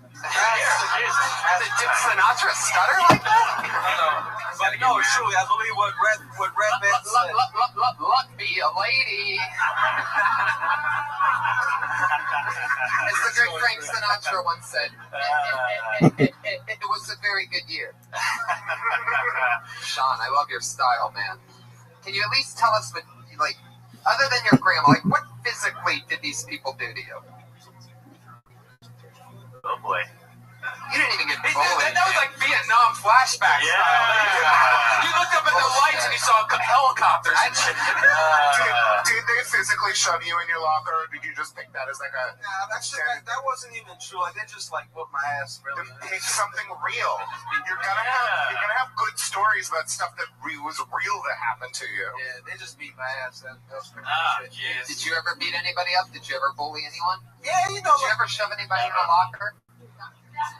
I mean, I did, you know, pick on somebody that had a stutter like Josh Martin, but, like, you know, it was. Wow, you'll say Josh Martin's bullying. I was giving you an example. But the guy that bullied you. You know, you should fight is Seth Green. Oh, yes. I don't know who's who. He's like Seth Light Green. Wait, what was that, Patriot? Yeah, fuck it. Will not repeat. Will not repeat. Sean, thank you so much. Fun time. All right, Sean. Hey, Sean, one last thing, Sean. How about this? Every time you come on the show, you give us another letter of the guy's last name. What's the first letter of the last name? C? Yeah, C. Write this down, guys. C. You'll see. Man, this is like Last Comic Standing, but funny. That's true. That's right. I'm guessing his last name is Charles. Ooh. You should see the smile on Sean's face now that he's gotten to sit down in the back of the room. So happy. This is like a literal hangman, you know? Eventually we'll hang that fucker. We started C, everybody. So for you Hiltoni fans, number 65, that'll be #C. The next comedian goes by the name of Chandler Raper. Wow! Yeah! Raper! Yeah. You remember Chandler? Chandler Raper. This is like a mix between Friends and Dexter. Thank you. A 75-year-old gay guy asked for my number the other day. And the worst part is, when I said no, he looked genuinely surprised. Like, what kind of signals am I sending to make him think that was an actual possibility? Once the look of shock wore off his face, he said, "Oh, he's shy." Like, that's the only reason you can think of that I may not be into it? Because I'm shy? Maybe that's it. Or maybe it's because I'm only comfortable being naked around one dick at a time. I got a dick, you got a dick, that's 2 dicks. That's double my threshold. And even if I was into that type of thing, maybe I just don't want to fuck the crypt keeper. Fuck yeah, Chandler. All right. 2 seconds. Didn't feel like doing the extra 20 seconds, but... First off, way to put the mic behind you, as Guy says. He likes things behind him. And if I'm not But, you didn't say hello. Say hello. You went right to it. Thank you. Thank you. I need a hey. Hey. I'm something. Just to start the show. It's like a palate cleanser. That's all. That's all right. Chandler, just a couple of things. First of all, I don't know if you've seen The Normal Heart on HBO, but we don't have 75-year-old gay guys. They all died in 1987. That's a true story. It's a true story. All right, well, it felt like a bit of a caricature. I mean, it's like, good for you. You stuck it to a 75-year-old gay guy. They've had it too good for too long since they lived through years of oppression and criminalization of their existence. Good for you. No, I'm not saying you should have fucked him. I'm saying if you were going to find ways to make jokes about it, like saying, haha, that dude's gross, probably isn't the best thing to do, especially after it's been established that one of the people who's going to ridicule you afterwards is himself a moderately unattractive gay guy. Could one call a 75-year-old gay guy a Freddy Cougar? Ooh. No, you just call him a statistical anomaly. How about a Freddie Mercury? Freddie Mercury. That's actually the car that Mason drove out here from Michigan with Freddie Mercury. Now, Chandler, am I correct? It was your first time ever on stage here last week? The week before. Wow. Yeah. So this is another... Again, great stage presence. The set was solid. Look, technically, everything you did was fine. It was just annoying. The only thing wrong is the keys I started to on look the for belt. another bit, but I saw that you were coming, so I thought, I'm not going to skip it because you're here. So I went for it because you treat you like an equal. Yes. I really appreciate that. I said the N-word my first time. Oh, is that right? Yeah, that's not a good idea either. No, it's not. Let me just ask you, this is a nitpicky thing. Your keys are on your belt. Get the keys out of there, man. They're so close. They're so close to your pocket. What are you doing? Why not put them in? One of my biggest pet peeves in the world. Teasing the pocket. Thank you so much. Why would you do that? I have so few crazy pet peeves. That's totally one of them. Yeah, I get it. That's one thing that Josh Martin does. He keeps his keys on the outside of his belt loop, so he walks around. It sounds like a fucking dog running around. Yeah, right. Dog with the chain, like, yeah, boy, I hear you. Joe Rogan wears a belt chain still, like that the wallet belt that he wears. What? I swear to God. Yeah, but he's sexy from the 90s, so that makes it okay. Yeah, that's Silverchair talking, baby. Plus, it still doesn't make noise like keys on a belt loop. No, it makes way worse noise. But he had a big chain, like rocking around, hitting things. Breaking windows. Listen to Josh. He walks right by the microphone with that shit. He has all these keys, but he doesn't own anything. On a live podcast. Oh, there you go. Yeah, that's right. What are those keys for? He doesn't own a thing. Yeah. That's the ironic thing. Guys with a bunch of keys never have shit. They don't have cars or a house. Did you get up anywhere since we last saw you? Have you been doing any spots or? No, I put my name in last week. All right. Ha Ha. I'm sorry for saying this comedy story. Ha Ha Cafe every day. You pay $5, you get a beer. You fucking do 5 minutes. You do at least 3 or 4 times a week. The place sucks. You're going to hate it. It's like boot camp. All right. You get a Bud Light though, so just chill out. But every day, I think it sign ups at 5, shows at 6. You have to do it. Have you been signing up to it?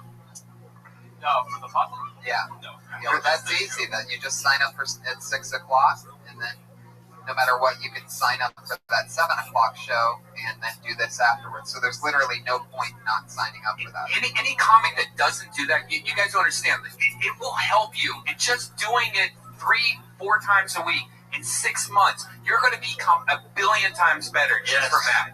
And you're going to, unfortunately, all the audience is mostly comics, but they're going to help you out. And they're going to do the exact same shit we're doing here. You have to go through that. There's no cheat codes to that part. You have to get like comfortable on stage, and you have to really figure out what the fuck you're talking about. I agree. You have to have stage time. Imagine learning the piano 1 minute at a time.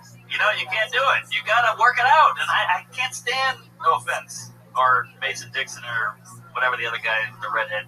You can't, Gene, thank you. You can't do this when you go, oh, there's an audience here. You got to do it everywhere. Do it at a Mexican restaurant, do it at a driveway, whatever, on a porch. Coffee shops where no one wants to hear you talk. There's a really good website called the Comedy Bureau. There you can go. check out, and there are like 7 or 8 open mics every night. Yeah.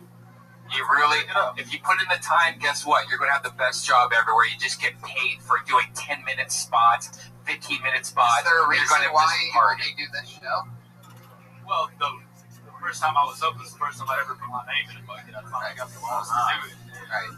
Why are you so comfortable on stage, though? Some people have that. It's weird. Yeah. It's super nature. It's the raw self-confidence that comes from having 75-year-old gay guys be into you. That's right. Chandler. Now, you're originally from, what is it, Missouri? Alabama. And you've been out here for how long? Well, this time since April. Right. So was that the first time a gay guy's ever hit on you? This actually happened the last time I lived in LA. This is kind of an old story. It's one of the first things that Is it weird seeing Jews just walking around? I thought that Hasidic Jews were Amish. Like, I did also. That's normal for Ohio and Midwest people. Like, I was like, oh my God, there's Amish people in LA. What the fuck? You're like, why are they holding an iPhone? Yeah. Chandler. What else is different from Alabama? Anything else? You got 75-year-old gay guys hitting on you. Pretty much everything. I come from a town of like 3,500. 3,500. Have you personally ever killed a mockingbird? Or a 75-year-old Jewish person that hit on you. Is he in a mattress of a Motel 6 right now? Not out there. Shout out some racial slurs, that we might not.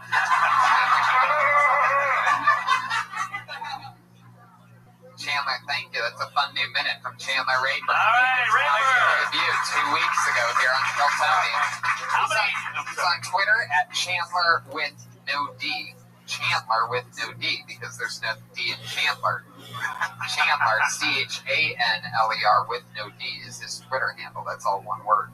How many times has it gone raper? He goes, yeah, I know, but it's rapist. Those are the bad ones. How many times have you made that correction, I bet? Raper's an amazing comedy. Good name.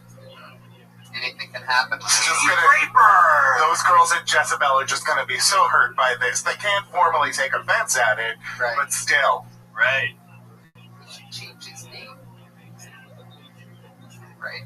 Are women funny? We're going to find out right now. All right. Oh my God, Mark Norman. I asked the question. Oh my God. We have 2 regulars that do a new minute at the end of each episode since it started. Regulars. This is when it happens. Going up first tonight, you know her from the Dysentery podcast and from here on Kill Tony. Really fun, goofy style. Always a new minute from the stylings of Sarah Weinstein.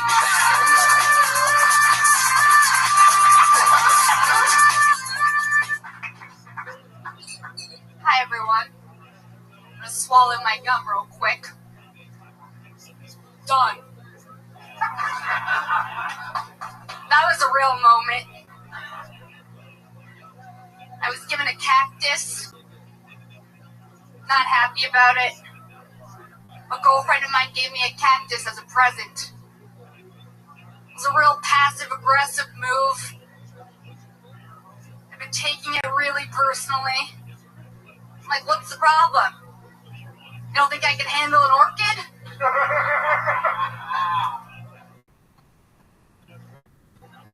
I'm serious. Why the fuck would I want a cactus? In case I get a sunburn and I need to get some aloe vera out? A cactus, or cacti in general, it's a great gift to give to someone that you're unsure about. It's just a subtle fuck you. You're not emotionally mature enough for flowers. Okay, done. All right. Was the end of it the emotionally mature enough for I flowers? don't really know. The cat threw me off there. A wild cat.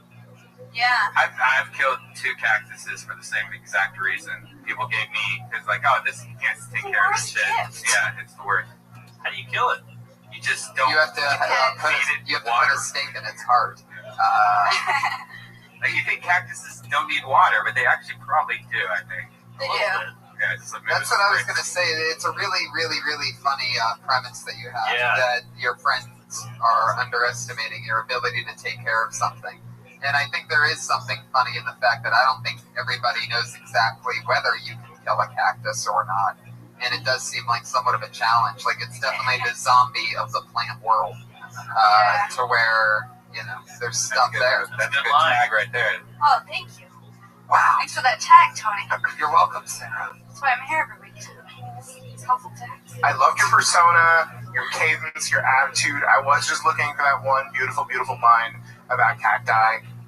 And you're clearly writing your way there. I'm mostly just going to ridicule your outfit, okay? Right? For those of you listening at home, just like, no, it's fucking adorable, but I'm going to make some jokes about it. Is that a one piece or is that a skirt and a top? It's skirt and top. Okay, so it's a little black skirt that's kind of it's a navy blue pleated skirt, white pleated top with a little bow tie. And I'm going to open up by saying there are 4 of us could be at a booth. because it looks like she's a hostess at a steakhouse. Or it looks like she is a hostess at a steakhouse. I'm going to follow that up with, what percentage of your wardrobe does come from Liza Minnelli's garage sales?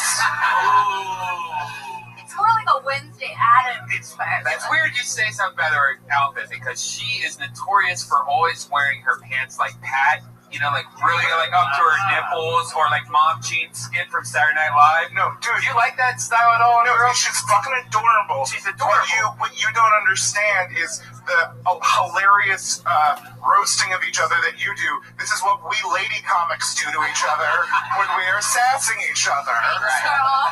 A Liza Minnelli garage sale line is like the finishing maneuver in a gay lady porn. Thank you. I personally think she looks beautiful, but I agree. I think that never mind. I think the waist needs to be reevaluated. People's waistline needs to be reevaluated. The belt goes down like 2 inches above your dick, right? Or thank you for watching Project Runway. Now back to Kill Tony. Sarah, I don't know if you know how women work. She doesn't have a dick.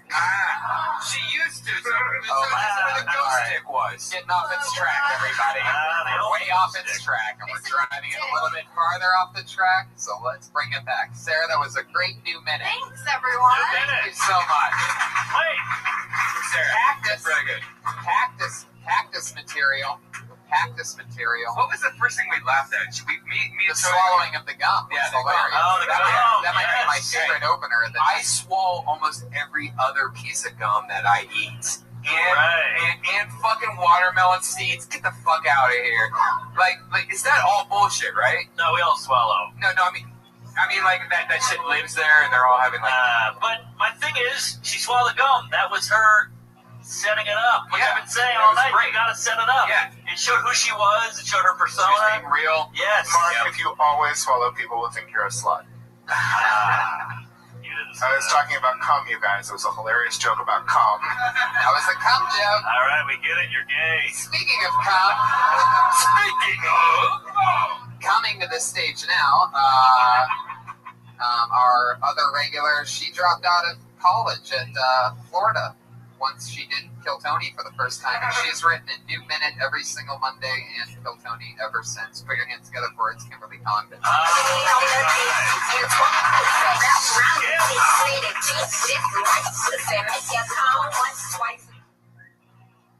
everybody.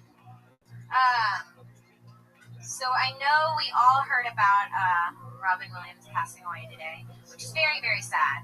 It is. No, I know. It's very sad. Because he was a legendary actor, amazing comedian, and a great father, you know? And I feel like a lot of the comedians thought the same thing that I did when I found out. Why couldn't it have been my father?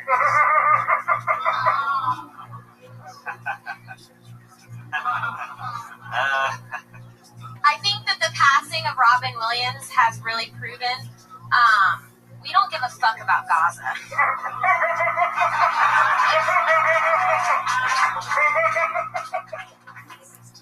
That's a part of getting older, though. I guess as you grow old, you start losing your idols, which is sad.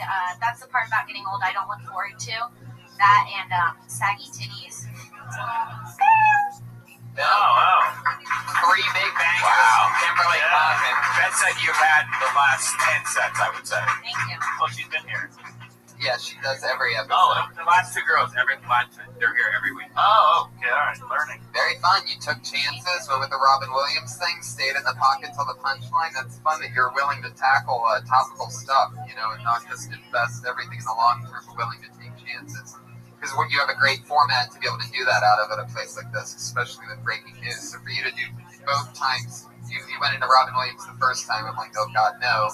You came out in the clear, and then when you went back to Robin Williams, I'm like, fuck. But you did it again somehow, and then you ended with a good joke, and that's what it's all about. Me and Tony both were like, oh.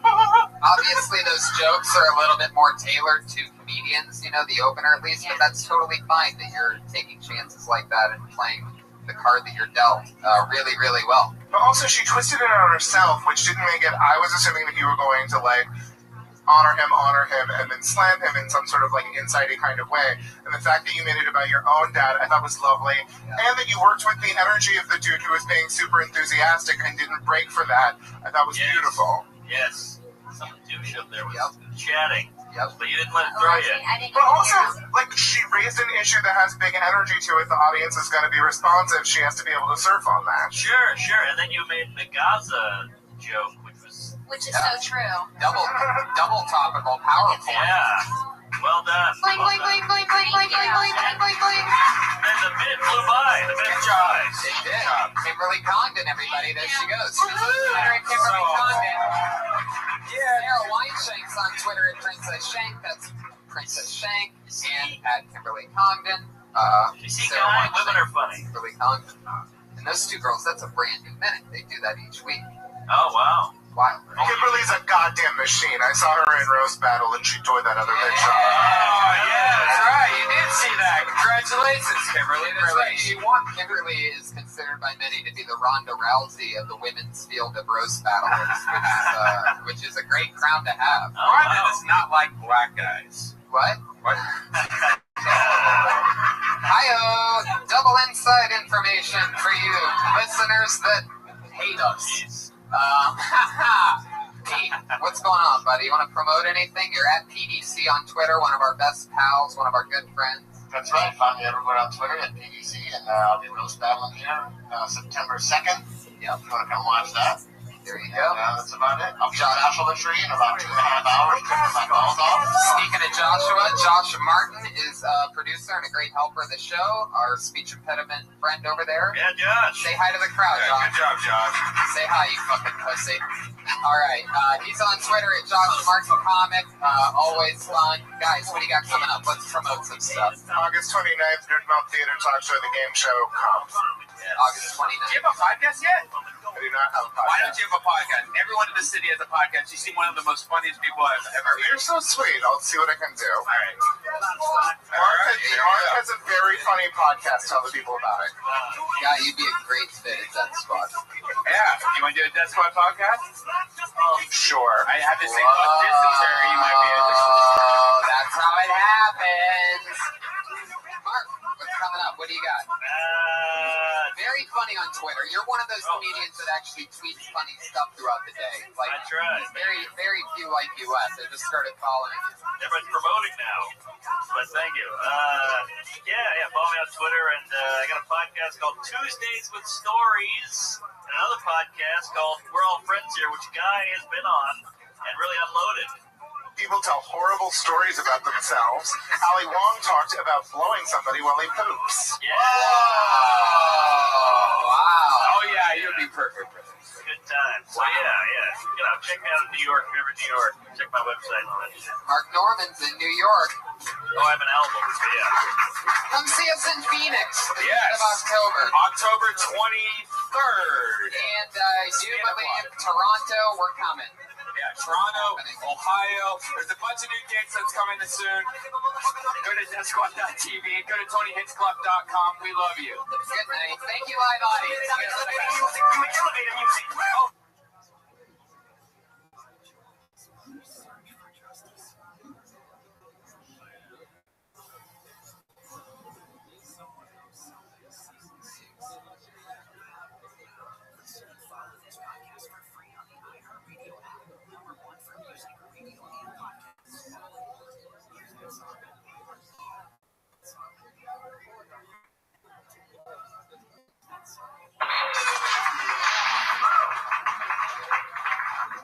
Fuck yeah, everybody. This is it. This is where the magic happens.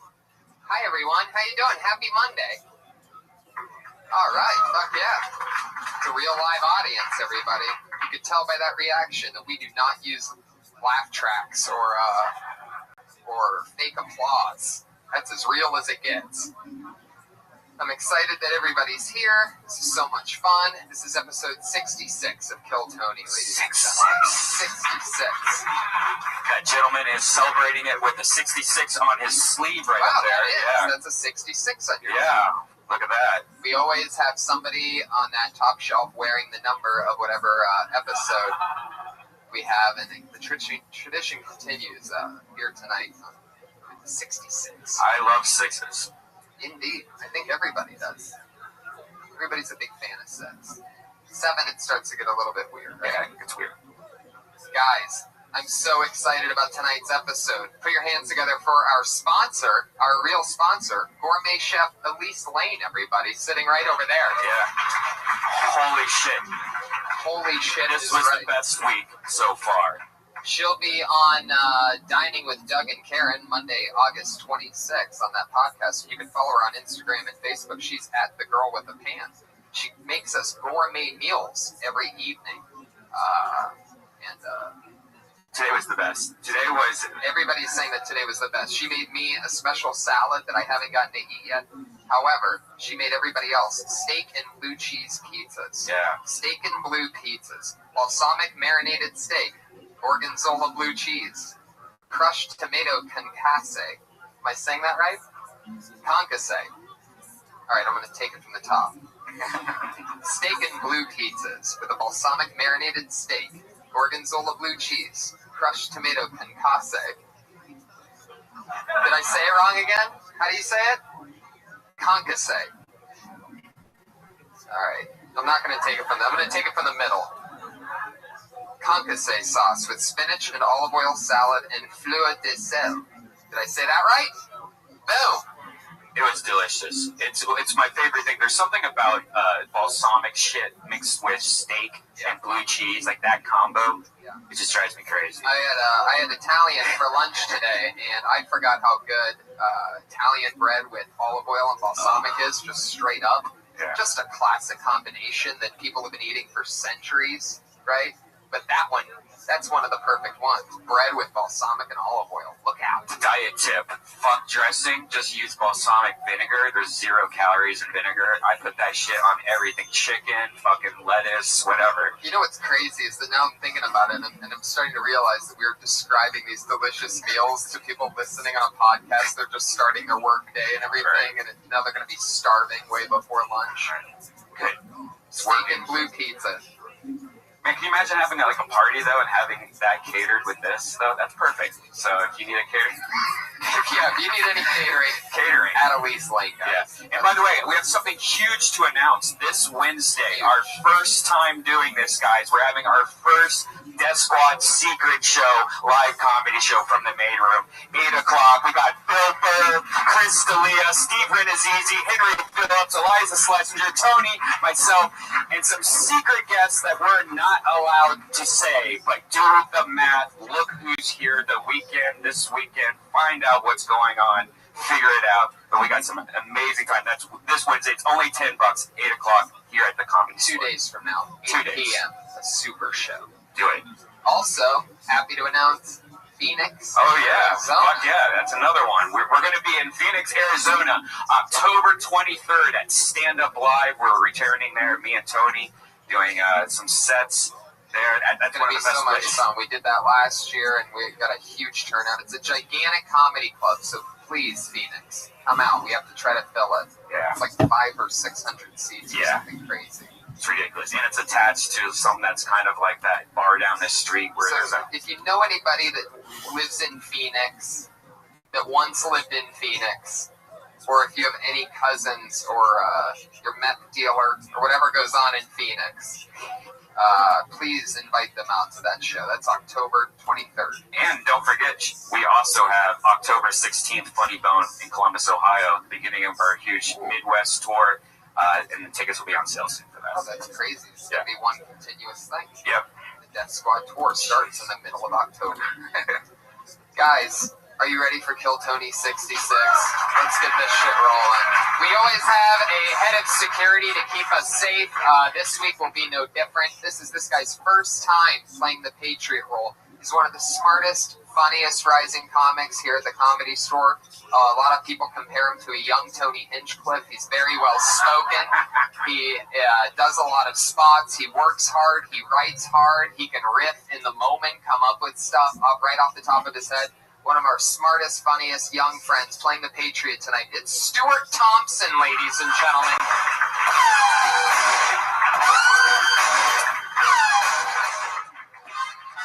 The this guy is Stanford, right? UC Berkeley. Probably our Patriot with the best resume ever.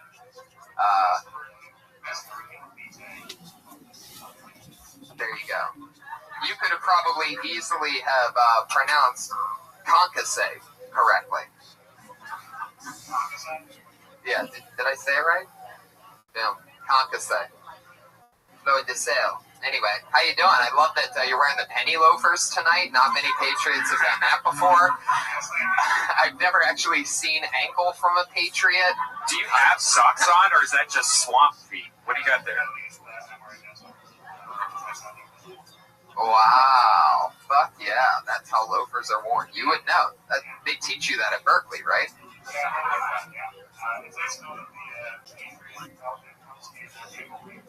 Yeah, you got the iron capris on. Oh my god, it is iron capris. So funny. Yeah. Oh, look at you, flipping characters on us. I like that. That'd be awesome to get a little ankle bracelet on. Yeah. Well, I'm so glad you're here. You're going to keep us safe. A lot of fun stuff's about to happen. I'm going to bring up tonight's guests. This is a very special one for me because they're two of my truly funniest friends. One, they call him the Persian Elvis, the master of disaster. You know him from so many great things. And also Jamar Neighbors, one of the funniest regulars here at the Comedy Store, a late night guru. Just always hilarious. We started together, so put your hands together for him, everybody. It's Maz Jobrani and Jamar Neighbors. Exciting one.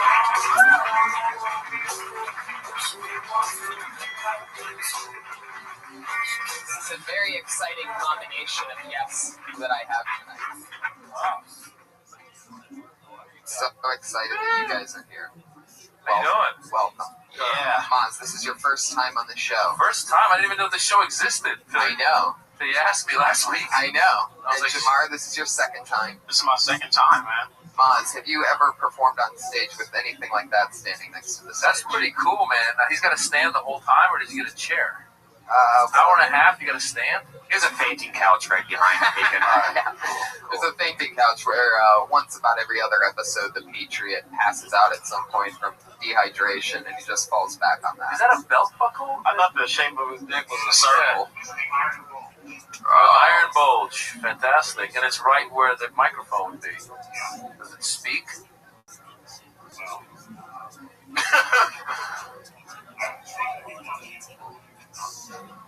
Whoa, that was you. Jesus. I don't know. You tried. You got to go. You went for it. That's what counts. You definitely went for it. What was that? A James Earl Jones or something?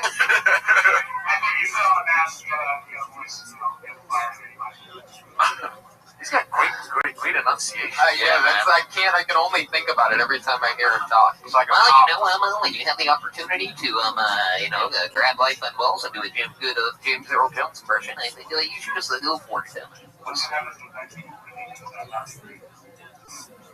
There you go. He's 1 for 5 on the night. He's still swinging. He's swinging. He's swinging hard. He's like the guy that swings at home run derby and misses. But he's swinging, man. That's what. We're throwing you beach balls, I think. I like those loafers, man. Looks like a Power Rangers going to prom and shit. I went to Cal as well. Yeah? But I didn't enunciate like him, so yeah, I didn't. Yeah. I don't have the. He's got like you got good, like you could be like a news anchor with that. Well, good. Let's listen to him talk some more. Every week, the Patriot always asks our two guests a question. Patriot, what do you got for our guests tonight?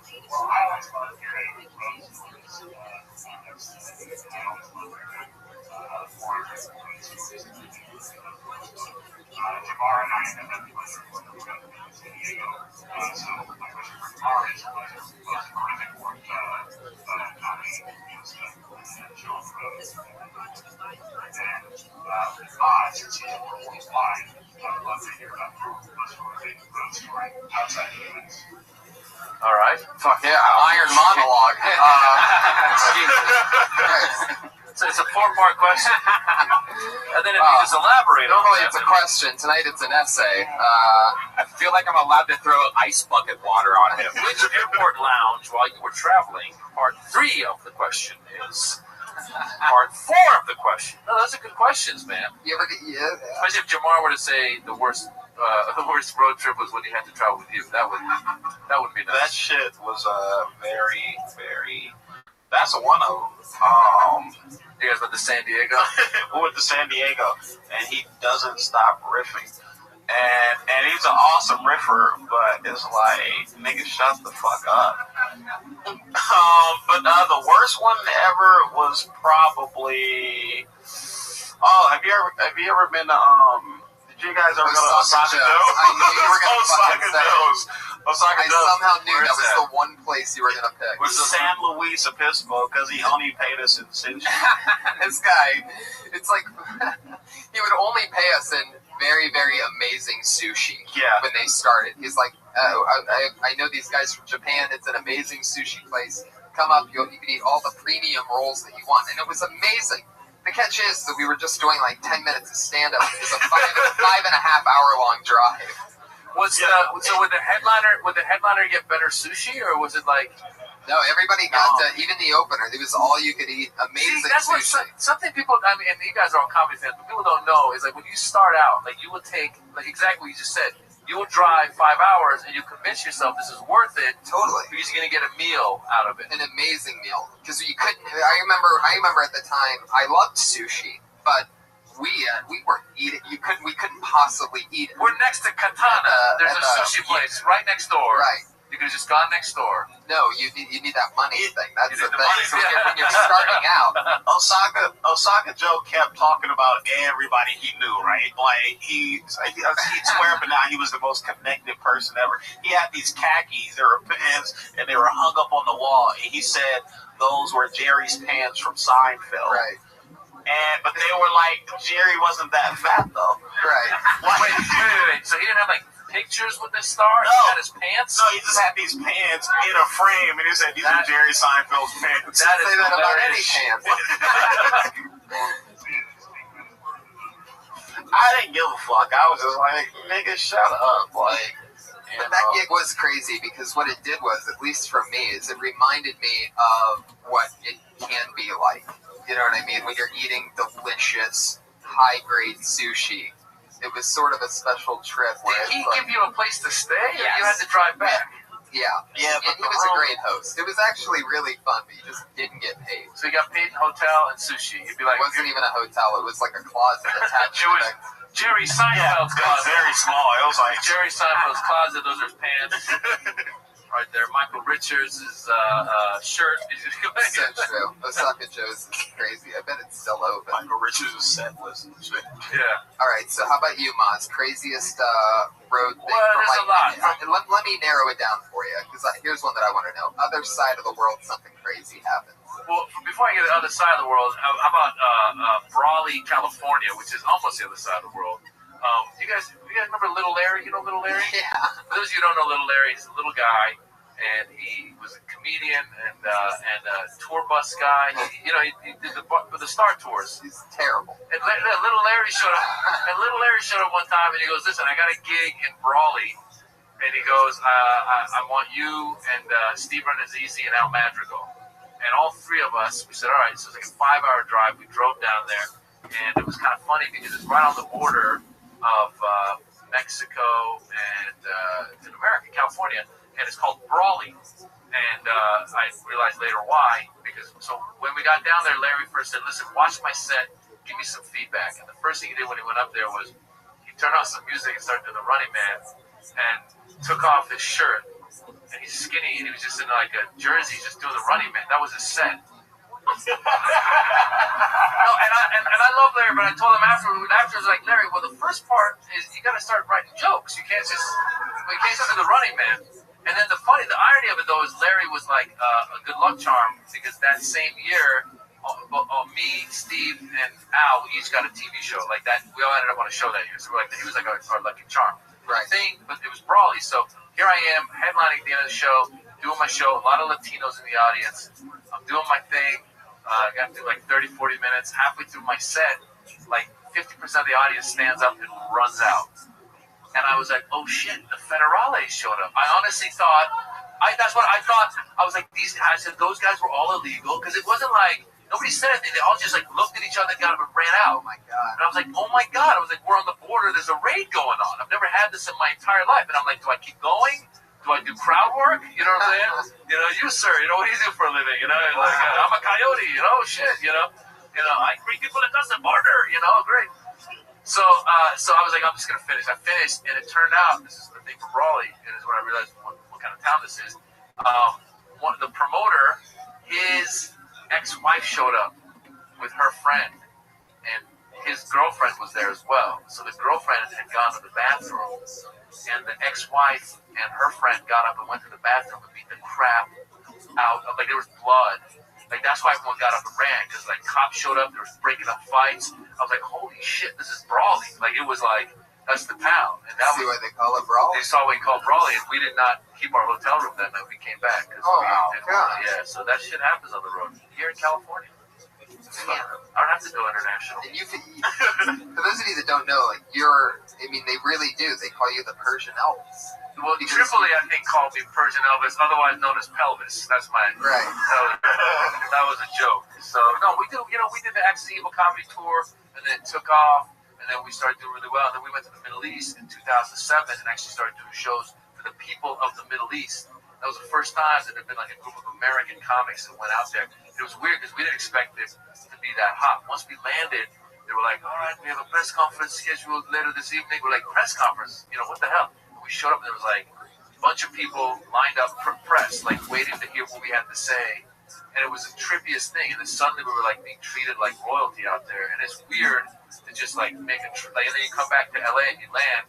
Like, you're playing cab drivers, you know, and so here you're a cab driver over there, you're royalty. Do you ever go back to visit, or is it something that you're like, no, I'm fine. No, I go out there a lot. Actually, a lot of other American comedians have started going out there now. That's so, like, cool. you go out there now, there's a lot of, like, some of the, I don't know, like, I just did Saudi Arabia. This was trippy. Before, the first time I ever did Saudi Arabia, it was underground. It was like a rave, because it was illegal to do stand-up. But you had, like, a prince that would sponsor it, so you could come in. And they would also say when you come through immigration, they go, don't say you're here for stand-up comedy. Like, performing is illegal.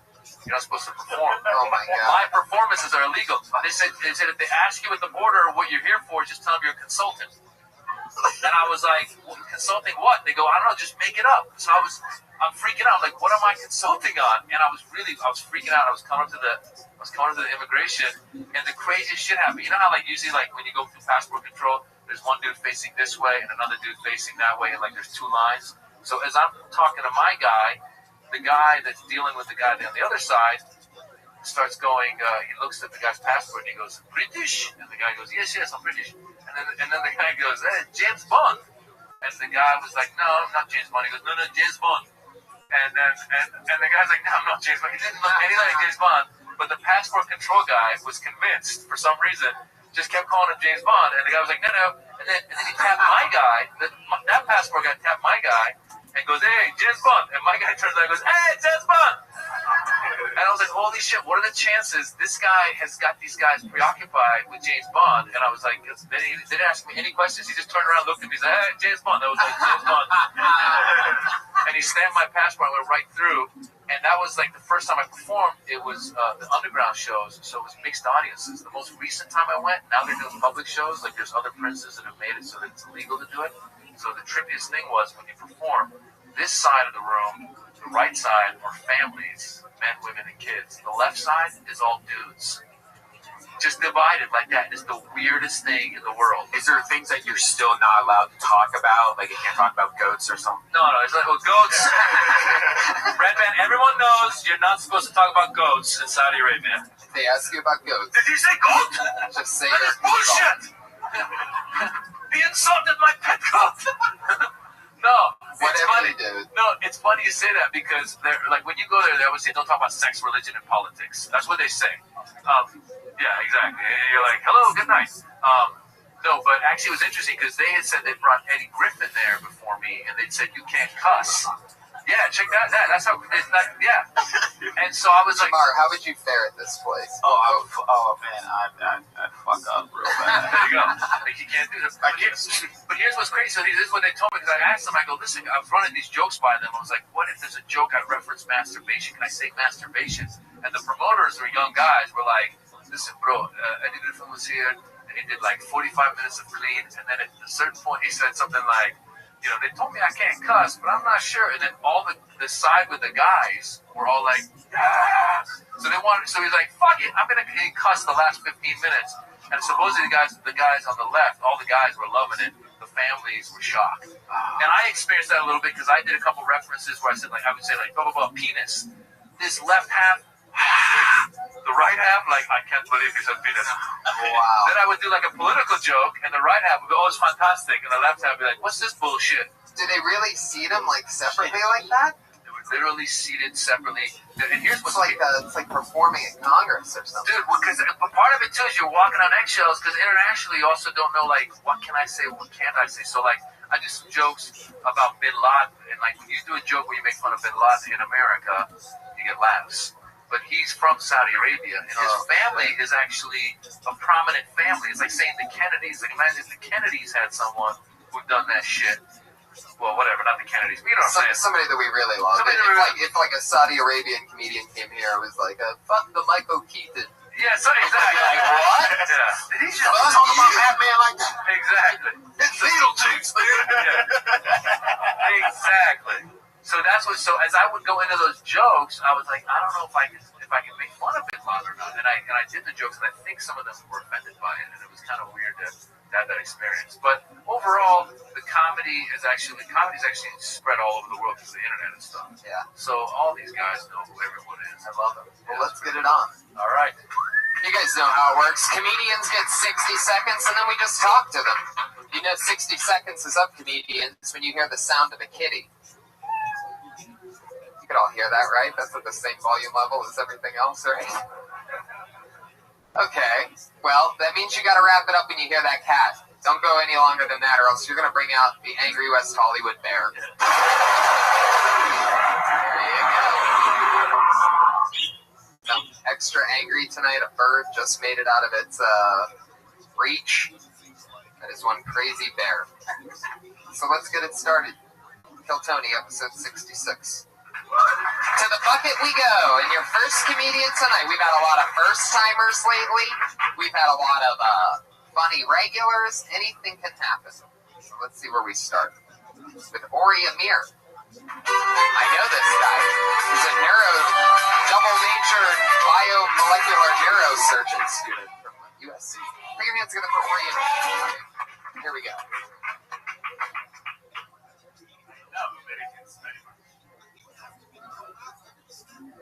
Guys are so polite.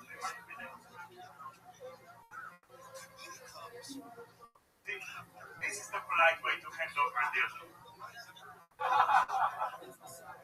Please stop that handing a dildo like this.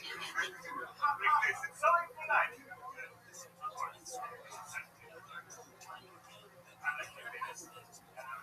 You guys like popcorn? Hey, look, we got the Jewish notes.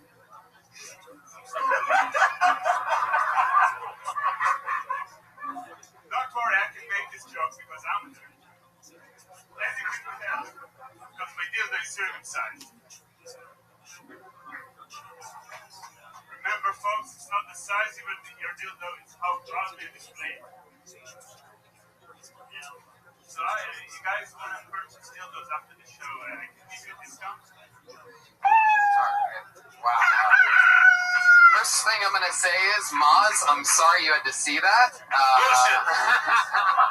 That is My goat would eat him at this point. Jamar, you almost had a dildo fall on you at one point. I apologize to you.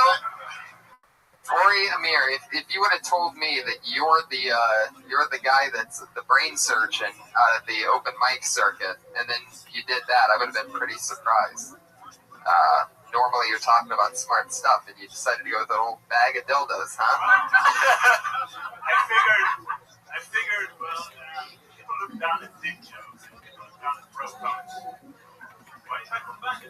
Is that your real accent?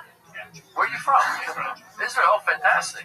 Anytime someone with an accent comes up here, comes up with a bag and you don't know what the fuck's in it, and he goes in and he goes slow and he takes it out, I'm like, hey, okay, nigga, you're funny. I'm like, you win. Come on, black man, stop racial profiling. Man, shit. One thing's you better hope nobody from Israel sees you put the dildo up your nose and call yourself a dirty Jew, because you're not going to have a good homecoming when you go back. And then when he took out the dildo, I kind of wished it was a gun.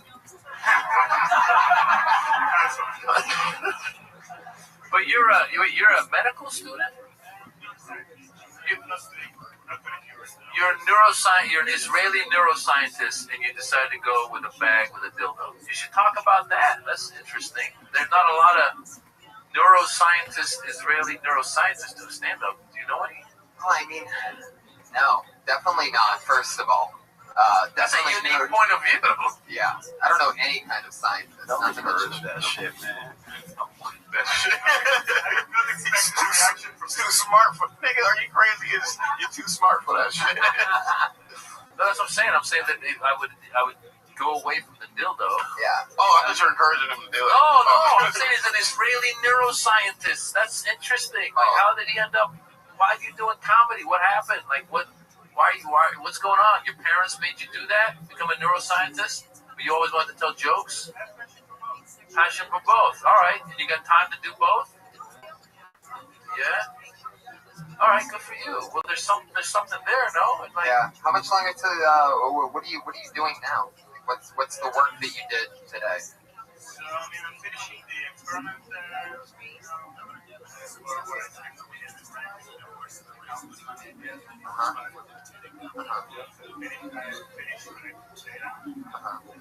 What'd you find out?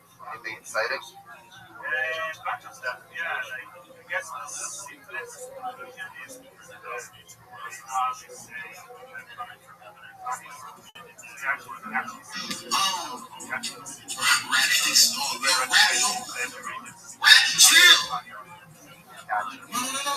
There you go. You've been like putting things on comedians' heads and analyzing when they come up with funny stuff. That's fucking cool. Who are the comics? Did you like open mic or like established? Oh shit, he ain't available. Do you put like those things on their heads in a room, or is it during the show? How do you get that? Like,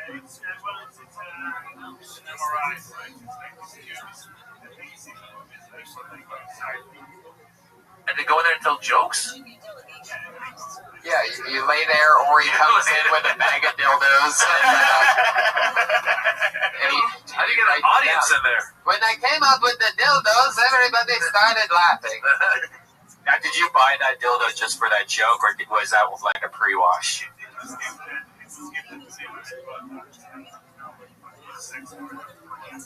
Whoa! By that accent, I'm guessing a black latex suit and a rubber ball to go in your mouth. Everybody that sounds like you wears that at some point. Like, they always have that buried in a closet. Hey, I don't know what you talk about. When you guys were younger, did you guys have like a dildo, so like whoever you were fucking, she could use, and then you like the next girlfriend would use it also? Younger? How about last week? Hey. But I always thought you could just watch them reuse them with different girls, but I guess they hate that. You're supposed to throw that So out. Wash and reuse. So you know what you needed to do is get. Where are they supposed to think that's What you should have done is got one of those price tag things, and then just put a price tag every time. You'd be like, oh, I just got this. Rip the price tag off. I should have. Do it. Yeah. And then stick it back. Idea. Come on, man. Think outside the box. They're not. They're just not disposable. So what? It's hard to buy them. Where were you when what were you doing when you thought of the dildo in the bag thing, and you're like, that's what I'm gonna go with? Like, had you just done something? Did you eat a good meal? Were you dehydrated? What was going on? Have you did that before? Oh, like so you had a set list and it was like politics, dildo. You had your dildos and your dildo. Nice. Writer in the room. Oh, I see what you did there. Oh, get out of here. Now you're sliding in the dildo material. Oh, look at that.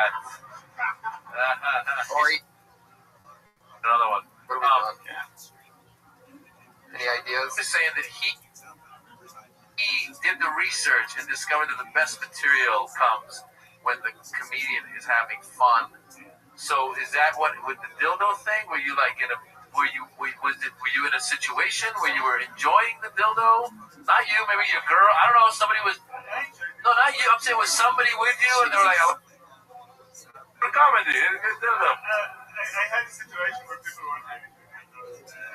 What is?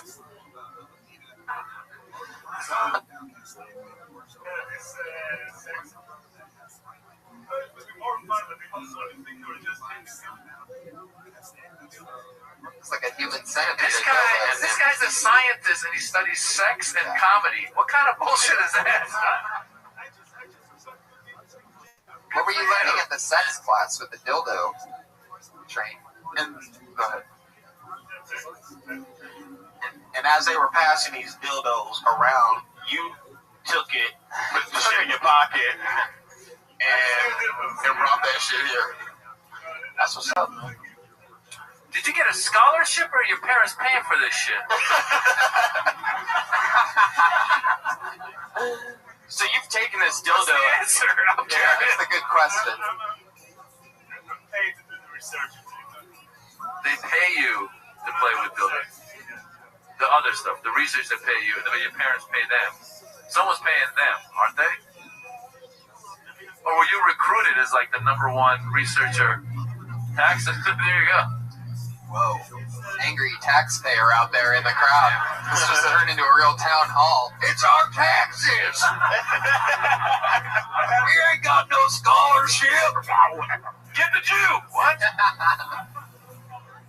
My sidewalk's cracked and this guy's going to school. And playing with dildos. At a point in time, he took that dildo and put it on his nose and said, "I'm a Jew." Yeah, he really did. It's a crazy movie. Or you went for it. Hey, in comedy, you gotta try shit, man. Fuck it. True. But not the dildo in the bag. Don't do that shit no more. Ori, thank you so much. Thank you. Good job, man. He's on Twitter at Ori Amir, ORIAMIR. Ori Amir. That's fun.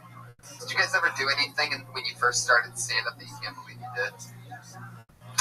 Something goofy, like a dildo in a bag, for example. I did this one time. So I did Mo Better Mondays. Have you ever done Mo Better Mondays? Yeah. It's like the Black Comedy Room. And I'd done the one Chocolate Sundays, yep, which was the Laugh Factory Black Comedy Room. Yep. And I did all right in Chocolate Sundays. And then I was going to do Mo Better Mondays, and there was actual black comedians that were telling me, they're like, that is the worst room. Like, just if you don't do well, don't worry about it. And I was like coming off of like 10 good sets. I was like, I got it. Don't worry about it. And when I showed up, actually Tripoli was there too. Tripoli showed up. He's like, I'm here to support you tonight at Mo Better Mondays. And I was like, how bad is this Mo Better Mondays? And then all these people were like, man, we're here for you. I'm like, I got it. And I went up. I started doing stand-up. And just nothing. And people just looking at me. And it was a room full of like, it was just like you know how it can be intimidating, like go to a black room and they're just looking at you. And I was the first one up. And I was like trying to do crowd work, and like some people were like, "Come on, man, stop talking to me!" Like I was like, "Oh shit!" I was like, "Fuck!" I was like, "Give me that light! I gotta get off the stage." Anyway, bombed hard. All right. Flash forward like 5-6 months later, OR at like 1:45 in the morning, and I've decided I'm trying to do like some crazy character where just like what he did. I just went up and just talked in a stupid accent and just riffed the whole time. But I mean, that was his real accent. But I was trying to do a stupid accent. Not his accent's not stupid. I'm saying my accent was. So I was up there and I was like, hey, good to be here. Da, da, da. And I'm starting riffing. And then there's these two girls in the corner. OR, 1:45 in the morning. There's like 8 people in the room. There's 2 girls. And they're like texting or something. I'm like, hey, girl, what are you texting? What is wrong with you? Pay attention. I'm up yet. And I'm actually having a pretty good set. Right. And the girl goes, isn't that guy from Mo Better Mondays? And I'm doing a different character. I was like, I don't know what you're talking about. And she kept saying, you're the guy. I go, I don't know what this is. It's so funny. That's hilarious. Yeah, those black rooms are tough, man. There's Chocolate Sunday, Mo Better Monday, Chicken on Tuesday, Chicken and Waffle Wednesday, Thirsty Thursday, Friday. It's just Friday. Budget Friday. Because of the movie. Budget Friday after next. Kilo de white people on Sunday. Tony, were you there that night? Like years ago, I did the improv. It was like a industry showcase or some shit. But we were like young, and I didn't know it was an industry showcase. And comics would go up and they would bomb, and I was like, that shit ain't about to happen to me, man.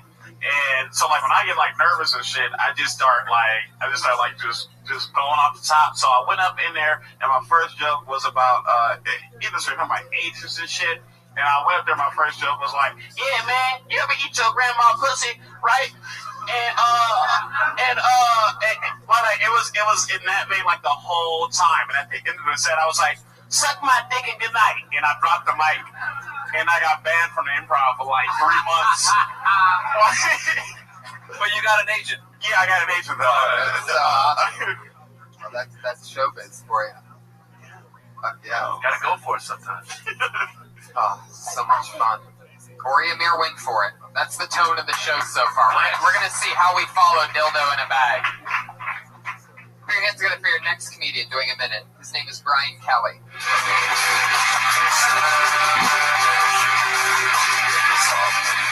he comes.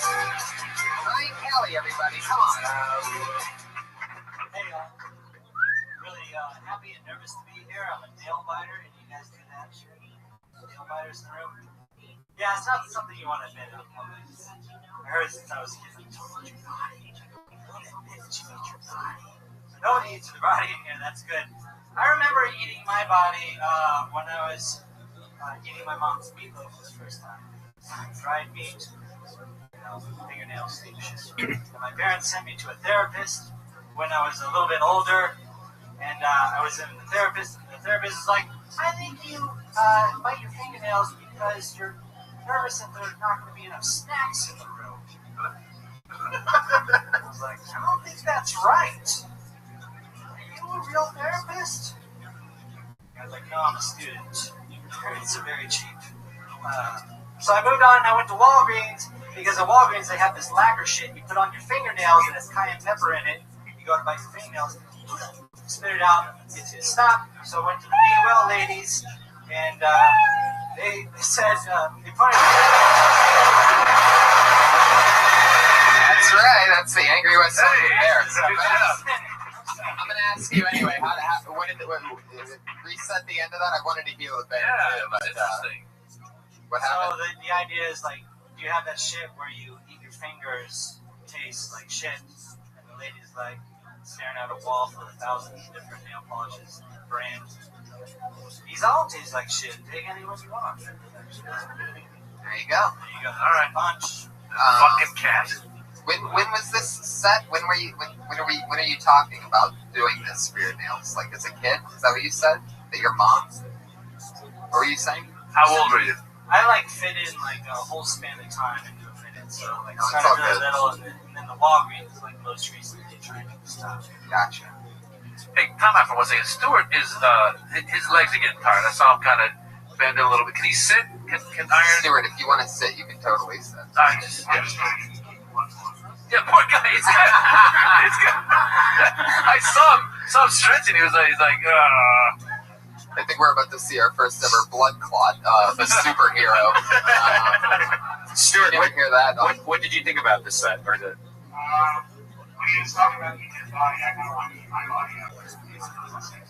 Yeah. I mean, I actually like it was really nervous, so I don't really identify with that. I like meatloaf, deep fried meat, and fingernails, because fingernails are fried meat. I'm a nail biter. It is sort of crazy that like society lets nail biters get away with eating themselves, whereas everything else, like you can't just be munching on your elbow or anything like that, or else people would call the cops. Girls eat their hair. Chew on their hair. Yeah, they do. Yeah. Boogers. People eat boogers. Yeah, boogers. Well, that's just awesome. You have to do that. If you're by yourself and you don't eat your own boogers, then There you go, you're missing Tony. out on a great piece of life. It probably, but part of Not it, that bad. Really? I'm the only one? No, not that bad. Especially when they're a little rare. well, part of the fingernail thing is it doesn't hurt. That's why. But it was good. I mean, I can relate. Everybody can. I mean, not everybody, but a lot of people. When you were kids, we did that. I mean, the way the stories were like. The reason you asked him to finish was because you actually were intrigued the way he was telling the story. Right. So that part was good. Yeah. I got lost with the meat. The meat love shit. Did you ever notice a time when you were biting your nails more than other times? Sorry? Did I notice I was biting more than other times? Yeah. I was just checking the fuck out of there. Like, actually, I used to. But you still do it. To this day, yeah. Do you see a therapist now or no? No. Did you really go see a therapist and he told you it was because there's no food? No, it's just. So it'd be fun to maybe play with that a little bit. When the therapist tells you about nail biting. I haven't been to a therapist. You didn't tell him about the nail biting? No, not yet. Is it like chronic nail biting? I think so. They're pretty much down to the nose. Oh, you got a lady, wow, from deep, one of the moms of the comedy store, just gets straight disappointment. I don't know if you have a mom, Brian Kelly, but you just got mom disapproval right there. Just, it's a very shamed club. So you must have researched it. Have you found out what the reasons are that one would bite their nails as an adult? It doesn't even have like a psychiatrist. It's not even. I researched it, but it doesn't have a lot. No, I'm saying is it usually is it just when you're nervous, or is it because you were neglected as a child? Anxiety. Yeah. So you don't drink? Do you drink? Drinking makes it worse. Really? What about your toenails? Yeah. Did they keep them along? Yeah. I can't reach them, but I know people that do. I used to do that shit when I was little. Say what? I used to bite my toenails when I was little. No, you didn't. I swear to God, I did. But how old? Like a month, a year and a half? Nah, man. I was like 13. Yeah, definitely. You're waiting to. I can do it now. Oh shit! But I'm not Prove it. Our first ever toenail bite. You thought about working at a nail salon? Ooh. Or as you would call it, an all-you-can-eat. There you go. A never-ending buffet. And imagine if someone comes in with shitty nails, like, oh, you get to see him, and he's like, Come on in. So, if you tear off a big toenail, would you just chew on that because that's the same thing? Oh God. I don't really fuck with the toes. Is there a thing out there that someone's invented aside from the things like something that you chew that reminds you of a nail that's not a nail? Is there a candy or something else? I thought about just going to a salon and getting the rest of it. Just getting girls to do fake nails. You should do that. Do you think you need them? No, see a therapist and figure out something else. His pinky is fucked up. You should just put get him started, too.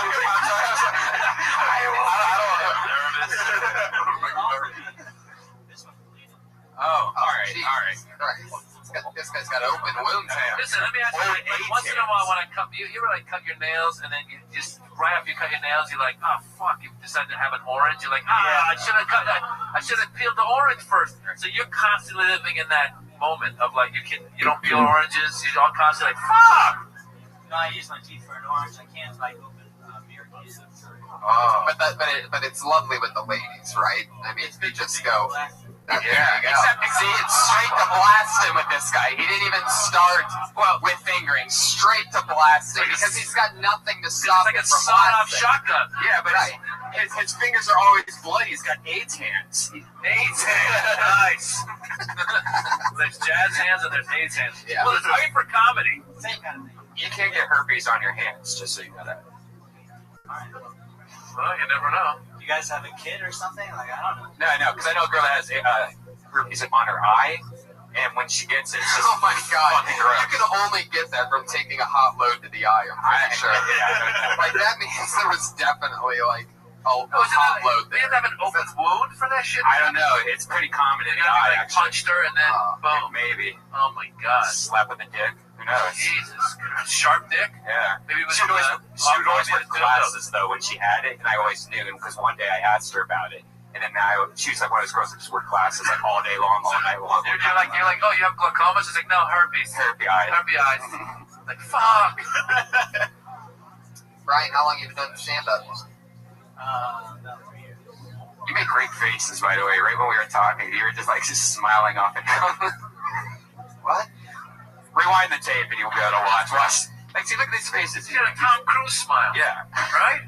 It's like Pleasantville. I'm saying that a nice way. Pleasantville. That's what it is. Yeah. But you got good. I mean, in a minute it was gonna be. It's hard in a minute. That was good. I've never done a minute, but it was fun to do for you guys. Yeah, you did it. I thought you did a good job. I think you did too. Yeah. I'll see you But go to a therapist, figure out what the fuck's going on. Or just put a frosted flake over each nail. This way, when you eat it, you're getting like protein and stuff. Just have press-on frosted flakes. Brian Kelly, everybody, there he goes. Nice. He's at Snazzy Beat Hells. Snazzy Beat Hells on Twitter. Yeah, that was funny. If like every meal, then at lunch he like puts lettuce, and then dinner, like whatever. That's a good idea, Tony. Use the nails as a plate instead of the dish. Or wear gloves. You can grow your nails back. We believe in you, Brian. I bite my nails too. All the way, yeah. Just like that. Bud Galloway, everybody. Your next comedian is Bud Galloway.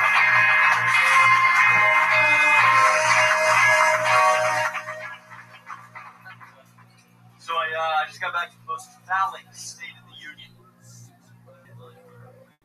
California kind of looks like a dig too, but it's not a peanut, so let's bring hey. I was right where the balls would be if America had balls, the redneck Riviera. There ain't nothing to do but smoke dope and fuck. Real simple and blue right there. It's those southern ladies. They're just different. You know, you buy them a cocktail, maybe a little cocaine, they might give you some cocktail. LA women are so different. They ask all these questions like, what have you produced? I just fucking produced your cocktails and cocktail. What else do you use? Usually just cocktails. Punchlines. We allowed to do it? What? We allowed to do punchlines. I don't know.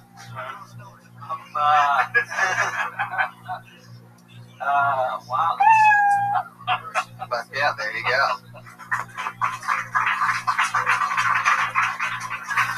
You're definitely allowed to do punchlines.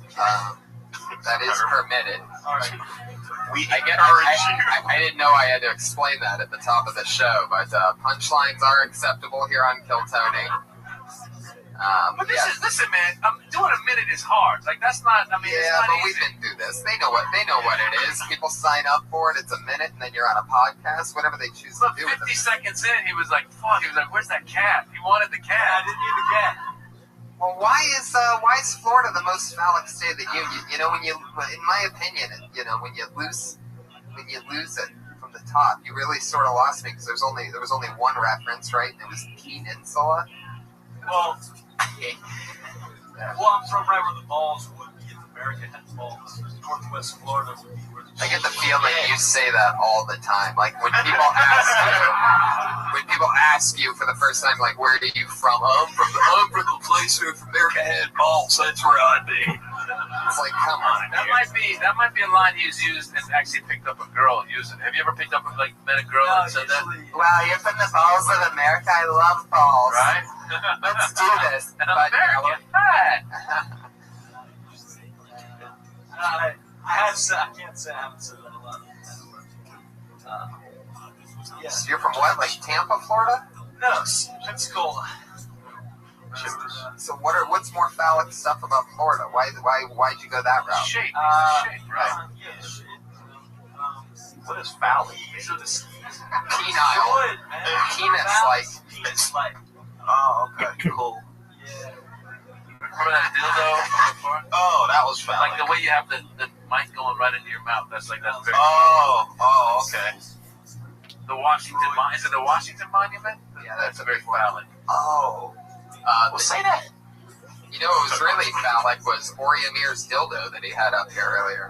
That's what phallic is. Oh, okay. Cool, man.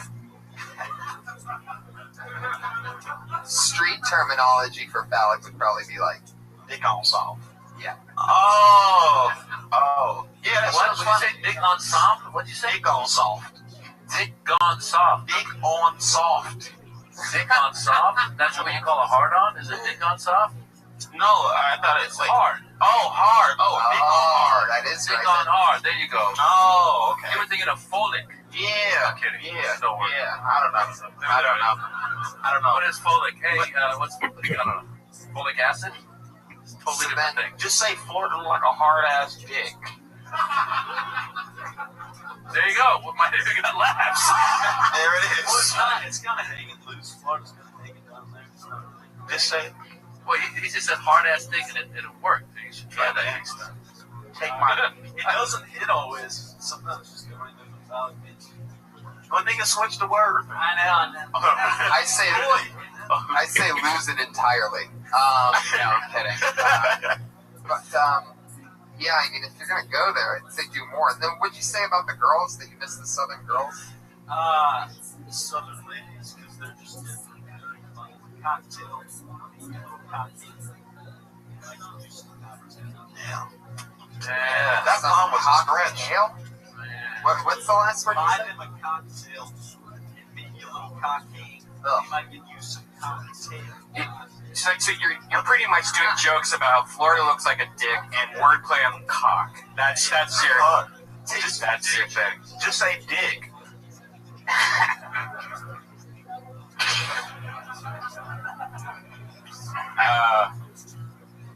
Yeah, it's tough to make it just having a plethora of dick jokes and wordplay. And I would know because I've literally had the little career that I've had off of those two things, and it's probably an adventure that you don't want to go down. But Galloway. Well, the complaining about women is a common theme, which is fine if you got your point of view, and especially complaining about women in LA. I've heard that a lot of guys do that. That's fine. Southern You're right. women are But if you awesome, just, right? Yeah, but if you just go with puns and stuff, that's not going to get you far. Yeah. Right. You should just talk about what you do every day. You know, what did you do today? What's that? What did you do today? Today, with Kiko's. Oh, fuck yeah. 100 times better already. Today I went to Kinko's. And what were you doing at Kinko's? What were you printing? Yeah, this is already much fun. Yeah, great. Okay, I love it. So what was the resume for? It was for, Just tell the truth. Stay in the pocket. I know it's getting rough. Please say Chili's. Please say Chili's. Please say Kinko's. Chateau Marmont for work. This is already a sitcom. I love it. Let's book it. He came from Florida, the most phallic state in the Union, and he's now at the Chateau Marmont. How long have you been in LA? Nice. What have you been doing so far for a job? I worked for Disney Channel show Good Luck Charlie. What did you do on that?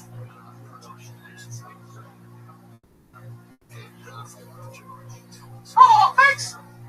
Hand jobs on a Disney set. That sounds creepy. What was it like working with the Disney kids? Were they nice to you, or did they already have attitudes? They actually were all. Everybody was cool with the show. How old are the cast members of that show? 21.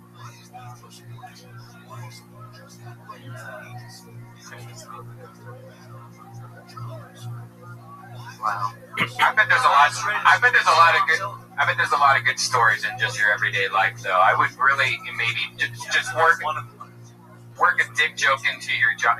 You going to Kinko's maybe? That would work. What did you do after Kinko's? You printed the resume, and then what? Did you have a folder for the resume? Did you just carry it around, one loose piece of paper? Did you only print one resume for this thing?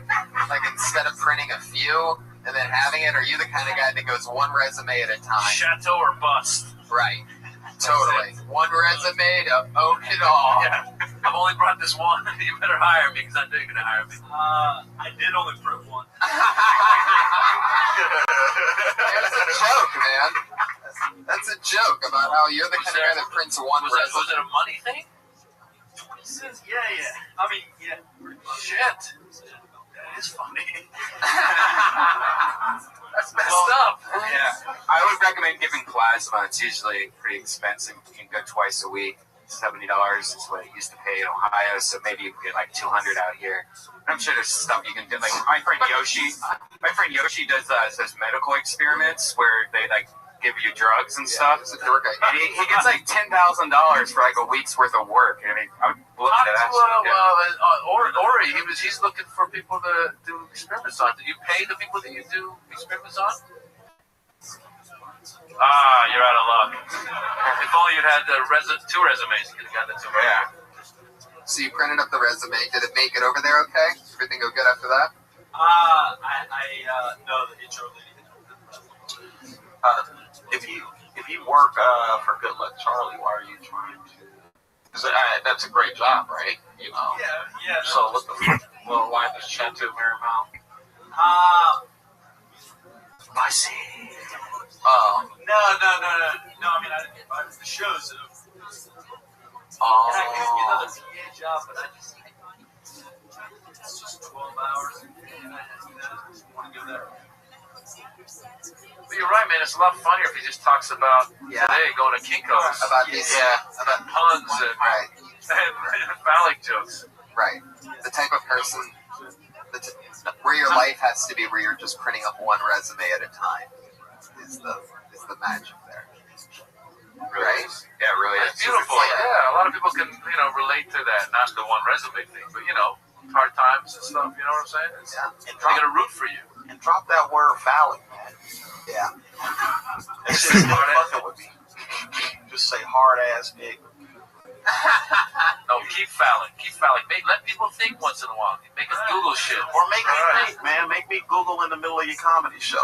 Pull out my phone and be rude. All the time. He's not wearing socks either. Is that like a thing that I'm just not doing? I'm too old. I've been on this show. Yeah? So what does that have to do with not wearing socks? Shit about no laces. I've done this show once before, and I know that when you come back for a second time, no socks on Killtone. It's even on my resume, which I have here for you right now. But you got to copy it because I need one.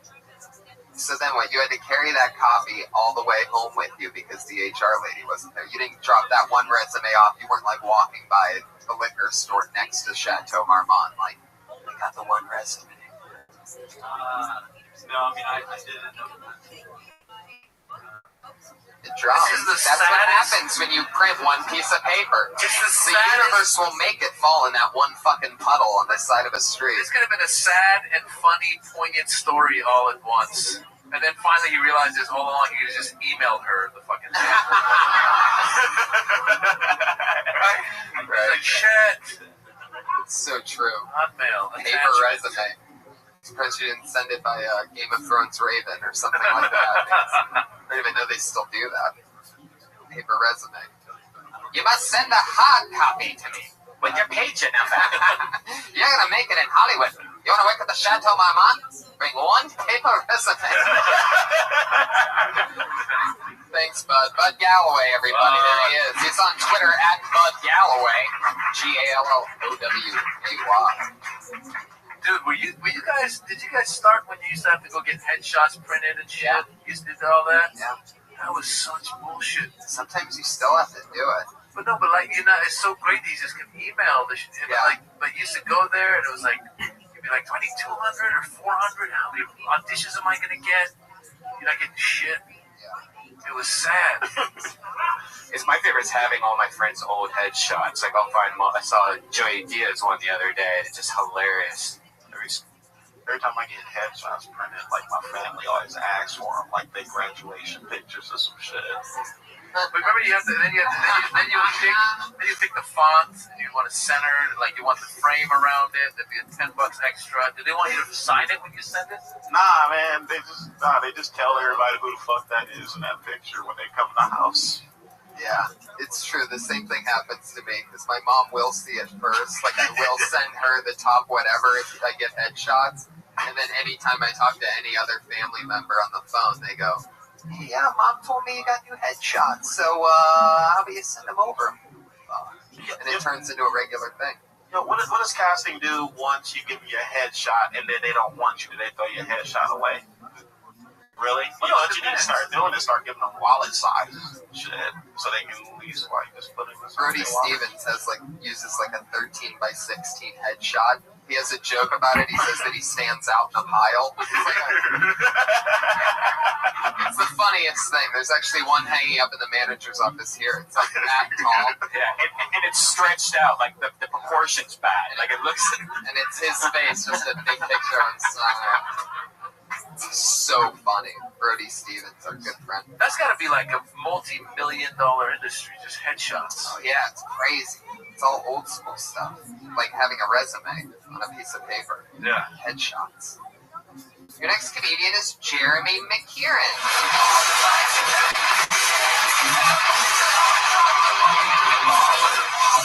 Jeremy McKieran, everybody, here he is. I'm sick of people my age that wear ironic clothing. I find that so much. I was talking to this guy once, and I had a Boston Red Sox hat on. They used to be from Boston. That's where I'm from. So I'm talking to him for like 5 minutes about the Red Sox. So all of a sudden he stops me and he goes, "My man, it's just a hat. I'm actually a fan of the Dodgers." Motherfucker.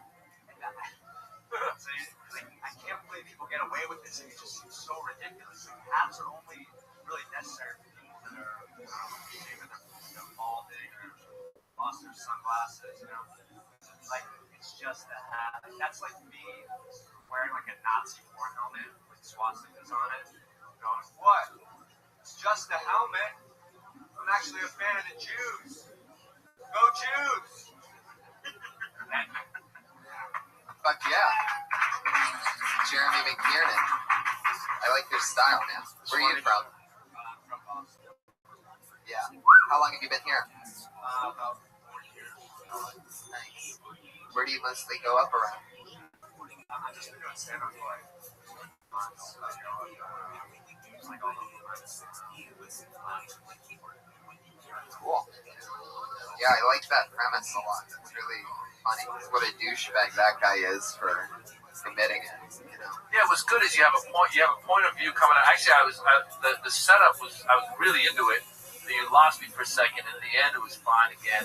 But the main thing is you have a point of view, and I was hoping that because you seem like you said you hate, like you were sick of it. You said, would you say? So I was kind of waiting for you to really lay into that guy right there, as opposed to going around for a second. Like I don't know. I'm not sure what the punchline is with it, but when you said, "Dude, it's just a hat," and I'm a Dodger fan, I thought you were gonna like have the punchline right there. But it's great. I mean, you got a point of view. If you've been doing it for 3 months, it's good. Just keep doing it. Right. What else? How old are you that there's young people like you wearing ironic? 28? When's the last time you printed up a paper resume? Do you have a job right now? Have you ever killed a bird?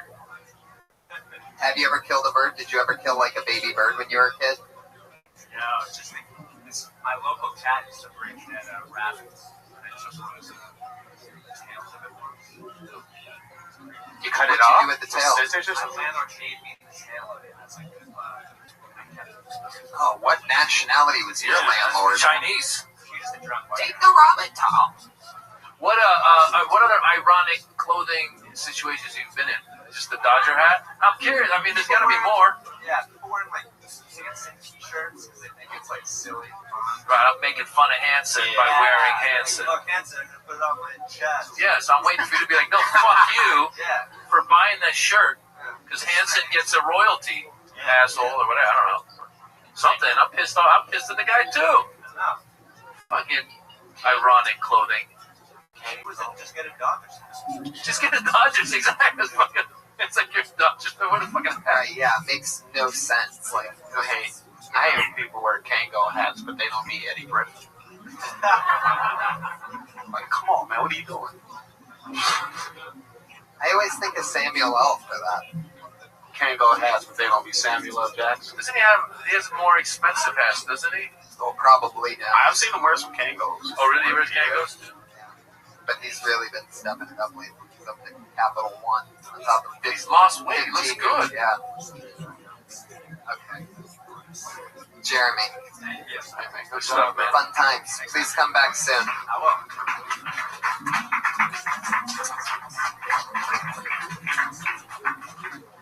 It's like He was right about the bald people wearing hats. I mean, I was one of the reasons I wear the hat.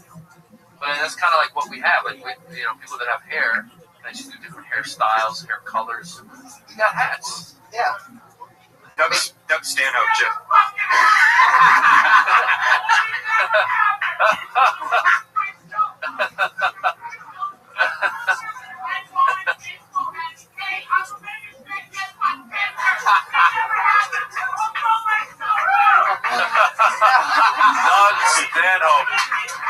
Powerful Doug Stanhope, everybody. Been hanging out watching. It's so true. Did it actually happen? Come on, man. Tell the truth. Dude, that shit happens all the time. Yeah. People are wearing ironic shit all the time. Just so you know, Doug has been watching all of you guys for like the last hour, and he calls me up screaming, and I realize just sitting in the back of the room screaming. So awesome. Well, that's the thing. That's what hipsters do now. They look unhip because they want to be so hip. That's what's stupid. You know what I'm saying? I've always been anti-hipster. I don't get it. It's crazy to me. They're all the same thing. It reminds me of the episode of South Park where they talk about the everybody's conforming into groups, and then there's a group that's the non-conforming group, but by becoming a group, they're the most conforming. Yeah. And that's what hipsters are. South Park has a great episode about it years and years ago. Who would have thought those guys would get the jump on them? Anyway, one more time for Jeremy McKiernan and Doug Stanhope, everybody. Yeah, baby.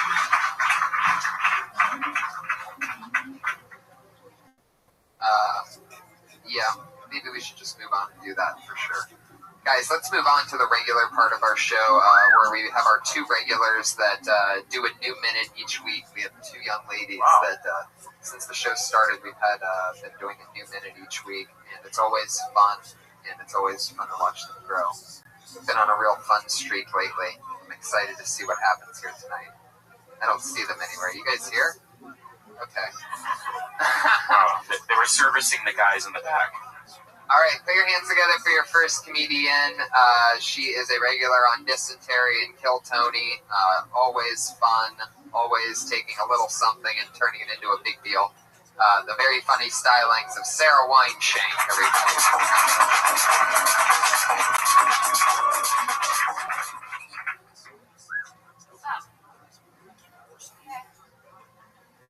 Been looking up to the moon lately for answers. Just like, tell me something good, girl. Give me some hope. The moon is definitely a bird. Definitely feminist fuck. I like to go outside and say, oh, she's looking good tonight. Maybe something positive is going to happen. You know that you're fucked when you're looking at the moon for answers. Just trying to connect with the universe or something. Last night I looked at the moon, it looked like a fucking black and white cookie. And I was like, oh, I like that. I can deal with that. The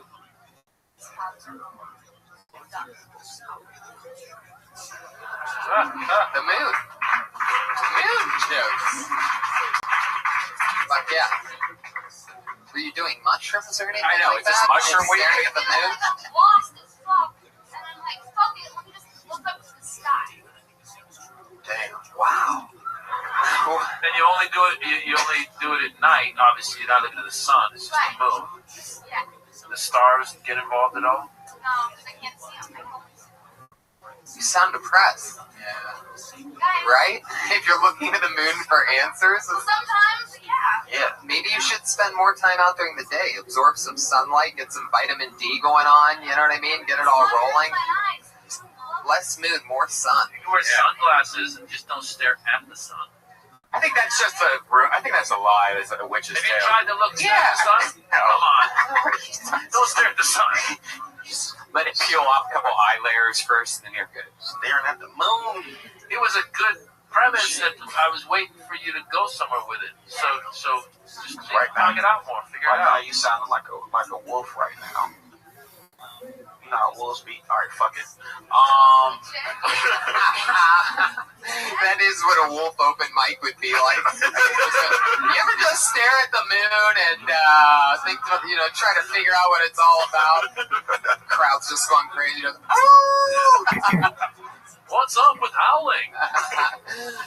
Man, raw meat is delicious. Am I right, wolves? I almost said people. Why would a wolf say people? Am I right, wolves? Why do I gotta be with the pack? I want to leave the pack. Wolfeld. What's up with that? What is the deal with this? They're there's no barbers for us. Maybe talk about how it's weird that you're looking at the moon for answers, and how it first started off that you were looking at like grass or something like that. How you got to the moon, or just the idea of you. How did it start? Like you just one day just started looking at the moon. You know? Did you have a moon face therapist? Like what was? You know,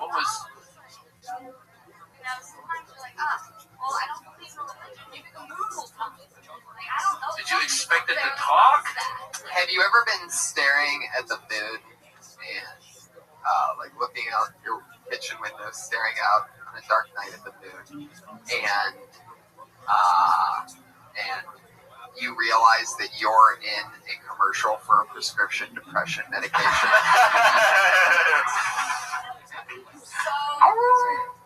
There you go. That's what I picture when I think of what you're saying when you're joking about it. Like that's a picture that I thought was painted. Like you just keep talking about staring at the moon, and it sounds like you're not even outside staring at the moon. And I wonder what happens if like you're down and you're looking for answers for the moon, and then suddenly there's a lunar eclipse, and you're like, fuck, even the moon. Yeah, or clouds. Right. You just got cock-blocked by the galaxy. Yeah.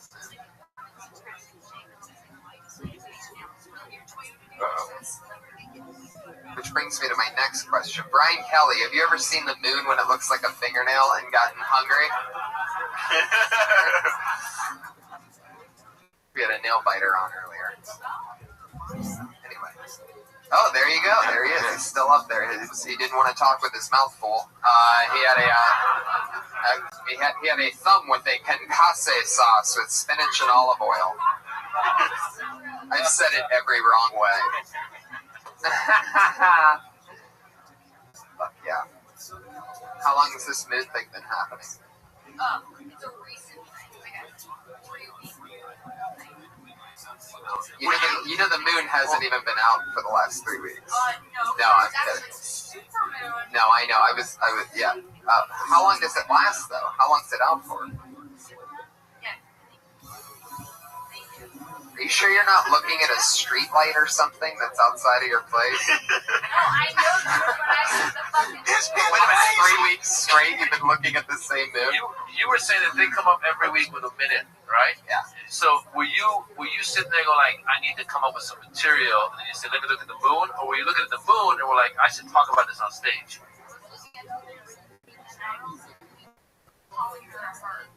That's right. And I was like, What'd your roommate say?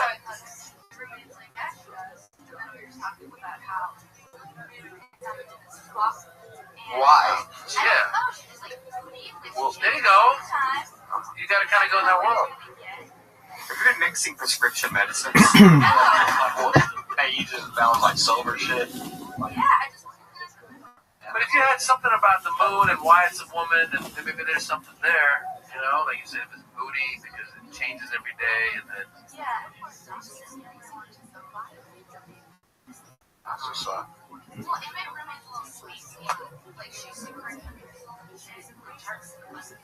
Why else would it be a her? I get the moody part, but what you guys said that you talked about it being a feminine thing, and that that's where it started. So what was it? What was the part where it like to be material? Just trying to think of what you were thinking when you originally started. Why? I think we all grew up that it was a guy, you know, the man face, the moon. Yeah. And I think that's where something might be, but you'd have to have some reasoning. What if you were to say, but if you were to take maybe the sun and be like, the sun's the guy, because it's like, right. You know, always just heat, fucking sweaty, and here I am, fucking look at me, and then the moon's like, hello, it comes up at night. It wants to party, and then just like, I don't know. Maybe you're wrong. That's true. Maybe there is something like that. Like the sun is this effective thing that gives us vitamins that we need and makes you happy. Then the moon comes out, and it's like it's drunk old buddy that just comes out at night, like sometimes just like half awake, like what's up? What are we doing? And pulls on your moods and like you know, like I'm not in the mood tonight. I'm just gonna go crazy. Yeah. And then you gotta talk, and then poor son every day, come on, man. And finally, like, after a week, it's like, fine, I just go have that tonight. Yeah. I don't know. All right. Now we're just bagging on it. So Perfect. that was your point of view, but I think you have at least a few new different angles on it. So, Or your mom's a lesbian meteorologist or something. No. Is that your mom's name, Debbie? Debbie. Deb Weinshank. Deb Weinshank. Wow. Debbie and Steve. It sounds like some kind of sitcom. 28,000 kilometers per hour. Does your mom have a moving face? Gravity would slow you down way on the other side. Sarah Weinshank, everybody. We're going to close with complimenting your mom. She's on Twitter at Princess Shank. Big hands together for your other regular, the college dropout from Florida. Big hands together for Kimberly Condon, everybody.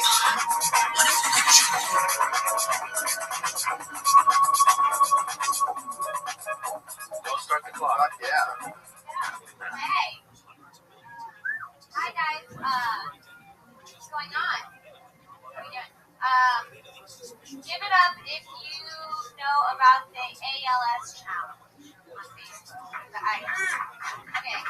So we've all seen it, and I know we've all heard about it, and I think that it's a really great thing. I read that they raised $4 million for charities, which is really great. A lot of awareness. A lot of people know what it is now. I think that we should also focus on raising awareness in other places now. You know, like I can't even look at what's going on in Gaza. Like I can't even see it. Could you imagine if we all got together and we raised enough to pay my cable bill?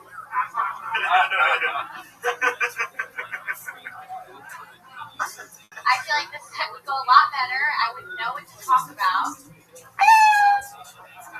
Fuck yeah.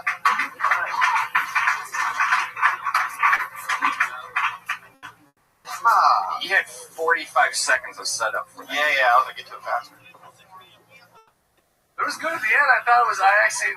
For a second I thought, oh, she's gonna use the minute to go emotional because she was very convincing about her emotionality, and then it was a cable bill. Fuck yeah. Yeah, funny. The punchline. It's good. Yeah. What do you think about this ice bucket challenge stuff? I think that, I just think that the people complaining about wasting water is such fucking time. Like, shut the fuck up and just use cold water. Well, who's saying that? When people, like, rinse off the bars at the end of the Comedy Store, you use more water. You know what I'm saying? It's nothing, and if they raise so much money. But under the comments, a lot of people are really upset in social media that they're wasting water and worrying about. Yeah. And it's just like, And that there's no clean water in other places of the world. worry about something else or you die.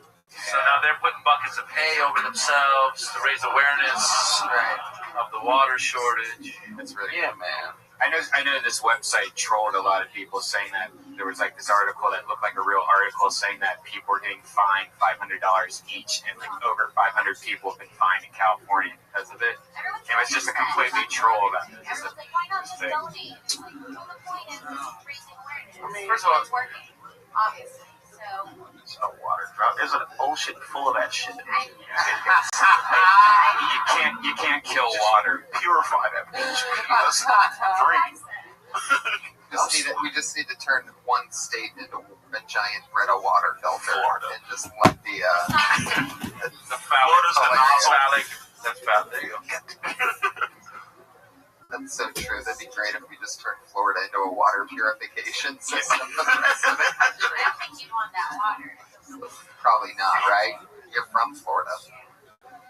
Alright. Did you ever see an alligator or a crocodile when you were a kid? I almost died. Really? I got eaten by one, yeah. Sorry. What was his name? Kim, thank you so much. That's the great Kimberly Congdon. She's on Twitter at Kimberly Congdon. Always fun. Stuart, what are you on Twitter? That's Stuart with a U, not a W. Really, really funny young rising comic. Thank you so much for being the Patriot tonight, Stuart. Great job.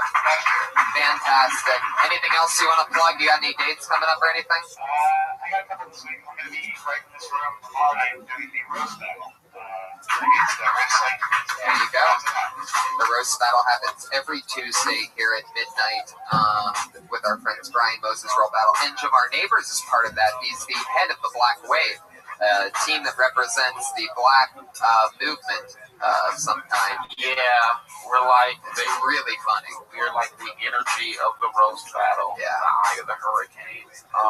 Jamar Neighbors is Jamar Neighbors on Twitter. You got anything coming up? Anywhere you want listeners to go to? Yeah, I'll be here on Tuesday and Saturday in OR 12:30. You got a website or anything? No. Instagram? Yes. Jamar Neighbors. Everything. Oh, I'm Vine famous too. Vine famous. What's your name on that? Jamar Neighbors. Jamar Neighbors. Follow me on Vine. I love that. You got your name for everything. Maz Jabrani. Thanks for having me, man. That was fun. So much fun. I love your stories. It's so much fun. Goofy input from both of you. I had a blast. You're Maz Jabrani on Twitter, spelled just like that, MazJobrani. That's it. And anything else? Going anywhere crazy coming up? Touring, just nationally for now. Awesome. Boston, other places. They go to the website to find it. Perfect. Catch us in Phoenix and Columbus. That's the 16th of October in Columbus and the 23rd in Phoenix. And some other stuff might be coming up as well. Live audience, thank you guys so much. You guys were awesome. I had a lot of fun with you. That's Kill Tony 66. Thank you. Good night.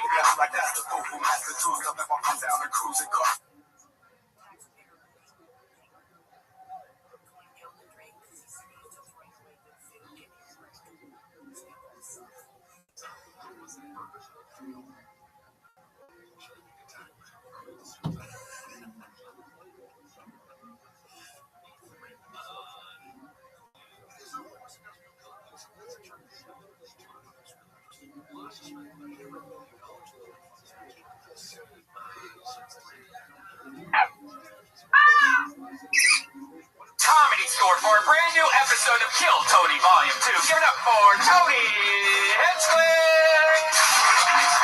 Yeah, baby boy. Here we are again. This is Kill Tony, I believe, number 67. Welcome, everybody. Live audience, you guys.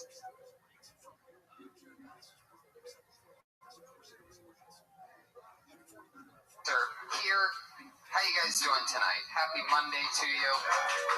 Fuck yeah, I love that energy. Nice to be here, episode 67, live from the Comedy Store as always. Another beautiful weekend in our lives. I spent my first weekend ever in Denver.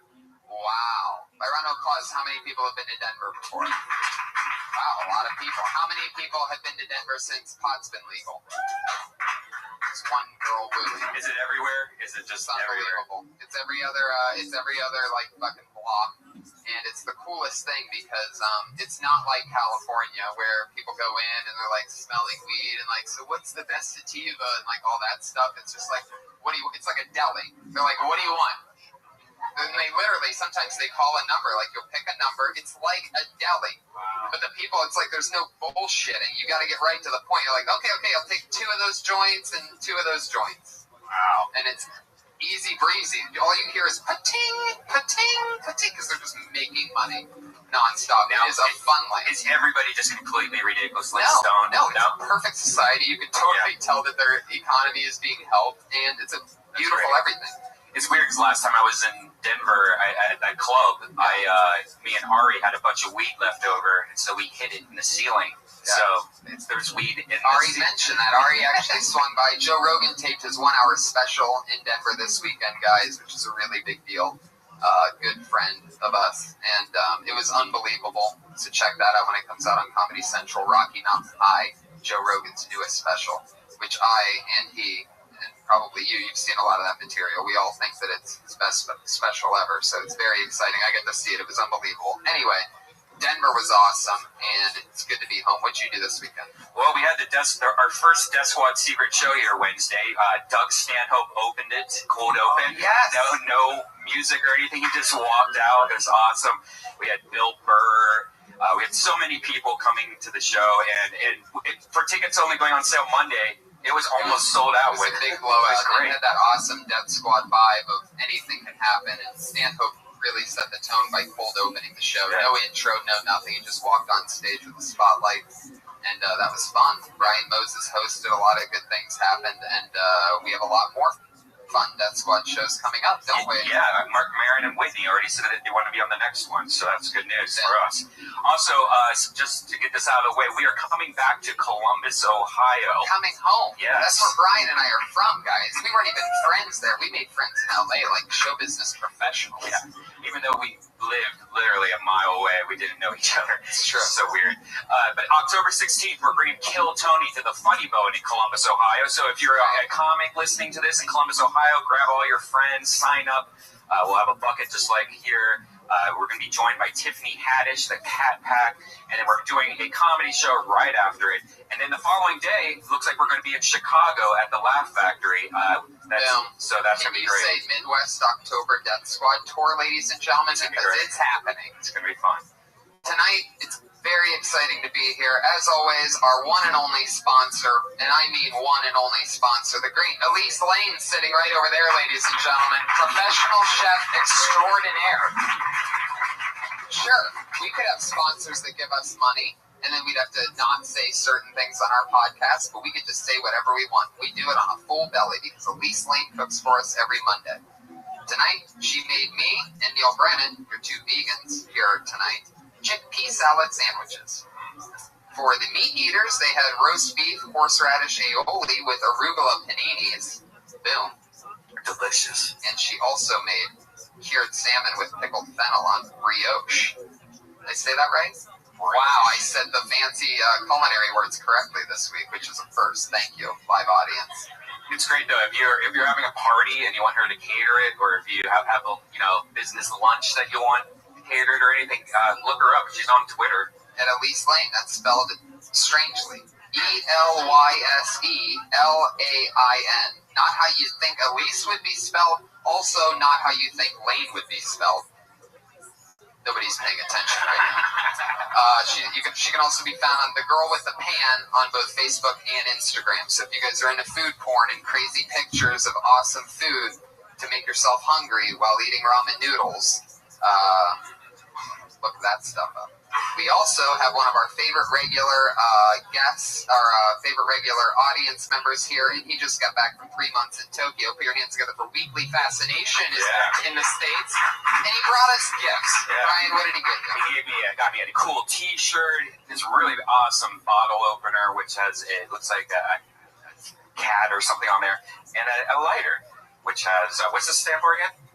Roppongi, which is the nightclub district in Japan. And he got me an I Love Roppongi t-shirt that you see right here, and the newest edition, permanent edition to the Kill Tony set, our first ever ninja star, ladies and gentlemen. So if I can't reach you with a sword, I'm going to throw this shit. It's going to be so funny if somebody did try to kill you. We have all these weapons up here. I know, it's crazy. But they're all fake weapons, so nobody try. Thank you. It's all actually just rubber, so don't get any ideas. This is Kill Tony 67. Josh Martin, am I right on that? 67? Yes. Yes. Perfect. Put your hands together for Josh Martin, showrunner, producer, runaround guy, sets up stuff, runs around like an animal. Takes good care of us. He's at Josh Martin Comic on Twitter, one of the funniest young rising talents here at the store. Speaking of funny rising talents, we always have a young comic or a fun guest when we get a chance to do that play our weekly head of security. We always have somebody to keep us safe here on this show, stand next to the stage, make us feel like we're protected. Used to be the Iron Patriot. He had the job full time. He was doing it every week for up to 30-some episodes, and then he said that he got too big for the show. To show him how replaceable he is, we brought in a brand new person to do his job exactly like he did it every week since then. This week, it's his second time being the Patriot, a very funny young rising talent. You've heard him here on this podcast a few times. Put your hands together for Scott Kidd, the Nerd Patriot. Super nerd.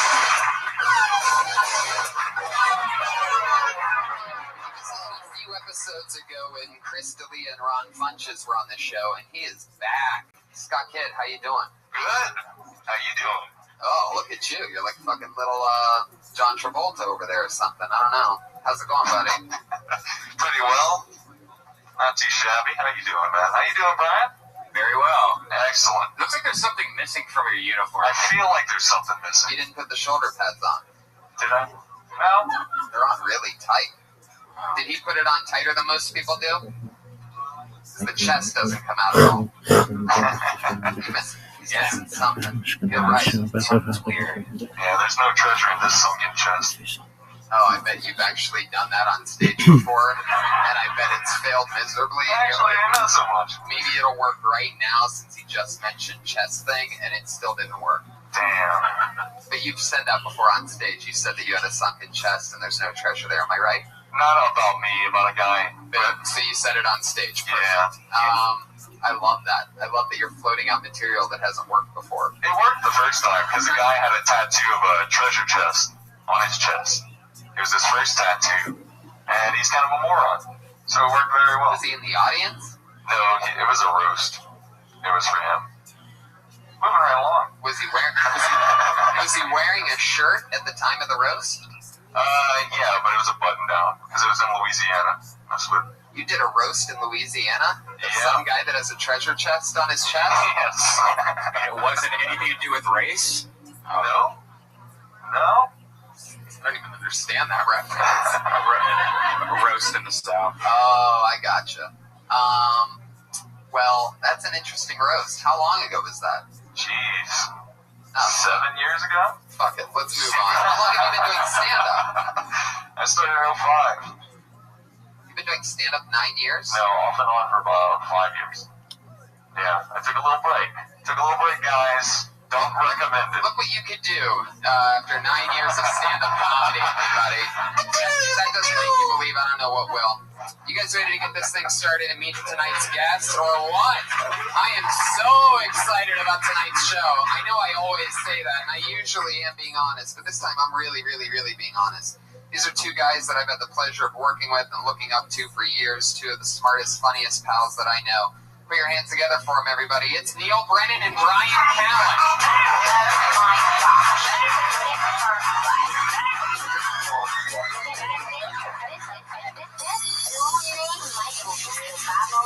Here they are, live in the flesh.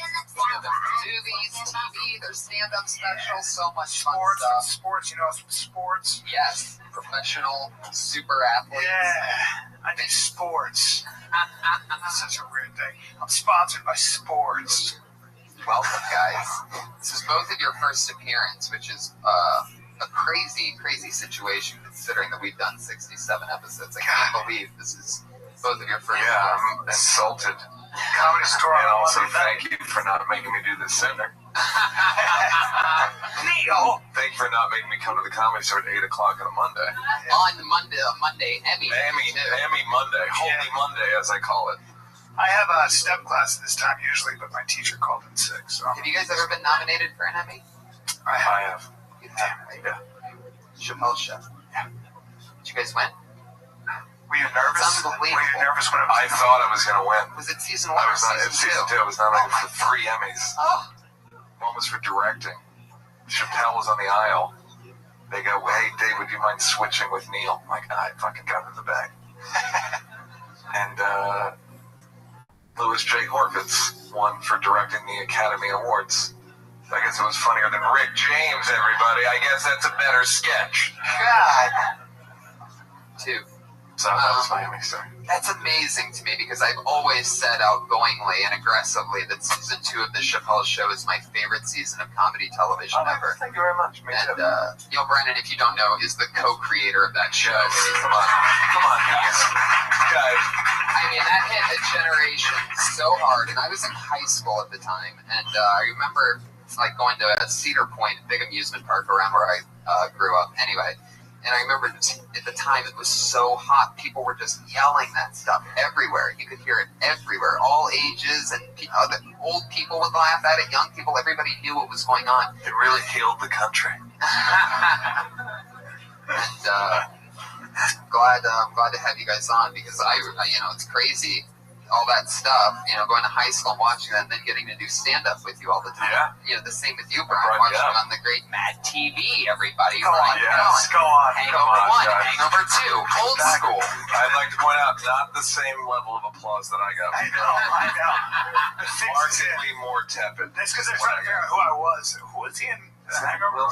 Is that Bobby Lee? Have you guys ever worked with anything quite like the Iron Patriot this close to you?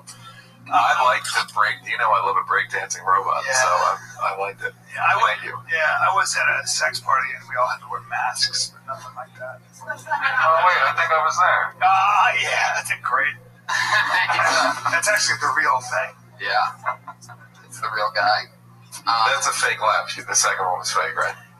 There was a girl that I spoke to one time who said that she was in the gym and there was a guy with a gas mask on, and some guys work out like that because it's hard to breathe and it ups you get in better shape, I guess.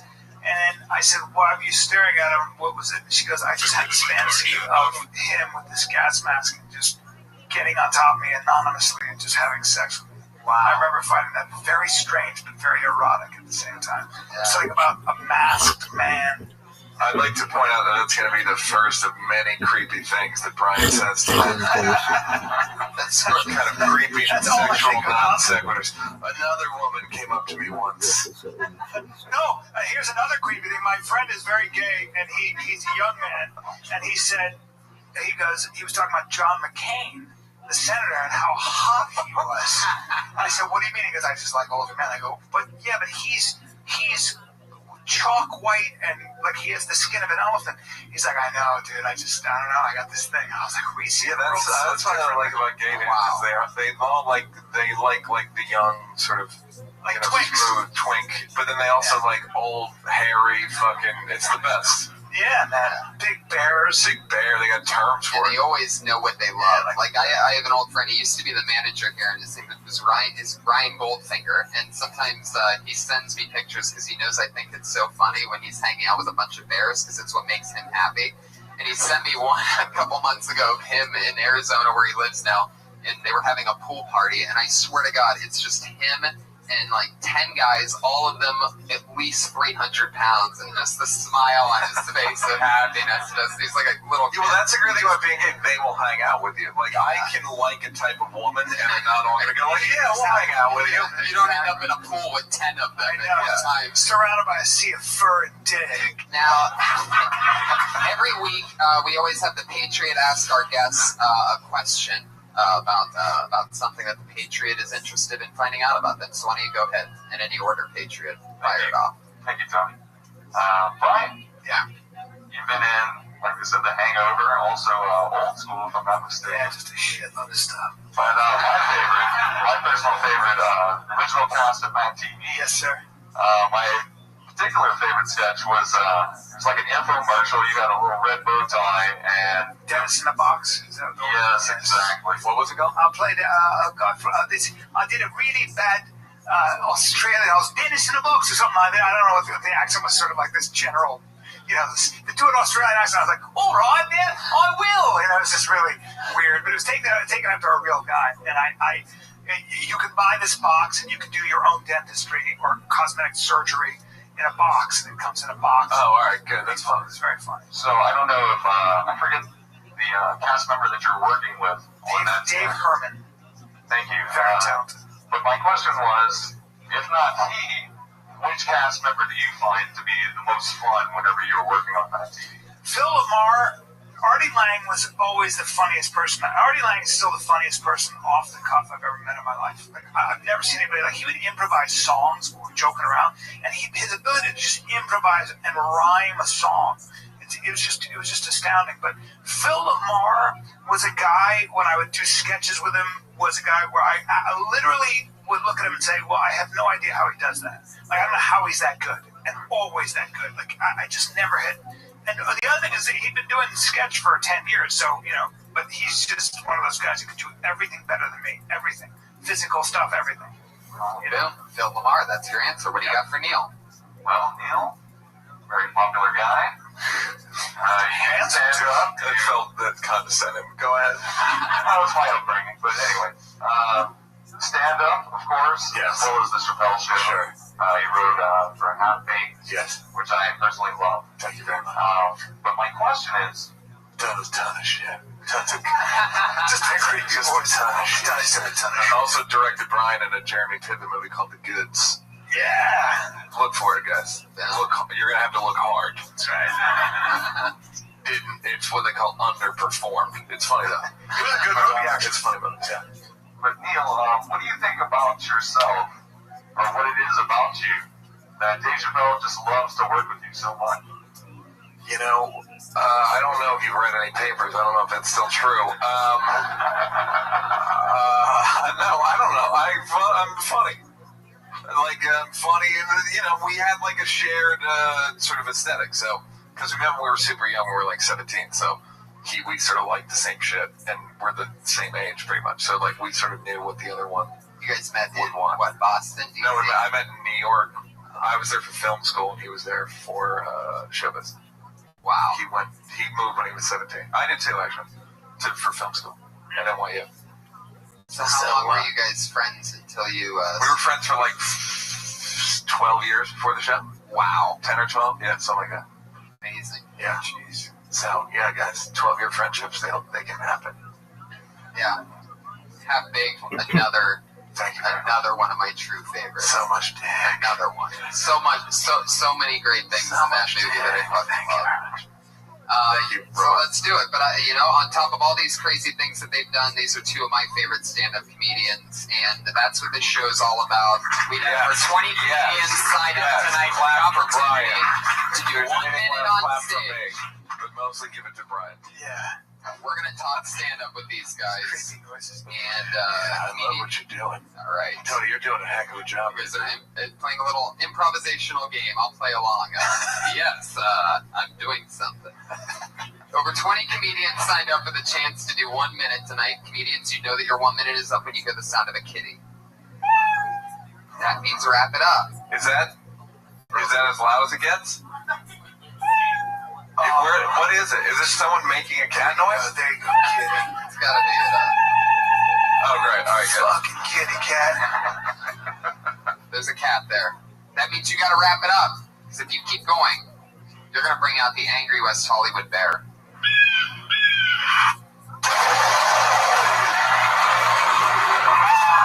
That's good. Podcast. Yeah, I feel like I heard an eagle before the bear, though. Yeah. Did I not hear an eagle? There's a warning. Does the eagle foretell the bear? Yes. We have our bear. Eagle, there's no time, dude. Eagle is not bear. I think he just died. Yeah. There's no warning. We have our bear mic'd up, and sometimes other animals. There's an eagle here that must be. And you're dead. All you got is bang, and you die. You didn't say bear, bang, and you die. Sorry, Tony. I love you guys. Bring the next fucking comic. I gotta say, you guys we had the should be first giving one. Brian. I want to just say, be more generous to the comics than you've been to Brian. I feel like you haven't given him enough. Yeah. Honestly, I feel like you've been about right on with it. Where would you guys be without my... Yeah. Brian, I feel like you're holding back on it. I don't want you to do that. Yeah. Thank you. You guys ready to get Kill Tony 67 all the way bumping? We're going to the bucket, ladies and gentlemen. Yeah. Here we go. Your first comedian doing 1 minute live on Kill Tony 67 is Brandon Bricks. Oh, shit. Already. You know what that means? I don't see Brandon Bricks. That means he just got blacklisted. All right. Every Patriot has their different take on the noises and actions they decide to make when somebody gets blacklisted. Scott Kidd just blacklisted Brandon Bricks, who signed up and missed his spot. So now, that means he's permanently banned from Kill Tony, and banned from the Comedy Store for 6 months. The Bobby Lee rule. I just got a note. He passed away about 2 minutes ago. Put your hands together for your first comedian, Dusty Lester. Oh, shit. You know what that means? 2 in a row. Dusty Lester. He's 19, get him. Oh, okay. Yeah, Definitely. Come on, Dusty. What did Oh, that's always fun. So that automatically means that this is pretty much going to be this guy's first time on the show. They have to bring him in like a hood, like Guantanamo Bay, right? Yeah. Since it's a 21 and over club, people under 21 have to wait outside. They're not even allowed to hang out inside of the building, but we give them a chance to sign up, and if somebody was nice enough, and he was, to go get them, then that's about to happen. So we're about to have a 19-year-old on the stage by the name of Dusty Lester. I actually don't remember 19, and I'm not kidding. Really? I guess I was a sophomore or junior in college. What were you doing? Were you like just a lot of karate? Where'd you go to college? American University. I love that answer. What are you doing at 19? A lot of karate, a lot of fuck. So you loved the answer you just gave? Yeah. You gave the answer, then he's told us how much you loved it. It just comes out. They gave you a good laugh on that, and now you're fucking. And I hit it. And you fucking. But then I added to it. Then you fucking go like, let me tell you how great I am. To the joke. That's why they hold back, because they can feel that. Here he is. He's not Dusty Lester, everybody. How we doing, folks? All right. I want to tell you about the first time I got started in comedy. Me and my girlfriend went down to this club in Atlanta, and I got inside. I got on stage. I got about 3 or 4 words out of my mouth, and this big old black lady stands up in the background, and she's like, "You ain't funny. You need to kill yourself." It embarrassed the daylights out of me. I put the mic in the stand. I grabbed my girlfriend, and we left. And on the ride home, I was telling my girlfriend, "Honey, if you ever embarrass me like that again." Good joke. Good joke. But you know, my girlfriend gets mad at me, but I've done her a solid. I feel like I've done her a solid, you know, because my girlfriend used to tell me after really great sex, she'd always crave a cigarette. And I can honestly say after 6 months of dating, my girlfriend quit smoking. But anyway, my girlfriend got mad at me the other day because I got mad at her because she called my little cousin fat. You ain't supposed to do that, tell a little kid that they're fat, unless if it's my girlfriend's little brother, because I hate that dumb bastard. The other day, I was like, "Young man, what do you want to do when you grow up?" Is that my time? It's your time. No. It's just a regular thing. Those things. Yeah. It's the fair. Yeah, it's a time. Well done, Justin. Yeah, that's it. Hold on. That's it. Stay here. Where are you going?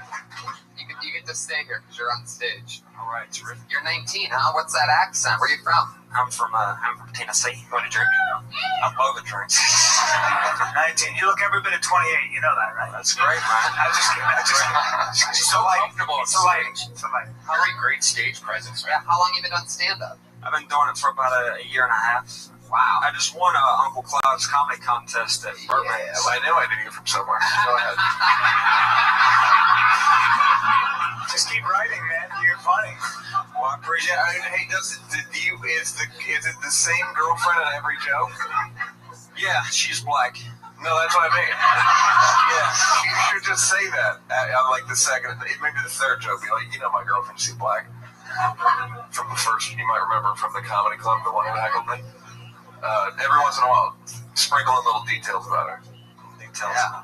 She's got big titties. There you go. But save that for like the 5th one joke about her. I don't know if you guessed it, but she's got big titties, my girlfriend. You said she's got big titties like you're making her up in your head as you go along. She's got big titties too. She does. I mean, is this a real girlfriend? Yeah, I swear it's real. And they're real. Where does she live? She lives in Tennessee. Is she older than you? She's 18. She's finishing up school. Wow. I was about to be creeped out, and then I remembered you're 19. I'm like, oh my god, 18. Yeah. Oh, it's like, I got horny. And she sounds like a lady. You know what I mean? The voice in the comedy club sounded like I was picturing like a 45-year-old. Yeah. Like legal secretary. But she's just an 18-year-old black girl. 18-year-old big old titties. Big old titties. Y'all never seen. Y'all should come to Tennessee. You want some titties? Has she seen you do stand-up? No. How long have you been dating her? Does she know about it? That sounds like she don't know that I talk about her. Oh. She knows now. This is a podcast. You're about to get blackmailed. No, they don't have blackmail. I'm sorry to say they don't have podcasts yet in Tennessee. Oh, that's right. That'll bring out the sister in her if she finds out. So I like it. That's a setup for a joke if I've ever heard one. Hell yeah, it is. How many? You get to do a lot of stage time in Tennessee? What's it like out there? Yeah, there's like bars you could do 6 days out of the week, and then there's a comedy club you could do every Thursday. You in Nashville? Knoxville. Side Splitters. Side Splitters, gotcha. How long you been in LA? About 2.5 months. Are you staying here? You live here now? Yeah, I live on Melrose. Is your girlfriend that you're out here? Oh, I don't need your exact address or anything, but I've done Side Splitters. That's Bobby Jules' club, right? Yeah. You know my friend Road Dog Brian Callett, right? That's Bobby Jules. Tell Bobby Jules I say hello. I had a good time in Knoxville, man. There's a doorman named Ralph, isn't there? Tell Ralph, send Ralph my regards. I say, hey, that place is pretty wild. I had some wild times too. I'll tell you after. I can't talk about it. oh la la. A lot of dick. Yeah, I'm what they call a stud. Talk to him afterwards. In the comedy world, I'm what's known as a stud, a road stud. You understand? How many times a week are you going up? Probably about 4 or 5. That's great, man. And your girlfriend, this real person that exists, Who lives up your tongue? has no desire to come see you do your live She's performance. still finishing up school. It ain't like she can. High school. Does she go to school? Oh my God, it was. I was He said yes. Is school in Europe? Just fucking go to. It's not like it's around the clock. Like, gosh, she's finishing up school. That's 24 hours a day. Right. She can't get into clubs though. She's 18. Have her? Well, good. Give her my number. 310. What is she doing? What does she want to do? I mean, after she graduates high school, what does she want to do? Is she going to come out here? You going to be making it work? You talking to her? She likes to do paintings and stuff. So, really? That's Tennessee for she's an artist. She actually likes to hunt too. She's Really? Artistic hunter. A black girl that likes to hunt, man. Only in Tennessee you can What could possibly go wrong? Go ahead. Holy shit. And by art, you mean tagging, right? Oh, is she thinking about moving out here? Red Band, come on. Yeah, she's January she's supposed to fly. January, is that her name? Do you What? think, Nothing on a good black girl joke? Come on, people. January. Nothing? do you think you're gonna get a side bitch when she, because that's January is a long time away. Say side. Side chick. You had so many options, you creep. Are you pretty loyal? You get a side unit. You can get a side unit. Side cut? You gonna get some side cut, you think? Side note, she might get some side dick because she's black and black people obviously. Come on. Why are you guys doing this to me? Put me in a tough spot. Wait, what was that thing you just said at the end about black people? Hold on, I wanted to hear the rest of that. Wait, she's getting some side dick because you know black I people. hope she's not getting no side No, dick. that's not what I asked. What did you say a second ago? When you said she's probably getting side dick, you know those black people have an advantage on. In other words, black guys. Oh, yeah. Gotcha. One of their many advantages black people have. Right. So I'm sure those 2 black guys in Knoxville, Tennessee are really making their move right now since you're out here. That makes me feel better, yeah, because there's not a whole lot of black people in Tennessee. Dusty Lester, is that your real name? Dusty, you know we like you, right? I hope so. All right, good. We like you. I just want you to have a lot of fun here. It's a good place. Yeah, no, I want you to have the energy of being liked. Woo! Yeah.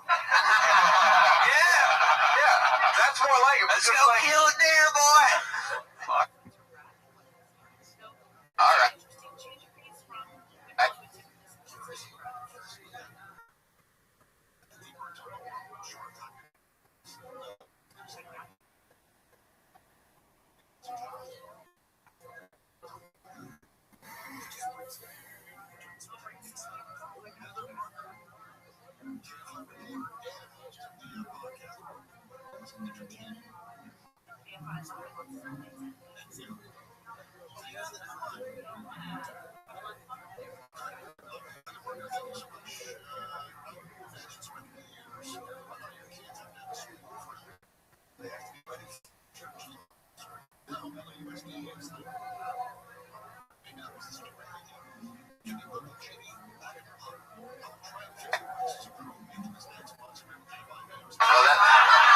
It's Tennessee.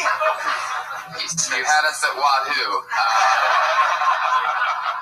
Dusty Lester, and that's your real name. Like, that sounds like what I would name a character that I wrote that's from Knoxville, Tennessee. Yeah, you're absolutely right. Dusty Lester. Dusty Lester. Or Or it sounds like I had bad nicknames growing up in school, like, when I was, walking, like, down the hallway, they'd be like, hey, look, it's Dusty Lester, Mexican molester. Nickname was so bad, I was a virgin till I was Dusty 18. Lester sounds like an alias. You know what I mean? Like John Walsh. It's like, we're looking for John Stevenson, a.k.a. Dusty Lester. Yeah. Dusty Lester. He goes by many names, Dusty Lester. Lusty Duster. Lusty Duster. So Dusty, you've been having fun doing stand-up in LA? You getting a lot of spots out here? Yeah, man, it's definitely, it's going good. And, What's the most time you've ever done? Like, probably 12 minutes. Is every joke about your girlfriend? No, but a lot of them is. Well, just keep doing it, man. Yeah, great. You think it's fine. Please come back. I saw you at the Laugh Factory like 2 nights ago with Dane Cook, Yeah. and they printed my ticket off as Dusty Wester. That's a fucking crazy story, bro. Good job, Dusty. Hey, you might, we like you, bro. You don't have a Twitter? You don't have a Twitter? I got a Facebook. As a comic, you really should get a Twitter. I love that you put your email on here. Since you don't have a Twitter on the Twitter line, he has his actual email, but I'm not going to put that out. But if you would like to follow him on Facebook, I'm pretty sure he's the only Dusty Lester on there. Thank you so much, Dusty. Have a good time. Lester. Oh, yeah, there you go. We like you, man. Yeah.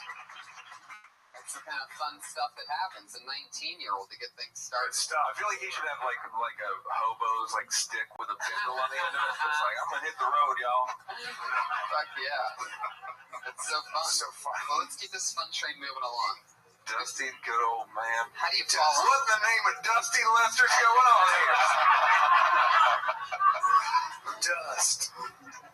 Okay, your next comedian goes by the name of Rob. Sweet Dusty Lester. Rob Lewis, everybody. Rob Lewis. Yeah. Oh, shit.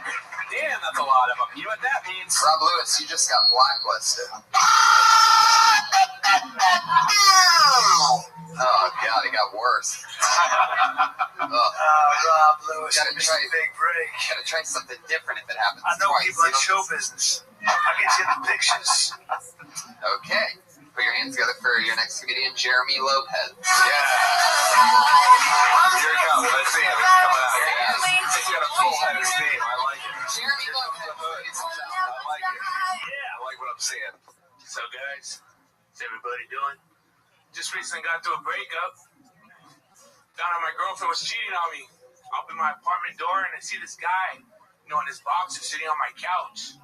My initial reaction was like, who the fuck is this guy, My girlfriend, she was in the kitchen. She came around the corner, She was like, oh, this is my cousin Pablo. This is my cousin Pablo. I was like, oh, this is your cousin Pablo.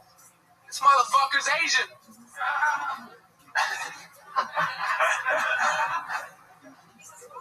Got this state ball right here. Pretty cool.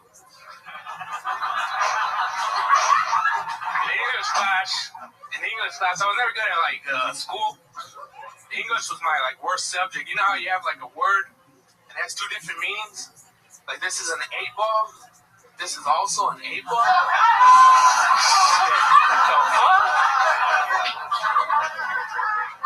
When I was younger, I wanted to marry a black chick because I thought when you marry a... Alright, then I'm done. Yeah. Yes. Holy shit.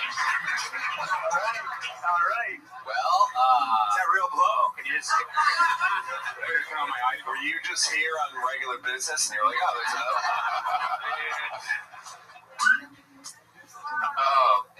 let me tell you this. At first I saw the actual 8 ball, and then I saw you put it in your pocket. And at that moment, I'm like, this guy's either the laziest prop comic or the world's worst magician. He will only use props that he can carry with him. He's like, all right, fuck you guys. All right. I didn't explore the premise. Fuck it. Go ahead. Sorry. So I love that you made the connection between 8 ball and 8 ball, and then you said what? What came first? Did you buy the 8 ball? Did you see it for sale, like a little tiny 8 ball? And you're like, well, if I get that, then I could put baking soda in a plastic baggie, and I could do an 8 ball joke. Exactly right. How many nights have you had to carry each of those in your pockets? Working that out. About 7 days. 7 days. Have the cops taken an interest in your acting? Not yet. How long have you been doing stand-up? About a year. Cool. Do you always put the hood up? Yeah. What do you think it does? Protects you. It's like a mask. Yeah. It's like a mask. You still get nervous work at all. You still get nervous.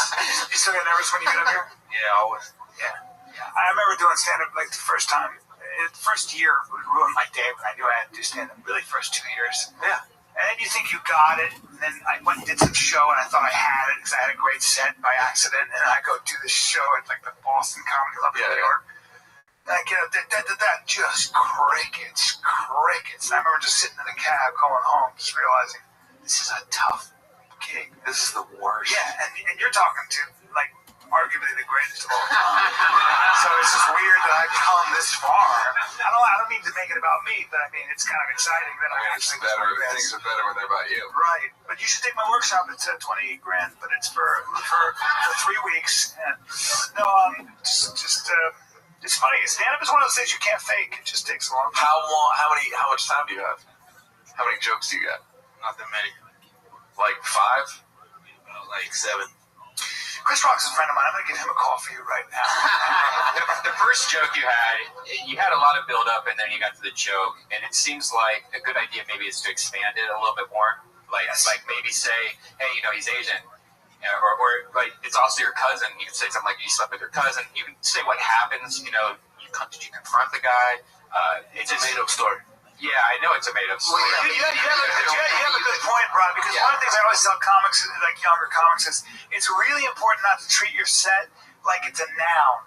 So in other words, like, I got this bit and that's how it's going to stay. I think you should always treat it like it's a verb. Always look at it as constantly changing, and always keep coming back to it and never be satisfied and keep expanding. Like, just follow that thread. So a lot of times the first joke is just a gateway to a whole world. So if you get, that's a mindset. Get into that sort of growth mindset, that idea that, you're starting with an idea, and let that idea, it's like a plant. Just plant that seed and just keep watering. You see love as a verb as well. I sure do, buddy. I sure do.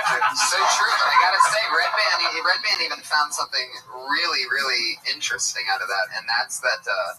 I think it's on top of, you got that funny line, right, about he's Asian, whatever. But it's actually the funniest thing, now that I've heard him mention it, is that her way out of it, her lie was that she was fucking her cousin. Right. There's a lot to be dealt with there, that was her way out. And who is she? What does she look like? What does he look like? Why are you dating her? You can just keep going, get personal with it. It takes a long time, but I think a good way to start writing is kind of ask yourself some really personal questions. What are you ashamed of? What are you afraid of? Who would you rather be? Have you seen your act? Yeah. Exactly. But that's where you want to reach to, kind of the more personal. Dancing and animals. Well, that's my pop album, but I also have a very artistic. The stuff I do in Europe that you haven't seen. In the underground, I do a lot of underground comedy. You ask yourself, what are you ashamed of? And you're like, my act. I'm ashamed of my act. That's true. That is true. That's true. Damn it. I keep reassessing. Also, like in 7 years or so, you're going to look back at your material and you're going to laugh at yourself for the 8-ball thing. Like, I can't believe I used to fucking carry around an 8-ball. Oh, want to know the best story of Dennis Miller, like the fucking comedian, like the political, whatever. A buddy of mine used to work with him when he first started, and his closer was he would put a box of Ritz crackers on his head and sing "Putting on the Ritz." Oh my God! Damn it! God damn it! It's Dennis Miller. And then when you see a guy like that, you think to yourself, no matter how much time, he's doomed forever. And then he turns into a good comic. It takes a long time. I used to do a bit about being a turtle. I can't even do it for you. I'm too embarrassed. I mean, literally, I would go. Imagine being a turtle where you're like inside, you're outside, you're like, I want to go inside. And you know what? It's sunny out. I think I'll go outside. And then I'd walk and I'd be like, oh no, dog. And I'd come back in. Actually, it's pretty funny, right? Yeah. Actually, holy shit, that was one of my first. I'm fucking talented, man. Sorry on stage, everybody. Yeah, sorry. That is actually funny. Sorry, maybe it's cute. It's cute. I was kidding. And you got to that by asking yourself, what are you ashamed of? No, I don't know that my new stuff. the method? Bro, you gotta see my new stuff. You gotta see my new stuff. Jeremy Allen method? When I got heads off in slow motion on my special, it was anyway. When you tied a cow up, that bit? I will spit my beer out, yes. Jeremy, you always, are you from LA? Yeah. What part? West Side. What's the west side? What part? Woodland Hills. Yeah. Really? The valley? And you call it the west side? Because it sounds cool. What got you into stand-up? Was it just being funny around your friends? Yeah, I'm kind of a funny guy. Yeah. Good. Who are your heroes besides me? Anthony Bublitz. Who? Anthony Bublitz. Hey, man. Really? He's my hero. Wow. Yeah, there you go. That's somebody's favorite joke of all time. Well, Jeremy, you are, without a doubt, one of the funniest Lopez's we've ever had on the show. I thank you so much. Yeah. He's on Twitter at Lopez. At Lopez. SLOWPZ. Lopez. So you sort of answered this, but let me ask this question that I always ask first-time guests when they're on. What's something that you did when you first started out that you can't believe that you did? Something maybe you said or you did. I've had a lot of crazy answers from a lot of great comics. I wore a wig. Like that Ritz thing, for example. Yeah. I did. Did you really? I wore a wig. Tell us about I it. just remembered that. You'd go out in the wig? Or I would go out, and my mother had a wig. We had the same coloring, my mother and I would wear her wig, which was not really, but you couldn't prove it was a wig because it was a short, so it looked like I had this really awesome bushy hair. And I would wear it, and I remember a comedian who was older named People bought it because of the coloring. They did. It looked like it was my real hair, and I would go out there with the wig on, and for no reason. But it was a little bit like the way he wears a hood. I was kind of hiding and playing a character, and I was cutting together. Was it long? Like how far down? I had the video. Did it look like a man's hair or a woman's hair? My mother had always kept her hair short, and so it was kind of puffy and, like a Sandy Duncan kind of thing going. I don't know. I'm dating myself, but it was a fluffy wig. It wasn't long at all. It came down to about here, and so you couldn't tell if I just had incredibly full female hair and people would look at me, and Sarge, who was a guy that was stand-up for a I remember Sarge. Right? And he said, he looked at me and he watched my tape and he just watched and he goes, "Hey, Brian, you don't need the wig." And he was older and I was like, I was a little ashamed. And I went, "I don't." He goes, "Nah, let it go. You can let it go." I never wore it. Give me the wig. Give me the wig. Give me the wig. He goes, "Go put the wig on. Come over here. I want you to move around me a little bit. I got some butter." So he made you retire the wig. I retired the wig. What happened to Sarge? He, I think he's still doing stand-up. I don't know. I think he got married. How about you, Neil? Anything crazy? I don't have like a specific awful story or like I never wore a wig or anything. Anything like terribly embarrassing? I wrote for Singled Out. Does that count? Whoa! That's pretty. The original. The season 1. Chris Hardwick. Yeah. And Jenny McCarthy. Yeah. Holy shit. Yeah. There you go. Wow. So that's something. That's crazy. What was your favorite skit on the Chappelle Show? It's a great question. And it's That was the blind KKK member. Yeah, it's like the ones you think. That one, Rick James, the famous ones.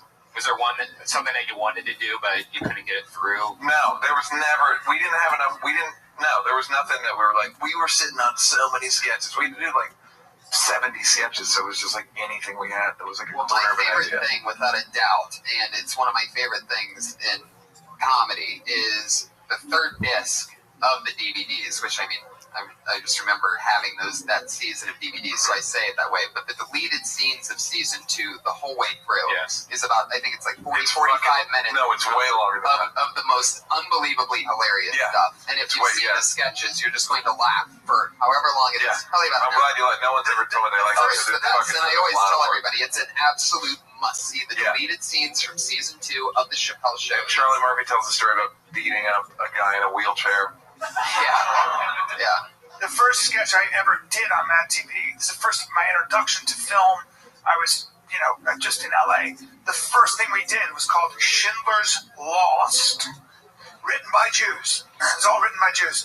And I remember, which is rare. Go ahead. Right. And I remember going, and I played Schindler, and I was lost. I couldn't find directions to get the Jews to save. I'm not kidding. To save the Jews from being put on the trains. And I was my major in college. I was a history major, and my area of focus was Nazi Germany. And I remember going, I don't know if you guys know how bad the Holocaust. I know you might be Jewish, but you're from LA. I literally remember shooting the scene and going, this is crazy. Like, there's no way. And I'm yelling at you, we're on the moon practically, and I'm doing this fucking bad Liam Neeson impersonation. And Steven Spielberg, so this is what we were told, Steven Spielberg heard that we were making fun of the movie and said he'd do everything he could to shut us down if we aired it. And that thing stayed in the can, and it's somewhere in Fox. Whoa. We never aired it. Schindler's Lost. I was like, yeah, guess what? I can understand how that would be a little And you don't think offensive. that had anything to do with you being a Spielberg fan? Maybe, I don't know. Maybe not. Who knows? But how about that? Interesting. Yeah. Nobody's Let's go a ever little too seen- far. Did you ever get to watch the edit of that? I never saw the edit of it. But it doesn't matter. Everything I do is so grounded. Let's get back to the comedians. Let's do it. Great stories, guys. I can't believe you wrote on Singled Out. That's amazing. Yeah, thank you very much. Put your hands together for Brian Kelly. Yeah, Brian Kelly.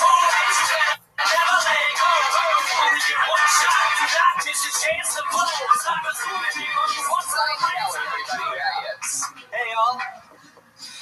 I have a girlfriend. We just celebrated 24-month anniversary. It sounds longer when you say, I'd rather say 24 months than 2 years. If I gave you the days, if I calculated the days for you, I think I just might retire because that number just sounds way too comforting. Celebrated is also a strong word because I pretty much just arrived and she demanded that I put a down payment on some sushi, a bottle of vodka, and a box of Kleenex, because there is obviously some crying going on. I get annoyed at my girlfriend all the time. One reason is because she never knows where she parked the car. And yesterday we were walking around a mall for what seemed like hours, and she says, I don't know where you fucking parked the car. I don't have a car myself. I have too many DUIs. I'm not even thinking about parking it. So she said, oh, I have an idea. I'll just set off the emergency car alarm. And I said, that's a great idea. Have you done this before? She's like, I do it every day. Brian, do not fight the bear. Get away from the bear, Brian. Okay. Brian, you buried the lead in your whole act. The fucking crazy part is you have a lot of DUIs. Yeah. But you're talking about all this other shit, and meanwhile, I want to hear about your DUIs. Just 2. That's a lot, right? Too many. The third one, you go to jail, right? Yeah, the third one you go to the. And I got my first one in Arizona, and I didn't want to go to Tent City, so that scared the shit out of me. Shit. Yeah. Arizona. Did you change your habits, or? I just don't drive, but I drink like motherfucker. I drink a lot. Right. Uber is your... So if you started the whole thing with literally when I don't drive because I drink like a motherfucker, you could start your set that way. Get to the gist of it. You don't have to give us all the details. Yeah. Kind of like when you're talking to no offense, but a girl, and it's just like, I never believe the story. And she tells this long story, and you're like, oh my God, you're a girl. I don't give a fuck about the windowsill, and there was a bird. I don't care. Get to the point, because I'd rather do anything else but talk to you. You ever have that happen like all the time? You gotta get to the meat of the subject. Just think that you're talking to a guy. Get to the bottom line. You gotta keep whittling away till you get to the actual gist of what you're saying. So if you drink a lot, talk about that. Talk about being irresponsible and, you know. Yeah. It's hard to organize thoughts when you're drunk, you know. Yeah. Well, or you could just drink and not do stand-up. But whatever the case, it's up to you. For example, in the first 30 seconds, you talked about 24 months, and it's different than saying 2 years or whatever. But yeah, I was just your perspective on that was never really clear. I mean, at least... Math jokes are really hard to do. That's kind of like a math joke. You're trying to get us to... were you trying to compare what sounds worse, like 24 months or... Right. This is a crowd that laughed at a guy pulling an 8-ball and a package of baking soda in his pocket 10 minutes ago. You know, you start talking math, you're going to confuse Guys, he's everybody. shitting on you now. He's shitting on you. Tony's shitting on you. But if you drink and you're not willing to give it up, there's something funny there about how you're willing to put up with whatever it takes to not, give up your drinking. I don't know. I don't want to. I'm not that big of a drunk. Oh, you're not. How long have you been doing stand-up? 3 years. Where are you from? I started in Chicago, but I'm from Phoenix. How long have you lived in LA? I'm here for like another day or two. And then you go back. I've been here for 3 weeks. Then you go back to Arizona. I go to Chicago. You live in Chicago? I live in Chicago right now. But you're from Arizona? That's right. Okay. How long have you been in LA? Just a few weeks. What'd you get to see or do here that was fun? I've just stayed along the strip. What are you going to say about LA in Chicago? I love it here. No, walk us through exactly what you're going to say. I saw you guys on Wednesday at Dead Squad. I've seen a lot of shows. I've just been hanging around the store a lot. Second time on Kill Tony, right? Yeah, I was here last week. Yeah, that's cool. We got him twice. What'd you talk about last week? We talked about nail biting. That's right. Let me see your nails right now. Let me see your nails. No, They're fucking biting. atrocious. He's not going to stop biting his Why do you bite your nails? Are you just nervous about the world or what? Yeah, pretty much. Are you? Yeah. So why don't you talk about that? What are you afraid of? He talked about it last week for a minute. It didn't work. What are you afraid of? Like, why do you bite your nails? Talk about being a grown Still man. trying to find something that works. Still trying to find something that works in a minute up here. Yeah, a minute's a bitch. No, yeah, I couldn't of do course. it. And I'm just busting your balls. You're doing a great job. But, stuff like that math joke, when you don't hear any response from that, you got to try to figure out what's going on there and what you're trying to say. Do more numbers. Put more numbers in. Just crunch them. I think people would want to know 365 days in a year times 2. What's that, Brian? Too many. Asian girl, do you know the answer to that? No, I'm kidding. All right, guys. 7:30. Oh, very good. Yeah, the big brain of Brad. Nerd Patriot coming through, using his robotics. So, Brian, are you looking forward to going back to Chicago? This girlfriend of yours, is it true that she's black, 18, and lives in Knoxville? How long have you been dating this girl? 2 years. How's it going? It's great. She lives in Chicago. No, she lives here. That's why I'm visiting. Oh, you scratched your nose when you said that. What does that mean? Just smelling your finger or something? Just smelling my fingers. Jesus. Like, maybe write about the thoughts you have when you're in Chicago and she's in sunny California. You make it sound like she's fucking somebody. Sorry, man. I just like to get real low with my voice sometimes. So your girlfriend lives here, so she's going to be staying here, right? She's here, yeah. Are you concerned at all that Dusty Lester's still going to be here? With his girlfriend in Knoxville, your girlfriend out here. I know, it's these young bucks out here in LA. I'm an old timer compared to him. You need to move out here. Yeah, I think so. How old are you? 30. No, I'm literally thinking of Dusty. I'm thinking of other names for Dusty Lester. You guys ready for one? You know what made me laugh? Rusty Dumpster. It's made me laugh in my own head. Brian Kelly's a very Irish name, is that right? That's right. You have 2 DUIs. That's right. Do you think that your ancestors would be proud of you? Keeping up that tradition? They probably didn't live He's probably come from a long line of Irish people saying, "Fuck it, I can drive." Sure. Yeah. All right. Well, Brian, you have the excitement energy of a the stool. The stool is actually bumping you off the stage right now. Cool. No, I love your style, Brian. Have fun in Chicago. Come back and see. Yeah, I'll see you. Bye-bye. Brian Kelly, he's Snazzy B. Kells on Twitter. Snazzy B. Kells.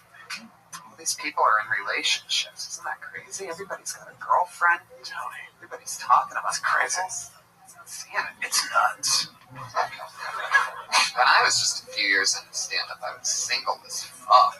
Made terrible decisions. It's crazy.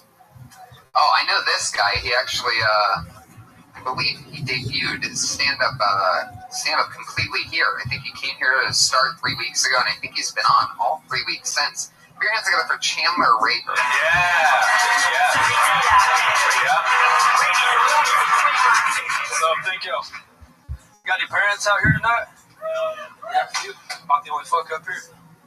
I got a kid. I love it. It's a daughter. She's 3. I woke up the other morning and she was laying in bed next to me, right against my side. And every time I moved, she would find her way back to me without opening her eyes. It was the sweetest thing. And as I lay there listening to the birds chirp, watching the sunrise, I couldn't help but think, do I really need to wash her piss off both of us right now? Can it wait a little while? I can't be mad at her. She's only 3. I wet the bed till I was 12. The worst part about wetting the bed when you're older is doing it when you stay at a friend's house. It's the only time you'll ever wake up covered in piss, praying that it's someone else's. I wake up, flip the covers back, hoping it's him. He just got it on his thigh where he rolled into my puddle.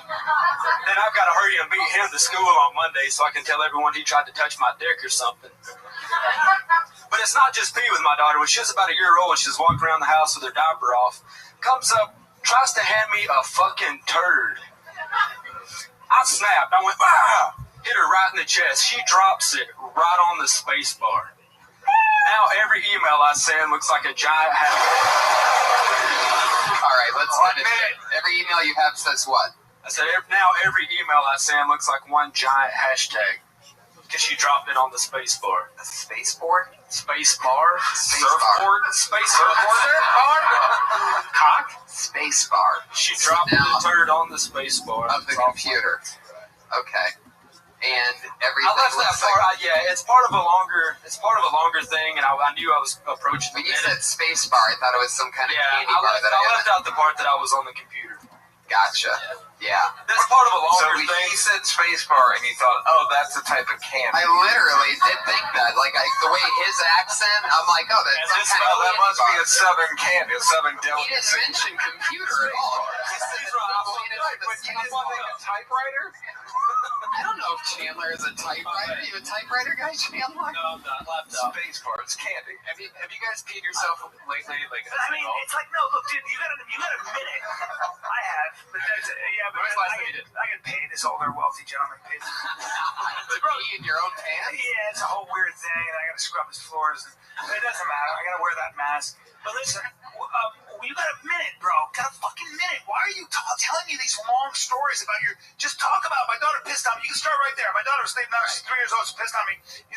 Come on, get to the joke, man. You're like literally like you're dragging it out. I keep hearing these guys. You have a fucking minute, and you guys are telling me these long details, and there's no joke. It's so true. Hurry up. A lot of people He's taking a lot of other people out on you.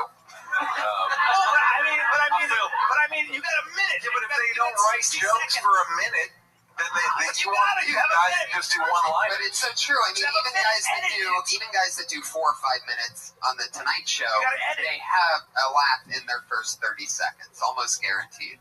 Hopefully. My daughter was sleeping next to me. She peed on me. She's 3 years old. And I was like, do I have to wait? She was so cute. She was cuddling me. Do I have to wash the piss off of both of us? I mean, there's something there, and just keep going. Well, normally that gets a laugh right at. That's usually hits right at about. Did that throw you a little bit then?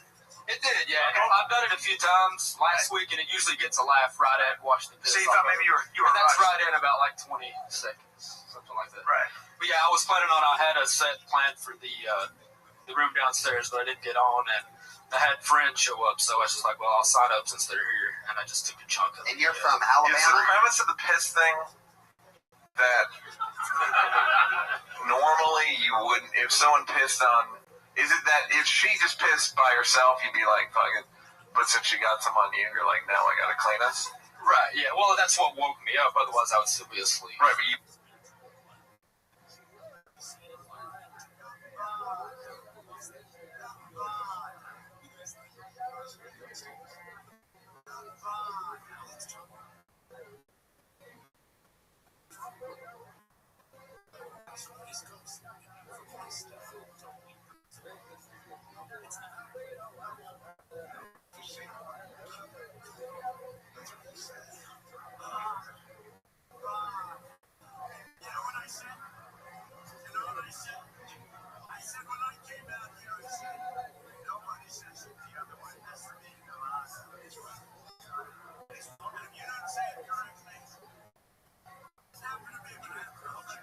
Be like, well, maybe say that. Like, if she pissed, I'd be fine with it, but, you know. once you get some on me, then it's a whole new game. Yeah. Or, you know, Something about that, like poo. Yeah. Some about poo. No, but I mean, like your idea, there's something there, of course, but it's just, you know, you got a minute. It's hard. Now, Chandler, you're from Alabama? Yeah. And you've been doing stand-up how long? This is my 7th time on stage. Oh, okay. Oh, all right. Brand new. So, yeah. Oh, you did a good job then. You did a good job. It's hard. It takes balls to get up on stage. 7th time, you're like, you know what the fuck is going on. You did a good job. Yeah, thank you. Good job. Thank you. Sorry, I was mean to you. I wasn't mean to you either. Just remember that. Just remember what I'm saying. Like, just edit. Just keep asking yourself. It's like, ask yourself the next question. So I'm thinking about pee. There's got to be something about, why am I thinking about that? Where's the truth in there somewhere? It is true. The most common mistake, and I think everybody's guilty of it when they're very first starting out, is there's this thought that you have to set it up to be able to knock it down. But the truth is you can just come in throwing punches, and you're already throwing punches. The strongest offense is fucking a strong offense. So you just have to go for it. Like right now, you're the 7th time, so just keep getting up on stage. Right. But take that note and let it hit hard now. Edit that shit down. Yeah. You know, that didn't really hit me until I was like 6 months in. And I remember I went down to, it was my first paid gig, maybe 4 or 5 or 6 months in, whatever. But Sam Tripoli took me down to La Jolla, and he's like, dude, you're doing good, bro. But the setups are way too long, bro. You just trim that shit. Fucking trim it. I remember him doing this with his fingers. They're like haunting me. You gotta trim the fucking fat. Gotta trim the fat. And it was so true. And then all of a sudden it's pa-pow, pa-pow, pa-pow. Nothing's stopping the crowd from laughing other than long setups usually. So yeah, keep coming back to it, man. If it makes you laugh, if it surprises you, then it's good. Right. But just be relentless about that. You gotta be an asshole to yourself. I have a daughter, she's 3, she peed on me. I got her back, got shit on her face. There you go. You can write a red band joke. And turn it into a 100% red band joke. But you can have artistic license, you know? Maybe she threw it at you because, you know, you told her to go to bed and she was like, whatever, I don't know. And then there's something to that. And both of those are true stories. You dodged and hit the bed and now you have to, you know, whatever. I don't know. Now, Chandler, you're from Alabama. Your name is Chandler Raper. You're from Alabama, and you have a black girlfriend, correct? You do. You actually do. Black and Filipino. Oh, good combo. Great mix. Dude, can anyone have a white girlfriend anymore? That's a good combo. Raise your hand if you've ever dated a white person. Do you feel at all threatened that there's a new 19-year-old from Tennessee that also How has do a you black spell your girlfriend? last name? Why are we not talking about his last name? How do you spell your last name? Raper, like it sounds. R-A-P-E-R. R-A-P-E-H-E-R? That's awful. No H. R-A-P-E-R. Rape with an R. Chandler Raper. Oh, I get it. Raper. I'm Chandler Raper. I'm feeling kind of Raper. Do you talk about that? That your last name is Raper? If I get called up and it's like a joke is made about it before I get on stage. What do you say? You gotta make that your opener. Let's say it's a name, not a profession. Put your whistles away. Put your whistles away. Put your whistles away. I don't want to dwell on it too much. Well, you can just say that's how you were made. You're conceived, and it's your last name. That's hilarious. It's funny. Chandler. Fuck yeah. So what's next? You live out here now, huh? Yeah, I do. You've been doing spots. Yeah, last week I did 4 spots. Right. Because at first you were just doing Kill Tony. You did 2 Kill Tonys in a row, and you said you haven't been on stage since 1 week, and we told you get on stage. So you've been on stage, 4 times since then? Yeah, it's working. Yeah, I went up 3 Wednesday and then once Friday. I love it. Chandler, keep hustling, man. Great job. Did it again. Good job, buddy. Good job, Chandler. Thank you. Alabama Raper, Tennessee. Be relentless. Jeremy Lopez from LA. Blatantly. Like every Jeremy there's no other Jeremy Lopez's other than in Los Angeles, by the way. It's 9:26. You can tell our guests are having a blast, everybody, as they into the microphone. I don't want the fun to end. For you, hundreds of thousands of podcast listeners, it was exactly what you thought it was. Put your hands together for your next comedian. It's Chris M. Segarra.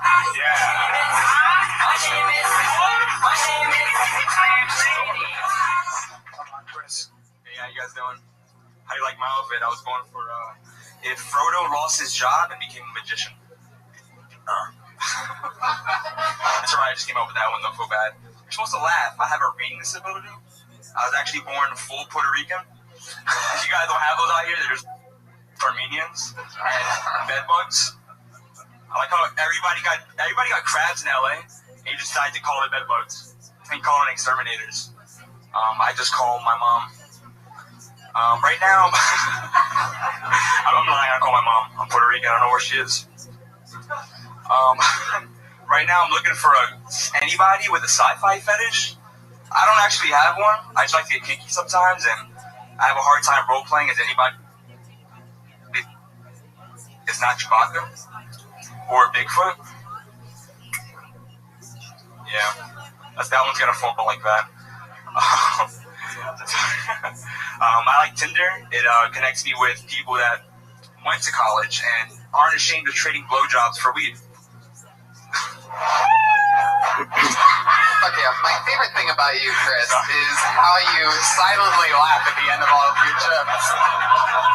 It's like come on. Right. Please. At least you went through it. At least you committed. I tried. It's good. Just commit. Just slow down. You committed. That takes balls. When it's like cricket. You ready for this? First time on stage. Right. Ever. There you go. First time on stage. And I decided to wear flip-flops. Why are you wearing flip-flops? That's a classic. Because I can't afford socks right now. Nice job, bro. Called you by your first stage name. I stage name here. I'm gonna call you Brian like your mom. Whoa! He just called out your first name. How old are you? 22. In July, I just turned. Good job, bro. First time on stage. Cool, thanks, man. I admire your eyebrows. Fuck. Thank you. I spent 5 hours right before the podcast just picking at them. Do you really? Nah, I spent a lot of time. You got a big family? You got a big family? Kind of. Not as big as my eyebrows. Youngest of the family or middle child? Middle child. So this is your first time on stage. Is stand-up something you've always wanted to do? Is this a new thing? You going for it? What's the deal? Yeah. Where are you from? I'm from. I moved out here from Jersey. How long ago? In May. In May. Yeah. Gotcha. What are you doing out here? Just trying to find a job and fucking feed myself. Right. Yeah, but no, I wanted to do stand-up, and I was always like kind of a little bitch to get on stage. Right. And I was like, fucking... Until tonight. Nah, I've signed up a couple times, but, you know. How did you like it? What you thought it'd be like? It's exactly what I thought it was going to be, and I ate as many dicks as I thought I would, and it actually felt good, and I'm not afraid anymore, so I'll be back. Good, yeah. Good. Look at that. Well, good. Good job. Well, I'll tell you, I don't know, maybe it's just, sometimes there's always that thing where it's like, I don't know whether I've heard it before or whatever, but I'll tell you this, one thing that stood out to me was I liked that I have a reading disability. I'm Puerto Rican thing. I don't know if it's like happy. I don't know if I've heard that before, but it's a great problem to have when you don't know whether it's happy or brilliant. Yeah. But it made me laugh, but you stepped on your own funny stuff. You just kept going. People didn't even realize it was a punchline, but it was very funny. Actually, I didn't think I was going to have enough material for the full minute. And then I ended up not even going through most of the shit I wrote down. No matter how long you ever have, and this goes for everybody, you should always perform at the same speed that you would perform if it was 10 minutes or 20 minutes. You can't just go faster and get through it. But one thing I would definitely do is I would just, now that you've done it, listen to yourself while you're on stage and think of what it would be like as an audience member to be hearing you.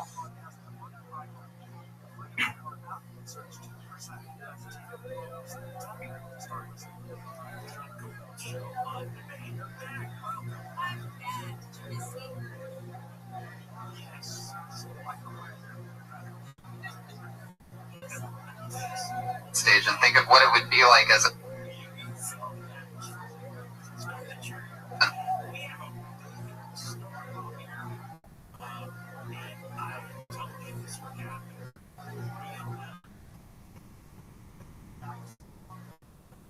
audience member to be hearing you. Just I'll watch so shit later though. Yeah, but it's gonna be fun though. It's gonna be great. So I figure if I just get on stage like every single fucking night, if I can. That's what I'm saying. I'm not saying the podcast. saying listen to yourself while you're performing on stage. Oh, you mean like no while I'm doing like in the middle of it, just kind of slow down the pace a bit?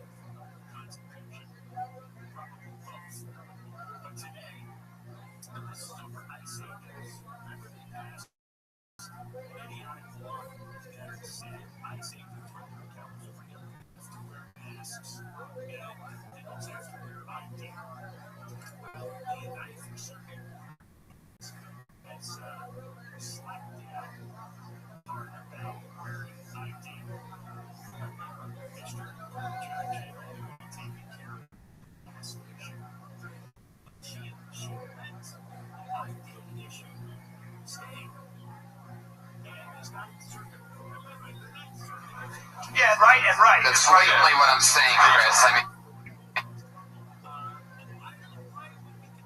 and I couldn't make it more obvious. I don't know what exactly. So you're saying I should take my time?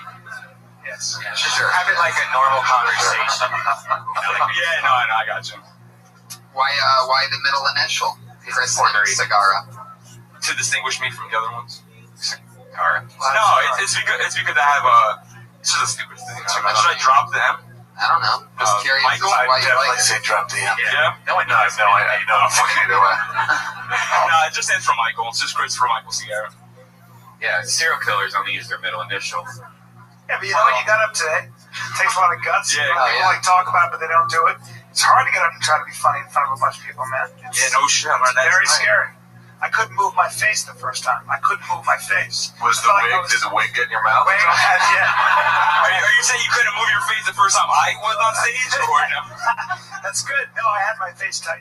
No, you're right. It's not easy, but you did it, so that's a big deal. Good job. Cool, man.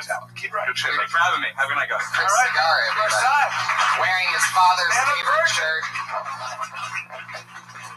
Keep practicing. That adorable silent laugh. Chris, grab that piece of paper. You put God's sake. Don't worry, don't look at this audience. Hi-oh! There you go. Chris floating out some of that second grade first time humor. Chris Sagara, everybody. Good job. Another first time. That's right. How exciting. Chandler Ray, brother comedian before that, started here 3 weeks ago. Popping a lot of cherries. It's crazy. This This reminds me of you in the 41-Year-Old Virgin. Great Speaking of movie, popping huh? cherries. How about that movie, guys? Run out and get it. I think it's still available on Redbox. You guys remember the 41-Year-Old Virgin, everybody? Real depth of character there. You should have seen it. I played Steve Carell badly. That's when you know you're not that good of an actor. Like, I watched it, I was like, well, I'm not even good at playing another guy playing that character. Like, and I really wasn't. And it's amazing. It's amazing. Actually, go check out Brian and Mike Young's new movie. There you go, Mike Young. What's that called? My Man is a Loser. Yeah. Where can people find that? iTunes. Find that on iTunes or Redbox now, or yeah, I don't know. I feel like it's not really in Redbox. Are you gonna kill yourself?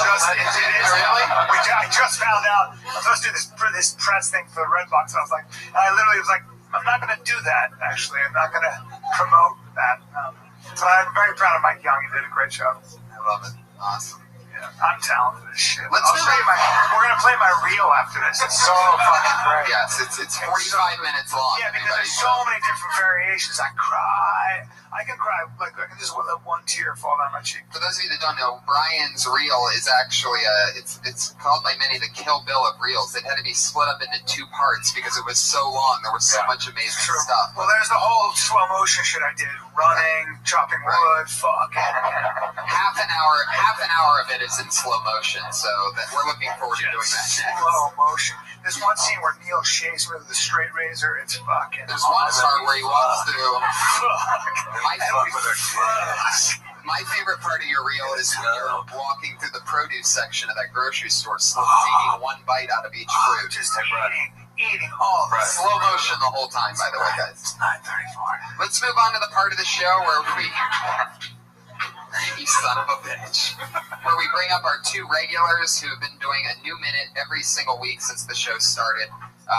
This is always fun. We get to watch them grow, do different stuff, and it's always a blast. Going up first tonight, she dropped out of college at the University of Florida after doing stand-up for the very first time on this show. She's been doing a brand new minute every single week since. Put your hands together for Kimberly Congdon.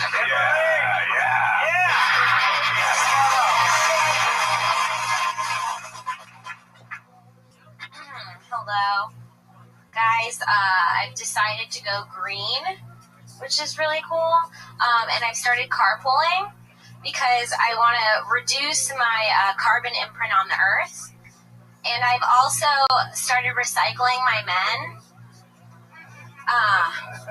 because I want to reduce the penis imprint on my reputation. But it's hard to do that because nobody ever wants to go back, you know?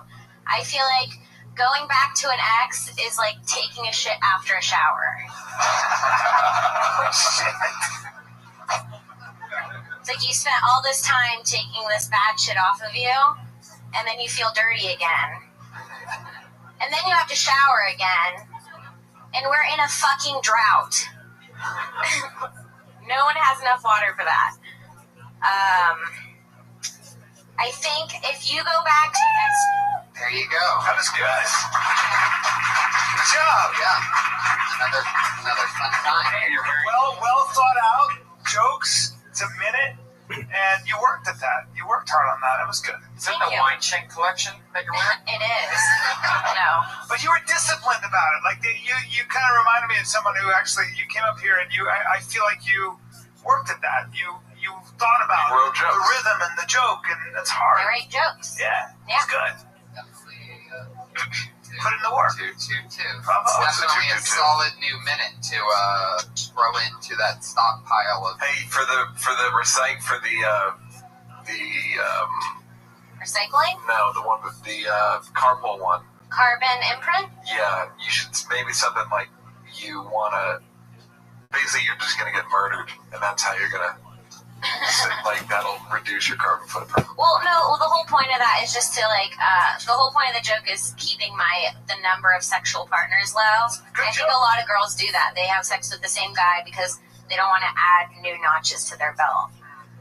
Yeah, that you should talk about that. Maybe. Right. Exactly. That's funny. Exactly how you're explaining it now should be part of that. You can stay right in the pocket. Yeah. But that's a smart joke. Like the minute I heard that joke, I was like, it's not all there yet, but like I swear to God, the minute I heard that, I was like, she's smart. You're smart. You're like you have potential. It's funny how you can hear just that, and I go, oh, that's really interesting kind of joke. That was a good joke. So you obviously have a lot of potential. Right, I think you're smart. Thank you. But you have a lot of potential. That's good. Neil, I think you're smart. Thank you very much. Come on. Robot, I think you're smart. Thank you. Thank you. Anything you want to ask? Neil or Brian? Can I open up for one of you guys? Hey-o! I made a monster! Finally on Tinder, everybody. Welcome to the show. She wants to fuck. She's smart. She gets it. Come over to my place. We'll talk about it. I got a big joint. I'll take some pictures of you. We'll see what happens. Awesome stuff. Kimberly Congdon, there she goes. She's on Twitter at Kimberly Congdon, everybody. Every week, a brand new minute. A lot of big comedians don't have that kind of work ethic, so it's important. That's a fucking hour a year. Anyway, your other regular, who also writes a new minute each week, is regular on this podcast, and of course, Dysentery. We know her, we love her goofy sense of humor. Ladies and gentlemen, it's Sarah Weinshank.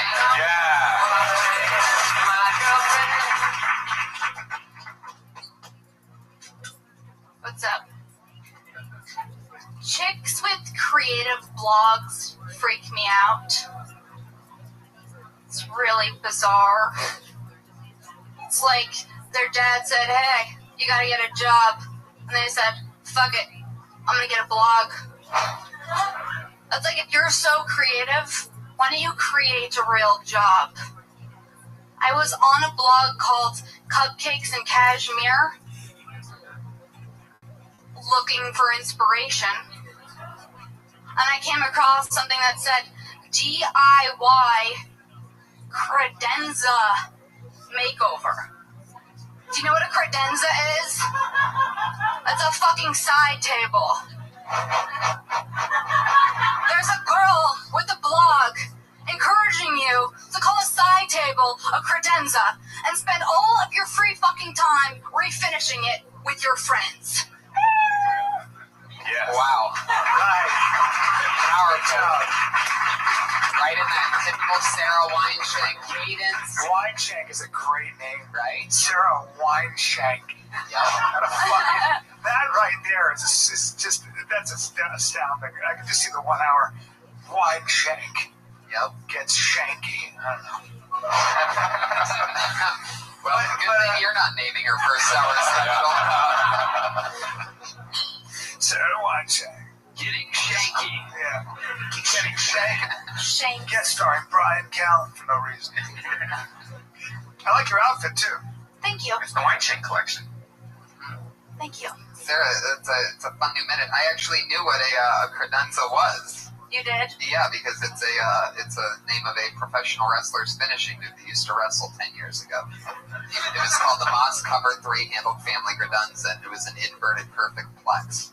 I don't even know. I literally don't know what just the words that you said. I know. Exactly. And I was amazed when that was the name of this move. Like, I remember the announcer being like, oh, my God, he just got him in the moss-covered three-handle family credenza. And I was like, whoa, what? And I looked up credenza, and I was amazed to find out that it was named after, like, a dresser. You could tell he had some... Anyway. But so, is that what exactly is a side table? Well, okay, credenza, if you look it up on Wikipedia, there's few, it's very obscure. There's no, like, matter-of-fact answer. It's like a buffet table, or also, like, a side table. Like, no one really knows, but, like, people pretend that they do, I think. Right. So, yeah, that's my credenza. It just sounds good. Where are you from? The Valley. What are other things? She sure shut you down. Shut me right down.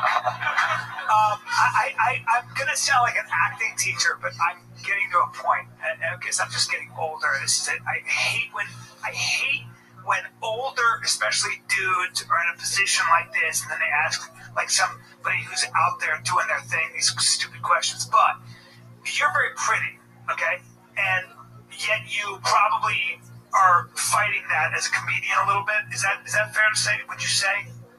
Do you think of yourself as? I mean, I don't want to put you on a spot. I mean, like, I'm not like. Give yourself a number 1 to 10. What are you? I'm getting to a larger point, but I asked the question because you don't have to answer the question. But I'll answer in my head. Okay. Okay. So I think that maybe there's some comedy in exploring the idea that you don't want to become a victim to your looks, or maybe maybe there's a liability there, so you kind of. Yeah. Does that make sense? It makes sense. Am I in the area? But I just don't want people to be like, oh, this bitch thinking she's pretty, pretending like she hates herself. Okay, so you know what I mean? Okay, so that's what I was getting at. But so, why?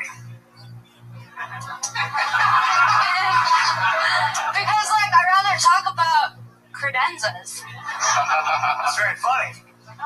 Okay, but so there's something in that area, right? Right. He's got one more question. Will you marry him? Exactly. No, but I mean, but it's just an interesting.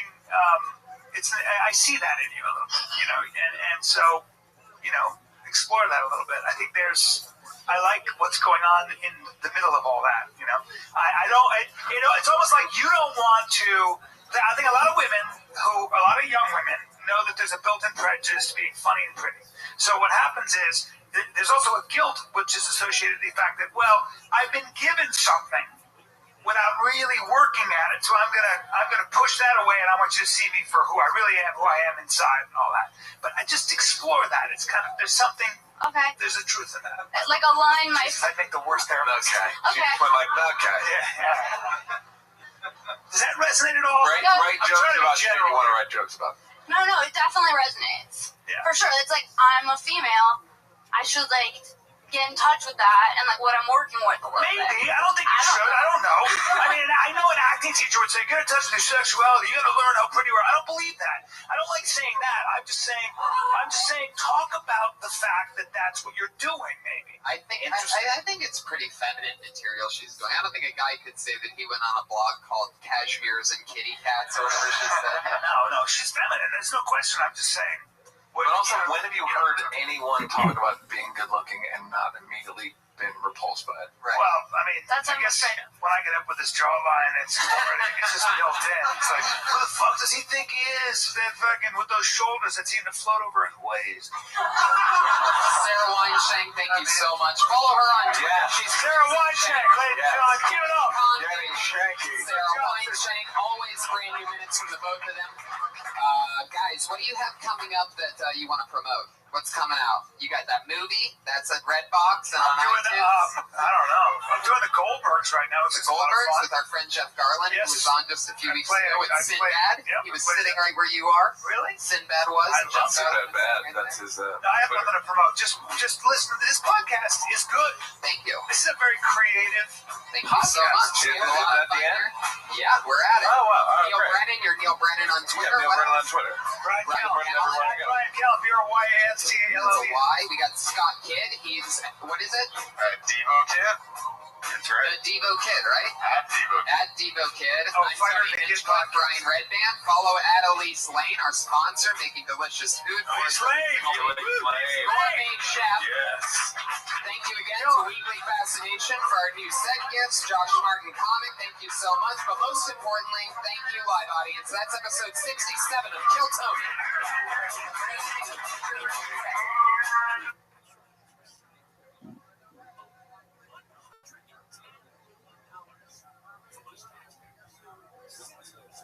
Hi, we're the Road Famous Comedy Store for a brand new episode of Kill Tony, Volume 2. Give us more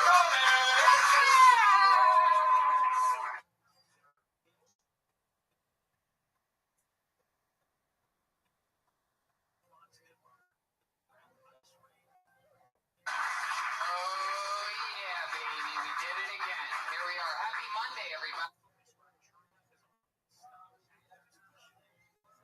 How are you guys? You ready for an exciting show? I have two of my funniest friends here to be guests on tonight. Okay, very good. Fuck yeah, this is fun. It's always fun waking everybody up on a Monday evening, you know, after everybody gets good and high and excited and nervous.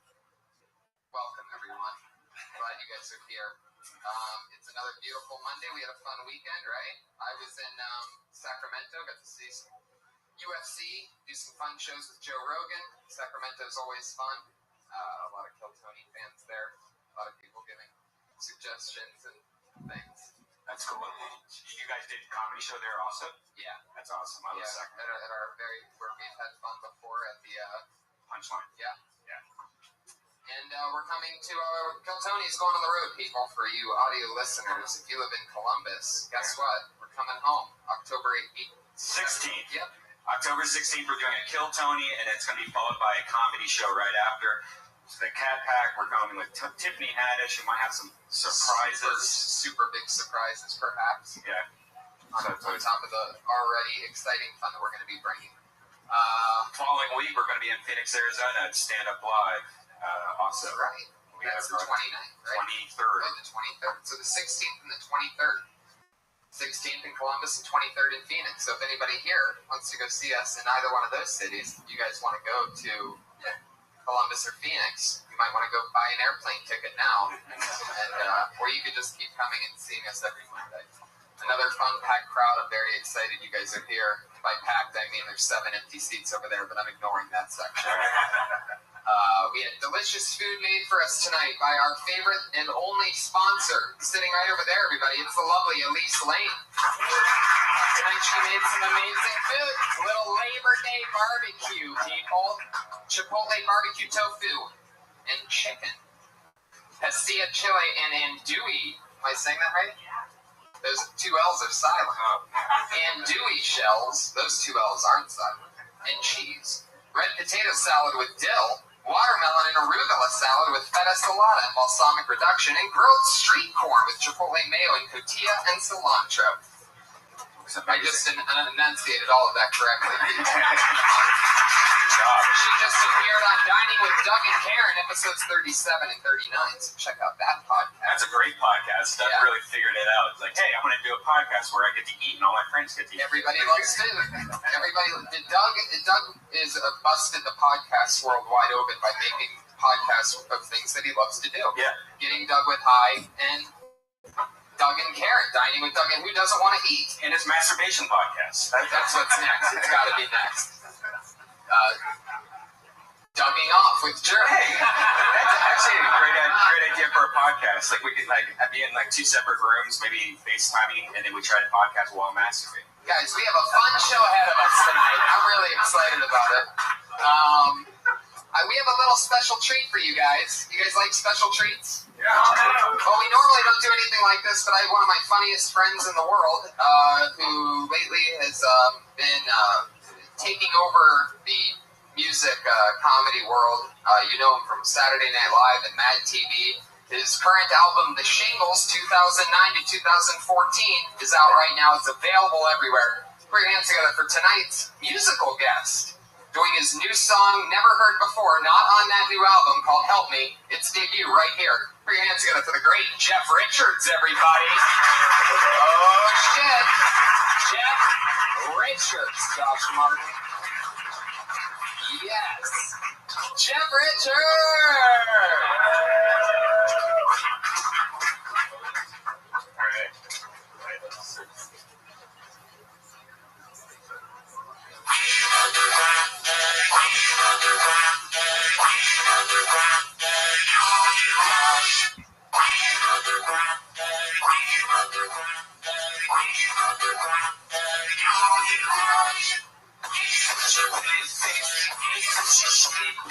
I took a double take, then I looked away.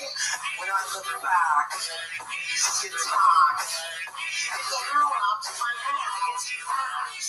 Help me. Help me. Help me. Help me. Help me. Help me. Help me. Help me. Help me.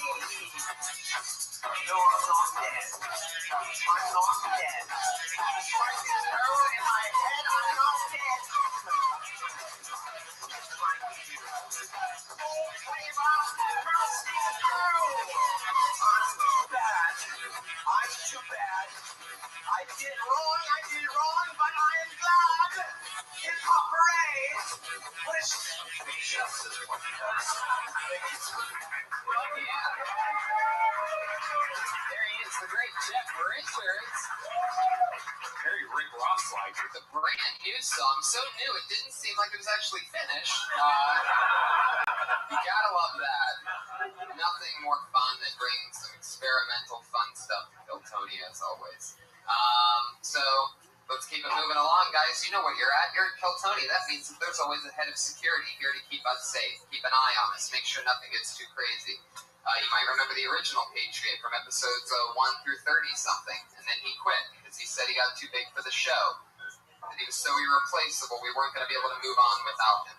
To show him how replaceable he is, we've had a new person do his job every week since then. And it's actually gotten smoother than with the original guy. Tonight's Patriot is a return Patriot, one of my favorites. It is Iron Willie Hunter, ladies and gentlemen. Here he comes. A lot of people call him the Rock, Letterman of comedy, or the David Obama. What's up, Willie Hunter? How are you, bud? I'm pretty good. Yesterday was your birthday, correct? Happy birthday. Did you have fun to celebrate? I did. I am very drunk. I'm 28, guys. I'm 28. Wow.